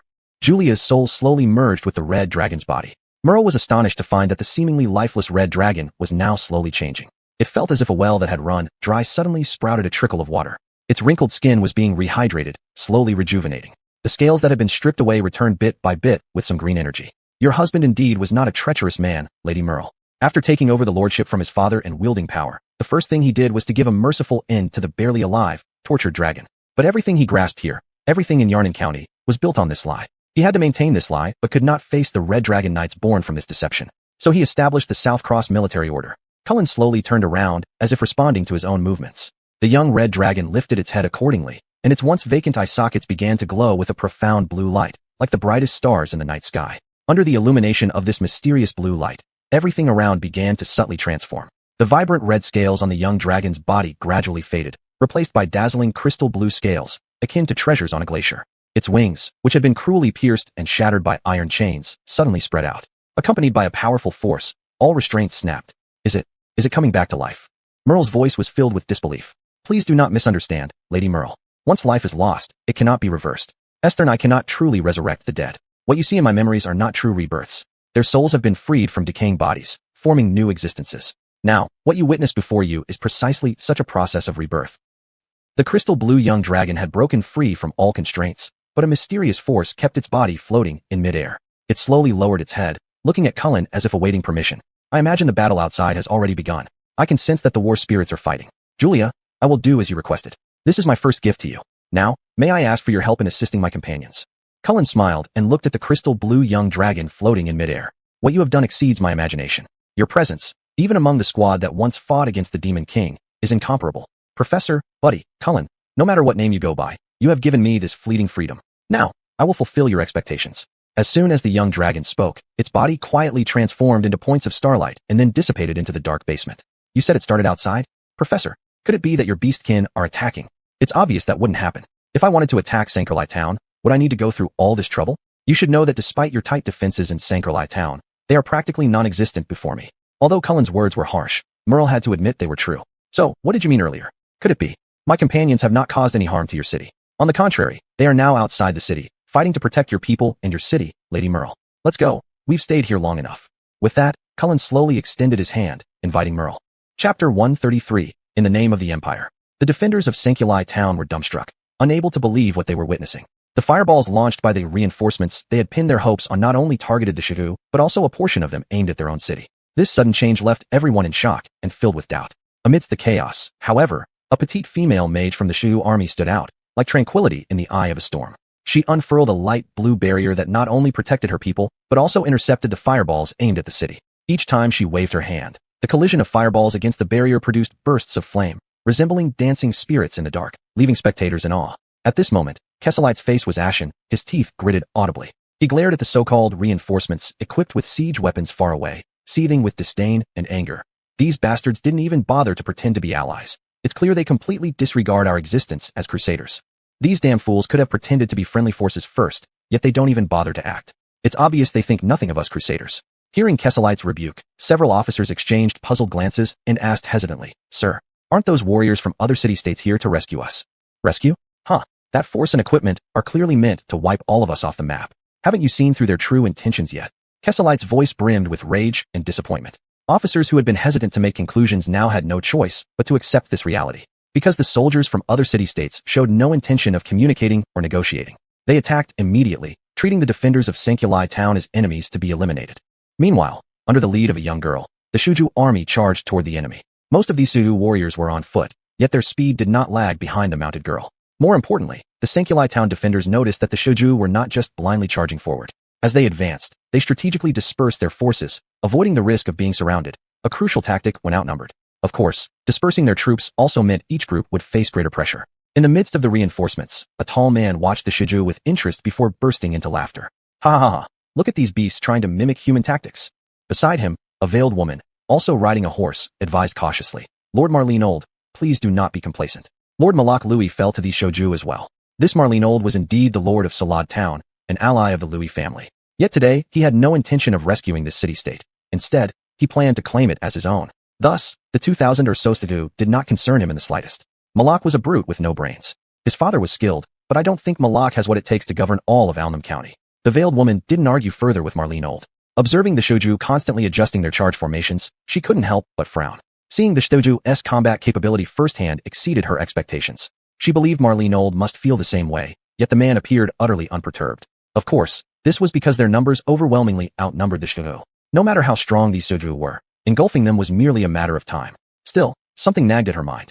Lord Marlene Old, according to our plan, Vice Captain Kate of the 1st Regiment should be coordinating with us from within the city, letting the soldiers inside fight the Shoju first. But now we see peaceful scenes. Rushing an attack on Sankrali Town might not be a good idea. Also, the secret reports mention that the Shoju have an army similar to undead beings, which we haven't seen yet. At least we can. Marlene Old impatiently raised his palm to stop the woman's speech, his tone cold and firm. Enough. You don't need to teach me the ways of war. Although you are a representative of Talus, remember your role, a messenger, not a decision-maker. Your task here is not to question me. His sharp gaze seemed to pierce through her defenses, and the woman could not help but sigh lightly, bowing slightly in acknowledgement of his authority. You're right, my lord. She gracefully dismounted, calmly retrieving an expensive item from the inner pocket of her chest, a piece of parchment framed with gold, bearing the royal emblem. As she moved, a mysterious magical rune silently appeared beneath her feet, glowing softly. Unfolding the parchment, she gazed up at the endless sky and declared in a solemn and deep voice, All people of Alnam County, heed the command of Talus Imperial City. I am the envoy personally dispatched by Prince Isaac Talus, the first crown prince. Her words, seemingly enchanted, echoed through the air, spreading rapidly across the battlefield and even reaching the distant residents of Sankulai town, who could hear this solemn proclamation clearly. What does this mean? An envoy from the capital? Or from the crown prince? I don't know. But look at that eagle emblem in the sky. It's indeed the symbol of the crown prince. Could it be? They really are reinforcements? The defenders of Sankulai town discussed the golden eagle emblem in the sky, while Kesselite and several knights who had experienced the Cade betrayal frowned deeply. If this was just another rebellion orchestrated by other city-states in Cade, it would have been manageable. But if this involved the royal family, they dared not think further, as the voice overhead continued. Now, Alnam County has been infiltrated by heretics. This heretic once committed unforgivable crimes in Talus Imperial City, killing the fourth prince, Jolie Esther Fast, and turning her into a monster to serve him. Now, this heretic has infiltrated Sankulai town and killed Lord Malak Louis. Such sins will never be pardoned. Here, I only convey the order of Prince Isaac Talus. Her words struck a chord in everyone's hearts. Esther, fighting on the battlefield, couldn't help but sneer upon hearing she had been turned into a monster. She raised her sword, releasing a powerful gust of wind from it, which formed a small tornado. Several Salad town soldiers were immediately caught in the whirlwind and thrown about. Don't be swayed by her words. Esther lifted her sword and shouted to the surrounding studio. As long as hope remains, and the sky isn't stained black, no one can decide our fate. The studio roared in unison. Despite suffering casualties, they managed to push back the large army of Salad town. Of course, the woman was well aware of the current battle situation. Finally, she raised her hand, and the eagle emblem in the sky began to transform. Hereby, in the name of Crown Prince Isaac Talus, I declare a purge without distinction on the rebellious Tahu, Sankulai town, and all surrounding villages. Chapter 134, Desperate Battle. The Shuju's momentum was quickly extinguished by the endless waves of knights. Esther and their fierce valor, capable of taking 10 against 1, could not withstand relentless attacks. The sudden ambushes by mages from within the ranks brought down more Stu one after another. Esther was injured. Fortunately, the specially made armor provided by Cullen defended her from much harm. Still, facing an endless tide of troops, she felt a wave of despair. At this moment, a voice echoed in her mind. Esther's sister, I've brought them here. This was the mental link Shalvia had established for their leading members. Emery's voice, like a lifeline, revived Esther's spirits. Emery, now's the time. It's up to you. Esther swung her sword to kill a knight, creating a gust of wind as she yelled to the nearby. Charge. By time for the professor. The Stuju naturally heard the envoy's message. They knew now they were marked for extermination by the Talus Empire, leaving no room for retreat. Naturally, the Shoju never considered retreating from the moment they took this step. The knights, seeing the Shoju about to be surrounded and annihilated, were more exalted than ever. A knight captain raised his long sword and shouted, "Follow the command of the first crown prince. For the first crown prince. For Talus Empire. Charge." Before he could finish his battle cry, a sudden scream erupted from the rear of the army. Startled by the commotion, Marlene turned around and widened his eyes. From the rear of the army, monsters engulfed in black flames seemed to drop from the sky, ruthlessly charging out with astonishing combat power, immediately stirring up chaos among the rear ranks. Emery's shadow power wasn't powerful enough to envelop thousands of magic soldiers, but these soldiers shared an innate affinity with shadows, similar to cookies. They almost willingly submerged themselves into Emery's shadow, leaving her only to walk within the shadows until she reached the enemy's rear and released all the soldiers at once. Do you remember my previous warning? The envoy's gaze was firm as she stared at Marlene, trying to make him recognize the current predicament. Marlene merely gave a cold snort. Confidence flashed in his eyes. Despite the daunting power of the dark-embraced magic soldiers, their numbers were clearly insufficient. He firmly believed that the threat posed by the Shiju was not enough to defeat them. They are mere worms crawling out of the realm of death. Knights, drawing his long sword glowing with holy light, he shouted loudly, his voice amplified by enchanted magic, resonating across the battlefield. Do not fear the illusion of death. We are the loyal guardians of the Holy Order, warriors clad in heavy armor. These demons hiding in the darkness have now been exposed under the sunlight. Now, let them witness our might. Any enemy daring to stand against our iron tide will pay a heavy price. Inspired, the knights let out a synchronized war cry. Despite the interruption, the outcome of the battle didn't seem altered. The moonlight like frost shone on the blood-stained land, casting a tragic scene. Esther's horse had long been slain, her armor and golden hair stained red with blood. Esther and so, she continued leading the Shuju warriors in fierce battle, hoping to tear through the line of knights. Their roars intertwined with the clash of swords and shields, forming a sorrowful symphony echoing across the vast battlefield. The magic soldiers were indeed formidable, hailing from the depths, wielding weapons burning with black flames. Esther's swing took away a piece of life. However, the enemy's strength surpassed imagination. Despite the ferocious attacks of the magic soldiers, mages and holy order priests limited their actions with binding spells, corrosion spells, and holy light spells showering down upon them. Esther and as the soldiers showed no fear or pain, they began to slow their assault, their numbers dwindling rapidly. Only total annihilation could halt their advance. As one soul after another vanished, the battle situation again turned unfavorable for the Shuju. With the magic soldiers' assault under control, the enemy refocused their attention on the front lines. The numerical disparity made it impossible for Sioux warriors and magic soldiers to break through the enemy's defense. Wave after wave of charges met with retreats, spreading despair among the Shiju lines. Flames of defiance burned in Esther's eyes, yet she couldn't ignore the sight of her comrades falling. Those Sioux, whom she once despised deeply, now trusted their lives to her. Cullen also trusted her, but could she not even buy time? Her heart filled with pain and struggle, yet she knew she must not give up here. The knight's encirclement tightened, like an intangible tombstone ready to bury them. Esther, sister, I, the enemy's commander, I go, no, don't give up. Emery's voice suddenly rang out. Propping herself up with her sword, Esther realized something, screaming desperately. No, Emery, don't go. But it was too late. The petite elf walked within the shadows, weaving between countless knights, her inner tension nearly suffocating her. Finally, she saw the figure on horseback raising his longsword high. She understood, that was the enemy's commander. Just, as long as I kill him, I can do it, just like last time. The girl slowly controlled her breathing. Everything in the shadow began to blur except for that one voice. In the instant she approached the man, a cold glint flashed in the girl's eyes. Then, her small figure leaped silently, her dagger stabbing towards Marlinild's throat. I can do it. I can do it. But at the moment the blade pierced the man's throat, a slender hand suddenly grabbed her wrist holding the dagger and violently slammed her onto the ground. Arg! Emery screamed as she hit the ground, while Marlinold only just realized how close he had come to death. What remarkable skill! If not for the killing intent she revealed at the last moment, even I might not have noticed. The envoy walked towards Emery, kicked her dagger away, and then looked down at her coldly. An elf? Truly disgusting. I didn't think this sort of beast hasn't gone extinct yet, daring to show itself before humans. Cullen, help, you bad guys. Hearing Emery's imperfect human speech, Marlinold laughed heartily. He dismounted, drew his sword, and approached Emery. Look, this beast is even learning to speak. Then he kicked her in the stomach, sending the petite girl flying out. The knights hurriedly moved aside, letting Emery roll on the ground. Laughter echoed around them, as everyone waited to see what Marlinold would do with this audacious creature. Cough, ugh. The kick caused blood to trickle from Emery's mouth and nose. Her vision blurred, but she forced herself to lift her head, only to be yanked up by her hair, followed by Marlinild's slap across her face. Ha ha ha, how nicely this beast sounds. Marlinold laughed wildly, the surrounding knights chiming in. The envoy frowned. Though she also had some disdain for elves, such torture was nauseating to her. Cough, ugh. Emery spat out blood, her small body being lifted off the ground. Marlinold clearly wasn't done with her yet. Hee, this beast looks pretty good. Marlinold leaned in closely to examine Emery's face, his laughter growing more lecherous. So beautiful, yet an elf. But using you for amusement should be fine. Don't expect me to kill you easily. Little thing, do you want to know how you'll be treated? You will be locked up, unable to live or die. He flung Emery back onto the ground, then used his sword to lift the hem of her skirt. Since Emery wasn't wearing armor, all she had besides her underdress was the cloak given by Cullen. She was virtually helpless against Marlinild's brutal actions.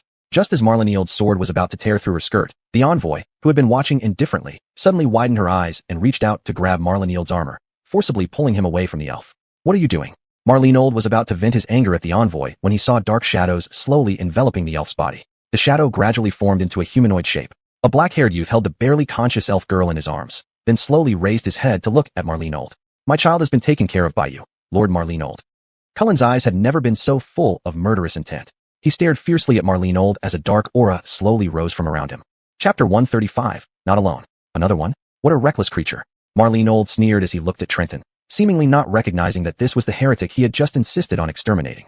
The messenger was in a state of utmost alertness. She swallowed hard, shielding Marlinold behind her, and said, My lord, do not underestimate him. This man is the heretic Trenton who wreaked havoc in the capital and converted Jolie Esther. Trenton held Stacy tightly in his arms, while the knights around them drew their swords, ready to strike at any moment. No matter how powerful he is, he's only one man. What's wrong, messenger to run, are you afraid? Clearly not taking Trenton seriously, Marlinold pointed his long sword at Trenton and roared, Execute the heretic. Promotion awaits us all.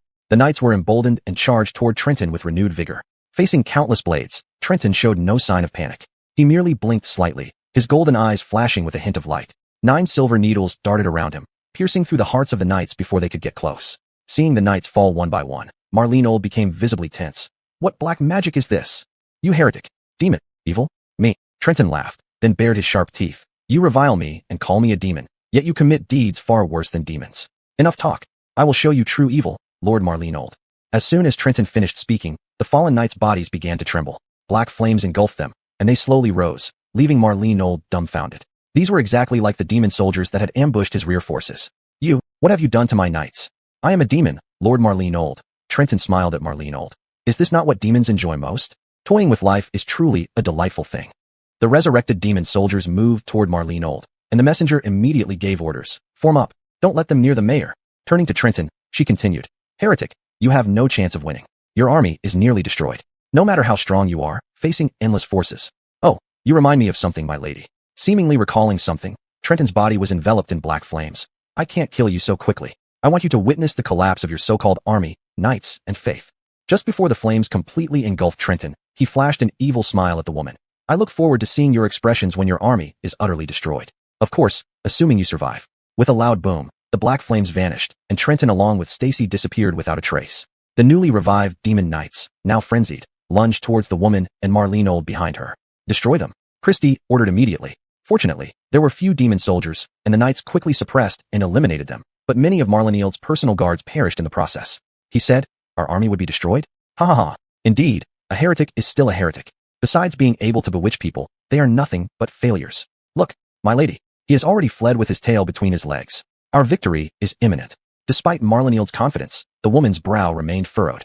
Would it really go that smoothly? Meanwhile, amidst the endless vortex of death, Esther stood before thousands of troops. Her sword was chipped, her armor tattered, and her exhausted body struggled to bear the heavy burden of responsibility. No matter how she called out, Stacy didn't respond. Esther and Rena only sighed deeply. She knew everything was almost over. The beastkin were scattered and disorganized. What should she do now? Should she retreat and regroup? Just as she leaned on her sword to catch her breath, a cold blade gleamed perilously close to her throat. Despair enveloped her almost instantly. At that moment, a beam of sword light descended from above, striking down the knight who had tried to attack Esther. Stand up, Jolie Esther. You will not fall here. The firm female voice made Esther start slightly. Then she slowly turned her head and saw Merle, dressed in battle armor with an imposing demeanor, standing guard beside her. Merle, Lord Merle. Esther found it hard to believe. How could she be here? If she appeared here, did that mean? No, Lord Merle. We are without support. The beastkin have suffered heavy casualties. We can no longer fight. A flash of despair crossed Esther's eyes. Esther, and if Merle were to help now, it would only be a drop in the bucket. The enemy's numbers were too vast. She couldn't imagine how they could defeat the overwhelming knight army. Without support, Merle cleanly and neatly struck down another enemy before her, then raised her long sword high, standing in front of Esther and shouting loudly. You are not alone. Sankolat town fights with you. Her voice was incomparably loud, like thunder on the battlefield. Following her words, distant horns sounded off, the call to arms from Sankolai town, symbolizing a beacon of hope. As the horn blared out its rallying cry, the city gates swung open wide. Thundering hooves emerged from within the town, a torrent of cavalry rushing out like an unstoppable flood. At this critical moment, Aziel held his gleaming sword high, leading the charge into the forefront of the battlefield. Waving his blade, he rallied his soldiers behind him. Charge! For Sankolai town! For Lord Merle! The cavalry rode by Esther and Merle like a gale, streaming towards the enemy lines. The beastkin initially stared in astonishment at these massive forces of knights, but began roaring and raising their arms as they realized these were allies. Do not despair. Reinforcements have arrived. Marlenudo held his long spear aloft, still standing despite deep red blood stains and wounds all over him. He pointed forward eagerly. We cannot yield. Keep fighting. Live on. For the professor. The young beastkin girl Iana shouted excitedly. Keep going. We must hold on. Reinforcements are here. We will survive. She swung her weapon forcefully, bolstering everyone's morale with her cries. The entire battlefield seemed ignited by flames. Allied aid filled every beastkin heart with an indomitable force. They brandished their weapons furiously, fighting with all their might, displaying an unyielding and resilient spirit in that moment. Esther stood dumbfounded, watching everything unfold before her. The beastkin fighting alongside humans? This was a scene she had never even dreamed of. Slowly rising to her feet, Merle gently supported her, asking, Jolie, are you all right? Please, just call me Esther. I'm no longer the heir. Merle smiled warmly, then said, then we are comrades in arms. But it's not enough, Lord Merle. You know that relying on Sankai Town's crusaders and guards alone won't. Merle interrupted Esther with a laugh. Don't worry, true judgment is about to descend. At this very moment, in the midst of the enemy's ranks, Marlene Old gnashed his teeth in fury. Those traitors. Traitors to humanity. Despite this, the messenger couldn't help but say, I warned you earlier to unite with Sankai Town's knights first. Enough, Marlene Old roared. They're just a mob. A bunch of good-for-nothings bred by Elicitilin and his wife. My soldiers are the strongest. Ha ha ha. Very well. Let's see you get caught in my net. Indeed, the messenger had to admit, although the situation had changed again, the final outcome remained unchanged. They would crush these beastkin and the traitors. As for that heretic called Trenton, facing such an army, he would surely. Suddenly, a subtle breeze brushed past, stirring her hair and interrupting her thoughts. She couldn't help but murmur softly, blinking in confusion, sensing an unusual change in the air. This wind felt strange and untimely, so she slowly lifted her lowered head, shifting her gaze from the ground up to the night sky. As her sight rose, her eyes widened, pupils constricted, and every nerve tightened in disbelief. What is that? Her voice trembled in the cold wind, her finger trembling as she pointed towards the cloud-covered sky. Hearing her exclamation, Marlene and the other guard knights looked up, following her indication towards the heavens. Beneath the thick, dark clouds, an outline emerged that did not belong to this world. Their breathing abruptly halted, hearts pounding fiercely like drums. Jinjiajud, Bonsrijug Junenrinshin de Poa Feng Drusong, Yisong Jerdar de Chirvang, de Sufu, Rutong Shrishu Banda Huajian, Dai, Taman Yan Chan Jankai. At that moment, moonlight poured down, illuminating the enormous creature's scales and claws. Its presence dimmed the entire world. Dragon. It's a dragon. A knight shouted in terror, his voice echoing in the night sky, shocking everyone who witnessed the scene. Chapter 136, Eternal Frost Storm. The relationship between humans and dragons is long-standing, with the presence of dragons woven into countless age-old stories and mythologies, where they are imbued with rich hues and profound meanings. These enormous creatures not only possess awe-inspiring forms and inscrutable mysteries, but also exhibit intelligence and power that surpass human comprehension. Thus, dragons present a complex and contradictory image in the minds of humans, one that combines deep reverence for their wisdom and strength with an underlying anxiety over the potential threat they pose. The scorching breath of a dragon could incinerate all before it. However, to this day, there has never been large-scale conflict between humans and dragons, nor even minor skirmishes to speak of. The sole exception was the Red Dragon Knights, who in a tragic battle slew the Ingrith dragon that had gone mad and attacked a human city. Apart from this, history contains no records of dragons actively attacking humans. This does not mean that fear can easily dissipate from human hearts, especially when such a creature truly appears before one's eyes. The overwhelming majesty and power can be devastating. At this moment, Marlenild's army was grappling with this very terror. Under the silvery moonlight, a blue figure emerged as if leaping from mythology, stunning the entire night sky. It was a magnificent dragon, its body like a moving glacier, covered in sapphire blue scales that gleamed with a cold and mysterious luster under the moonlight. That really is a dragon. What should we do? I've never fought a dragon. I don't know either. Wait. It might not be our enemy. Don't panic. Except for the knights still engaged in combat, everyone else gazed upward at the breathtaking sight. Whether it was Marlenild's knights, the crusaders of Sanker Ray Town, or the beastmen, fear surged in their hearts upon seeing this dragon. Estern without action, just standing near them. This creature symbolized sheer power. Messenger, is that dragon here to help us? Marlene could no longer remain calm. His voice trembled. He clung to the woman beside him as his last hope, desperately wishing she would say, "Don't worry. It's the prince's secret weapon to aid us in crushing the heretics." But when he glanced at her, Marlene swallowed hard. He saw shock in her eyes, indicating that this sudden appearance was definitely not orchestrated by the Tali's royal family. "Lord Marlene, we should retreat immediately." "Retreat? Are you out of your mind?" Despite her suggestion, Marlene remained furious. Sanker Ray Town was within reach. If captured, he would become the new Count of Alnum. The Louis family was extinct, and Merle couldn't bear children. No one could inherit the title. If he eradicated the heretics and seized Sanker Ray, "Don't be foolish, Marlene." Christie turned to glare at him. "The situation has exceeded our expectations. We must return to Shurald immediately. Now you want me to go back? Success is within our grasp. The heretics are on their last legs. Estern a dragon can't stop us. The Red Dragon Knights could slay a dragon. Why can't the Knights of Shurald?" Her laugh at Marlenild's words turned bitter. She knew the truth about the Red Dragon Knights. This fool wasn't a reliable pawn. Thinking this, she sneered. "If you hadn't kept holding us back and failed to liaise with the lords of Tavra and Grald earlier, we wouldn't be in this mess. Marlene, you've caused this failure. I will inform the prince that everything that went wrong here was due to your arrogance and stupidity." Marlenild's eyes widened in anger, but before he could retort, the woman had already walked toward a mage. She signaled to her confidant, the mage, who raised his staff. A teleportation array appeared beneath their feet. Marlene roared at the woman in fury. "You're deserting the battlefield? Who says I failed? My army is about to crush the enemy. I will capture Sanker Ray Town. I will become the lord of Yarnum County. Marlene, I remind you, the prince's order is to exterminate the heretics, not to make you a new lord. You must take care." As she spoke, the messenger and the mage vanished on the spot. Marlene stood stunned for a moment before letting out a roar. He drew his long sword and shouted at those around him. "Don't be afraid. The enemy is on their last legs. We'll soon enter Sanker Ray Town. Brave warriors. But he realized no one was listening to him. They all had their heads lifted, eyes filled with fear, all staring at the dragon. "It has come." The adjutant stammered to Marlene. Marlene looked up and opened his mouth wide in shock. The dragon's wings were like sails in the sky, draped in ice-woven feathers. With a gentle flap, it unleashed an icy storm that made everyone nearly unable to open their eyes. Its eyes shone as brightly as the North Star, radiating the harshness and solemnity of deep winter. When it proudly gazed down upon the battlefield below, its eyes seemed to contain the wisdom and power of millennia-old ice. Then came a deafening roar, and the dragon majestically unfurled its massive wings that blocked out the sky, as if drawing back the curtain between heaven and earth, revealing a grand and tragic landscape. With its graceful yet powerful movements, an intense cold erupted from within it, instantly turning the surrounding air into crystalline frost. Next, the dragon plunged toward the knight army with overwhelming force. In that instant, it felt as if the entire world had frozen at the edge of time. As its tail lashed out, a fierce frost storm surged forward, freezing everything in its path, knights and their steeds alike, turning them into eternal ice sculptures, becoming poignant decorations in this icy spectacle. Help! Aya! Hurry, retreat! It's so cold, so. The knights wailed and screamed. Some didn't even finish speaking before being frozen solid into ice statues.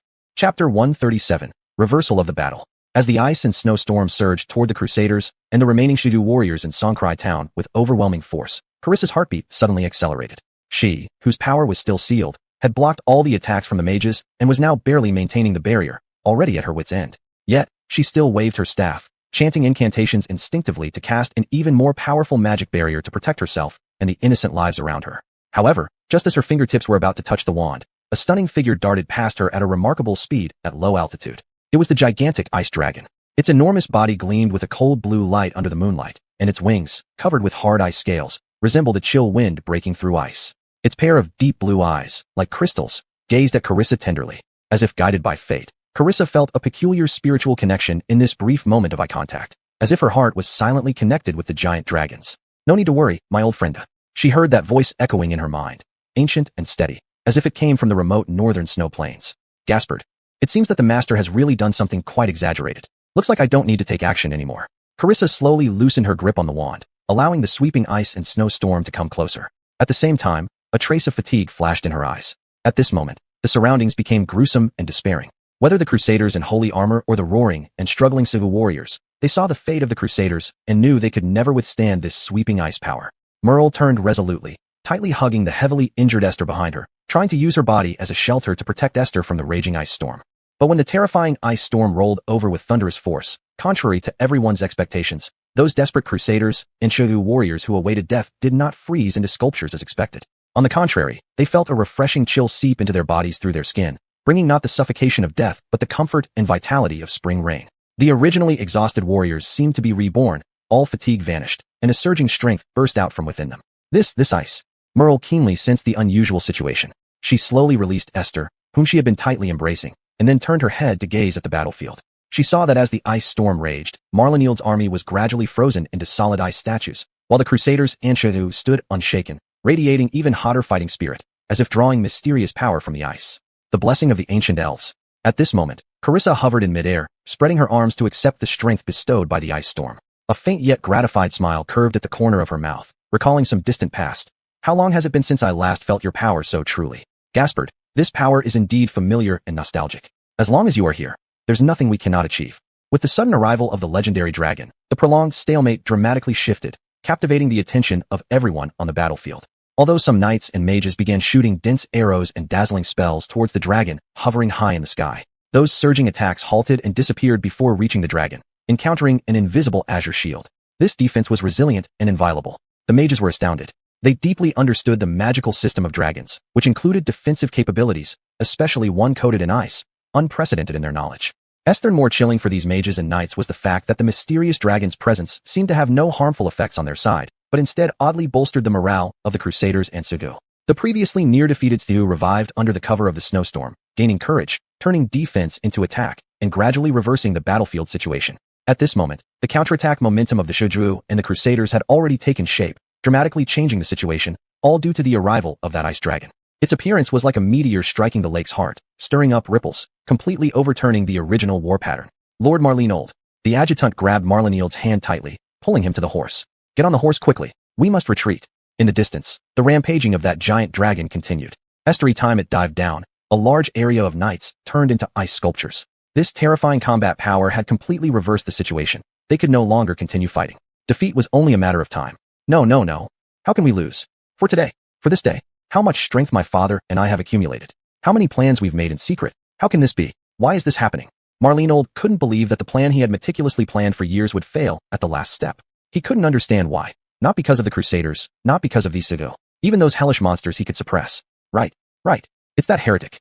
That heretic called Sherman. Everything has gone wrong since his appearance. Sherman, I will kill you.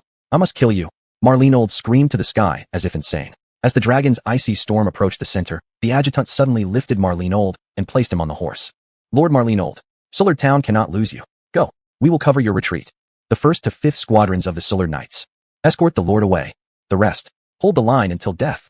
Marlenold had fallen into a certain madness. He raised his longsword high, spitting out the most filthy and venomous curses at the ice dragon. But what greeted him was the ever-approaching deadly snowstorm. When he saw soldiers ahead beginning to scream in agony and being frozen solid, Marlenold became afraid.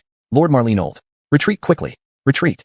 The adjutant slapped the horse's buttocks forcefully. Several squads of knights escorting Marlenold started retreating, while the rest charged toward the dragon and the enemy under the adjutant's command. For Yarnum County. For Talus Empire. At this moment, Sherman stood on the wall of Songcry Town. He took off his coat and wrapped it around the unconscious Serene, then gently laid her down by the wall. He had roughly healed her injuries, so there was no danger now. As he looked down at the battlefield covered in ice and snow, he couldn't help but sigh. Is it the power of the dragon race that is too formidable, or is the power of this elven princess too overwhelming? Such strength was beyond even my expectations. Chapter 138, Council Chamber. Although the final traces of conflict only officially ceased at dawn, the not-so-small-scale battle had already been decided in the wee hours of the night. Marlenold escaped with 3 squadrons of knights, leaving behind his deputy to command the army in a desperate resistance. Desperate resistance? Huh. With a numerical disadvantage greater than tenfold, and yet you use such a term? Isaac Remington, the eldest prince of the Remington Empire, was now seated in the council chamber, watching images conjured by magic and listening to the latest war reports transmitted from the front lines. His fingers lightly tapped on the armrest of his chair, then he spoke slightly displeased. So, what you're saying is that Lord Marlenold, despite having such an overwhelming advantage, was still routed by that heretic and his army, correct? In the image formed by the gathered mages, the messenger remained kneeling. Upon hearing the elder prince's question, she slowly raised her head and replied, Your Highness, we underestimated the power of that heretic. Although Marlenold's rash actions turned the Crusaders of Sanker Ray into enemies, the greatest change in the battle came from a dragon. A dragon? Curiosity flashed in Isaac's eyes as he scrutinized the kneeling messenger, a slight smile curling at the corner of his lips. Carrie, your description seems somewhat vague. Are you saying that the heretic controls a dragon? Or did this dragon willingly serve the heretic? Remember, the relationship between dragons and humans is so fragile and delicate today. Carrie, the messenger dressed in lavish uniform, looked up into Isaac's deep sapphire-like eyes and said firmly, Your Highness, I cannot determine the specifics, but that dragon certainly surpasses all our understanding of dragons. What evidence supports your view? Isaac's inquiry conveyed intense interest. A serious expression flashed across Carrie's face as she explained in detail. Its abilities extend far beyond manipulating ice and snow. It also exhibited powers similar to those bestowed by clerics and protective shields like those of wizards. In our understanding of dragons, these phenomena are almost impossible. The diversity of its power differs entirely from what we know about dragons, which is why I say it is not any known type of dragon. Intriguing. Excitement flickered in Isaac's eyes. Then he turned to look at the others seated at the long conference table. Our esteemed heroes, what thoughts do you have on this? The holy maiden clad in pristine white robes closed her eyes slightly, her face wearing a smile that could melt all ice.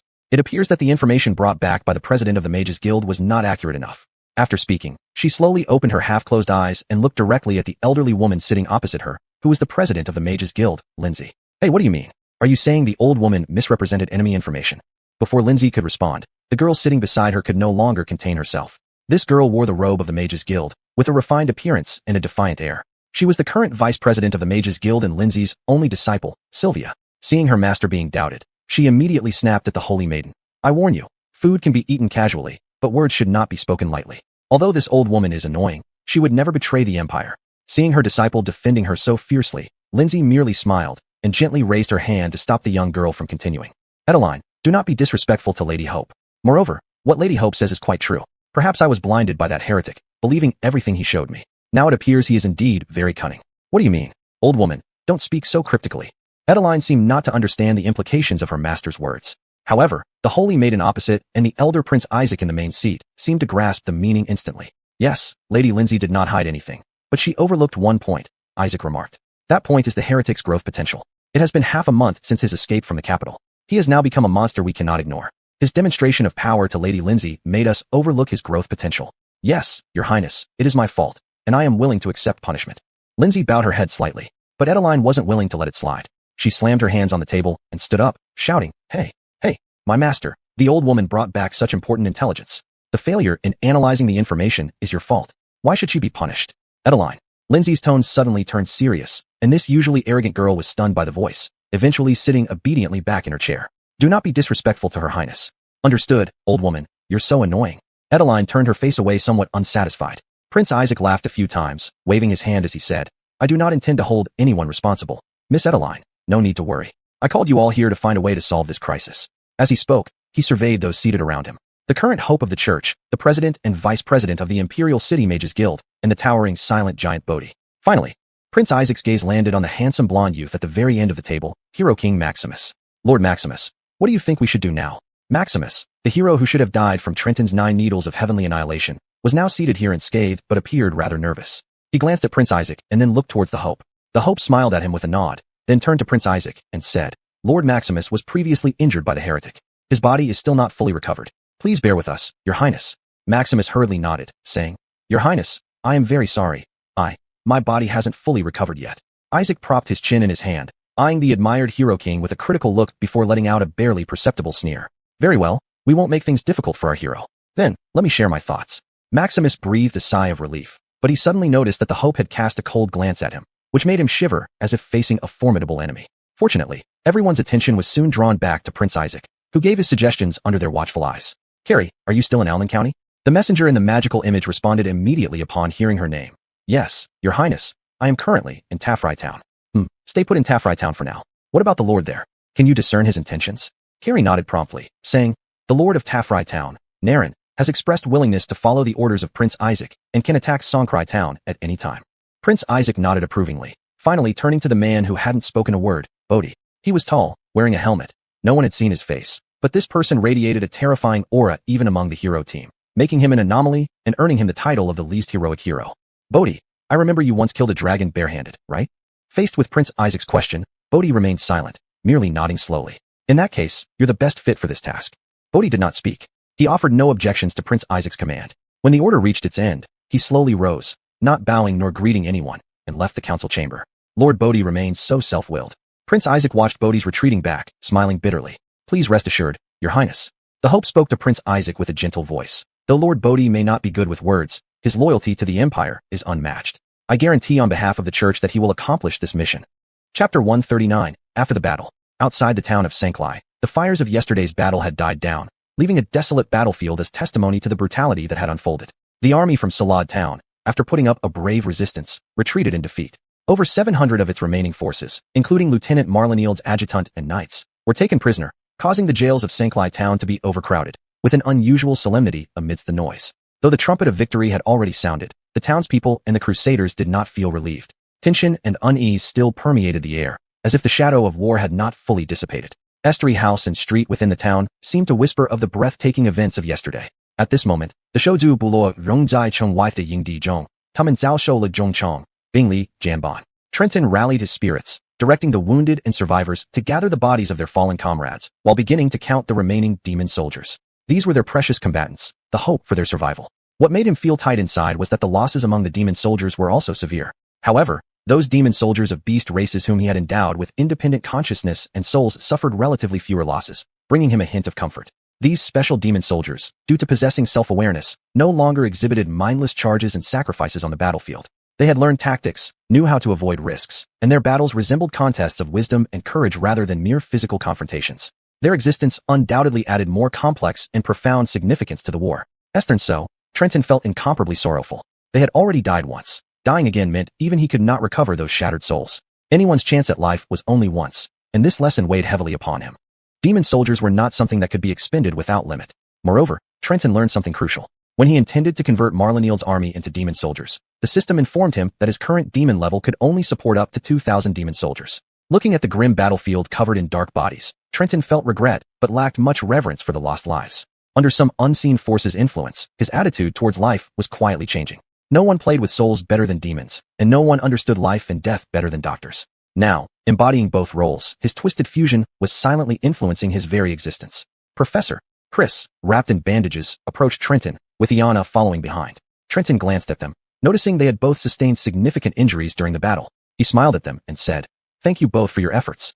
No, if it weren't for you, Professor, we might not have survived." Chris looked at his own hand, then clenched it, as if harboring a reluctant emotion growing within him. "You've done well." Trenton looked up, patted Chris on the shoulder, and gently touched Iana's hair, sensing his dejection. "But, Professor, we lost many comrades. Will they never return?" Upon hearing Iana's words, Trenton paused mid-motion, unsure how to respond. He could tell her grandly that this is war, that freedom and great ideals require sacrifice. Indeed, he could say this, and the beast races would surely believe him. But was this truly right? No one should be sacrificed. These beast races were victims of this twisted world. They deserved freedom, no one had the right to strip them of it. With his help, they learned to resist, reshape themselves, and yet he had used this newfound strength to bind them to his chariot. But what else could he do? How could the world be otherwise? I deeply mourn their departure. Their passing. I am very sorry. Trenton bowed his head slightly, seemingly unable to meet the eyes of the young beast race girl. His voice was filled with guilt. He knew the cost of death couldn't be measured by value. Once life fades, there's no return. To speak of valuable or invaluable was futile consolation for the deceased. Only those who remained alive had the right to ponder the meaning and value of existence. Iana, the former captain of the village's hunting squad and now a warrior, sensing Trenton's pain and confusion on his face, tried to offer comfort in her own way. Professor, I didn't mean to blame you. Really, I'm sorry. I shouldn't have brought up such a heavy topic. As she spoke, her hand slowly rose, just like Trenton often did, carefully touching his somewhat disheveled black hair. Seeing the surprise in Trenton's eyes, the young girl immediately withdrew her hand. Sorry, Professor. No, it's fine. Trenton smiled lightly, then took Iana's hand and placed it on his head. You've done well. Only then did Iana heave a sigh of relief, her voice carrying a note of comfort. You don't have to carry everything on your shoulders. I will grow stronger. No matter what decision you make, I am willing to follow you and face it together. Hearing this, Trenton looked at Iana, feeling a warmth rise in his heart. Chris also chimed in at this moment. Yes, Professor. Although we lost many comrades, they fell in battle. They left as warriors, not like animals silently slaughtered in the forest. Their sacrifice has shown us that we are fighting for freedom and dignity. In the end, it was Trenton who found comfort from these two. He chuckled bitterly, sighed, and then rallied himself. Currently, the beast tribes had no intention of entering the city. Apart from Merle and a few crusaders, the rest of the guards and civilians were filled with fear or even hostility towards the beast men with animal ears and tails. So Trenton ordered the beast tribes to set up camp where they were. Merle had initially intended to mediate, but Trenton told her it was unnecessary, explaining that trust takes time to build. I can't show everyone what you saw, Lady Merle. So the process of building trust needs both sides to gradually adjust. Now Merle was thoroughly convinced of Trenton's abilities. He had managed to revive the dead baby dragon from the basement and let it grow into an adult dragon, granting it power beyond that of the dragon race. But how could Merle know that all Trenton did was help establish a connection between the soul and the dragon body? Everything after that was simply because the owner of that soul was too powerful. Chapter 140, Barker. In the inner chamber of the Holy Temple in Talus's capital, the Hope was kneeling before the holy statue, performing her routine prayer. The heavy door being pushed open did not make her open her eyes, but she knew very well who had walked in. Those hesitant, unconfident, and bewildered footsteps stirred a strange sense of disgust in the Hope's heart. Hope, I have come. Maximus Theodore, the highest-ranked warrior of the Adventurers Guild, a hero of humanity, and the valiant of the Talus Empire, was cautiously entering the inner chamber of the Holy Temple. He had a hint of timidity in his eyes and spoke in a low voice, as if he were afraid of disturbing the Hope's prayer. There's no need to be so cautious, Lord Maximus. Have you forgotten that we are comrades in arms who have experienced countless adventures together? The Hope slowly stood up, but did not turn around. She faced away from Maximus, seeming to sigh. Yes, Hope Darun, I have memorized it all. Those things, I won't forget even a bit. Memorized? The Hope glanced sideways slightly, her originally gentle and sacred eyes now carrying a touch of coldness. What you should do is not to recite them like they're stories of others. The Hope slowly turned around, walking in front of Maximus. Her petite figure exerted immense pressure on him. Those are your tales, hero. All those events, legends that you have created through your own experiences. She gently placed her hand on Maximus's arm, and the icy yet soft sensation made Maximus involuntarily swallow. I understand, Hope Darun. Don't be so restrained. Your predecessor was too ostentatious. He built an underground kingdom for his pleasure. Remember this, Lord Maximus. We will not interfere with your daily behavior, but if you tarnish the glorious name of the hero king. The Hope's hand lightly grabbed Maximus's neck. At this moment, he felt an unprecedented fear. I won't. Hope Darun, I will definitely play my role well. No, I am Maximus Theodore. I am the hero king. I will not tarnish this name. Very good. The Hope smiled contentedly. Then her hand slowly slid down to Maximus's chest, then abdomen, finally resting on his thigh. As a hero, I believe, you shouldn't only excel at talking, right? Maximus reacted instantly, his face turning slightly red, but still not daring to move rashly. You mean? My hero. Don't you yearn to conquer a Hope? The Hope's hand rested gently on Maximus's groin, almost making him disbelieve what was happening. Don't be scared. Relax then. Let me see what exactly you can do. The Hope gently held Maximus's hand, then guided him towards a row of chairs symbolizing solemnity. Then she pressed him into one of the chairs and slowly peeled off her plain white long dress. Hope done. The Hope's finger gently touched his lips, then she knelt and sat on him.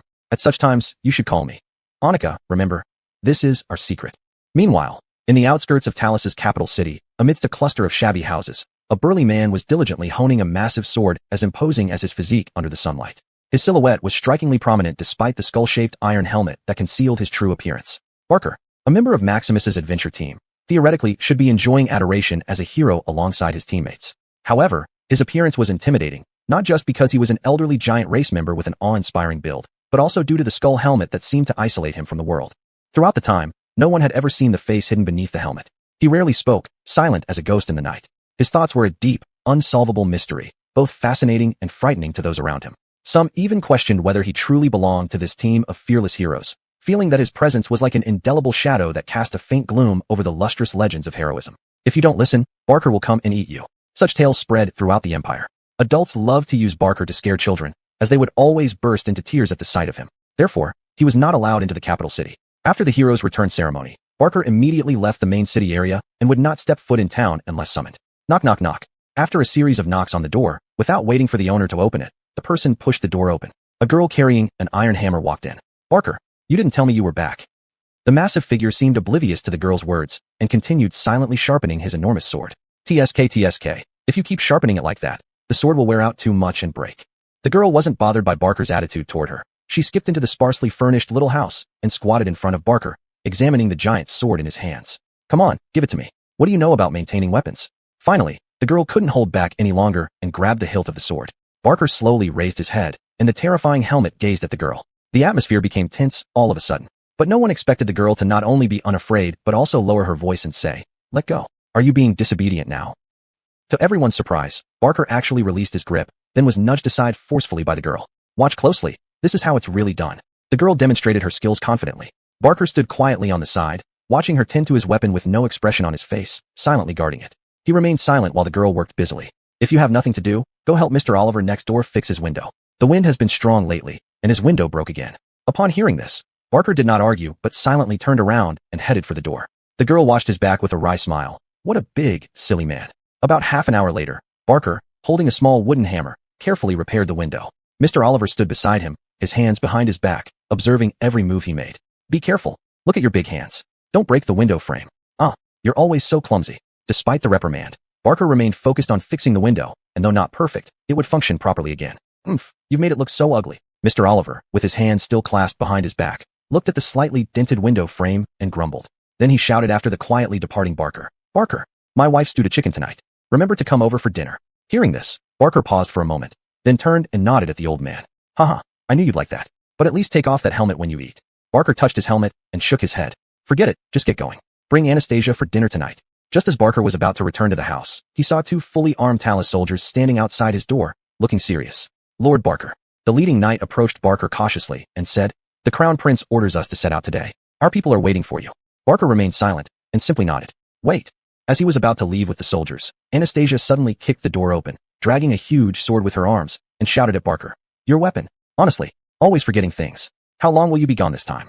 Barker walked slowly up to Anastasia and gently took the heavy sword from her relatively delicate hands. He looked up at her and pointed toward the nearby Oliver household.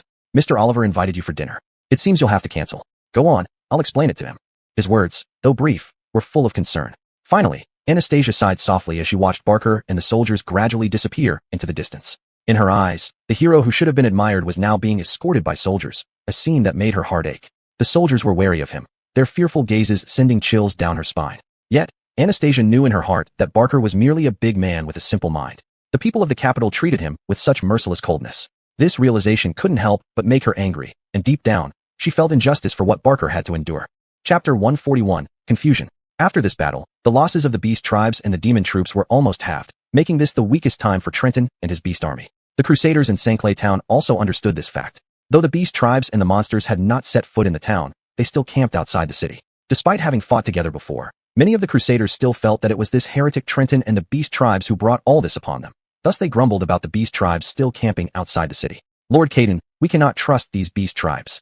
"Yes, Lord Caden, please advise Lady Merle that we should take advantage of these beast tribes' weakened state after the battle to wipe them out. I believe that if we show our sincerity, even the Crown Prince will surely."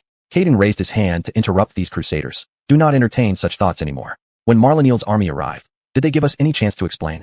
They didn't even pretend in front of us. It means the Crown Prince has already decided that St. Clair town must be purged. None of us can escape this." Hearing Caden's words, these Crusaders' faces turned grim. Yesterday they were knights loyal to Alnan County and the Empire. How did they become traitors now? Caden was equally bewildered by this situation deep down. He did not personally experience the tragedy as described by Merle, nor could he fully understand the hardships endured by the beast tribes. In most of the Crusaders' eyes, their battles were purely out of survival instincts and to protect the residents of St. Clay Town. They never imagined that they would come into conflict with Prince Marlene and the envoys of the Crown Prince. What have we done wrong? Lord Caden. An elderly knight curled up listlessly in the corner of the room, his eyes vacant, hugging his helmet tightly, looking utterly exhausted as if he had lost all strength. This question lingered in every Crusader's heart. What crime had they committed, and why did they suddenly become thorns in the side of the Empire? Why must they draw swords against brothers in arms they once fought alongside? This painful self-questioning weighed heavily on their hearts like a heavy chain. Although Marleneald's knights were their enemies, when seeing them frozen mercilessly into icy statues, the Crusaders felt an endless sorrow. They were not cold-hearted, but caught in a war they could not choose, forced to face a harsh reality. This sorrow was not only mourning for the enemy, but also a helpless sigh over their own fate. Just as Caden had to confront this atmosphere of confusion and grief alone, the heavy door of the Crusaders' council hall was pushed open with a loud sound. As the hinges slowly turned, Commander Merle appeared at the doorway. She had removed her armor, wearing only close-fitting linen clothes and pants, her long boots clicking clearly on the floor. Despite her somewhat disheveled hair and sunken eye sockets making her look rather worn out, her eyes revealed a determined resolve. She stood at the entrance, scanning the few dozen Crusaders present, then walked steadily into the hall. Her face was calm and dignified, radiating a unique charm. Her posture was upright, her steps steady, each one seeming like a stride toward victory. Her voice, calm yet powerful, echoed through the room, like a warm spring breeze brushing past or a clear stream flowing over rocks. Her appearance instantly drew everyone's attention, as if a bright light had pierced through the surrounding darkness. I know you are all confused, Merle said softly. We have done nothing wrong. Our mission has always been to protect the innocent, no matter the cost. This war was not initiated by us. Her words were filled with determination, each word sounding like a resounding vow. Milady Merle, but we are now labeled as traitors, and all our honors are being trampled on. The glory of the Crusaders cannot be defined by anyone. Merle looked at the Heron, her tone becoming firmer. The entire hall fell silent, and finally, Merle reached the main seat. Though she was shorter than everyone else present, her presence commanded all eyes and ears. You are confused. Very well. I will give you a reason why we cannot fight the beast tribes, because it concerns what we wish to protect most, freedom and honor. Merle then detailed how the Red Dragon Knights had brutalized the beast tribes, treating them like livestock in pens. She also mentioned the persecution faced by Solara village and the surrounding villages around St. Clay Town. The Crusader leaders were greatly shocked by this information. Though these words came from Merle, they still found it hard to believe. After all, these beast tribes appeared fierce and robust, a far cry from the emaciated and weak individuals described by Merle. I know it's hard to believe without proof, so I hope you could. She paused for thought before repeating what Trenton had said to her. I hope you can witness and feel it yourselves. Outside St. Clay Town at the Beast Tribe encampment, Trenton was treating injured members of the Beast Tribes. Professor, please tell my wife that I died bravely. Ow. A tall man lying on the bed was in tears, his self-aggrandizing speech cut short by a needle from Trenton, which made him scream in pain. You just twisted your waist during battle. A few more needles, rest for a while, and you'll be fine. Get up now, stop crying next. The beast man flipped off the bed, his wolf ears drooping as if the lingering pain remained. After he left, a bandaged beast girl was carried in by someone. Put her on the bed. Trenton put on a new pair of medical gloves and prepared a fresh set of surgical tools with alchemy. The girl was laid on the bed. Trenton used surgical scissors to cut through the haphazardly wrapped bandages, which clearly were applied by someone inexperienced. Once the bandages were removed, Trenton saw large areas of her body covered in burn wounds. Although the bandages were obtained using demon points, the flames seemed to have special properties, and even now, sparks still emerged from the wounds. Weren't there barriers? How did she get burned like this? As Trenton began preparing for surgery, he asked the black-skinned beast who brought her in. Professor, this is my sister. She's a scout. She and Iana were discovered before the enemy attacked, and were pursued, finally being burned by the enemy's mage. I see. Trenton nodded. Now he could see clearly that the girl indeed seemed close to Iana, but now half of her face was charred, her hair and one ear burnt, making her breathing weak from the agony of the burns. Do you remember me? My name is Amber. Trenton spoke gently to the girl. Professor, is it over? Is everyone safe? Is Iana okay? She remained in a semi-conscious state, continuously worrying about her comrades. Trenton couldn't bear to tell her that most of her kin were dead or wounded, so after a brief silence, he said calmly, Don't worry, I will restore you to your original condition. To be continued.